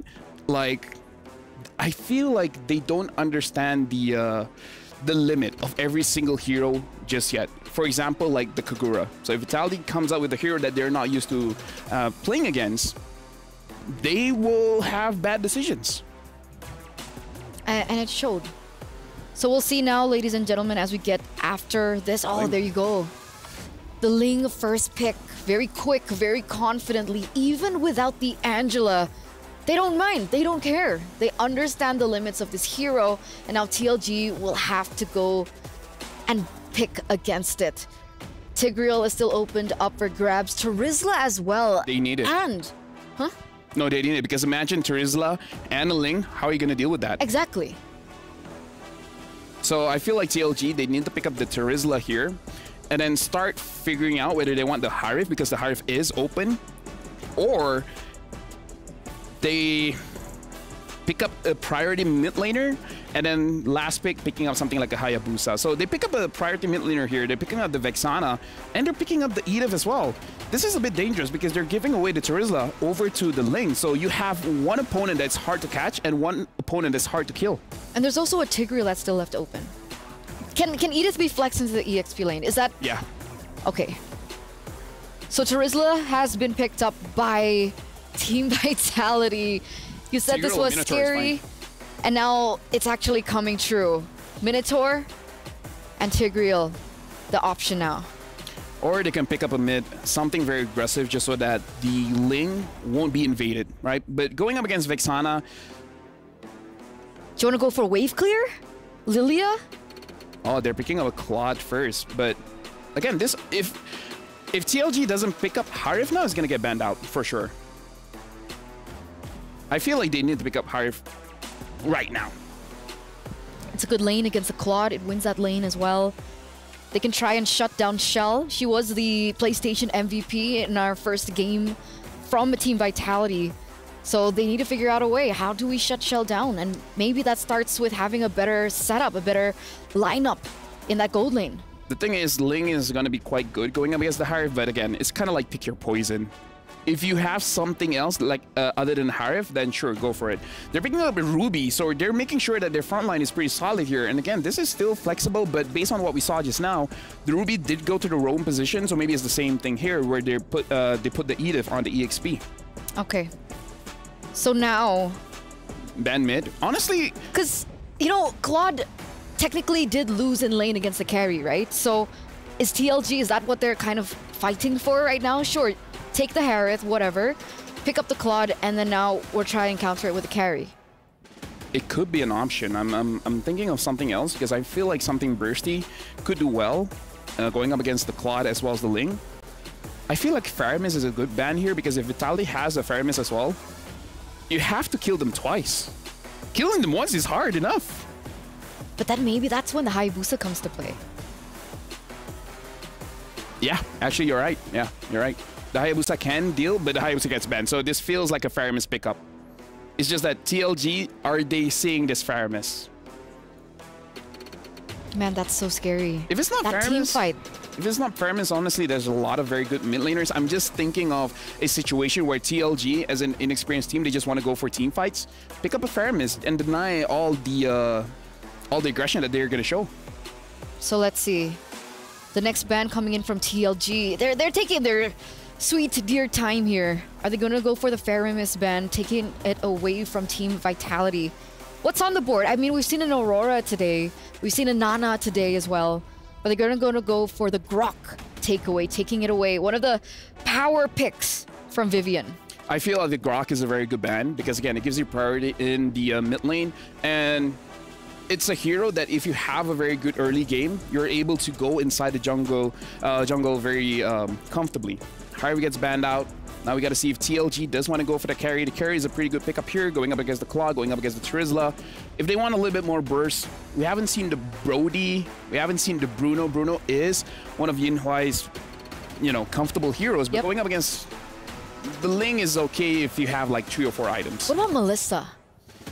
I think it's tough. Melissa is very, very tough here going up against the 3 heroes that Vitality has. Okay, so definitely taken off the board, but you don't want to give the mother of roamers a good pickup. There you go, the carry, right? Yeah, the carry is picked up here. Now, Vitality, if they want to go for a sustain, they can pick up the Faramis. If they want more damage, they could go for something like a Farsa or maybe even an Aurora, just to have a lot more control, making it easier for the Ling to go in and out of team fights. So they have a lot of options. I'm so biased to Lilia, though. Honestly, the Lilia is still good because as long as you have a fast tempo going up against TLG, make it so that they have very limited time to think about what's their next step. It's going to be pretty good. Especially if they have a very aggressive roamer as well, maybe like a Chow. Ooh. Yeah, Lilia Chow is pretty good. Is that Vivian's style, though? The Matilda is open as well if they want that. Last time she did perform on a Kufra. But we're gonna see the Tigreal and the Zas finally! Okay! Wow. Again, the day of debuts. The day of debut. DOD. The DD. Day of debuts, man. Why are you staring at me? Why is it okay when other people abbreviate, but it's not okay when I abbreviate? But anyway, we finally get to see Zas come into play earlier on. We only saw that it being a banned hero. But Zas coming through. Guys, what do you think about this? Leo, Naisu. Hey, I like the abbreviation. Thank you. You know, the day of debuts? What do you think, Leo? It's Zask. I'm with it. There's more than just Zask. We might even see one more debut here in the last lap for TLG. Oh, man. Not only that, but I think, especially for TLG, you got to handle this signature Ling pick.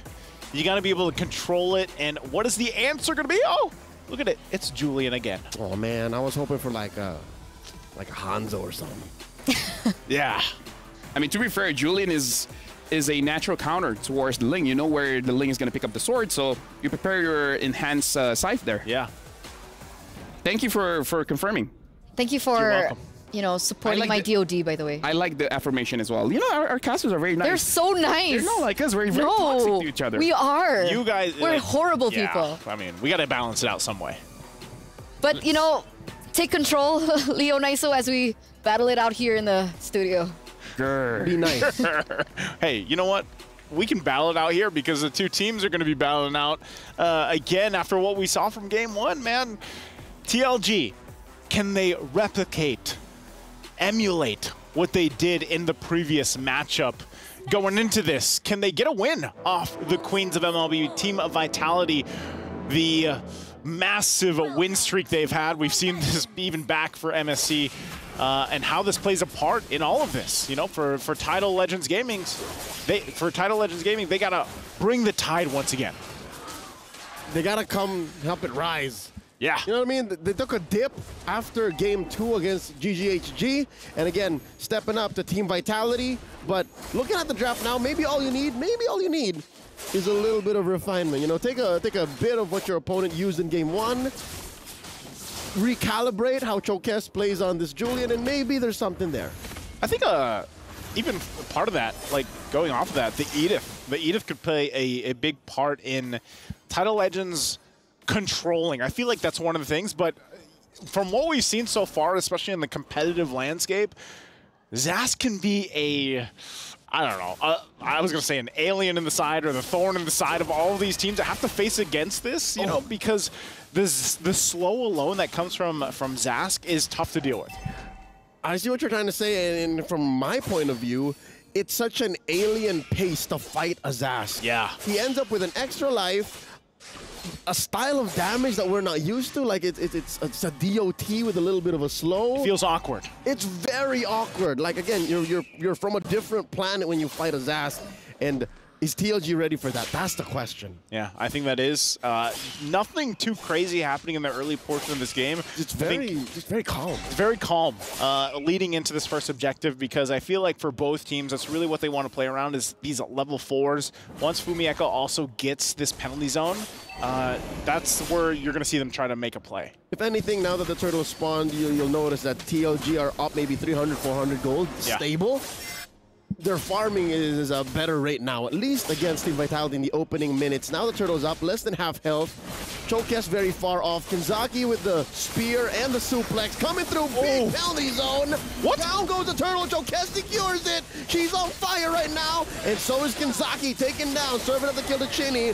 Another one. Bay goes, but Vival falls at the hands of Chokes. Now the fight continues. Can Vival get out of there? She dashes through. Chokes wants to finish the job. Knocks her off, but again, tricky passive on that Tigreal. And both teams walk away with a little something. Yeah, they both get something out of that. You know, it's they win in. Interesting, because I want to look at this again from STC, the replay. Interesting that Chokes gets that turtle.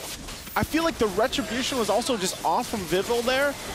And even the placement wasn't on par from, from TLG. It's level 5 retry.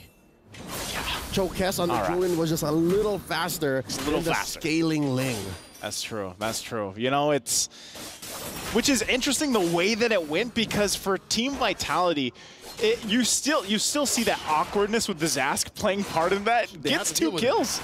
Yeah, deal with it. Yeah, so Sydney has 2 kills now that she can go ahead and play around with. The spike of the Zas too. You know, dealing with these little aliens is already enough. Nightmare spawns. The nightmare spawns. Such a perfect name. It's a nightmare dealing with them. Hey, it is. It is. And now that you have an early kill, two early kills on the Zask, it will be more of a nuisance to deal with. But we'll see for TLG. They are maintaining that minor gold lead that they had.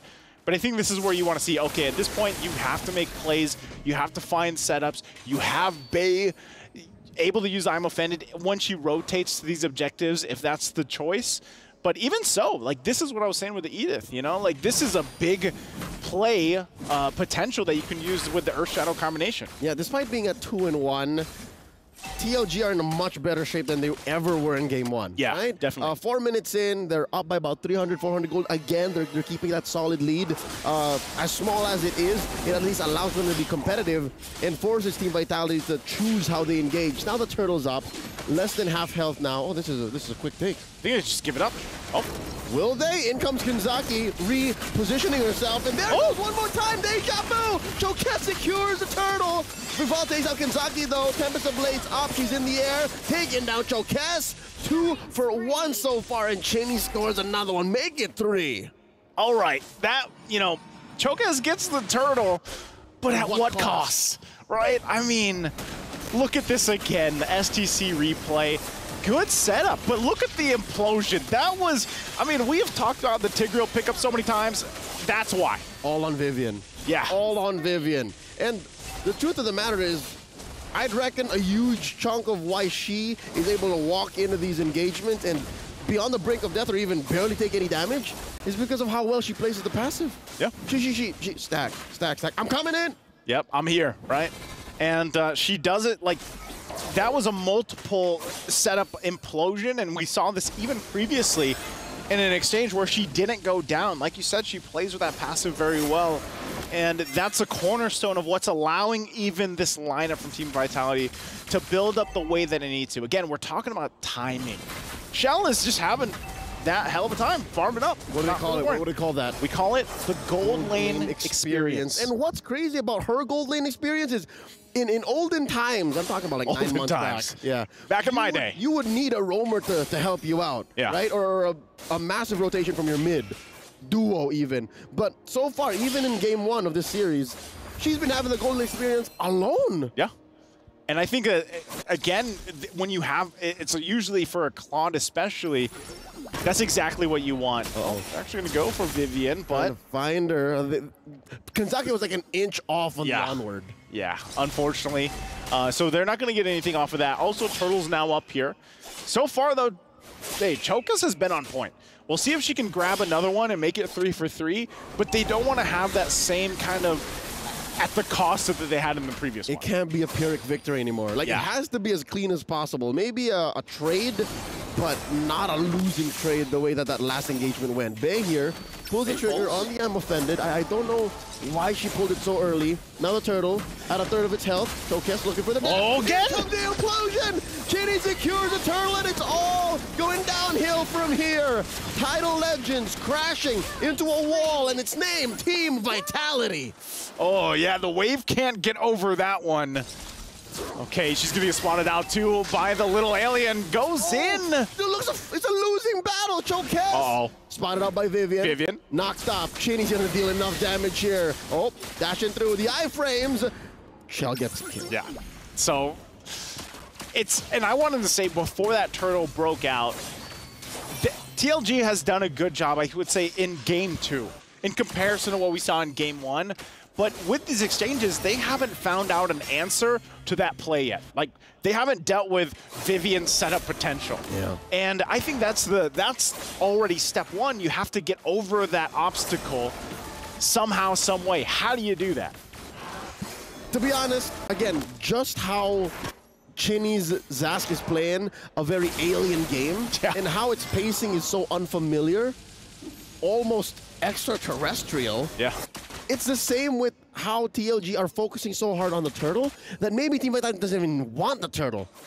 They don't need it. They're playing on a different wavelength. It's a different priority for Team Vitality, and that's what allowed for them to skyrocket out of control way ahead. 4,000 gold now.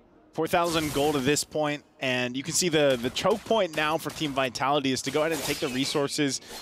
They can pretty much do this because ultimately they're just waiting for the Lord to pop up, right? Put the pressure here. You take a look at the items real quick.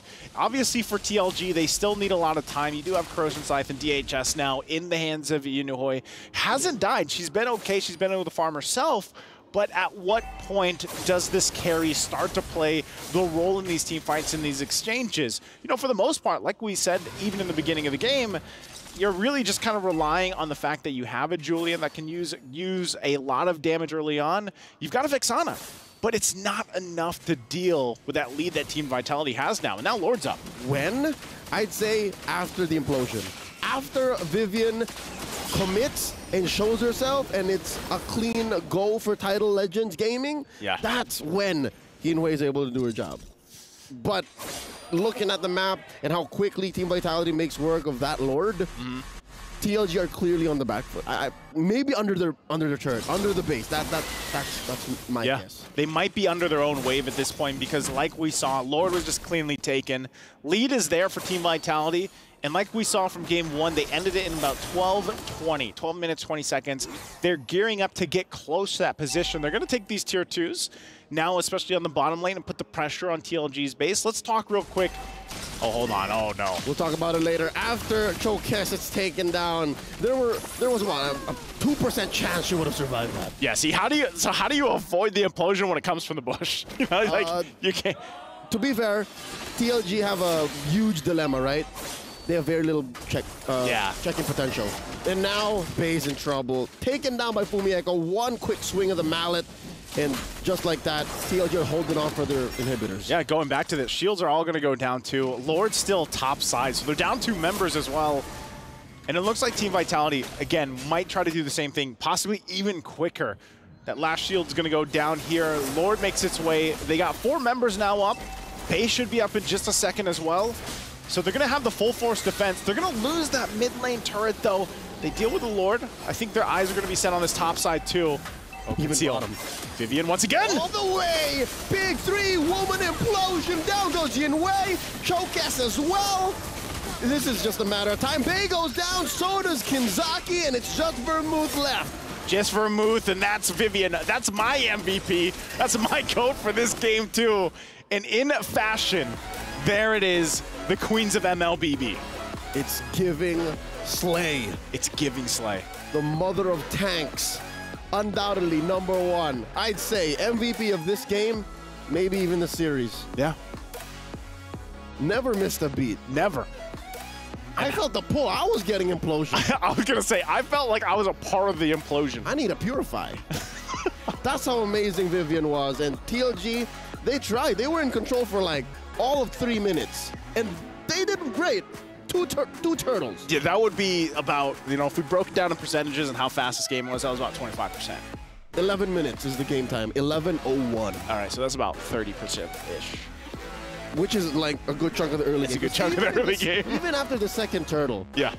It was hard to call it, you know? Yep. There were still some good angles that Chokes found, but as soon as Vivian walked into the scene, changed the flow. Changed the flow. And, you know, it was a good showing, but again, this is Team Vitality we're talking about, undefeated for so long. We're going to hear from them shortly over on stage. Again, I'm Naisu, and this is Leo. I can't wait to hear how they feel about this, because this was a very dominant match for them, of course, and they have another one ahead of them. So let's go ahead and throw it to the stage.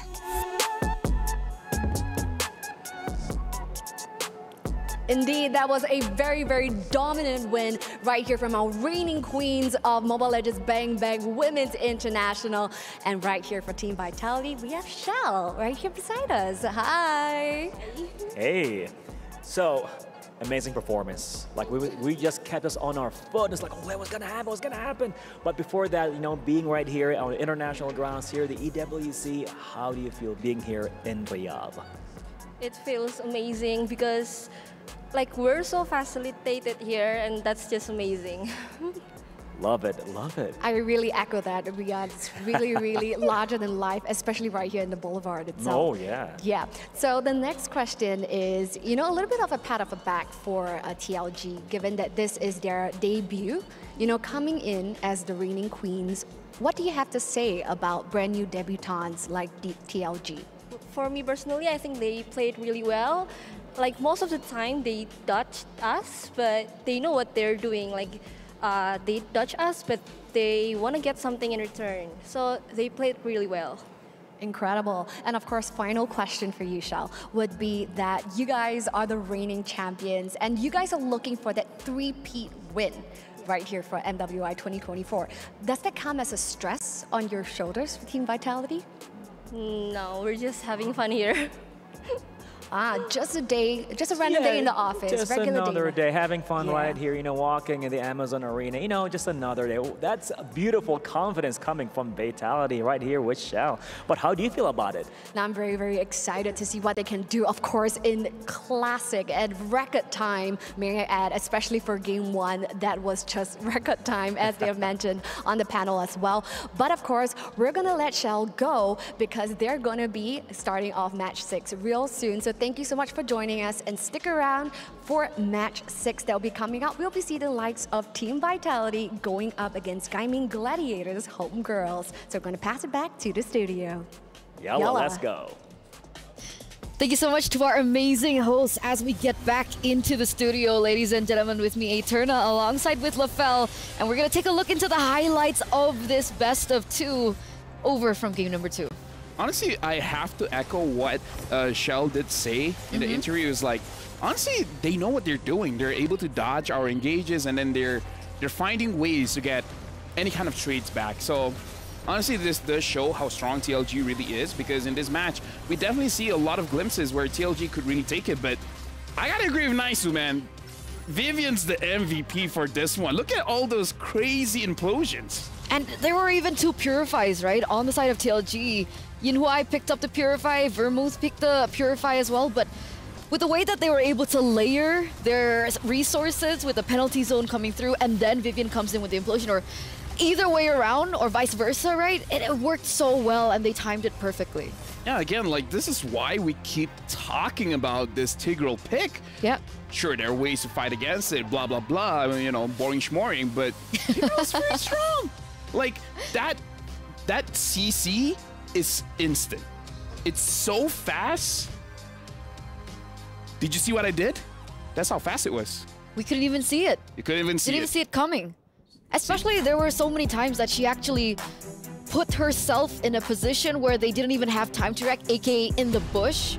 The bush plays were amazing, and I think there were a lot of moments that TLG kind of overstepped because they couldn't check in, they didn't have the visibility that was proper, and they just played into the traps that were already set in by Team Vitality. I feel like Vivian is going to be amazing at parties, because I think she can throw an amazing surprise. Hi, it's your birthday. Oh, you're right, you're right. Right? She could throw an amazing surprise parties, like hug people, because that's what Tigreal does. Mother of tanks. He pulls, yeah. Mother of roamers. We have our very own Daenerys, but it's not a dragon that she's taming. It's all the tanks and the roamers. Honestly, looking at this game, sure, the MVP could go to anyone, but I don't care. Vivian has it. And it makes sense. But you know what doesn't make sense? What doesn't make sense? Your predictions aren't cursing. No, I feel right? Like, I feel like Vitality is just too strong. Right? Okay, let's take a look at the STC Play audience predictions right now. 33% for... Wait, what? Wait, whoa. TLG 67%. I love this. This is amazing. Expect the unexpected. Where's the camera? There you go. Hashtag expect the unexpected. Do you expect this, LaFell? No. No? No. Top 9. How else can I say no in different languages? No? No. I think that's French. Maybe it's French. I don't know. Like, but here's the good thing. TLG has fans. TLG has fans. And they deserve it. Maybe they love the Dark Horse story. They love the Nightmare, which apparently Mare is actually a female horse. So the more you know. Do you remember the last time we were on the same desk together? We were also talking about horses, whether or not they could swim or not. No. We talked about. Oh yes, we did. MSC last year, I think. But let's crown our MVP by PlayStation, ladies and gentlemen. Is it the mother of tanks herself? And it is Team Vitality. It's Vivian. Are we used to seeing roamers with 11 KDA? No. Right? Again, we got to talk about what the casters did say. She plays very well with her passive, making sure that she can actually tank quite a lot of damage and then still able to survive. This initial fight kind of shows that both teams really have what they got. Like, we got to give credit where credit is due. Chokes was able to get 2 turtles. But again, the engage is coming in from Vivian. It's like, you can get the turtle, but I want you guys. Maybe it was a bait to begin with? Nah, I feel like it wasn't a bait. It's just that Vivian has an eye for an opportunity. She finds these situations where TLG was not aware of how close they were to each other, and then she just flickers forward and then she gets it. The bush play. The bush play. Keep going. I thought you were going to, you know... No, because this... Elaborate again. This is speechless. Look at my man, Tiggs. Look at Tiggs. Can we take a picture with him real quick? Oh, he's got okay. Yeah, there you go. There you go. Tiggs is amazing. Like, this is why we keep shouting him out, because he's very good against a composition that has a lot of melee heroes. And in this case, there was a lot of melee heroes. And they were able to definitely take advantage of it. It's a surprise that he's not as popular as we thought that he would be today. Yeah, I feel like it's just one of those picks where you need a lot of practice on. Practice your minds out. Shout out, Nicey. Right now it's a 2-0. After this, we're going to have another best of 2 series. It's going to be Team Vitality going up against Gaming Gladiators Homegirls. If Homegirls gets even 1 win, they make it through. If they lose 0-2, then it's going to be a tiebreaker situation. And I don't know, going up against TLG, it looks like the more matches they play, the stronger they get. So if I was Homegirls, I want to get at least 1 point against Vitality. At least. At least. But before we get into that, let's take a look at their reactions from earlier on. Man, you know what? She's feeling it. She's like, oh, man. Oh, Vivian's actually feeling it, too. That's a surprise because usually they're very, like, nonchalant when they get victories because in an interview they mentioned that that's just the standard that they're going for. Winning is a minimum. I like when players are allowed to express themselves. Don't be robots. Don't be like, we win, it's okay. Don't be Super Marco. I mean, technically they were robots. Yes, they were, but now they're not. So express yourself. For everyone at home, if you're feeling sad, happy, maybe even depressed, just express it. People can have fun around you. They can help you out. Look at me. And now look at Eterna. There you go. There's Eterna. So let's head over to a break, ladies and gentlemen, before we get into the final best of 2 series of the day. And to answer your question, yes, I am expressing myself. So we'll be right back. Don't go anywhere.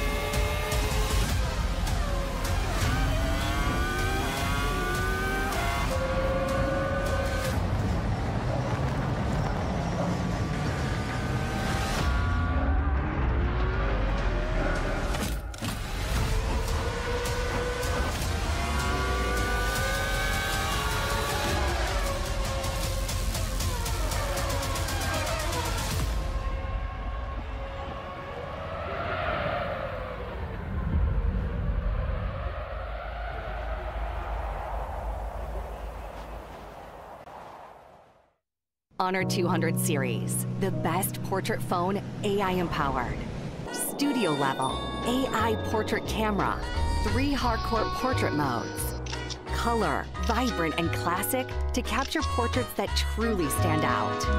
AI empowered magic portal. Snapdragon 8S Gen 3 AI chipset. 5,200 milliampere per hours silicon carbon battery, 100 watt, Honor Supercharge. This is Honor 200 series.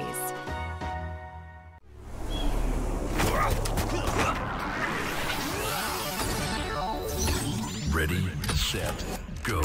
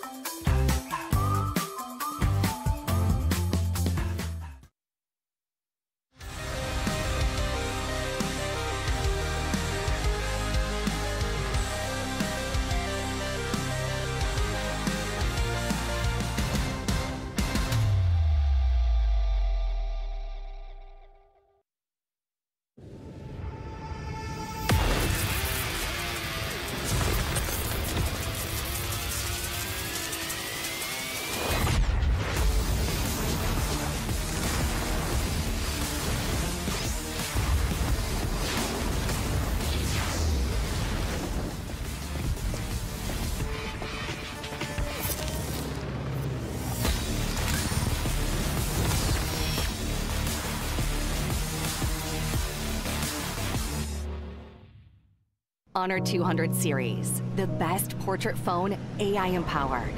Studio level, AI portrait camera, 3 hardcore portrait modes. Color, vibrant and classic to capture portraits that truly stand out. AI-empowered Magic Portal. Snapdragon 8S Gen 3 AI chipset. 5,200 milliampere per hour silicon carbon battery, 100 watt. Honor Supercharge. This is Honor 200 series. You ever wondered how a Hollywood movie is shot? On a Sony.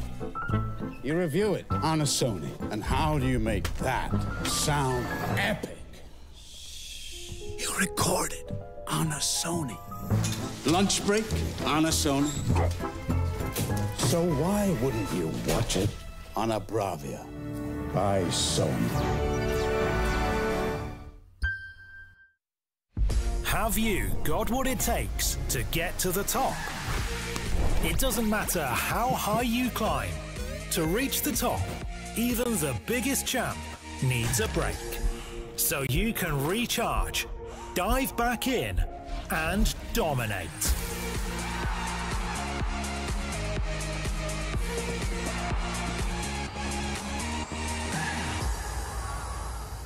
Have a break. Have a Kit Kat.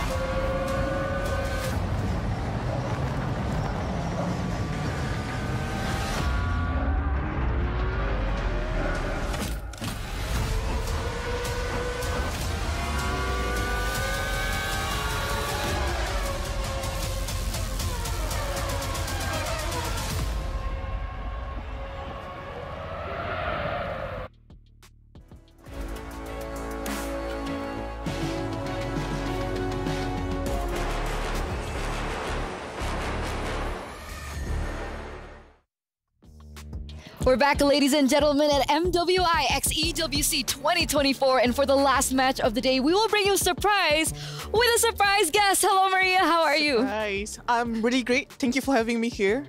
Thank you so much. Orang Malaysia. Yeah. What's going on with these two? Orang Malaysia kat sini dengan seorang Indo. Like, it feels good. Yeah, it feels good. Aku mengerti. Yeah, kamu mengerti. I understand. Yeah. I really appreciate it. Yeah. But this is the English broadcast, right? It is. Okay, back to you. Yeah. Okay, just to remind you, it is the English broadcast. But you know, our first question, you know, for Maria here. Sorry, I surprised you a little bit because you know today's full of surprises. How do you think of today? It was the first day of MWI to open it up. It's one of the biggest events that we've ever seen for the MLBB women's scene. How are you feeling about it so far? I feel so empowered to see all the ladies out there competing with full of their heart to prove something. Maybe to prove other people wrong, or maybe to prove they are right to be here for their dreams. And especially for GGHG, really proud that they are here. And I'm really hope that they're gonna make it to the next stage, because we're gonna against team that is so huge. So yeah. Yeah, that actually brings me to my next question, right? And I think we regarded Group A as the group of death, but now Group D, after seeing everyone's performance, they have been popping off. And it looks like GGHG are struggling now, right? Yeah. Because technically, if they don't find a win against Team Vitality, they might not make it to the playoffs. How confident are you that GGHG can actually move forward to the playoff stage? Super confident because you know recently that Malaysia won the MSC, so we have the motivation, we have the high spirit in the name of Malaysia. We can in the recent interview, Fafau, she said that she's motivated because of the recent winning. Of course, because we are always like not to be seen between Philippines and Indonesia, but it gives us motivation. It boosts our, you know, fighting spirit to prove that we are here to be the world champion. Of course, for me, I can say as an audience or maybe just an observer, I'm really confident. I'm really hope that can make it to the stage because we know they are very consistent. It's just that they really need to avoid small mistake because this is international stage. No mistake are allowed. So any kind of small mistake, like tiny, you're gonna get punished. So I'm hoping that they're gonna get focused and consistent. So that's the key because we are right here bringing the spirit of Malaysia boleh or Malaysia can do it. Malaysia boy. I need her confidence, man. Like, she's very confident that homegirls can do it. I'm like, I'm a bit 50-50. And I agree with her. Like, don't do small mistakes. Let's go 100. Yeah, don't do small mistakes. Yes. Yalla. Do the big one. Yalla. Wait, what? Wait, what? No. Oh, no, that wasn't the point. Let's don't do a mistake. Oh, let's embrace mistake and you fix it. Yeah, up. see, like, and woo. Like, you never expect the big mistake. So if you do it, then you're like, oh. Okay, yeah, no, that's a bad idea. Maybe don't. But you know, GGHG now against Vitality, that's actually the highlight of the day by Jamil Motorsports. So everyone's actually waiting for this matchup to come through. And here it is, right? Team Vitality, once again, like you mentioned earlier on. Thank you so much, Maria, by the way. And of course, good luck to GGHG. Okay, yeah. Thank you, Maria. She's awesome. I love her already. That was the first time I met her. Really? Yeah. And then she not already... the first time. Oh. She's great. She has an amazing personality and I love her confidence as well. I really like her editing skills. Her editing skills. Again, Maria is the head of WTM, and honestly, looking at the social media, she really brings the story of all the Malaysian teams in Malaysia to the eyes of everyone watching the esports scene. Like, she's honestly a critical point that makes Malaysia strong today. You know, on that note of strong, we're going to welcome the two strong teams, right? Jamil Motorsport walk-in, player arrivals as they are rolling in, ladies and gentlemen, for the final match of the day. And it always comes back down to that final point, right? Again, if Team Vitality go 2-0, I believe that is the scenario when we will be expecting a tiebreaker. Yeah, and again, I feel like tiebreakers are very tricky, right? Because you've went up against those opponents before, so, and because it's going to be happening tomorrow, it's not going to be happening today. There's going to be ample time for both teams to do their research. So if we're going for a tiebreaker, honestly, it's a bigger matchup for the coaches because the coaches have to figure out what's the real weakness You're right. But we're going to throw it over to the stage because it seems like our players are ready and our hosts are ready. Go ahead. And we are back again أعزائي المشاهدين هنا بكأس العالم للرياضات الإلكترونية مع موبايل ليجندز بانج بانج Women's Invitational في المباراة الأخيرة. Last match taking place right here. It's been an amazing day and with a lot of exciting things and surprises. That's right, we're only in day one and just take a look at the Land of Dawn. It's just absolute havoc caused by the femme fatales of Mobile Legends Bang Bang. And right now here, we're down to the final match of the day. And right now we're gonna be seeing the likes of the reigning queens of MWI, and that is Team Vitality, going up against the Gaming Gladiators homegirls. So with that being said, let's take a look at the beautiful faces of our reigning queens, and that is Team Vitality.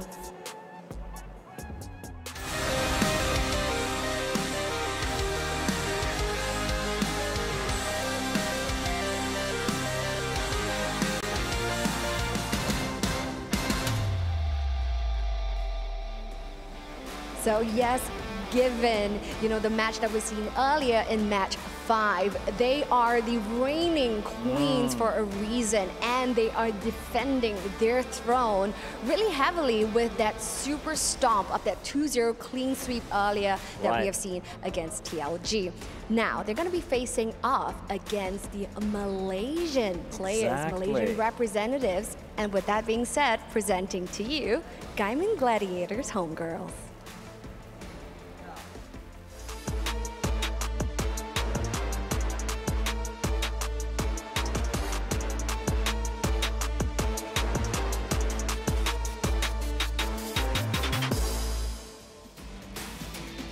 Well, there you have it. Gaming Gladiators homegirls change the narrative so beautifully. Will they be able to hold on to that narration of even winning this championship? Now, I wouldn't discount the Gaming Gladiators homegirls for a reason, because when it comes to Malaysia, they have taken MSC 2024, so they are also a region to look out for. But is that enough to take on the defending champions right here for MWI 2024? And that is Team Vitality coming from Indonesia. Let's hand it over to the professionals to break it down for us. With that being said, back to you over at the studio. Yalla! Thank you so much, Cheryl. Thank you so much, Bara.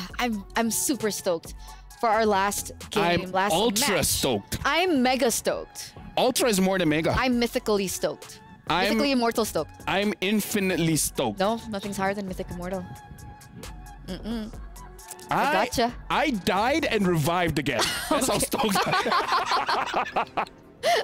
Got that immortality. But of course, ladies and gentlemen, let's welcome you into the final match of the day, the highlighted match of the day that everyone has been anticipating from all around the world. Team Vitality and GGHG. Game number 1, Vitality gonna have first pick Arlet, their choice of ban. Now for GGHG, they had a bit of time. They had say at least 30 minutes to really study of what Team Vitality showed. I kind of feel like Vitality has multiple ways to engage into a fight, so I feel like they didn't reveal too much going up against Gaming Gladiators homegirls. So I really hope they just brush up on their mistakes, because what Maria said was actually true. Don't do small mistakes, which they have shown that they've done quite a few times, especially when they're trying to go for a team fight, where I feel like the order is just a little bit wrong. But either ways, going back into the draft here, Valentina ban just shows they want to use an assassin. And since the Angela has been banned, GGHG, they got to ban out a Chip and then one other assassin. Honestly, one of the better ones is probably Roger. Okay. So I'm thinking Chip Roger. Chip Roger from the side of GGHG. But that's a X-Borg hover and an X-Borg lock-in banned out for GGHG, and that actually changes the tides a little bit here. Yes. I feel like 2 things. Number 1, either they want to use the utility jungler or they want to use the Minotaur.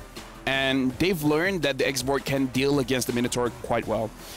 Now, Vitality, they're the one that actually banned out a Chip. For GGHG, if it was me, I kind of feel like ban out the Hayabusa and let Vitality choose whether to get the Ling or the Roger, and then they can pick up one or the other. Because I kind of feel like Roger and Ling is more of a skill matchup. What do you think is more expensive, though, despite it being a skill matchup, in your opinion? I mean, the Roger is a good flex. Roger. Right? Roger is a good flex, and Ling has its has ways to counter it, like the Tigreal, like the I'm thinking of one Julian as well. Okay. So they ban out the Turizla. Perfect.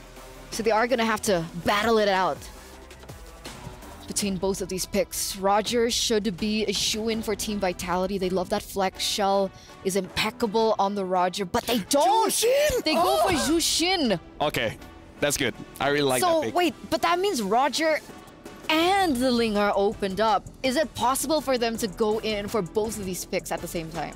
I would encourage it. If you don't want, yeah, Roger Ling, because you have ways to actually engage on Jushin.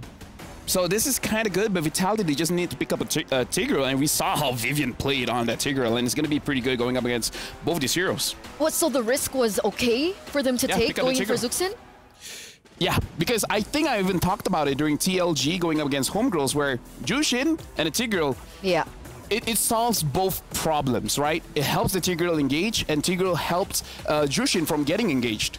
Okay, so now it's scary. The mother of tanks herself back on the Tigreal. That MVP PlayStation performance might come through again for game number 2, as they also pick up the Edith to close it out in that first phase.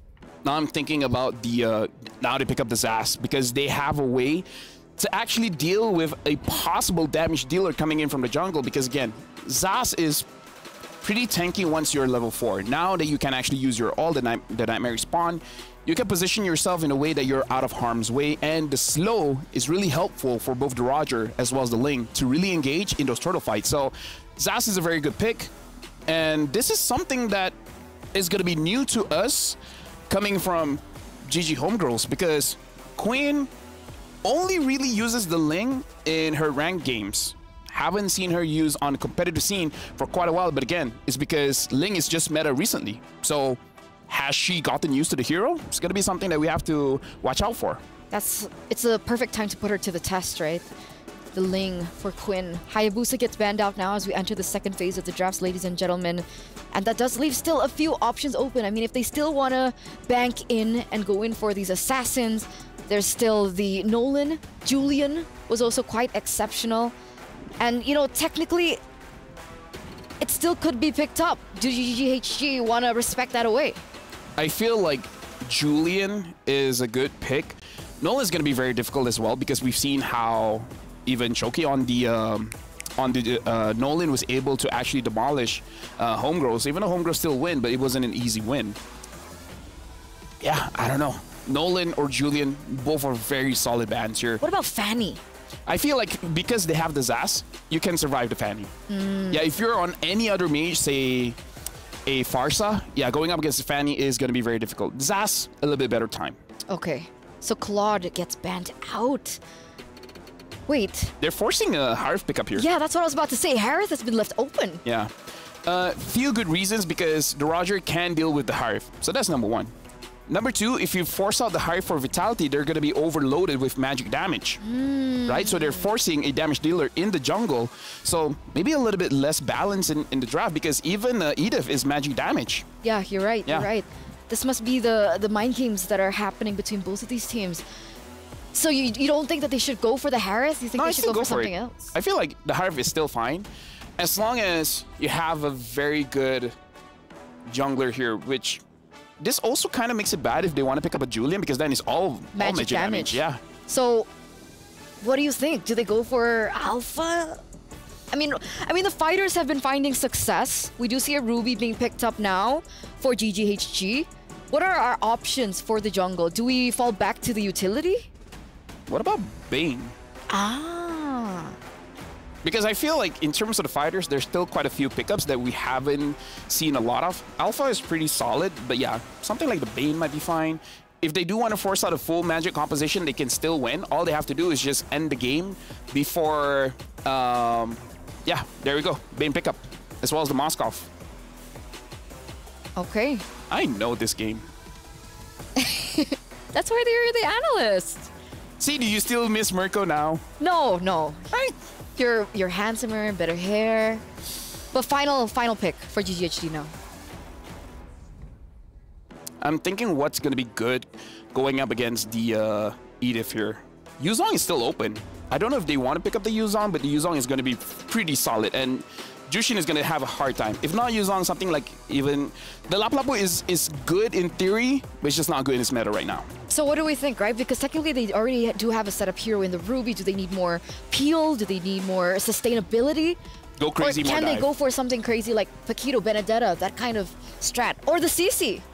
Yeah, as long as that can give more pressure to the backline, and you call it the Benedetta. Maybe you should do this job. No. That was lucky. No? I was lucky. Right now for homegirls, I like that they're going for an all-in composition. It's a full dive. The only thing is, Vivian on this Tigreal. It could ruin their plans. Mother of Dragons. Mother of Roamers. Oh, yeah. Dragons is a different series. I mean, technically, Yuzong's not a roamer. Not yet. You're Things right. Could change, right? Not yet. Things could change. Expect the unexpected. Hashtag. Unexpected the expected. There you go. And there it is, ladies and gentlemen, the final compositions for both of these teams as we are moments away of throwing it over to the casters. Nice to Leo, are you there? Show us a sign. Give us a sign. We are here. Thank you again, Lavelle and Turna. And yes, it's me, Naisu, alongside Leo. We're bringing you the last match here for day number 1 of MWI at EWC. And we're rounding it out, of course, for Group D. I don't know, man. I think it's going to be the House of Vivian again. I'm trying to hide my excitement. Bane has come out once more. Hey, if they have Bane. Let me just get out of the way. Yes! Hey, I know how you feel, man. When Gord was starting to fit into the meta, you know, he's fallen out as of late. Yeah. But now it's your time to shine. Thanks. It's Bane's time. And not to mention, this is Vival rocking the Bane. The Warcry. Escalating its, value on the current metagame. Oh, wait, let's talk about that later. Vivian forced to flicker out. She's fine. Chinny taking care of the Nightmare Spawn. Did not know you could do that. You could soul snare that thing out. My face as I saw that too. Yeah, like, huh. Whoa. All right. Back to what I was talking about. The Bane on the Warcry. Yeah. In the early days of the debut of Warcry, I was, Were you happy? I was in the lab with Warcry. Okay. Yes. It's so good. Because I would assume it's very easy to proc off too with Bane. It is. And then after that, all your skills are relatively low cooldown. You just keep going. And Deadliest Catch gets more deadly. Yeah, not as quick as, like, say, a Ling or a Lancelot. Right. Or rather, a Ling and a Hayabusa. But it's fast enough that it's AoE. That's what changes the dynamic. Yeah. And you know what's funny? Because you mentioned it, like, this is, often when we see Lings take the Warcry. But this time, Quinn goes with the Quantum Charge. Again, it's different. Flavors of junglers. Despite all of those utility jungler loyalists, yeah, I'd still say the meta's wide open. It is. And don't knock it till you try it. Definitely, because I think, even when we were looking at a lot of the data from MSC, that's what we saw from teams. And they do it the same way here for MWI. Turtles for the taking, though.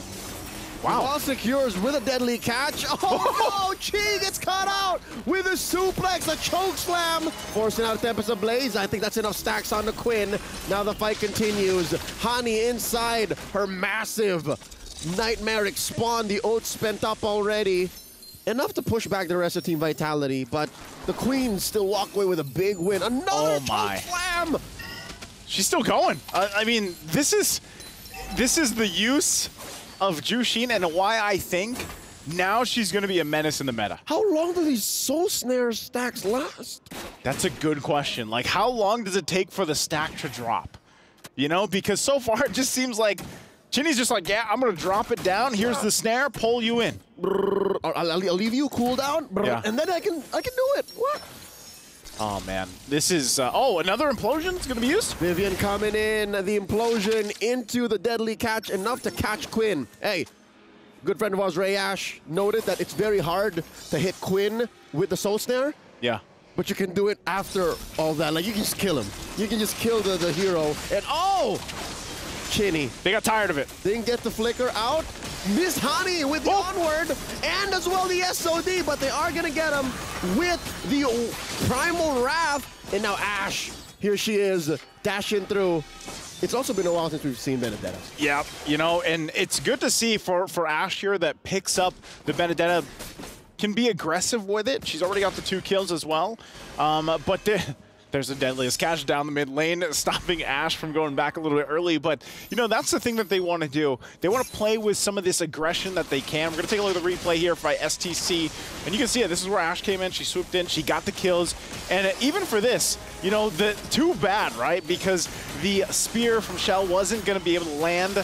And then they end up fighting this out anyway. So trading across between both teams, but Team Vitality will still hold on to a relatively good lead this early on. It's very healthy. 2,000 gold. This is enough to disincentivize any engages. Fumieko coming in from the flank with the flicker and the Earth Shatter. Looking for one big implosion once more from Vivian. Serving up a kill to Vival. Fumi taken out. I like the final blow spent up already by Ash. 3 down. Honey gets a double. Chinny and Vival. Vivian calls it. Split. Split. And GGHG, hey, great fight there. Great exchange. Going into that, we were just talking about that gold lead, that healthy gold lead. It's gone now. That's it. And they're going to turn it into a lot of gold up top, maybe even end this turret. Take it. There it is. There it is. They pretty much get a minor lead, or they even it out at this point. They get a turret too, off top of it. Picking up that Berserker's Fury. That fight deserves a replay. If there was ever a time to go back to that, that would have been it, because it happened in the blink of an eye. It was almost a perfect implosion from Vivian too. Yeah, it was a good setup, but I think, you know, this is where, all right, for the Jushin, it's like, we know she's a utility mage. You know that you're trying to get those stacks off, and then you're trying to pull. It's not about the damage. It's not about the damage. You know, your main point is getting. Oh, hold on. Ash. Oh, it's got a flicker implosion. Vivian committing everything but the kitchen sink. That was a lot. Serves up to Vival, and they're still going. She's very low. This is not a place where you put a Bane. Falfal gets the kill. Vivian might get punished here. Dashing through. Chini takes down Falfal. Vivian goes down. Hani gets 1. 2 for 2. But look what's happening. 2 for 2, is it though? Because Queen's gonna take down this turret. Yeah, GGHG is playing the macro game. They're finding these moments here, but they're gonna go ahead and get a turret off of it. Hey, if Quinn doesn't need to fight, she's okay. She'll take turrets, but it looks like I thought the minion would be able to get that last hit. The CC on the Earth Shatter was enough. It was enough.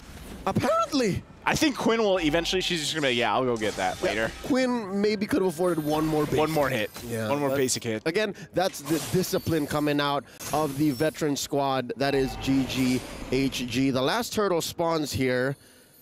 I wonder, GGHG is still with an economic advantage, by the way. Still 1,000 gold. Yeah, it's still 1,000 gold. It looks like they're gonna go ahead and try to contest this though. They go in. And there's the final blow, a lot of damage put in. Vival with the retribution, deadly catch, no one home. And they're still looking for targets. There's a lantern flare. Can he get the choke slam? Falfal walking away from it, uses the Purify. That's one way to get rid of the stacks. It's one way to get rid of it. It's one way to deal around, because I think if that wasn't used, then Falfal would have been dragged back. And by the way, folks, mind my pronoun, them.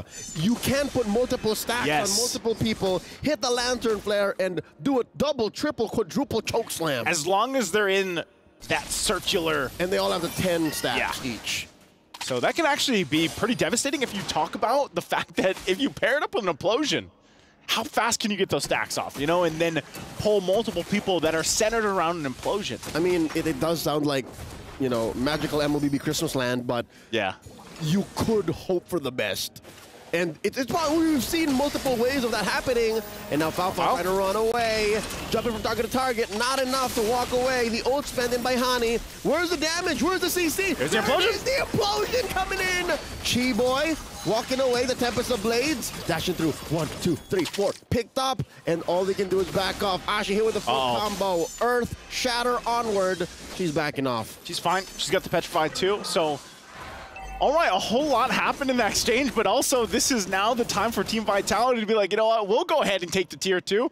We still hold on to ours with 1 HP. the Queens are back in control. The Queens are back in control for now. They get that lead they had earlier on, but also you have to respect the damage. You know, this Zast pick has popped up a couple times now, even from MSC, and it seems to be doing really well. It seems like it is just that annoyance, you know, dealing with the Zask in the mid lane. And that's the worst thing you could hope for from a Zask. At best, it is an outer worldly mid laner, right? At worst, it's just annoying. Quinn goes down here. Again, that's what a Moskov is. It's a marksman that does well against the Ling, but back to the Zask. Right now, because of the Jushin, because of the Bane, and to some extent because of the Moskov that can outrange the spawn. Yep. It's just annoying. Oh, this too. There's the pull. An implosion was going to be used. Here it is. Big fight. Vivian very low. She already spent quite a bit of resources trying to get in, but Chell gets the kill. Now Key's up next. Can she get away? Deadly catch thrown out. Vival's gonna push in, and Quinn actually looking for the kill. Serving up to Ashe, but Ashe goes down, and there's a knock. Quinn's gonna go down. Double kill for the Bane. Hey, this Bane is doing wonders so far, just today alone. And, you know, it was a great kind of opportunity there for GGHG to go ahead and win that fight. Quinn really tried, but unfortunately for her, it was not enough. So now objective going in the hands of Team Vitality as well. Endless Battle now also picked up here by Vivel. So she's online, man. If there's anything I can say about Team Vitality now, the way that they progressed, the way that they developed over the couple of best of twos we've had today that we've seen them in, they don't mind getting their hands dirty. They don't mind playing a messy team fight lineup like this and still going over. Yeah, I think that's what is one of the, I guess, strengths of their lineup. The fact that they've been playing together for so long, you can pull out some of these drafts and make them work. Again, just relying on each other to play the part, because that's what happened even in the previous series. And as a Bane connoisseur, something called out to me. Looking at Vival's build, she does not have War Axe. Usually you build War Axe first. Here, she decided to go, okay, Hunter Strike first, because the benefits you get from War Axe is somehow answered for by Warcry, and the kind of damage you're dealing isn't the kind of damage you want against the lineup that has that HG's running. Yeah. They don't need penetration. This is a rather soft lineup.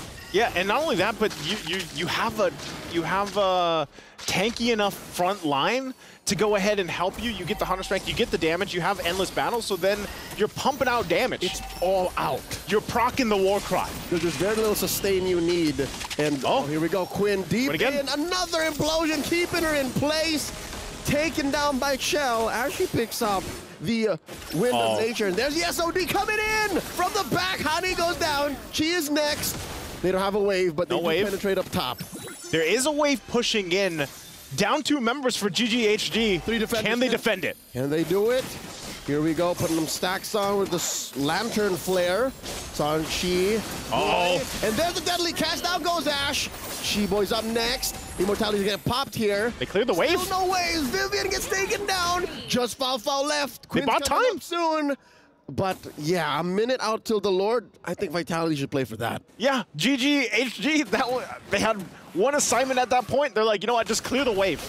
We will lose some bodies, but clear the wave. We stay in this game past that 12-minute mark. And so far for Team Vitality, they've been ending their games 11, 12 minutes. So GGHG buys some more time. Even with these pickups here, Endless Battle now there, you can see the Haas Claws too from Quinn. You've got a Malefic Roar now for Foul, but is it enough to contest against this lore, or should they just defend in the base? I'd say play safe. You gotta, if you're trying to answer the question of who's the beatdown, it's still Team Vitality. So GGHG have to very carefully pick their fights and find resources on the map to close this 7K gold lead. That's a huge gap, almost light years away at this point because of the firepower that Team Vitality is playing with. And talking about the item builds, right? Like, there's no contest here from GGHG. I say play it safe right now. Unless Quinn! Quinn, what are you thinking? Here comes the CC. The flip over, the suplex. Quinn coming through. Tempest the blade. GGHG walks away with a big win, but trading out for Quinn. Fumi for Quinn, but they do get the Lord. I feel like that was the best thing that could happen for GGHG. Quinn goes in. Yes, she's probably going to die, but at least she gets the Lord. It's going to be worked on here. But again, what we're talking about for GGHG is buying time in this game because you already mentioned it leading into that. 7,000 deficit. They have to work against that. And that helps them. It's not a winning play, but it does delay team vitality. So anything else to prolong the match is what GGHG is going for, and kudos, respect. Oh, wow. Trying to now Shell between three. She gets punished. That's a lot of money. That's a lot of gold, and I'm surprised that Shell, even when she landed the Spirit of Destruction, she's like, I'm going to full send this. I'm jumping into 3. The Queens are far ahead enough that they're allowing these risky plays. Yeah. At some point, it's going to get punished. At some point, GGHG is going to go, maybe you shouldn't have done that. Yeah, maybe not. Maybe not. You know? And at this point, too... Even Shell's wondering, maybe I shouldn't have. Maybe I shouldn't have followed up on that. But I think at this point, you know, for GGHD, they have accomplished nearly what they wanted to. I think if they would have gotten those tier 2s, because they're literally like 1 HP both on the top and bottom. The one that... remember that one that Quinn was working earlier? On like 5 minutes ago? Yeah. Yeah. Well... maybe this is part of the plan too. You know, let Quinn go ahead, push these side lanes later on. You can still see too, like we saw just minutes ago, that Zask is playing its part. The damage is insane. And you can actually see in some of these fights for Hani, she's still able to pump out that damage in these fights. She has such a huge target on her back. She does. As well as each Nightmare spawn, because they're just constantly... Yeah. You know what I mean? And looking at the totality of the damage, that's why she's top in charge. You could put the damage that Shell and Vival are dealing, and you would almost end up with the damage Hani put on the board. I mean, look at her item build, too. Like, she's still... She's short 1. She's short 2. No, she's short 2. And she's dealing that much already. So imagine if she gets the full build. This does confirm our suspicions, though, our theories on Jushin being a completely utility mage. Yeah. Look at that, Clock of Destiny. Yep. You usually see that on tank mages these days, like chunky heroes that rely on constant engages. Yeah. Like a Hylos. It's on Jushin. She wants to be there up front. Yeah, because I think, yeah, that's what you do. Like, I mean, her ultimate basically reminds me of an Odette ultimate, like the Swan Song. Oh, yeah. But you can move around, and you get the stacks, and then you just pop the Winter's Crown. Yep, there's a false engage. Chi coming in with a conceal, and no one home. So I guess they have to realign, and they have to reposition. Oh, wow. That's one way to use the Lantern Flare. That's Check one bushes. Way. Check bushes, but Quinn trying to replicate what she did previously. She's going to jump in on the side. She gets information. Going to reset. So no trigger just yet, but look at this. Hani actually just poking him down. You can say what you can about the Lantern Flare, but the damage on Hani is real. Nothing compared to that Jushin. But now look at this, the collapse. Is that an Immortality pop? That's a Winter Crown on Chini. They're still going. Quinn goes down, the clap back. Oh, Chi as well. 2 down for free. And all it took from Team Vitality were a bunch of flickers. I think like that was the plan. Team Vitality was like, let them try again. They got one.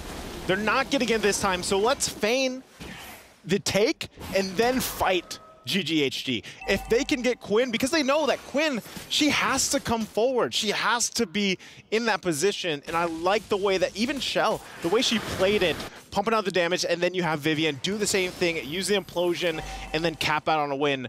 So this looks like it's very grim now for this game here. Yep, all inhibitors are down. Echo forcing it out. That's it. That's a critical mass. Team Vitality takes game 1. Took them a little bit longer, but Team Vitality will go ahead and get another W here. Few engages, rough around the edges, but I would be lying if I said it wasn't entertaining. It was great. And you know, I love the debut day here that we have, like Eterna. That DD. That DD. And again, this helps in molding the metagame. Like, we understand a little bit more what's possible. And you know what I like? This is also a different meta, so to speak, than what we even saw throughout MSC. Like, there's still different variations. I plead my case. Jushin is a must answer. She's a legit tool that teams can use to change the flow of battle. 100%. And I think she's going to continue to find the footing here throughout this tournament especially. And teams will almost be forced in a position where it's like, yeah, we might have to just ban her out, you know, and deal with that. So let's throw it over to the studio and have Eterna and LaFell break down this game for us. Thank you so much, guys. Thank you so much, Leo. Thank you so much, Naisu. But wow, that was honestly a close game. I thought at a certain point that GGHG would have been able to take control of that game, but Team Vitality somehow, some way, were able to come back. Yeah, honestly, like, it's close, much closer than we anticipated. Yeah. But again, it's all about a team fights where the amount of damage that was able to be pushed out by Team Vitality is just that much higher. And the thing is, if we're looking at the positioning coming in from Gaming Gladiators Homegirls, they're not really making it difficult for Vitality to choose a target. Like, you see Quinn being far forward, so Quinn is going to be the first one. Like, they line up in a way where they can just be like, okay, 1, 2, 3, 4, 5. So it's something that they have to figure out going up against Team Vitality. If they line up very, very nicely, it's going to be very easy for Vitality to choose a target. They got to make the team fights a little bit more chaotic. I agree. I mean, there were several moments where Quinn came into the team fight first into like a shark's den, expecting something of a benefit. But, you know, Team Vitality, they capitalized over that time and time again. And when I mean shark's den, I mean literal shark's den, right? They had the Bane. Yeah. Honestly, like, if we see the gameplay on the floor, you could see it again where Queen and then Ashe and then Honey. Yeah. Everyone is like trying to circle Team Vitality. They're trying to trap Vitality inside of a circle so that they have some kind of control. But Vitality, they just kite back and deal with homegirls one at a time, one at a time, one at a time. So it's more systematic for Vitality. And I found that surprising because in the mid-game, it looked like GGHG understood what they wanted to go for, right? Yeah. I mean, technically they were going against a really team fight heavy comp, right? With the Tigreal, with the Zuxin as well. And so with the fact that they picked up the Benedetta, they were playing the macro style. They were going in for pickups instead, being very, very disciplined, but something switched with them that I don't quite understand. Yeah, if we were looking at a team fight here, I understand where GGHG, they don't want to clump up because the deadly catch is going to be troublesome as well as the implosion. So really what they have to do is split the map. Play like a 3-2, flank from 2 different angles, and then give a problem for Vitality. Which side are really going to control? Like, I feel like going up against Vitality with this lineup where they have a Zushin, they have a Tigreal, you got to split the team fight. Don't make it a 5v5. Make it a 3v2, 2v3, so that you have a bit of an advantage where you're creating chaos going up against Vitality's draft. So do you think that it was execution that kind of lacked from GGHG? Sure, yeah. I mean, technically, despite everything that we've been talking about, right? GGHG have been the only team that have been able to push Vitality to their limits, right? 17 minutes of the usual 12 to 13-minute game. So they're on to something. There's potential, and there's a big chance that they can go for a comeback in the second game of the day. But let's crown our MVP by PlayStation. In our first game, it was Vivian, the Mother of Dragons. I'm going to stick with that. And for game number 2, you know, despite that mistake that she made with the Spear of Destruction into 3 members, she, at the most part, partaked in so many of the success coming in from Team Vitality here. I mean, sometimes you need that kind of confidence. Be like, guys, hold my water. See what I can do. Hold my bag? Earrings? Hold my purse. Hold my purse. Hold my purse. That's it. That's it. Gotcha. Hold my purse. Let me 1v5 this one. And it's like, okay. Maybe 1v1 is better. And then I liked how the casters highlighted her reaction after.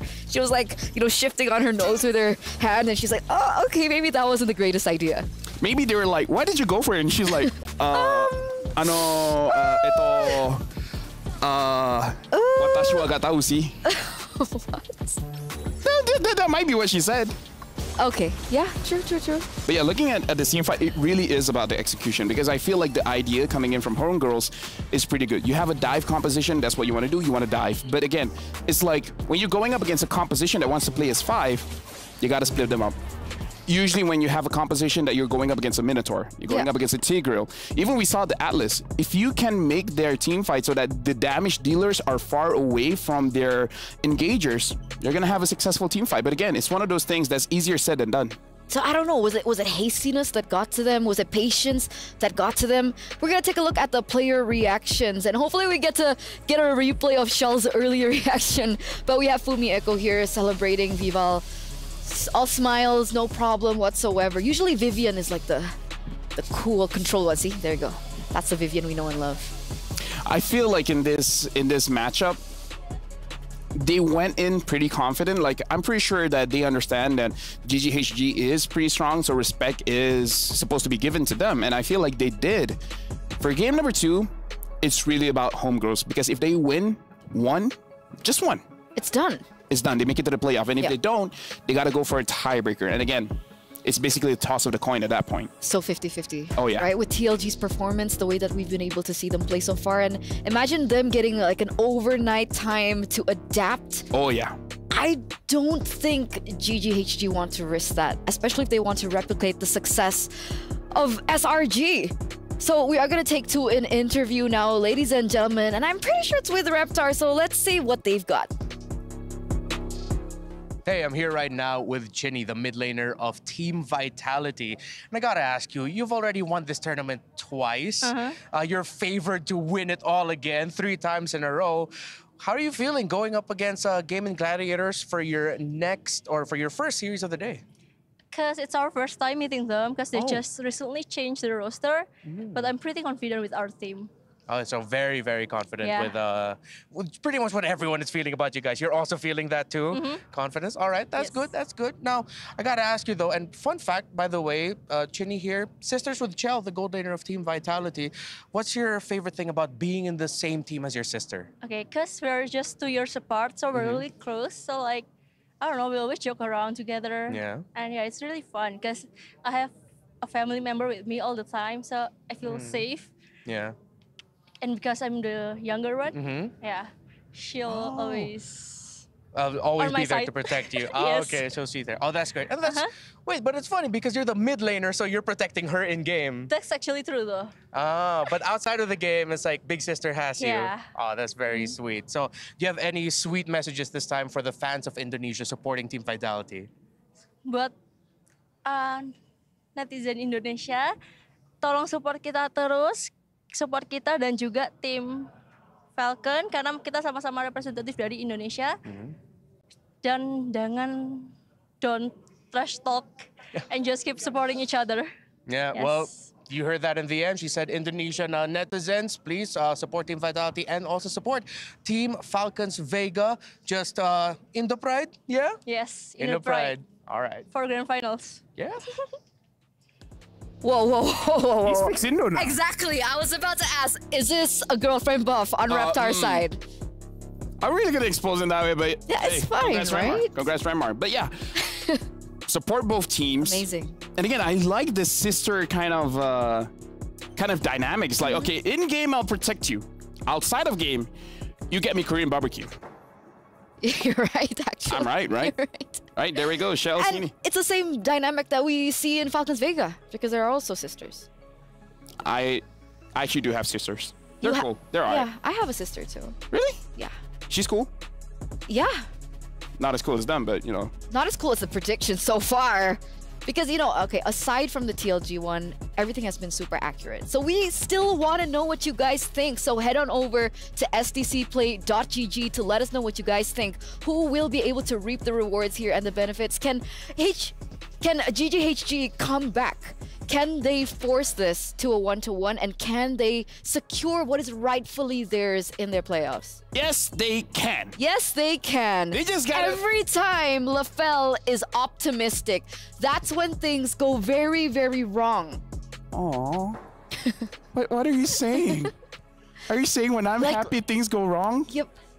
Were you happy? Why you gotta do me like this? Wait, technically. Okay. Were you optimistic about SRG winning? Yeah. Like on stage? Oh, yeah.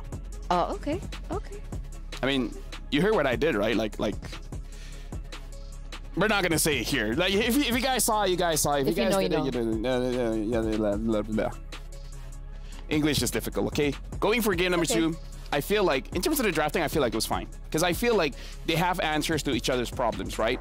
So I feel like the drafting is fine. I feel like I agree. They won't mess up for this one. It's really all about the execution, and I kind of feel like this is difficult for any professional players. Is that in game itself, when you're transitioning from the mid to the late game is more about the team fight situation, and during a team fight, there's a lot of critical thinking that you have to think that in the early and mid you can do this. In the late game, you can't. For example, in the early and mid, it's completely fine if you want to target the roamer to make sure the roamer dies as much as she can in the early game so that delays the items. You're not going to be tanky. You're not going to be able to engage. But come late game, when the roamer has 3 defensive items, you can't do that anymore because you're going to waste a lot of your skills and the roamer still won't die. So yeah, it's about adjustments. Buys a lot of time as well. Yeah. But I mean, you know, I'm still adamant with the idea that GGHG were on the right track. Yeah, they were. The drafts were amazing. They understood what they were supposed to do in the early towards that mid game. But again, that discipline was a big question mark, especially for the Ling, right? So many times she dived into these team fights in the middle, head first, into a sea of sharks, expecting a different outcome. I think the casters kept talking about insanity, and it was a little similar to that. So hopefully execution gets repaired because again, this is a big risk for GGHG. If they want to make it to the playoffs, if they want a sure win to the playoffs to get out of that group stage, they need to secure this win against Vitality as we enter the drafting phase. You know who needs to step up so that the team has an easier time?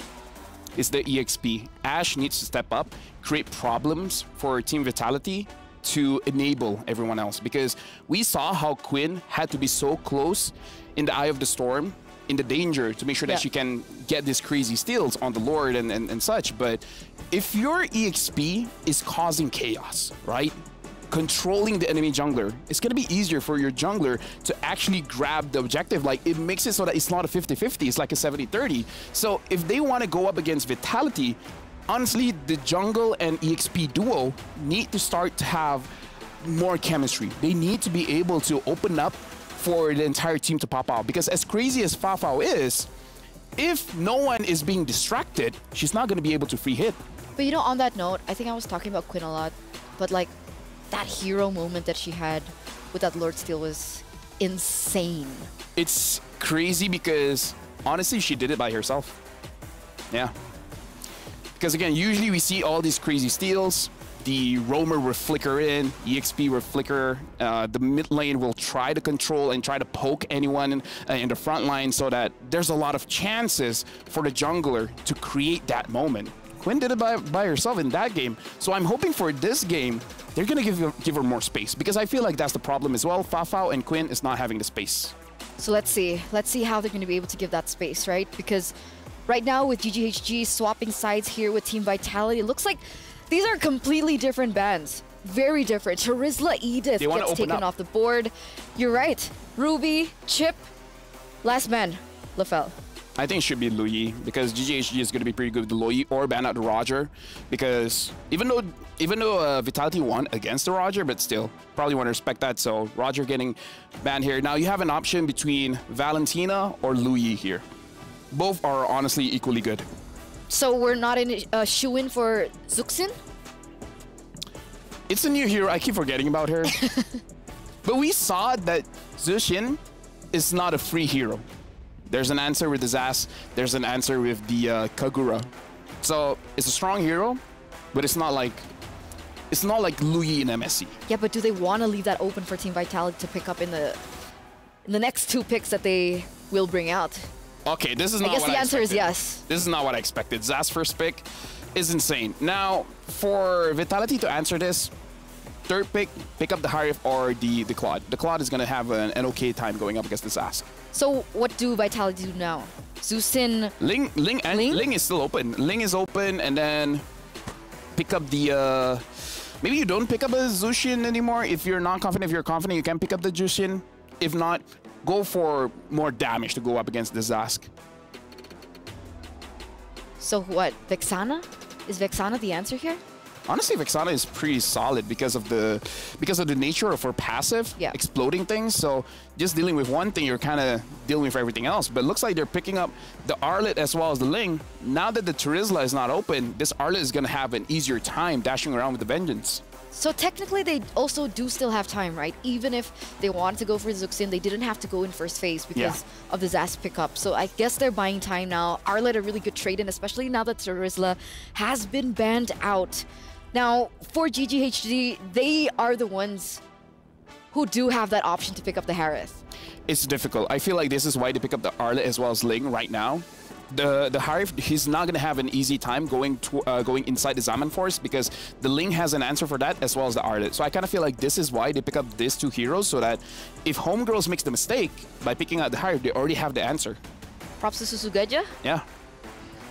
Minotaur gets picked up, and the Hayabusa. The Hayabusa is a pretty good pickup here. Okay. The Minotaur as well, especially because they probably don't feel an X-Borg is coming, but Arlet Roam is good against the Minotaur, where you basically just pick off the Minotaur. Make sure the Minotaur dies by like 3 times before the third turtle spawns. Actually, that's a good point to make, right? Arlet is still flex.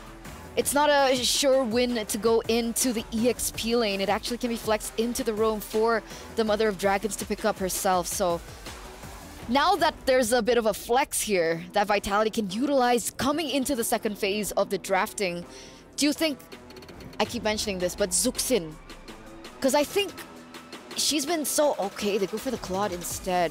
Yeah. Like I said, the Claude is pretty good going up against the Zas, so that was what we were expecting for the third pick. Okay.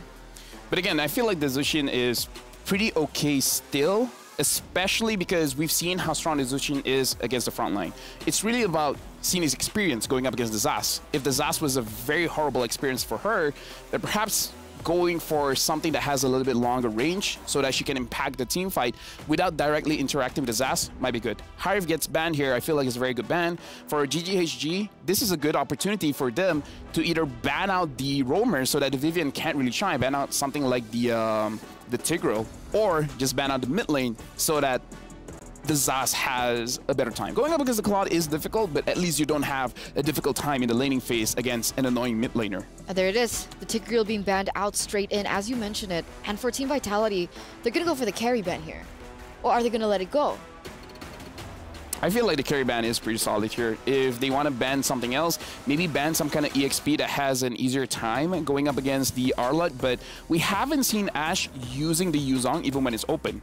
So perhaps they're like, yeah, she probably can't use it, so just ban on the carry might be better. Or the Moskov. So Moskov or carry is a good ban here coming in from Team Vitality. If they want to shut down Fao from the get-go, they need to secure a proper lane for Shell, but technically we've seen Shell in losing they still ban on the matchups. And it works. And you're right, the Yuzong still does get banned. So technically now, Fao does have the possibility to pick up the carry if she wants to win that lane against Shell. I wonder if they have some kind of pocket pick, right? Because the Zas was, in essence, a surprise. Maybe they have a different surprise here. The Grog gets banned out, so they're really respecting Vivian here. I feel like they need some kind of locking mechanism or some kind of heal to deal with the Hayabusa. Because the Hayabusa, if he has a very good early game, is going to be very difficult for the side laner, especially the Claude, to actually survive, to the point where perhaps the Claude might have to go for a third item, Wind of Nature, to survive. So what are we feeling here for the mid lane? Do we still go for Vexana? Do we go for a little bit more support? Zuxin? I know you don't really like the Faramis matchup into the Hayabusa. Yeah, especially because the Minotaur is there as well. Well, technically, wait, Valentina is still open. If they want to go for that. Oh, but they go for the Lu Yi, which is not the best going up against Hayabusa because the Hayabusa can assassinate the Lu Yi pretty early on. So I feel like this might be an Arlet roam. Like, in a perfect world, this should be the Arlet roam. It's good against the Minotaur and it's a good combination with the Lu Yi because the Lu Yi, the Yin Yang reaction is a crowd control. And with every crowd control, it resets the Vengeance for the Arlet. So we can have a very aggressive mid trio here, where the Link doesn't really have to focus on the farm. The Link can follow the team and try to get kills. Bane gold lane? Shoe on the other foot. I mean, I did say they probably have a surprise for this one when it comes to the gold lane. Wow, we saw Bane in the jungle earlier on, and that was a big surprise. And now, an entirely different lane. Leo When was the last time we saw Bane in the gold lane? I feel like... How many seasons ago? I feel like 3 tournaments ago. CC. Gonna be locked in for that EXP lane. Oh, I'm excited to see if this works out. I want it to work out. What do you think? I mean, technically, I like Bane can counter the Claude in a 1v1 after they both get level 4, but in that trading of damage, how does that work out? GGHG has a lot of damage, especially if she goes for either a Hunter Strike or a War X first item, and then afterwards pick up a Thunderbelt. You're gonna be so tanky. You're gonna have a difficult time to take down Fafao. And there you have it, ladies and gentlemen. 2 of these teams have set their composition in stone with a debut Bane in the gold lane. It's a DOD, a day of debuts. I'm pretty sure Leo likes this. Why Leo? He loves the Bane in general. He said he's a Bane connoisseur. He's a Bane connoisseur, exactly. So let's call our casters right now. Leo, Naisu, you there? How are we feeling about this Bane in the gold lane? Do you guys think it will work out? Well, I'll let the Bane connoisseur answer that. Leo, what do you think? It's an acquired taste. Yeah? I'm pretty sure GGHG spent a lot of time in the lab to, you know, calculate if this is worth it. Because again, gold lane is full of solid heroes. You got the Claude, you got the Moskov, you got the Harrod, you got the Cat. All of these are better picks, right? Yeah. But if they picked it, then all we got to do is trust the process. Let them cook. Let him cook. Let her cook. Let Fafao make this work as we jump in to the last game for day number 1 here. Once again, MWI at EWC. And Team Vitality on a roll so far. You know, this was expected for the Queens of MLBB, undefeated literally for years at this point since, what, 2021? That's right. Now this lineup from GGHG, I think it is interesting. And like Eterna said, you know, now it's become DOD. It's DOD, right? It's at this point, it's a day of debuts. And with this happening here, you know, I really want to break down that lineup that we have from GGHG, because I think if you even look at the previous game that they had where, you know, Team Vitality, they struggled with dealing with some of the pressure that was put there.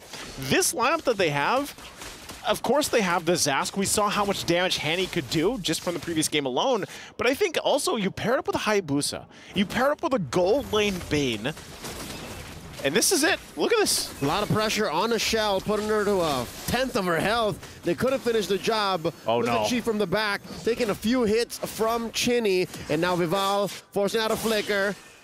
Out of harm's way. Can Fafao survive? Still has a flicker. Gets right underneath the turret. Tempest ablaze up in the skies. Not enough blaze to pick up. And Fafao lives! Oh, for now, but look how low they are. They should be fine. Okay. I would say out of that whole exchange, Team Vitality at least gets a couple flickers from GGHG. Turtle's now coming up here in just a second, so they're going to go ahead and reset. They know that information, though. Not only that, but you also lose, you know, some valuable time in terms of getting that XP. For Chi especially, she's not going to have the Minoan Fury available just yet, unless they stall this out for some way, because they know, at least for Vival, she's got to get the purple buff. Yeah, Chi couldn't do the old XP mid lane rope-a-dope swap to get the level 4 on the roamer, but she did spend a lot of time protecting Fafao, which they need to right now. She's their insurance policy, especially in big team fights, but check this out. I don't think they can contest it? With the diversion. Yeah, no, not at all. No. At this point, you just got to give it up. Unless. Again, this isn't a Ling that you can come in with the steal. Fumi Echo down a third of her health. The Minoan Fury keeping her in place. Hani with the kill. Tempest ablaze up into the sky. Quinn still steals it. Oh, I should have known better than to doubt Quinn. She did it before. And walks away with a kill, too. They're up by 1,000 gold now. She did it in the previous game. I guess, yeah, we can't count Quinn out. I owe my homegirls an apology. Give him the apology. Take a look at the STC replay here.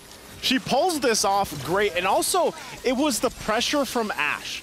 You got to give it up to Ashe. Pops the Vengeance, goes in with the current call and everything else, and great play, great team play. Look at that. First item right away, boom. 1,500 easy. 1,500. 1,500 easy, the best 1,500 you'll ever spend as a Hayabusa. Sky Piercer on her, she's about 200 gold ahead of Vival. And yeah, say what you will about how Team Vitality is always on point, how their mechanics are second to none. If you're behind, you're behind. And now look at this. Shell takes a good amount of hits here. Wow. Gold lane tier 1 turret helps with the damage reduction. Now Tempest the Blades! Down goes Ash, off camera. The punishment on the Vivaldi! She walked away with nothing! She walked away with nothing. The Tempest of Blades look great, but then you just get stopped in your tracks. You know, and on top of that, the kill, you're gonna see it here kind of fall into place. Like I was saying, you're gonna have the Tempest Blades pop, but look at this. Boom. The damage. Gold lane Bane comes through, gets a kill. Fafa's been dealing with a lot of pressure early on, so I'm sure that feels good to finally get that kill there. But also there was a trade, right? Team Vitality also did pick something up. Oh. They're still gonna, okay. The attack speed boots. Yeah, attack speed boots on the Bane. She's leaning into those passive hits. And she's got War Axe early on as well. That's the usual. That's the usual, right? That's what you were talking about previous game. That's your bread and butter. So what's next? You could go Hunter Strike. Go Hunter Strike. Go Endless Battle. Again, that's what makes Bane such a great hero to like main, is because there's so many flavors of it. So many flavors, different build paths we've seen. You could go Magic Bane if you like. That's true. I haven't seen it yet, but I play a good amount of it on rank. Was that the old Vanix build? Was that right?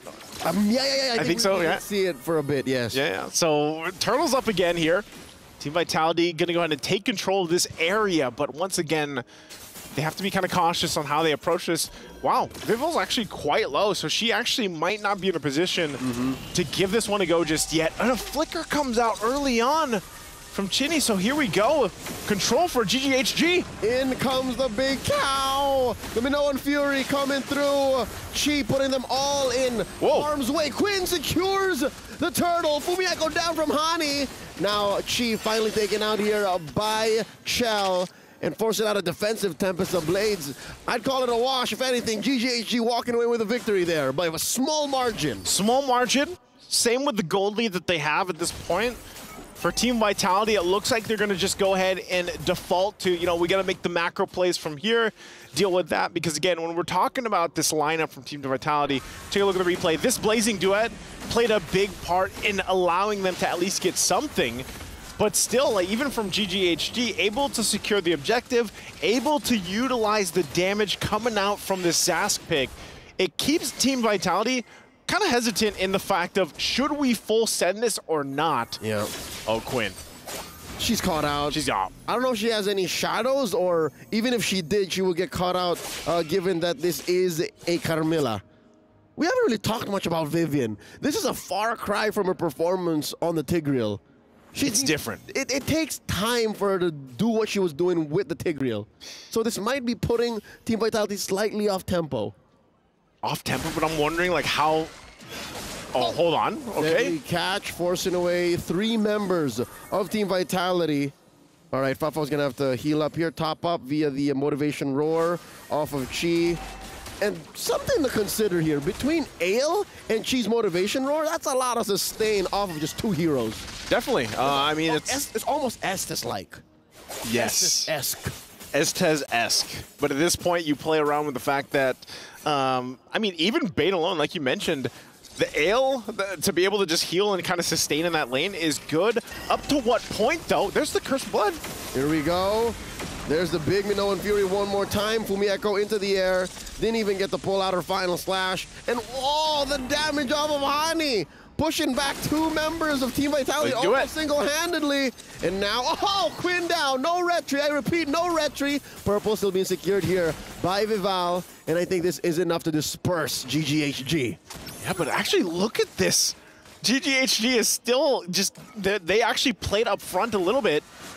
But, okay, so I think Turtle's going to go in the hands of Team Vitality now, so they finally get 1 of the 3.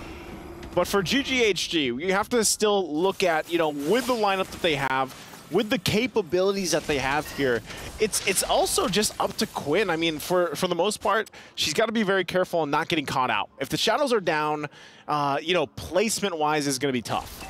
And now as she picks up the Blade of Heptases, we have to be realistic. We have to put our feet on the ground and accept the harsh truth that, yeah, she had a great early game, but it really didn't lead to much. She secured 2 turtles. She picked up an early Skypiercer. Now, oh, here we go, off camera.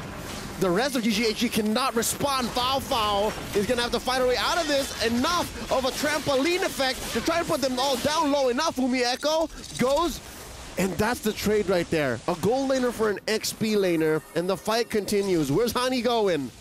Well, right now, she's going to go ahead and just rely on the little aliens to keep her safe, basically. But I would say fighting potential is actually pretty good. Also, still up to this point for GGHG. If they can kind of maintain this leading into the first Lord, I would love to see for GGHG take that first objective, play around that power play if they can. Looking at the replay here from STC, this is what I mean. Look at their team fighting potential. Whoa. Great Minoan Fury helps out a bit. You have some sustainability too. And then with that, you know, it's really just kind of being able to survive that final slash and then the follow-up with the Tempest Blades. So, you know, great. I feel like they feel good about that They're team fight. having fun. Yeah. But Chi, though, is on point. Looking at her stat line, 0, 1, and 5. She's been there for 100% of all the engages and all of the team fight wins, or at least kills for GGHG so far in this 10-minute bout. And she had to take off her spectacles to really get in there. You see, I was wondering, like, is this the same player? But yeah, no. It's her. Chi without the glasses. I was going to say, yeah, it's her. And she's been on point. Fair enough. She's been doing so well that even this off-meta pick of a gold lane Bane is working out. I think even when you talk about... hold on again? Talk about later. Chini's in trouble. Chini goes down. One more hit on the turret. Great conversion, almost instantly. Hani taken down here. A shutdown by Vival, and the fight continues. Ash pushing them all away as GGHG makes a beeline for mid. I think they just want to go ahead and grab this turret. And then if they can, they go for that, but they actually just starve the Lord. For Team Vitality, they're going to go ahead and respond themselves, but look at this. Pressure also top side. They got to deal with the wave. Malefic Roar picked up for Quinn. They're pushed back to this bottom side. And with that too, Chini's back up.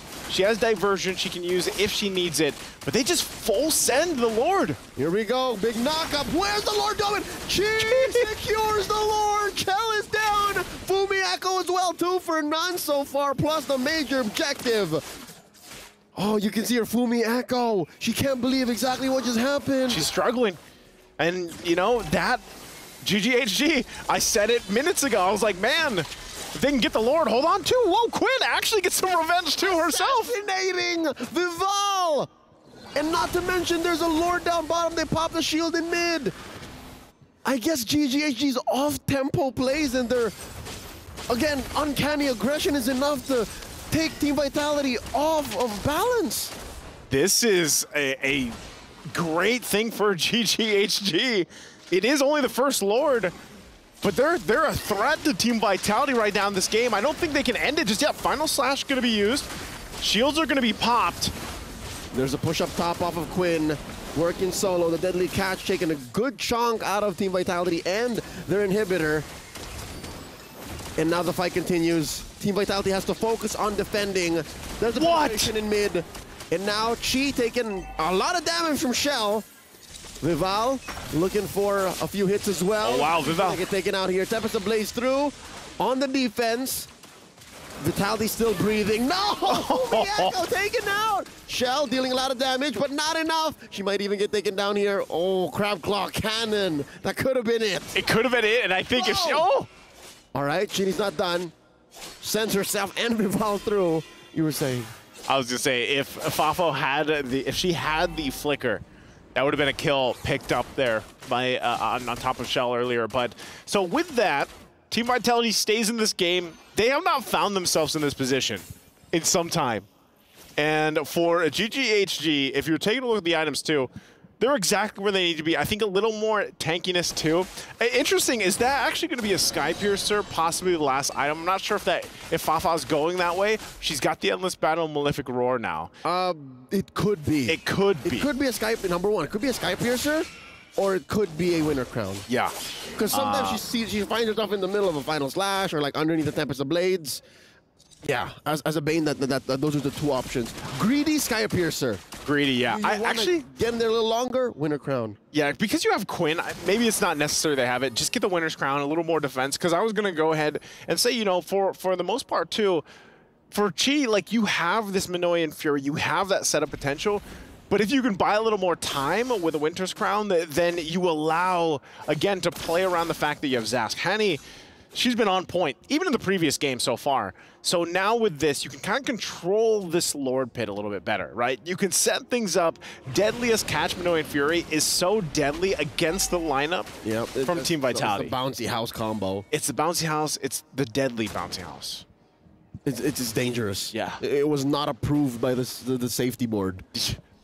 Yeah. Between an octopus man and octopus man Minotaur. Oh no! Check it out.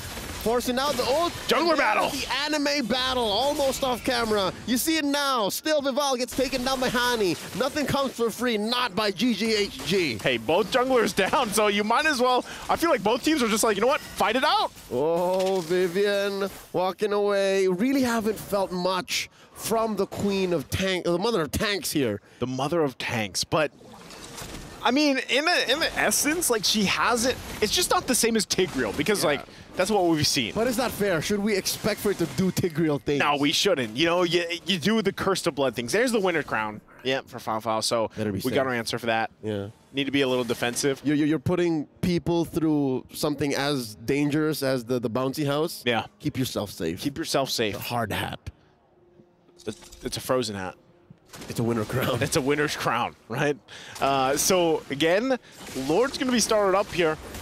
I think both junglers, you really have to be kind of on point with the placements here. You can see them both kind of get in position. Chi coming in, committing a flicker with the Minoan Fury, and that's an immortality popped onto Vivian. Can she find the ult? Can she find the stuns? There we go, dashing through, Ash down. Here comes Shell. While coming through, Shell, but she gets to the blazing duet from the back line. 3 for 1, the current trade. It's a losing battle. Goes Chinny. Quinn taken down by Chell. It's just Chell versus the world. 3v1, and they're making a beeline into the base. And all the waves are going to be pushing in. Shell is not going to be able to hold this off. And there's the deadly catch. Nothing comes close to a Bane underneath a base. A 1 and a 1 between GGHG and Team Vitality. Oh, they're going to feel good about that one, as you guys can see. What an adjustment from this lineup here from GGHG. And you can only imagine how Team Vitality feels. This game wasn't out of their grip. It's just GGHG snowballed out of control in the mid game. And I guess part of that is just the lineup that they brought here. Gold lane Bane. Gold? You gotta be. It's inevitable. Gotta be happy. I'm elated because he works. Bane works in the jungle. He works in the gold lane. And my heart goes out to TLG. Yeah. You know what this means. It does. Unfortunately, I believe for them, if the math checks out, they will not be going forward. There will not be a tiebreaker. We'll leave the official announcement over. Yeah, we'll wait for the panelists to go ahead and break that down, the math for us. But as it is, man, the meta has evolved before our very eyes. These ladies are pushing the boundaries of what's possible in MLBB. 100%. Great to see how they brought these interesting drafts to the table as well. Guys, that's going to be it here for us on the casting desk. Again, I'm Nice2. This is Leo. And also on behalf of Trex earlier as well on the desk and Mirko on panelists, thank you for joining us. We're going to throw it over to the stage, though, to hear from our hosts and the winners. Well, what a beautiful match that was. That was absolutely exciting indeed, especially for the final game closing the show. That's just absolutely wicked. Now we have none other than Vivian right here beside us, representative of Team Vitality. Now, Vivian, I do have a question for you. So you guys for Team Vitality, 24 tournament wins so far. What's the secret to Team Vitality? I think the secret is simple, like another team, chemistry. We just have 5, not more than 5 in one team. And always practice and Maybe have money hero in one role. Yeah, I think that. I think I understand what she's saying. Like, it's just more of, you know, having huge hero pools, and of course, sticking to the same roster would actually, you know, guarantee that win. Totally. That's the secret sauce. Pretty much. So, how do you feel? Now. Yes.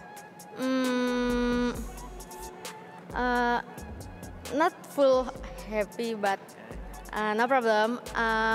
My team will come back again, and we trust the process, and we will strict. Okay. Final question for you, Beautiful. Vivian, would be, you know, Team Vitality, you guys are the reigning champions for MWI. Who do you see in this entire competition, the team that might potentially challenge the throne for Team Vitality?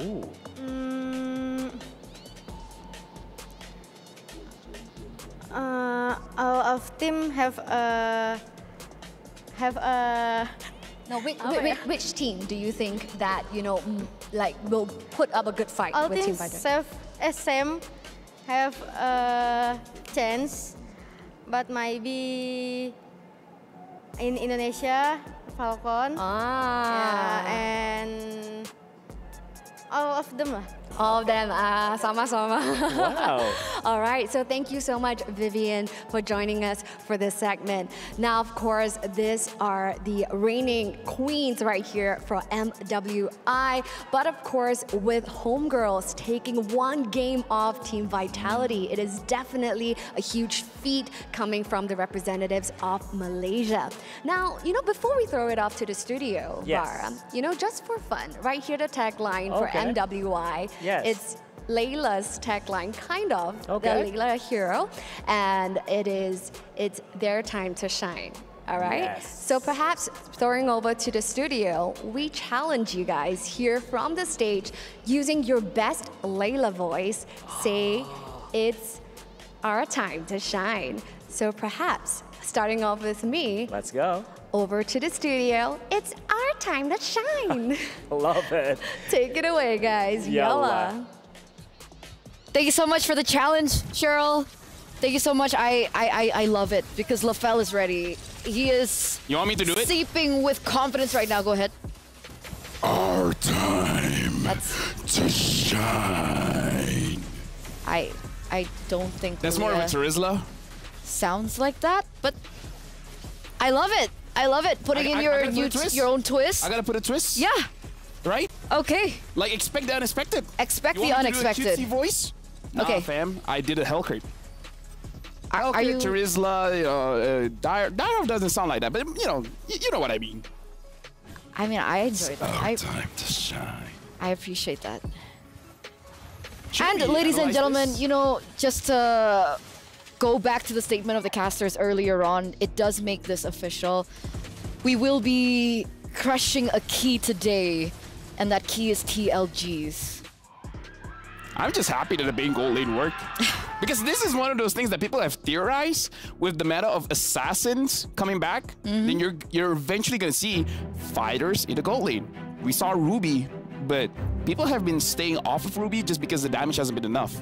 But the Bane though, the Bane solves that, especially with the deadly catch. Having that crucial knockup makes it so that you're you have a strong option against a lot of assassins. And that initial damage in the game, when we saw it being executed against Shell on the Claude, it was Bombastic. yeah, no, it was bombastic. Every time she wanted to go in, exactly, just everything in the Thesaurus right now, every time she wanted to go in for that damage, that initial burst coming in from that Bane was already enough to put her in a position where she had to be like, okay, no, this is unacceptable. Unacceptable. That's what happens when you go up against an octopus. I tried. It's not a good time. Like, you think going up against an octopus, the size difference, like, we're gonna be better, but no, they have like 8 legs, and the suction cups, it does a lot to you. So if she gets the MVP by PlayStation, we will be seeing a Bane on the stage, and we will be seeing how big the Bane actually is. Oh, it's big. Oh, it's not. It's Chi-boy. Minotaur's big too. Look, this time, right?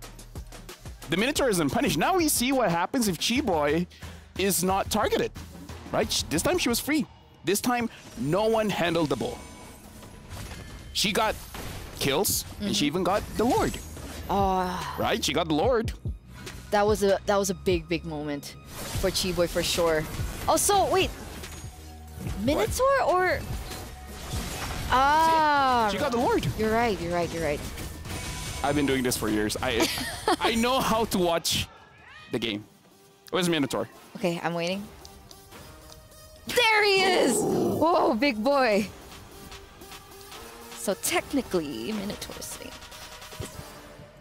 What are you trying to do? No, because I thought that the Minotaur would be big. But I wanted to put it into perspective. No. By standing in the right Size is position. subjective.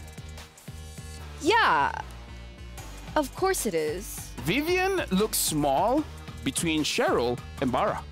But next to me. Exactly. Size is subjective. It is, it is.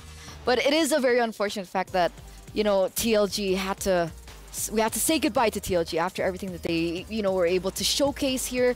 It's the perfect time for them to, you know, come back to the drawing board and reform after that, because definitely they have the potential. That was their debut on an international stage, by the way, and that's how much progress that we have seen from them. But it's time for the Kadia Play of the Day. Oh, dude, like, again, like, looking back at the plays for today, it's been amazing. Like, we had 6 best of 2s, and almost every single one of them, you have this crazy moments, and it comes from various different positions. We've seen crazy plays coming in from the mid, coming in from the roamer, even the gold laner. Like, today has been showing quite a lot. And like even the jungler, right? I mean, I think that moment coming in from Quinn on the Ling to go in for the steal has got to be one of my personal highlighted moments of the day. What's gonna be mine? I don't want to take that one. I feel, just in general, being in the goal lane, that's my highlight. Yeah, okay. Shout out to the whole team. Like, it could be the coaches, it could be the players, probably a combination of the two. It's great. Looking at the game as well, shout outs to TLG. Again, like, we were gonna see moments coming in from Jushin. Seriously, they show why this hero is bannable, and like our caster said, you need an answer for that. You know what, let this be my play of the day. Okay. Fatal Links into Fatal Links. Okay. Right, that's cool. Fatal Links into Fatal Links. Fatal Links into Fatal Links. Yeah. There were so many moments that you'd think that, okay, they got a good moment, but the fact that it was able to be counter-engaged with the Fatal Links of their own, of the IMU. And we actually talked about it in the drafts, right? It was a very risky play that they went, especially with the IMU from Hanny on the Valentina. And that's kind of what we got earlier on as well. And this was also a very, very big moment in... Not my favorite moment. Wipeout. Boom. Again, like, if the waves will start a little bit better, they could have actually ended the game. So there is a world where TLG got a 2-0, and then a different story is held here. For sure, for sure.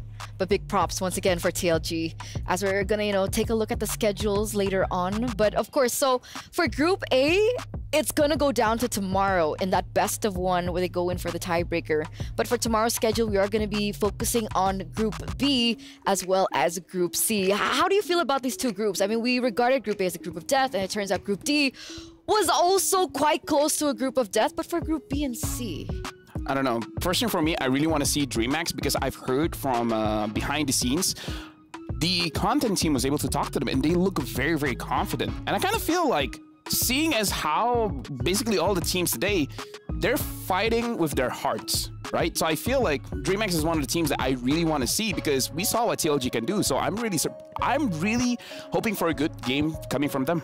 I agree. I agree. But I think confidence has kind of been just like the theme, right? A lot of these female players are coming onto the stage, whether it be their debut or they're veterans in their own right, but they're coming in with a confidence, and it just really shows that maybe they're finally happy, right? Finally, we get the moment and the place to finally showcase what we've got, who we are, and what we're made of. Honestly, they inspire me because if you guys don't know, I'm a very shy person. Like, I'm not talkative at all. Like, people would come out to me and it's like, no hables inglés, you know? That's not true. They inspire me. I'm very insecure. I'm very shy. They give me confidence. Now back to Eterna. And now I really enjoy how the casters put it as well when they were throwing it over, right? The women's scene, they're testing boundaries, they're pushing the barriers. And that's what we saw, right? Gold Lane Bane. Even Team Vitality are not the uncrowned queens, sorry. The reigning queens, the defending champions of MWI. They've won the first MWI and they came in and were able to get the champions in the second MWI. Now we're on the third. And the fact that they were caught off guard is insane. And I'm excited to see how the meta continues to shape over the course of these next 3 days. Yeah, honestly, like, Homegirls did defeat Vitality before. I believe it was ISF or something. But either way, it's like, Homegirls has done it. But again, we see the happy expression because defeating Vitality is a very good feeling. For sure. I mean, their vibe is so intimidating already. Yeah. I'm scared of them though. Vivian is scary. Watching them, I had to take off my shoes. He actually did, ladies and gentlemen. I can confirm. He was so scared he took off his shoes. But we're going to take a look at the groups before we end the day, ladies and gentlemen. Group A, Group B, done and dusted. Well, technically, we do still have one more game for Group A to figure out who will be moving forward to the playoffs as Team Falcons Vega, uncontested so far, 4-0. But will it be CFU Serendipity? Or will it be Cloud9, the NA representatives that move forward tomorrow? I'm looking for Group B because that's your group to watch. You want to see Smart Omega Empress do well, right? Yeah. Right? You said they're going to be champions. I did. Right? I did. But, you know, with every tournament, right, comes the happiness, the joy, but also the Smart agony. Omega Empress. She said on it. the other side. LaFell, we're focusing on agony right now. Agony. Look at that. The key of TLG, their hopes and dreams to claim that 180K prize pool. It's destroyed like that. Every single time I see this, I have mixed emotions of happiness and joy. Happiness and joy? Yeah, it's mixed between the two. I don't know which one I feel better. Wait, why? There's people that are happy when they do good. Some people are happy when other people... I know why you're happy. Why am I happy? You're happy because of the free skins. Am I right? From the Youth Fair? I love free skins! Me too! The Youth Fair is here, ladies and gentlemen, with incredible bonuses and exciting events. Grab multiple permanent skins for free, just like Sylvana's Classroom Charm and its Painted Skin Classroom Glam. More exciting events will be revealed, so watch out and stay tuned. Is that your favorite skin, Sylvana? Yes! Joy and happiness, remember? We talked about this. No, we don't. Don't make up lies just for the show. Right? We did not have this conversation, okay? Don't lie to the audience. They know, right? You guys know. If we say this, like, you know what? Do you have final thoughts? It's been a challenging day, especially for the second half. Gotta be honest. You know what I think? You know what? Today has been amazing, right? Yes. Because A and D, doesn't matter the group. We've seen exciting matches. And throughout the day, we've seen a lot of debut picks. We've seen a lot of clashes, a lot of crazy steals, compositions, and big bursts of damage. So honestly, this is a very good start for MWI. I agree, and my heart still goes out for TLG because you guys have promise. You guys can definitely, reach higher highs in perhaps the next international tournament that you guys have joined. But already, you guys are amazing. So that's it, ladies and gentlemen, for the first day of MWI 2024 at EWC. We do still have tomorrow to level out the group stage, to have a little bit of a feel of the 8 teams that will move forward to the playoffs. That's it from me, Eterna. Thank you so much. Alongside with... Lapel. And on behalf of Mirko and all the other casters that joined us today, we want to thank you, and we'll see you tomorrow. Let's continue to break barriers and redefine esports. It's time to shine.